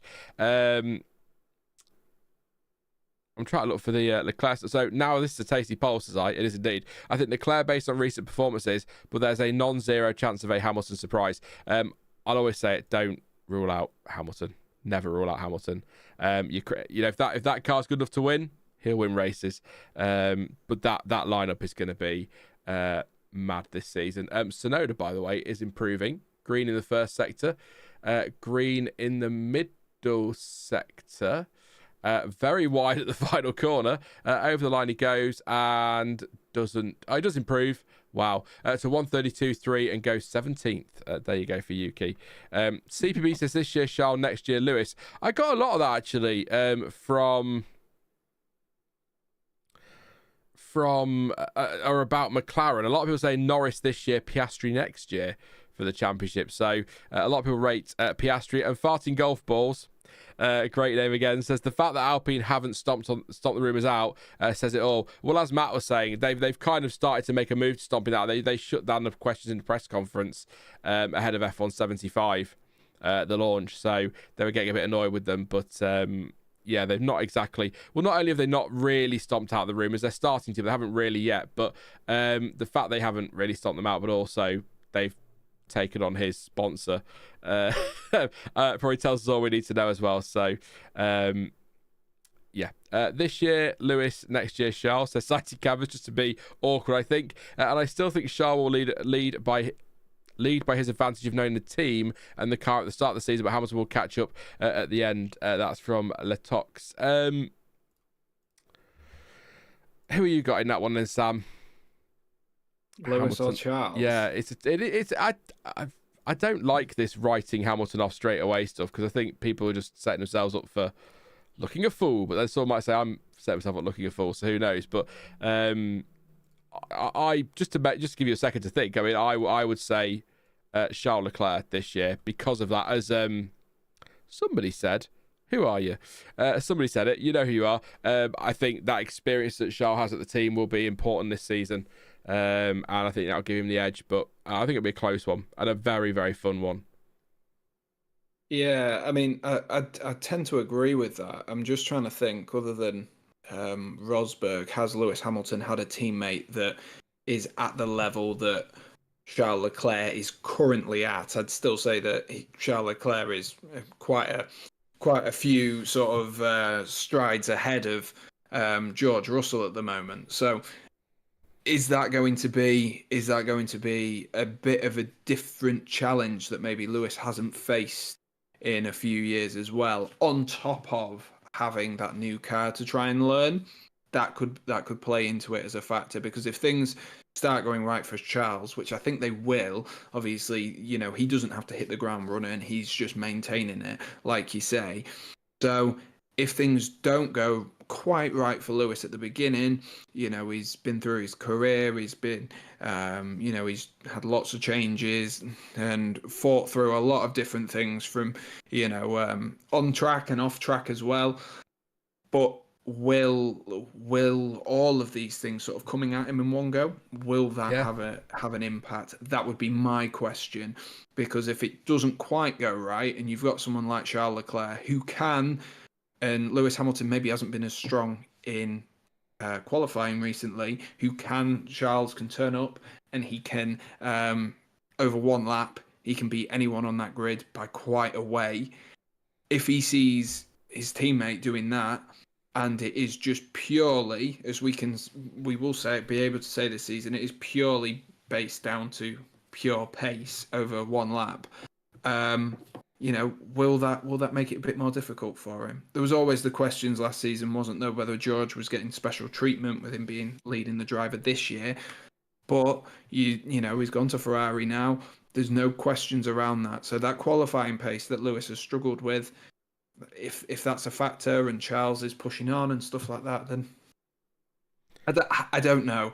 I would be inclined to say Charles Leclerc. But that being said, it's Lewis Hamilton, isn't it? And like you say, you just can't write him off. It doesn't matter how far ahead you think someone is. Lewis Hamilton, if there's anyone who's going to do it, it's Lewis Hamilton. I just on the point of Russell last year with the sort of preferential treatment, he absolutely did. But that was to be expected, as I said before, there's no point Mercedes getting fully behind Hamilton his last season, because he's not going to be leading the team and he's not going to be driving the car this year. So they've got to develop it towards George Russell. But also, you don't want to, I think this is Stuart's point as well. I don't think you don't want to upset George Russell, because he's going to be your team leader, favouring, even though Hamilton is, 7-time world champion, one of the all-time greats. Some will argue the greatest, but we'll say one of the all-time greats, save the argument. Even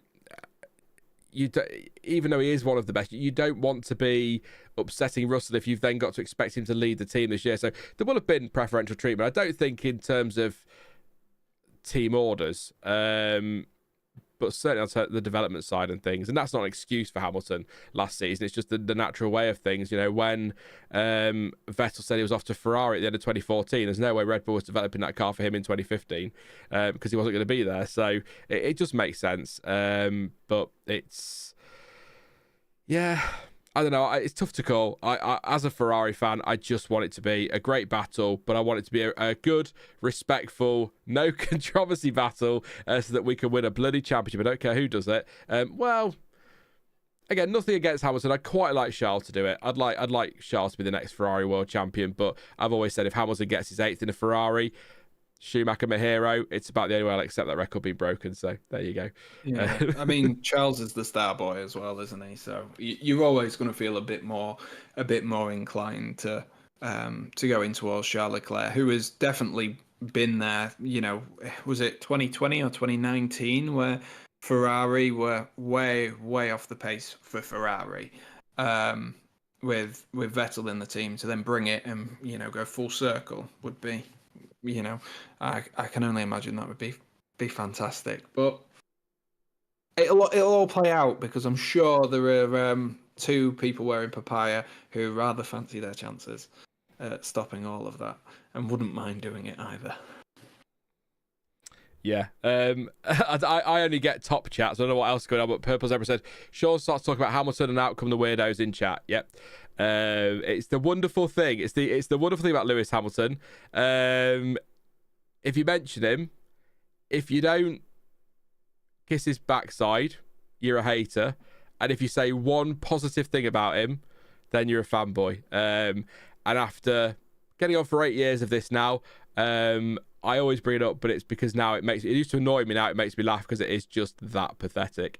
It's just so silly. I mean, how can you not respect what Lewis Hamilton has achieved in his bloody Formula One career and how good he is? How can you not look at Verstappen and respect him for what he's achieved and that incredible speed and talent he's got. Michael Schumacher, Fernando Alonso, Ayrton Senna, Alon, everybody who's won championships. And actually, to be fair, I think a lot of drivers, if not, maybe not all drivers, but a lot of drivers, whether they won championships or not, deserve respect for what they've done in F1 because, you know, as you said earlier, Sam, about getting in an F1 car, you know, 60 miles an hour, couldn't handle the G-forces. It's been stood near one is enough for me without being in one. So there you go. But yeah, it's just ignore. I know purple zebras. From what I know of the chats we have, I think you're fairly thick-skinned, so you could take it, and I certainly am. So yeah, don't worry about it. But that's the way it goes. Exactly, yeah. Den says, not Sean having to call all the names before he gets accused of being a hater. Yeah, 3 hours later, Juan Manuel Fangio, Alberto Ascari, Nino Farina. Can't believe you hate Phil Hill. Damn it. You're going to do that, you know, when Sebastian Vettel went back through the...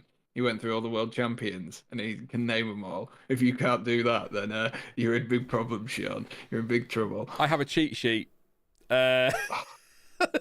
Which is on camera for you, right in a frame and everything, a proper cheat sheet that has it all in there if I need them. So I wouldn't do it because that would be cheating, but that's why it's a cheat sheet, I guess. Yeah. I can't put it back. I would put it later down now so I don't break it and drop it on the dog's head. Oops. Yeah. So yeah, there you go.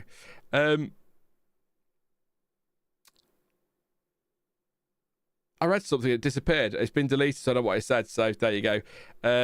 Yeah, summon the Stroll fanboys. Absolutely. Vettel could probably name all the runners-up as well, says Severson. Probably, yeah. He could probably name every world champion, the car they were driving, the chassis name, what they had for breakfast on the day they won the title. He just knew his F1, didn't he? As Yuki Tsunoda now goes 12th on 131.461 as we head into the last 35 minutes. I know, I feel stupid now on that. I could have sat and gone, oh, actually, Sam, yes, I can do it. And then just read my cheat sheet, couldn't I? I sounded like a genius. I'd have known something was off. I'd have been like, CPB says, Sean challenging his inner Wayne Rooney. Why did I do that? I said I wasn't going to do a scouse. Oh, for God's sake. I give up. Come back it's all over. Again. Jonathan said, how many runners-up can you name, Sean?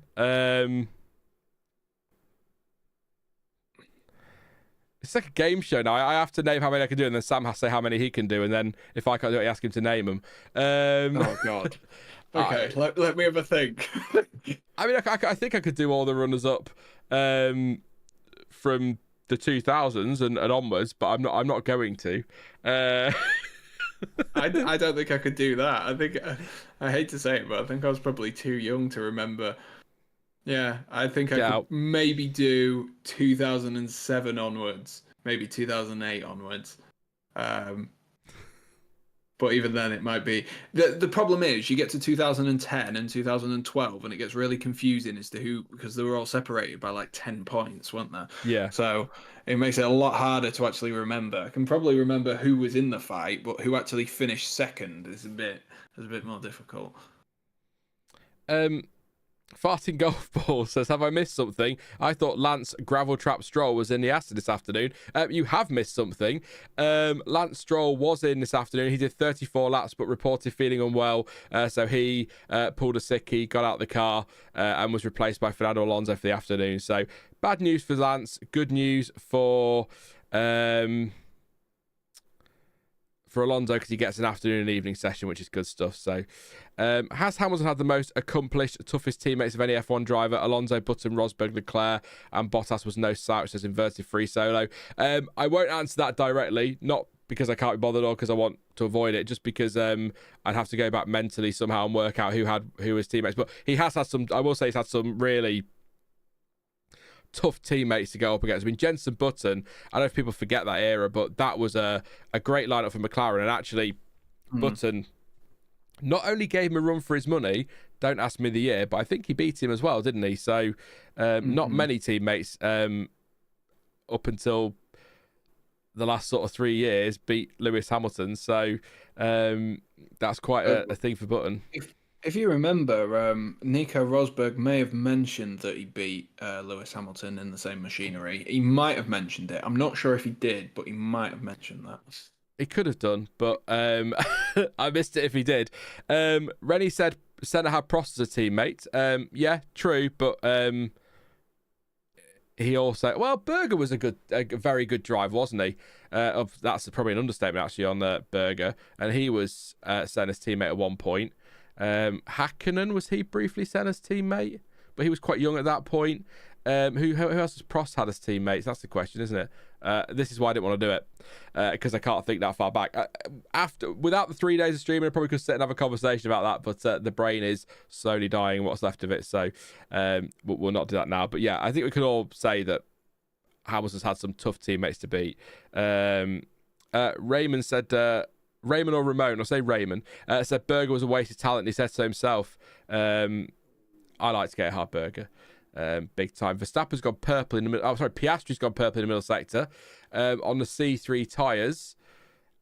Possibly could go for... What was his first sector? 29.0. Verstappen's one of 28.6. So he is down overall on Verstappen, but he is still 0.3 up. What was I going to say? The thing with Gerhard Berger is, something that always comes to mind is, and correct me if I'm wrong, chat, but it was the 97 season, and he missed a couple of races. And I believe it was to do with... Was his dad ill or his dad had passed away?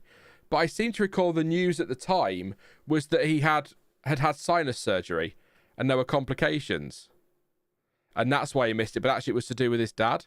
And he came back and won the German Grand Prix after 2 races away. I think it was the German Grand Prix. I have to go check that now. I might have made that up in my head, or I might be confusing 2 different things, but I'm fairly sure something like that. Which year did you say? 97. 97. His last win was in Germany in 97. So you might be right. I'm just gonna... Yeah, it was 3 races, sorry. Canada, France, and Silverstone that year. But yeah. Yeah, no, you're right. You're right. That incredible knowledge. Oh, honestly, the things I can recall. 97, I've said this so many times, but anyone new, and you're new to the channel, Sam, so I can say it. So, the 97 season is a season I remember so ridiculously vividly, and I don't know why. And it's not because of that crash at the end. How dare you? Yeah, the multi-view map has frozen. Sorry, Neelish, I can't do anything about that, unfortunately. In fact, I think the whole... Let me just check something a minute. I might be able to do a refresh for you. I think everything's crashed on there. So just give me 2 secs and let's see if we can... 2 secs, Ted. See if we can get it all booted up again properly and see if we can get it working for you for the final 35 minutes or so. It may be that it just froze because it's been open for nearly... No, it's just generally frozen. As you can see there, that's the new thing. This is now going to throw everything out of whack, so I apologise immediately for this looking terrible, but I'll do my best. Yeah, it is a multi-viewer thing. In fact, I can't even sync the... Oh, there we go. We're getting somewhere now. That's come back on, so it might come back in a sec. So, yes, that is where they were. Remember that forever, where they were when multi-viewer... The day that the multi-viewer track map crashed, that is where they all were. It was an emotional day. Big day, big day. Big day in anyone's life, really, isn't it? You know, we're going to look back at in 20 years' time and we're all going to sit here and be like, do you remember the time when the multi-viewer map crashed? And, you know, we're going to be able to sit here and all say, I'll be like, well, I was on stream with Sean for the first time. What a big day in my life. So, yeah, no, remember this, guys. Remember this. You'll all be telling your grandkids. Apparently I was right. Yeah. Raymond says you're completely right, Sean. Yeah. Den says if Denny says if we're being honest, Schumi should have lost to 94 too. 94 was a year that had, and again I know hypotheticals, but had Imola 94 not happened and we'd not lost Ayrton Senna, he would have won the 94 title. If Damon Hill can get that close, Ayrton Senna would have won it. Same with 99, no other way around. If or not the way around, but with Schumacher. But if Irvine could get that close to the 99 title, Schumacher would have won it without his Silverstone crash. So you know, we can go through and do it. Maybe we'll do that one day on a stream, a community stream. We will just sit there and we'll go through some hypotheticals. Who would have won the title that year if this hadn't have happened or whatever. But yeah, look, I know what Schumacher did. I'll never defend it. I'll poke fun at Kevin when he has a go at me. But yeah, because I had a rant yesterday about it. But we're not. I know what Schumacher was at times, but he was also an incredible driver, an incredible talent, and phenomenal speed. So there you go. Yeah, I know the time is down at the moment. I can't do anything like it. It's a long session. Yeah, it's trying to sort itself out. But currently, session remaining. 40. Is that? Would you say? Look, 48354 3.59.56 we've got left. So quite that's the one I was looking for. Thank you. VA8 8222. Yeah, 483,000 hours left in the session according to Multiviewer. So I can't do anything about it, I'm afraid. It's just I could try and refresh things, but oh, look at that. We've got a spin for Esteban Ocon at turn 1. But yeah, I can't. It's all done through Multiviewer. So what I will say, and no one's having a go, I know, but in Multiviewer's defence, that is the first issue we've had all week. So, I mean, that is quite impressive when you consider all the testing we've had. So, yes, Ocon's had a spin at turn 1. I will let you know. Is it all of Multiviewer? Yeah, it is. Everything. Nothing I can do, I'm afraid. Doesn't do what it says on the tin, that one, does it? It's not multi and it's not a viewer anymore. It's just... It's a fail. Horrific. I'll just check and see if there's anything on the Discord. A few people might have been picking up on it, but again, literally nothing I can do about it, unfortunately. Yeah, on the Discord server, a few people now starting to report that it's not working. So it's so you'll have to rely on me telling you for the next 25 minutes what's going on. But again, if that's the only problem we've had all week, then kudos to Multiviewer. I know other apps wouldn't have coped with that very well. Yeah, Ocon's come through turn 1 and just had a spin. Nothing. I mean, it's a spin, so it's dramatic enough, but yeah, just lost the car, went round the circle and then got going again. All good. Very close to it in the Aston, though. Very close to hitting the Aston. Not far off, yeah. I'm going to have to... hang on. I'm going to have to find some alternative live timing so I can read through it, aren't I? I suppose I could use a TV, but it's not... The TV just doesn't give you enough info, but don't tell them I said that, because otherwise we're going to end up with graphics everywhere. I've already got enough, so... there we go. So Albon's out on track, Piastri, Russell, Tsunoda. I'll tell you what I could use, actually, for the last half an hour. I can't do it on stream, but I'll be able to get a bit more info for you. And actually, it might tell me if there's a problem with the general data as well. Sorry about this, everyone. I'm just waffling while trying to do two things at once. Not great with the multitasking, of course. Driver tracker would be good if that's working. Driver tracker is down generally by the look of it on the things I'm not sure I should have access to. That's how I keep wording it, because I don't know what to call it. Yeah, a lot of things are down. In fact, yeah, so on where I think the data comes from, I don't think that's working properly either. So it might be a overall problem. But I think the app is working. I think. No, it's not. The app isn't working either, so I think all the timing has gone down.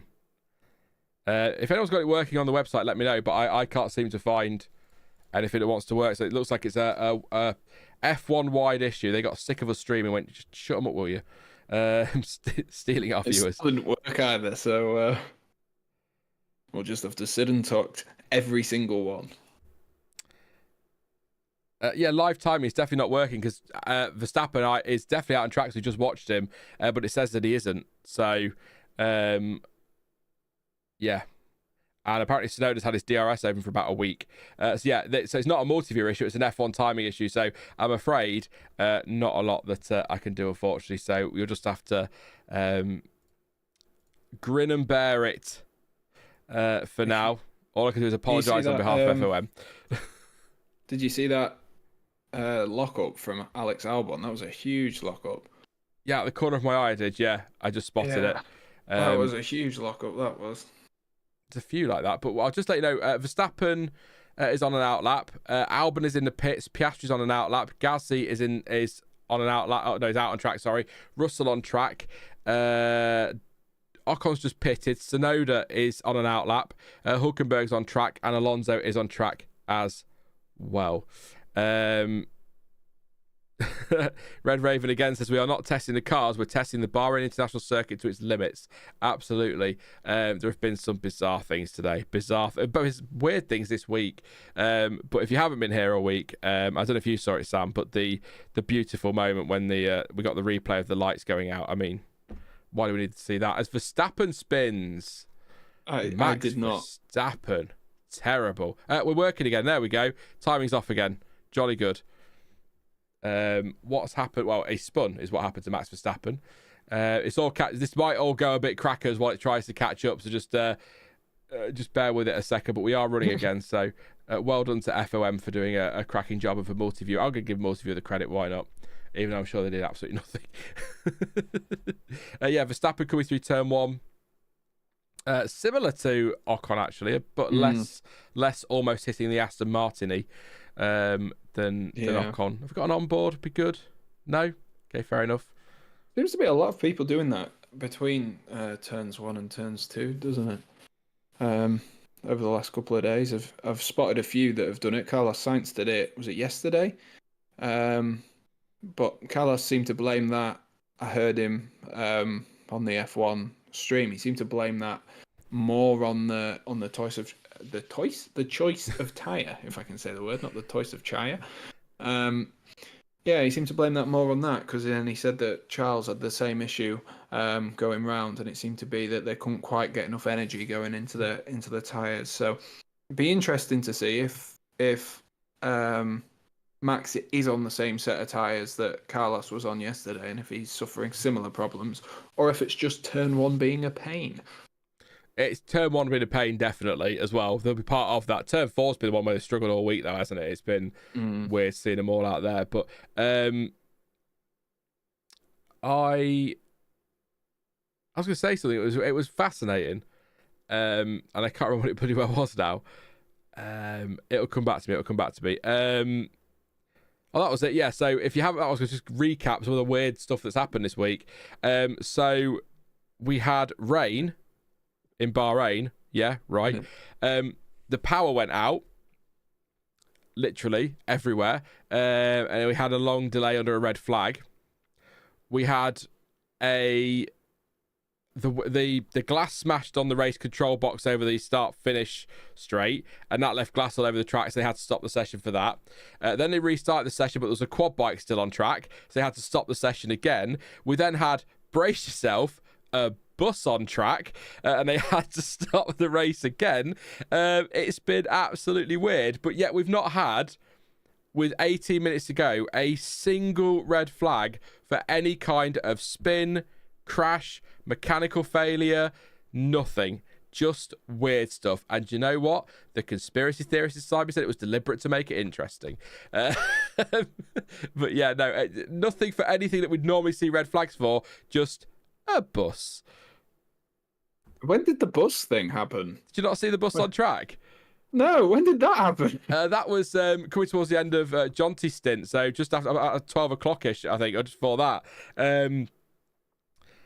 The red flag came out. I went, what's happened? Check the driver tracker, everyone's moving, don't know what's going on.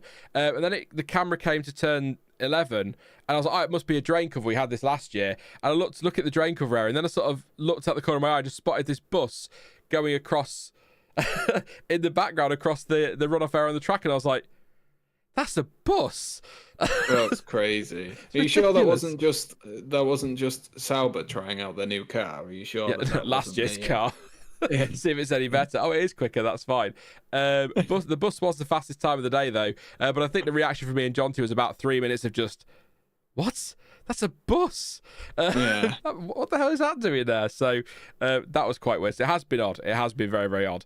But like I say, everyone's been super reliable. No, I mean, we had spins and running off the track and that, but no major crashes or anything like that, and no major failures. So it's all been pretty spot on from the drivers and the teams. There was a bus. I completely missed that. That literally must have been as I switched over from as I went for me lunch, and that's crazy. Why the hell was there a bus? I'm sure there'll be a video somewhere on socials. I'm gonna have to find it. I mean, look, what I will say is it's not as exciting as it sounds. It's just literally a bus driving in the background. But it's just so added to the whole day, and it just made no sense. What did they work out why the glass had broken? Did they work that one out at all? Because they were just talking about it, and I was like, how on earth has that happened? Has someone just put their elbow through the glass or what? Crazy. What a random thing to have happened. I can't. Okay. Sorry. Anyway, I was looking for the bus thing and came across something else. What's going on with the... do you know what, Sean? This chat rocks. People are incredibly nice and funny, says Annette. Chat's great. Chat's been great all week. But you've always done a good job at keeping us sane. Maybe not the word. Alive.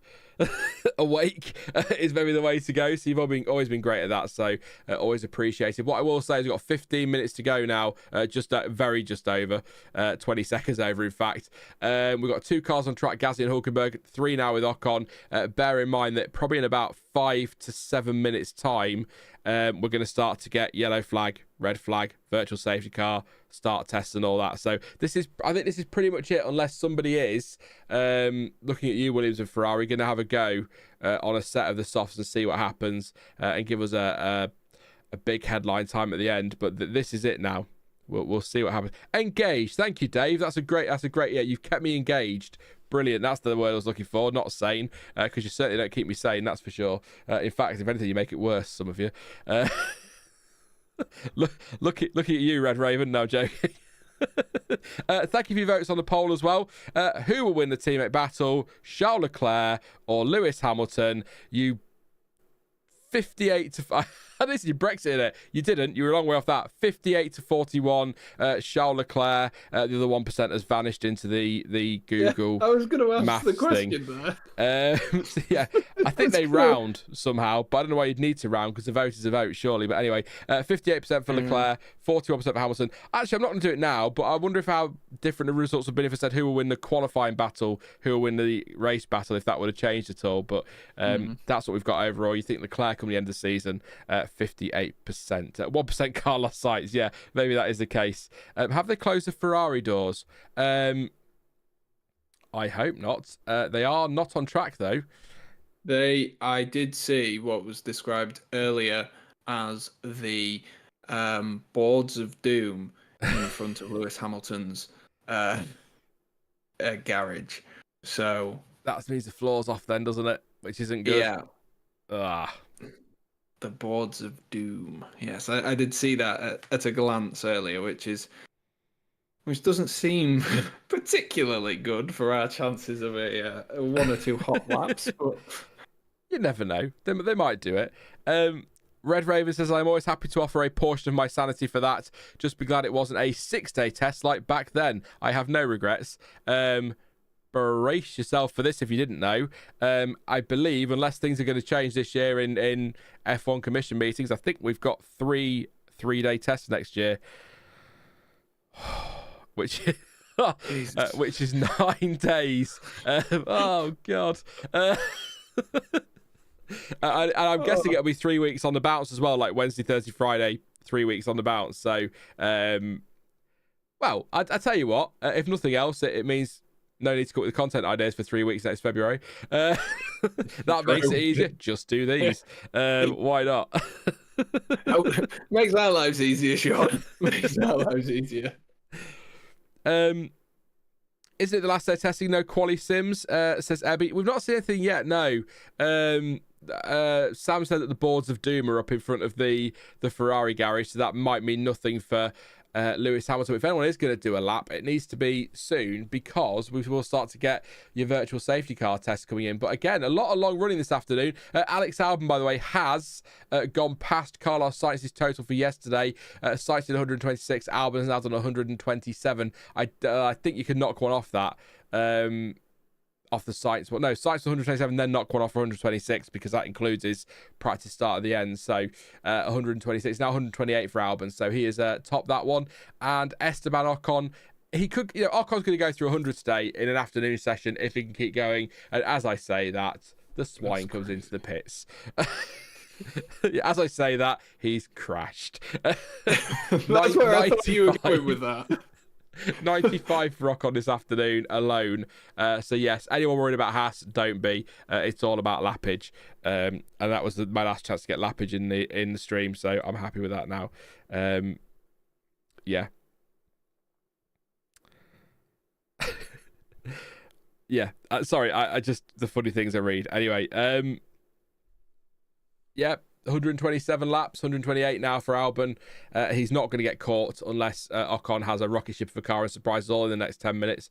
It doesn't look like we're getting laps, so I'm afraid. We were hoping for them. We have, though, got 3, 6, 8 cars on track. So we are just missing of the afternoon runners. Lewis. Hamilton and who else? Ocon. Is Ocon come back out? Ocon. He's just gone back out now. So, no, there's one more. We're missing one more. I'm sure we are.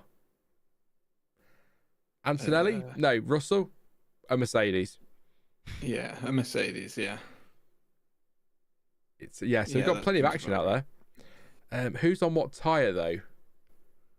No one. Yeah, mostly mediums. In fact, all mediums. This could be a fascinating few minutes.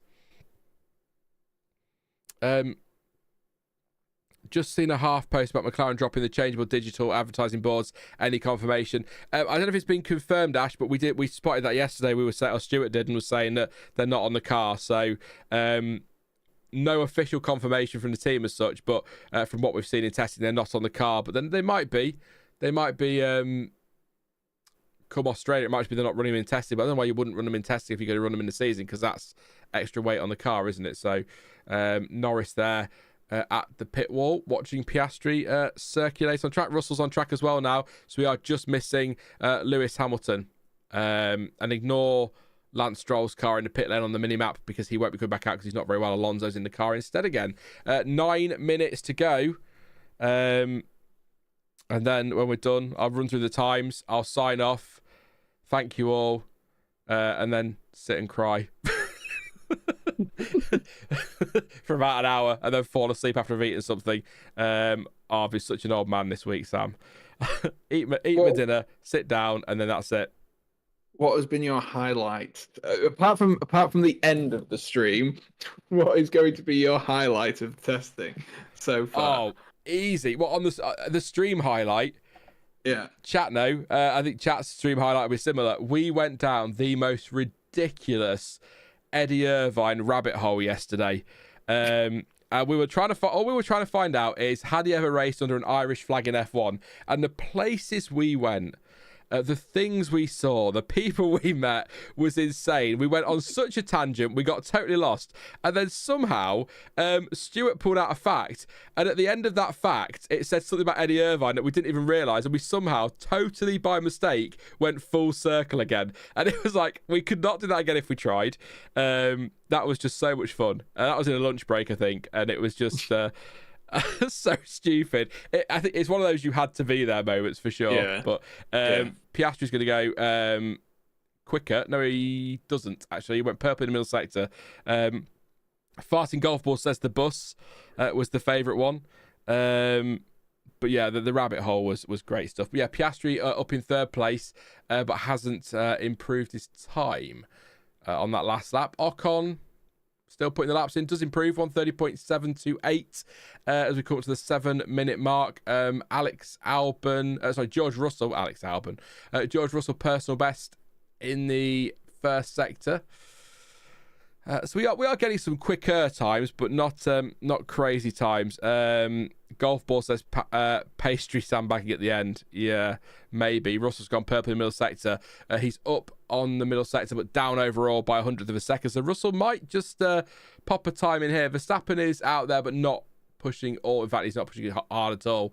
2.1 seconds down his own best first sector one time. So nothing going on there at all. Yeah, that was it. Oscar Piastri racing under a British flag. That's what started all that off. And then we got the Irvine stuff, didn't we? That was right. Russell goes fastest, so 129.545, 86 laps. That's on the C3 tyre. So George Russell, top of testing. Does anybody else want the headline? Because that's all they're fighting for here. If the drivers give two shits about a headline, this is their time to go for it. I suspect they don't. If anything, I'm sure they'd rather not be in the media, but there you go. Tough. We won't stop talking about them. I will say, possibly the highlight of this testing for me has been, and I don't know if you've seen this because you've been streaming so much, but did you see someone tweeted at Crofty saying that Karun Chandhok would still be a rookie if he under the rules and regulations that they've been given because he never completed a full season? Ouch. Ouch, that is harsh. And someone tweeted him and said, "Oh, he should rejoin the grid and go for rookie of the season." Did Crofty read it out? Yeah, he read it out. That's hard. That's so unfair. Absolutely laughing his head off the entire time. He loses it, and Karun Chandhok's not even there. But it's even better. Karun Chandhok's crying at home. Yeah. And that says, did Irvine ever race under the Irish flag? Yes, he did. He did. But it was a cock-up by the FIA or whoever was giving out his license that did it. It wasn't through choice, which was quite funny. Let me just see one thing quickly before we get onto these final laps. I'm keeping an eye on it. I just a quick point to make. My one moan at the stream at chat, okay, and it's one person as always.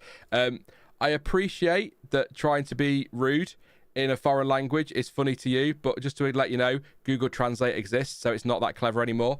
Just to let you know, so just don't be a tosser, is what I'm saying. Really, it's as simple as that. Dog's back. What we got? 4 minutes to go.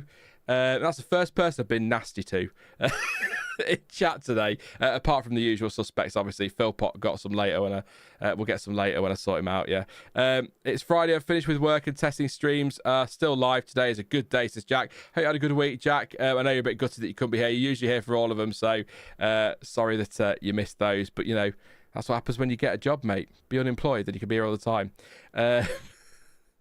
You can't pay your rent or anything or your mortgage, but you'd be here all day, which would be good fun.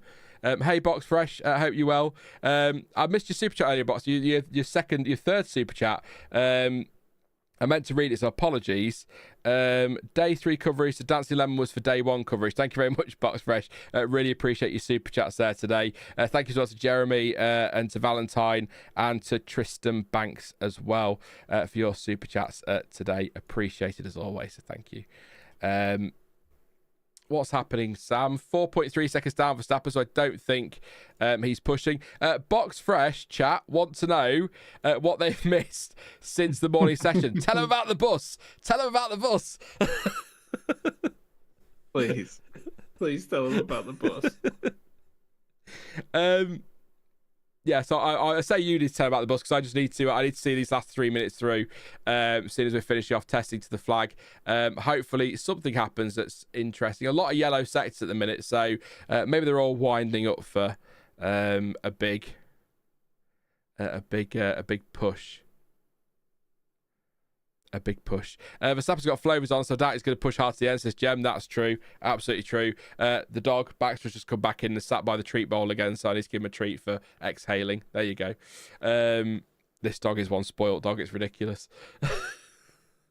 2.5 minutes to go. We're coming towards the end now. It's quite a dull end. If you're interested, the best one through the speed trap today at 328 kilometers an hour, and that was Oscar Piastri who has that one. Second place, Bortoletto, 320 kilometers an hour. So there you go. Sauber is slippery, as we can see there, but hopefully quicker than it was last year. Hopefully.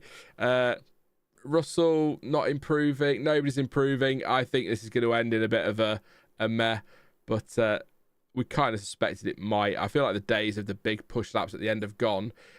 Just waiting now for somebody to start doing purple sectors to prove me wrong.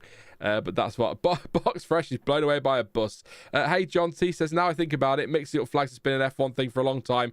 Swiss GP in France, San Marino Grand Prix in Italy, Luxembourg GP in Germany, and more. Yeah, that was bizarre. The Luxembourg Grand Prix at the Nürburgring in Germany was weird. Also doing naming races. Crazy. I just try to think what else Box Fresh might have missed. The glass, the smashed race control box, the bus, the quad bike. We're not making this up. We're not. This has all happened. Sorry, folks. Nothing on track. Very exciting. Just cars circulating and getting the last few laps in. Alex Albon on 134, by the way. Ocon, Esteban Ocon has gone through 100 laps for the afternoon alone. Esteban Ocon needs to get out more. That's a lot of laps in an afternoon on F1 track. Well done to him. Bahrain broke before the cars, Red Raven said. That's about right, I would say. They've put a load of data on screen for some reason, Sam, and it's annoying because I'd rather watch the cars for the last 30 seconds, to be honest, but there you go. Yeah, no, I thought the same. I was trying to work out what it actually means, but I can't really tell. I can't really tell what it means. What I was going to say was you could literally do a 2 truths and 1 lie with today's testing, and I tell you what, you won't be able to guess it right anyway. So and they'll always be true anyway. Yeah, you could do two truths and a lie and be like, oh, a horse came and was running alongside, and you genuinely wouldn't know if I was telling the truth or not if you piled it all in together. So that's it, folks. Testing for 2025 is over. The checkered flag is out. It is done. Next stop, Australia, mate. It's the next stop for F1, which is going to be great at Albert Park. Can't wait for that one. Annette's going to kill me for that accent, isn't she? But there you go. Yes, Australian Grand Prix. 2 weeks today is practice. In fact, they'll be well over by now. We'll be gearing up for FP3. And then, of course, quali and the race will be live for qualifying and the race for that weekend. But yes, we have an order. And there were no hot laps at the end, which is kind of really disappointing. I'm just waiting to see. Red Raven says no red flag procedures today. Either it was switched off or my prediction came right and that system broke too. It probably is. Yeah, that horse that Sam was talking about ran into the gantry, not the lightsaber. Yeah. Or eating through the cable or something like that. Yeah. I'm just going to see if I do a practice start before I run through the times. But yes, and then we'll sign off and then we'll be done. But I don't know if I'd have thought we'd get a practice start. You would think, wouldn't you, with every other day's ended with a practice start. So we'll see what happens. I'm just hoping something interesting happens because we were supposed to be getting hot laps and it didn't happen. I say supposed. We promised hot laps and they didn't arrive. So I'm sorry, everyone. I'm so sorry. As we look at Marcus Dudley, senior race engineer, to George Russell in the Mercedes garage. We are going to get a practice start. Practice starts. The checkered flag is waving as George Russell cruises across the line like he's won the race. Hey! He is fastest on the final day, though. So that's 3 different teams and drivers topping the 3 days, as I recall. Norris, Sainz, and Russell. Was it Norris on day 1? It is now. I can't remember top day 1 now, you know. I think it was. No, it was Norris. It definitely was Norris. Yeah, I think George right. Russell gesturing in the cockpit at somebody.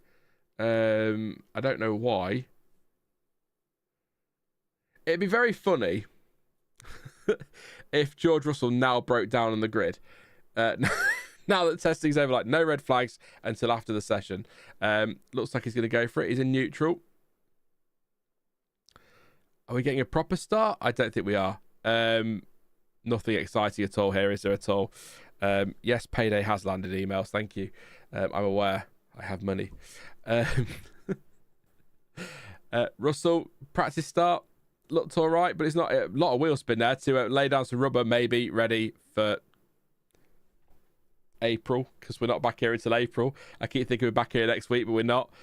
So used to that being a fact. Now we've got Pierre Gasly doing some burnouts on the way to the grid now. And there's a Racing Bull there has done a practice start with Tsunoda. Hulkenberg is next to go, and then it's Ocon, Gasly, Albon, and Piastri. This is... try explaining testing to a non-F1 fan, by the way. They would not understand why we watch this. They really wouldn't get it. They really wouldn't get it. No, I'm in complete agreement there. It literally is. You know, when people like boil F1 down to like it's like very basic components of cars driving around the same track multiple times. This is what we've watched. From a complete like novice perspective, this is what we have spent 3 days watching.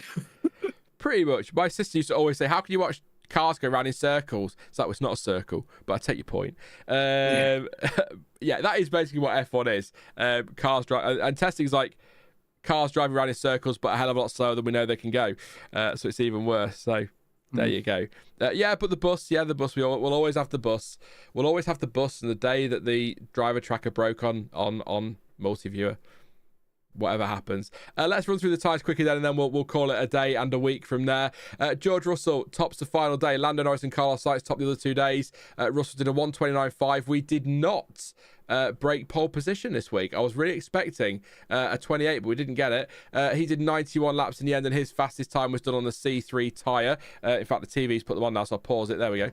I can cheat and steal theirs. Max Verstappen 1:29.5, 81 laps for him, C3 tyre. It was the C4 tyre for Alex Albon, who did 137 laps today, 11 more than Carlos Sainz managed yesterday, and that was the most of the week by any driver in one day. So well done to him. 1:29.650. Oscar Piastri 1:29.940 on the C3 tyre, 85 laps, and got the fastest speed trap as well, 328 kilometers an hour. Pierre Gasly 1:30.040. That was on the C3 tyre for Gasly, 84 laps. Hamilton was sixth on a 30.345, 47 laps for him. He also was on the C4 tyre. Sorry, Tsunoda was on the C3 tyre, 30.4, 87 laps. Ocon was the C4 tyre on a 1:30.7, 103 laps. That is a mammoth afternoon for Esteban Ocon. Big afternoon. Charles Leclerc 1:30.8, 66 laps. He did his time on a C3, as did Andrea Kimi Antonelli, or just Kimi Antonelli, or Antonelli if you prefer. C3 tyre for him, 1:30.8, 61 laps on the board. 11th was Lando Norris, 1:30.9. 57 laps. C3 for him. C3 for Jack Doohan, 1:31.2, 61 laps. 13th, Lance Stroll, was in the car this afternoon briefly, then was ill again. Alonso took his place for the rest of the session, 1:31.699, 34 laps. Still don't know what he set his fastest time on. Again, it was round. 1:31.7, 69 laps for Hulkenberg. C3. C3 for Hadjar, 1:31.7, 61 and 73 laps. C3 for Alonso, 1:32.084, C3. C3 for Bortoletto, 1:32.147. And Ollie Behrman, a 1:32.361 C3 tyre, 59 laps. Oh, we did it. I think you should get a round of applause for that shot. I appreciate that. Before you go then, Sam, and chat as well before you go. Yeah. One, based on what we've seen in testing, whatever you want to read into it, a team and a surname. Who's the fastest team? Who will win the championship at the end of the season? Right on the spot. Does the bus, is the bus a factor in this? Are we including this in our predictions? I don't think it's fair to include the bus, because that's, the rest of the field is so far behind. It's just not fair. Okay. So, I really don't know. A part of me still thinks, even though Max Verstappen and Red Bull aren't the favourites, Max is the most informed, the best driver on the grid at the minute, and I can't shake that feeling that he could do it again. That would be maybe, I don't know. You say your head and your heart, don't you? And it's neither, but something's telling me that it could still be Max. In terms of the constructors, though, I do think it's going to be McLaren again. I think Lewis is going to struggled to find his feet at the beginning, and I think McLaren should make the most of that. I think Oscar Piastri is fantastic as well. I would want Piastri to win the Drivers' Championship if I could choose between the two of them, but most likely it'll be Lando out of those. But like I say, there's that nagging thing in my brain that Max Verstappen will win another, and I think it'll be a lot closer if they do. I don't think Red Bull are anywhere near as far off as people seem to be. They seem to be writing them off quite quickly and being, oh, it's a 2-horse race. It's not. Max Verstappen, definitely, whilst everyone is focusing on each other, Max Verstappen will go about his business and do what he needs to do.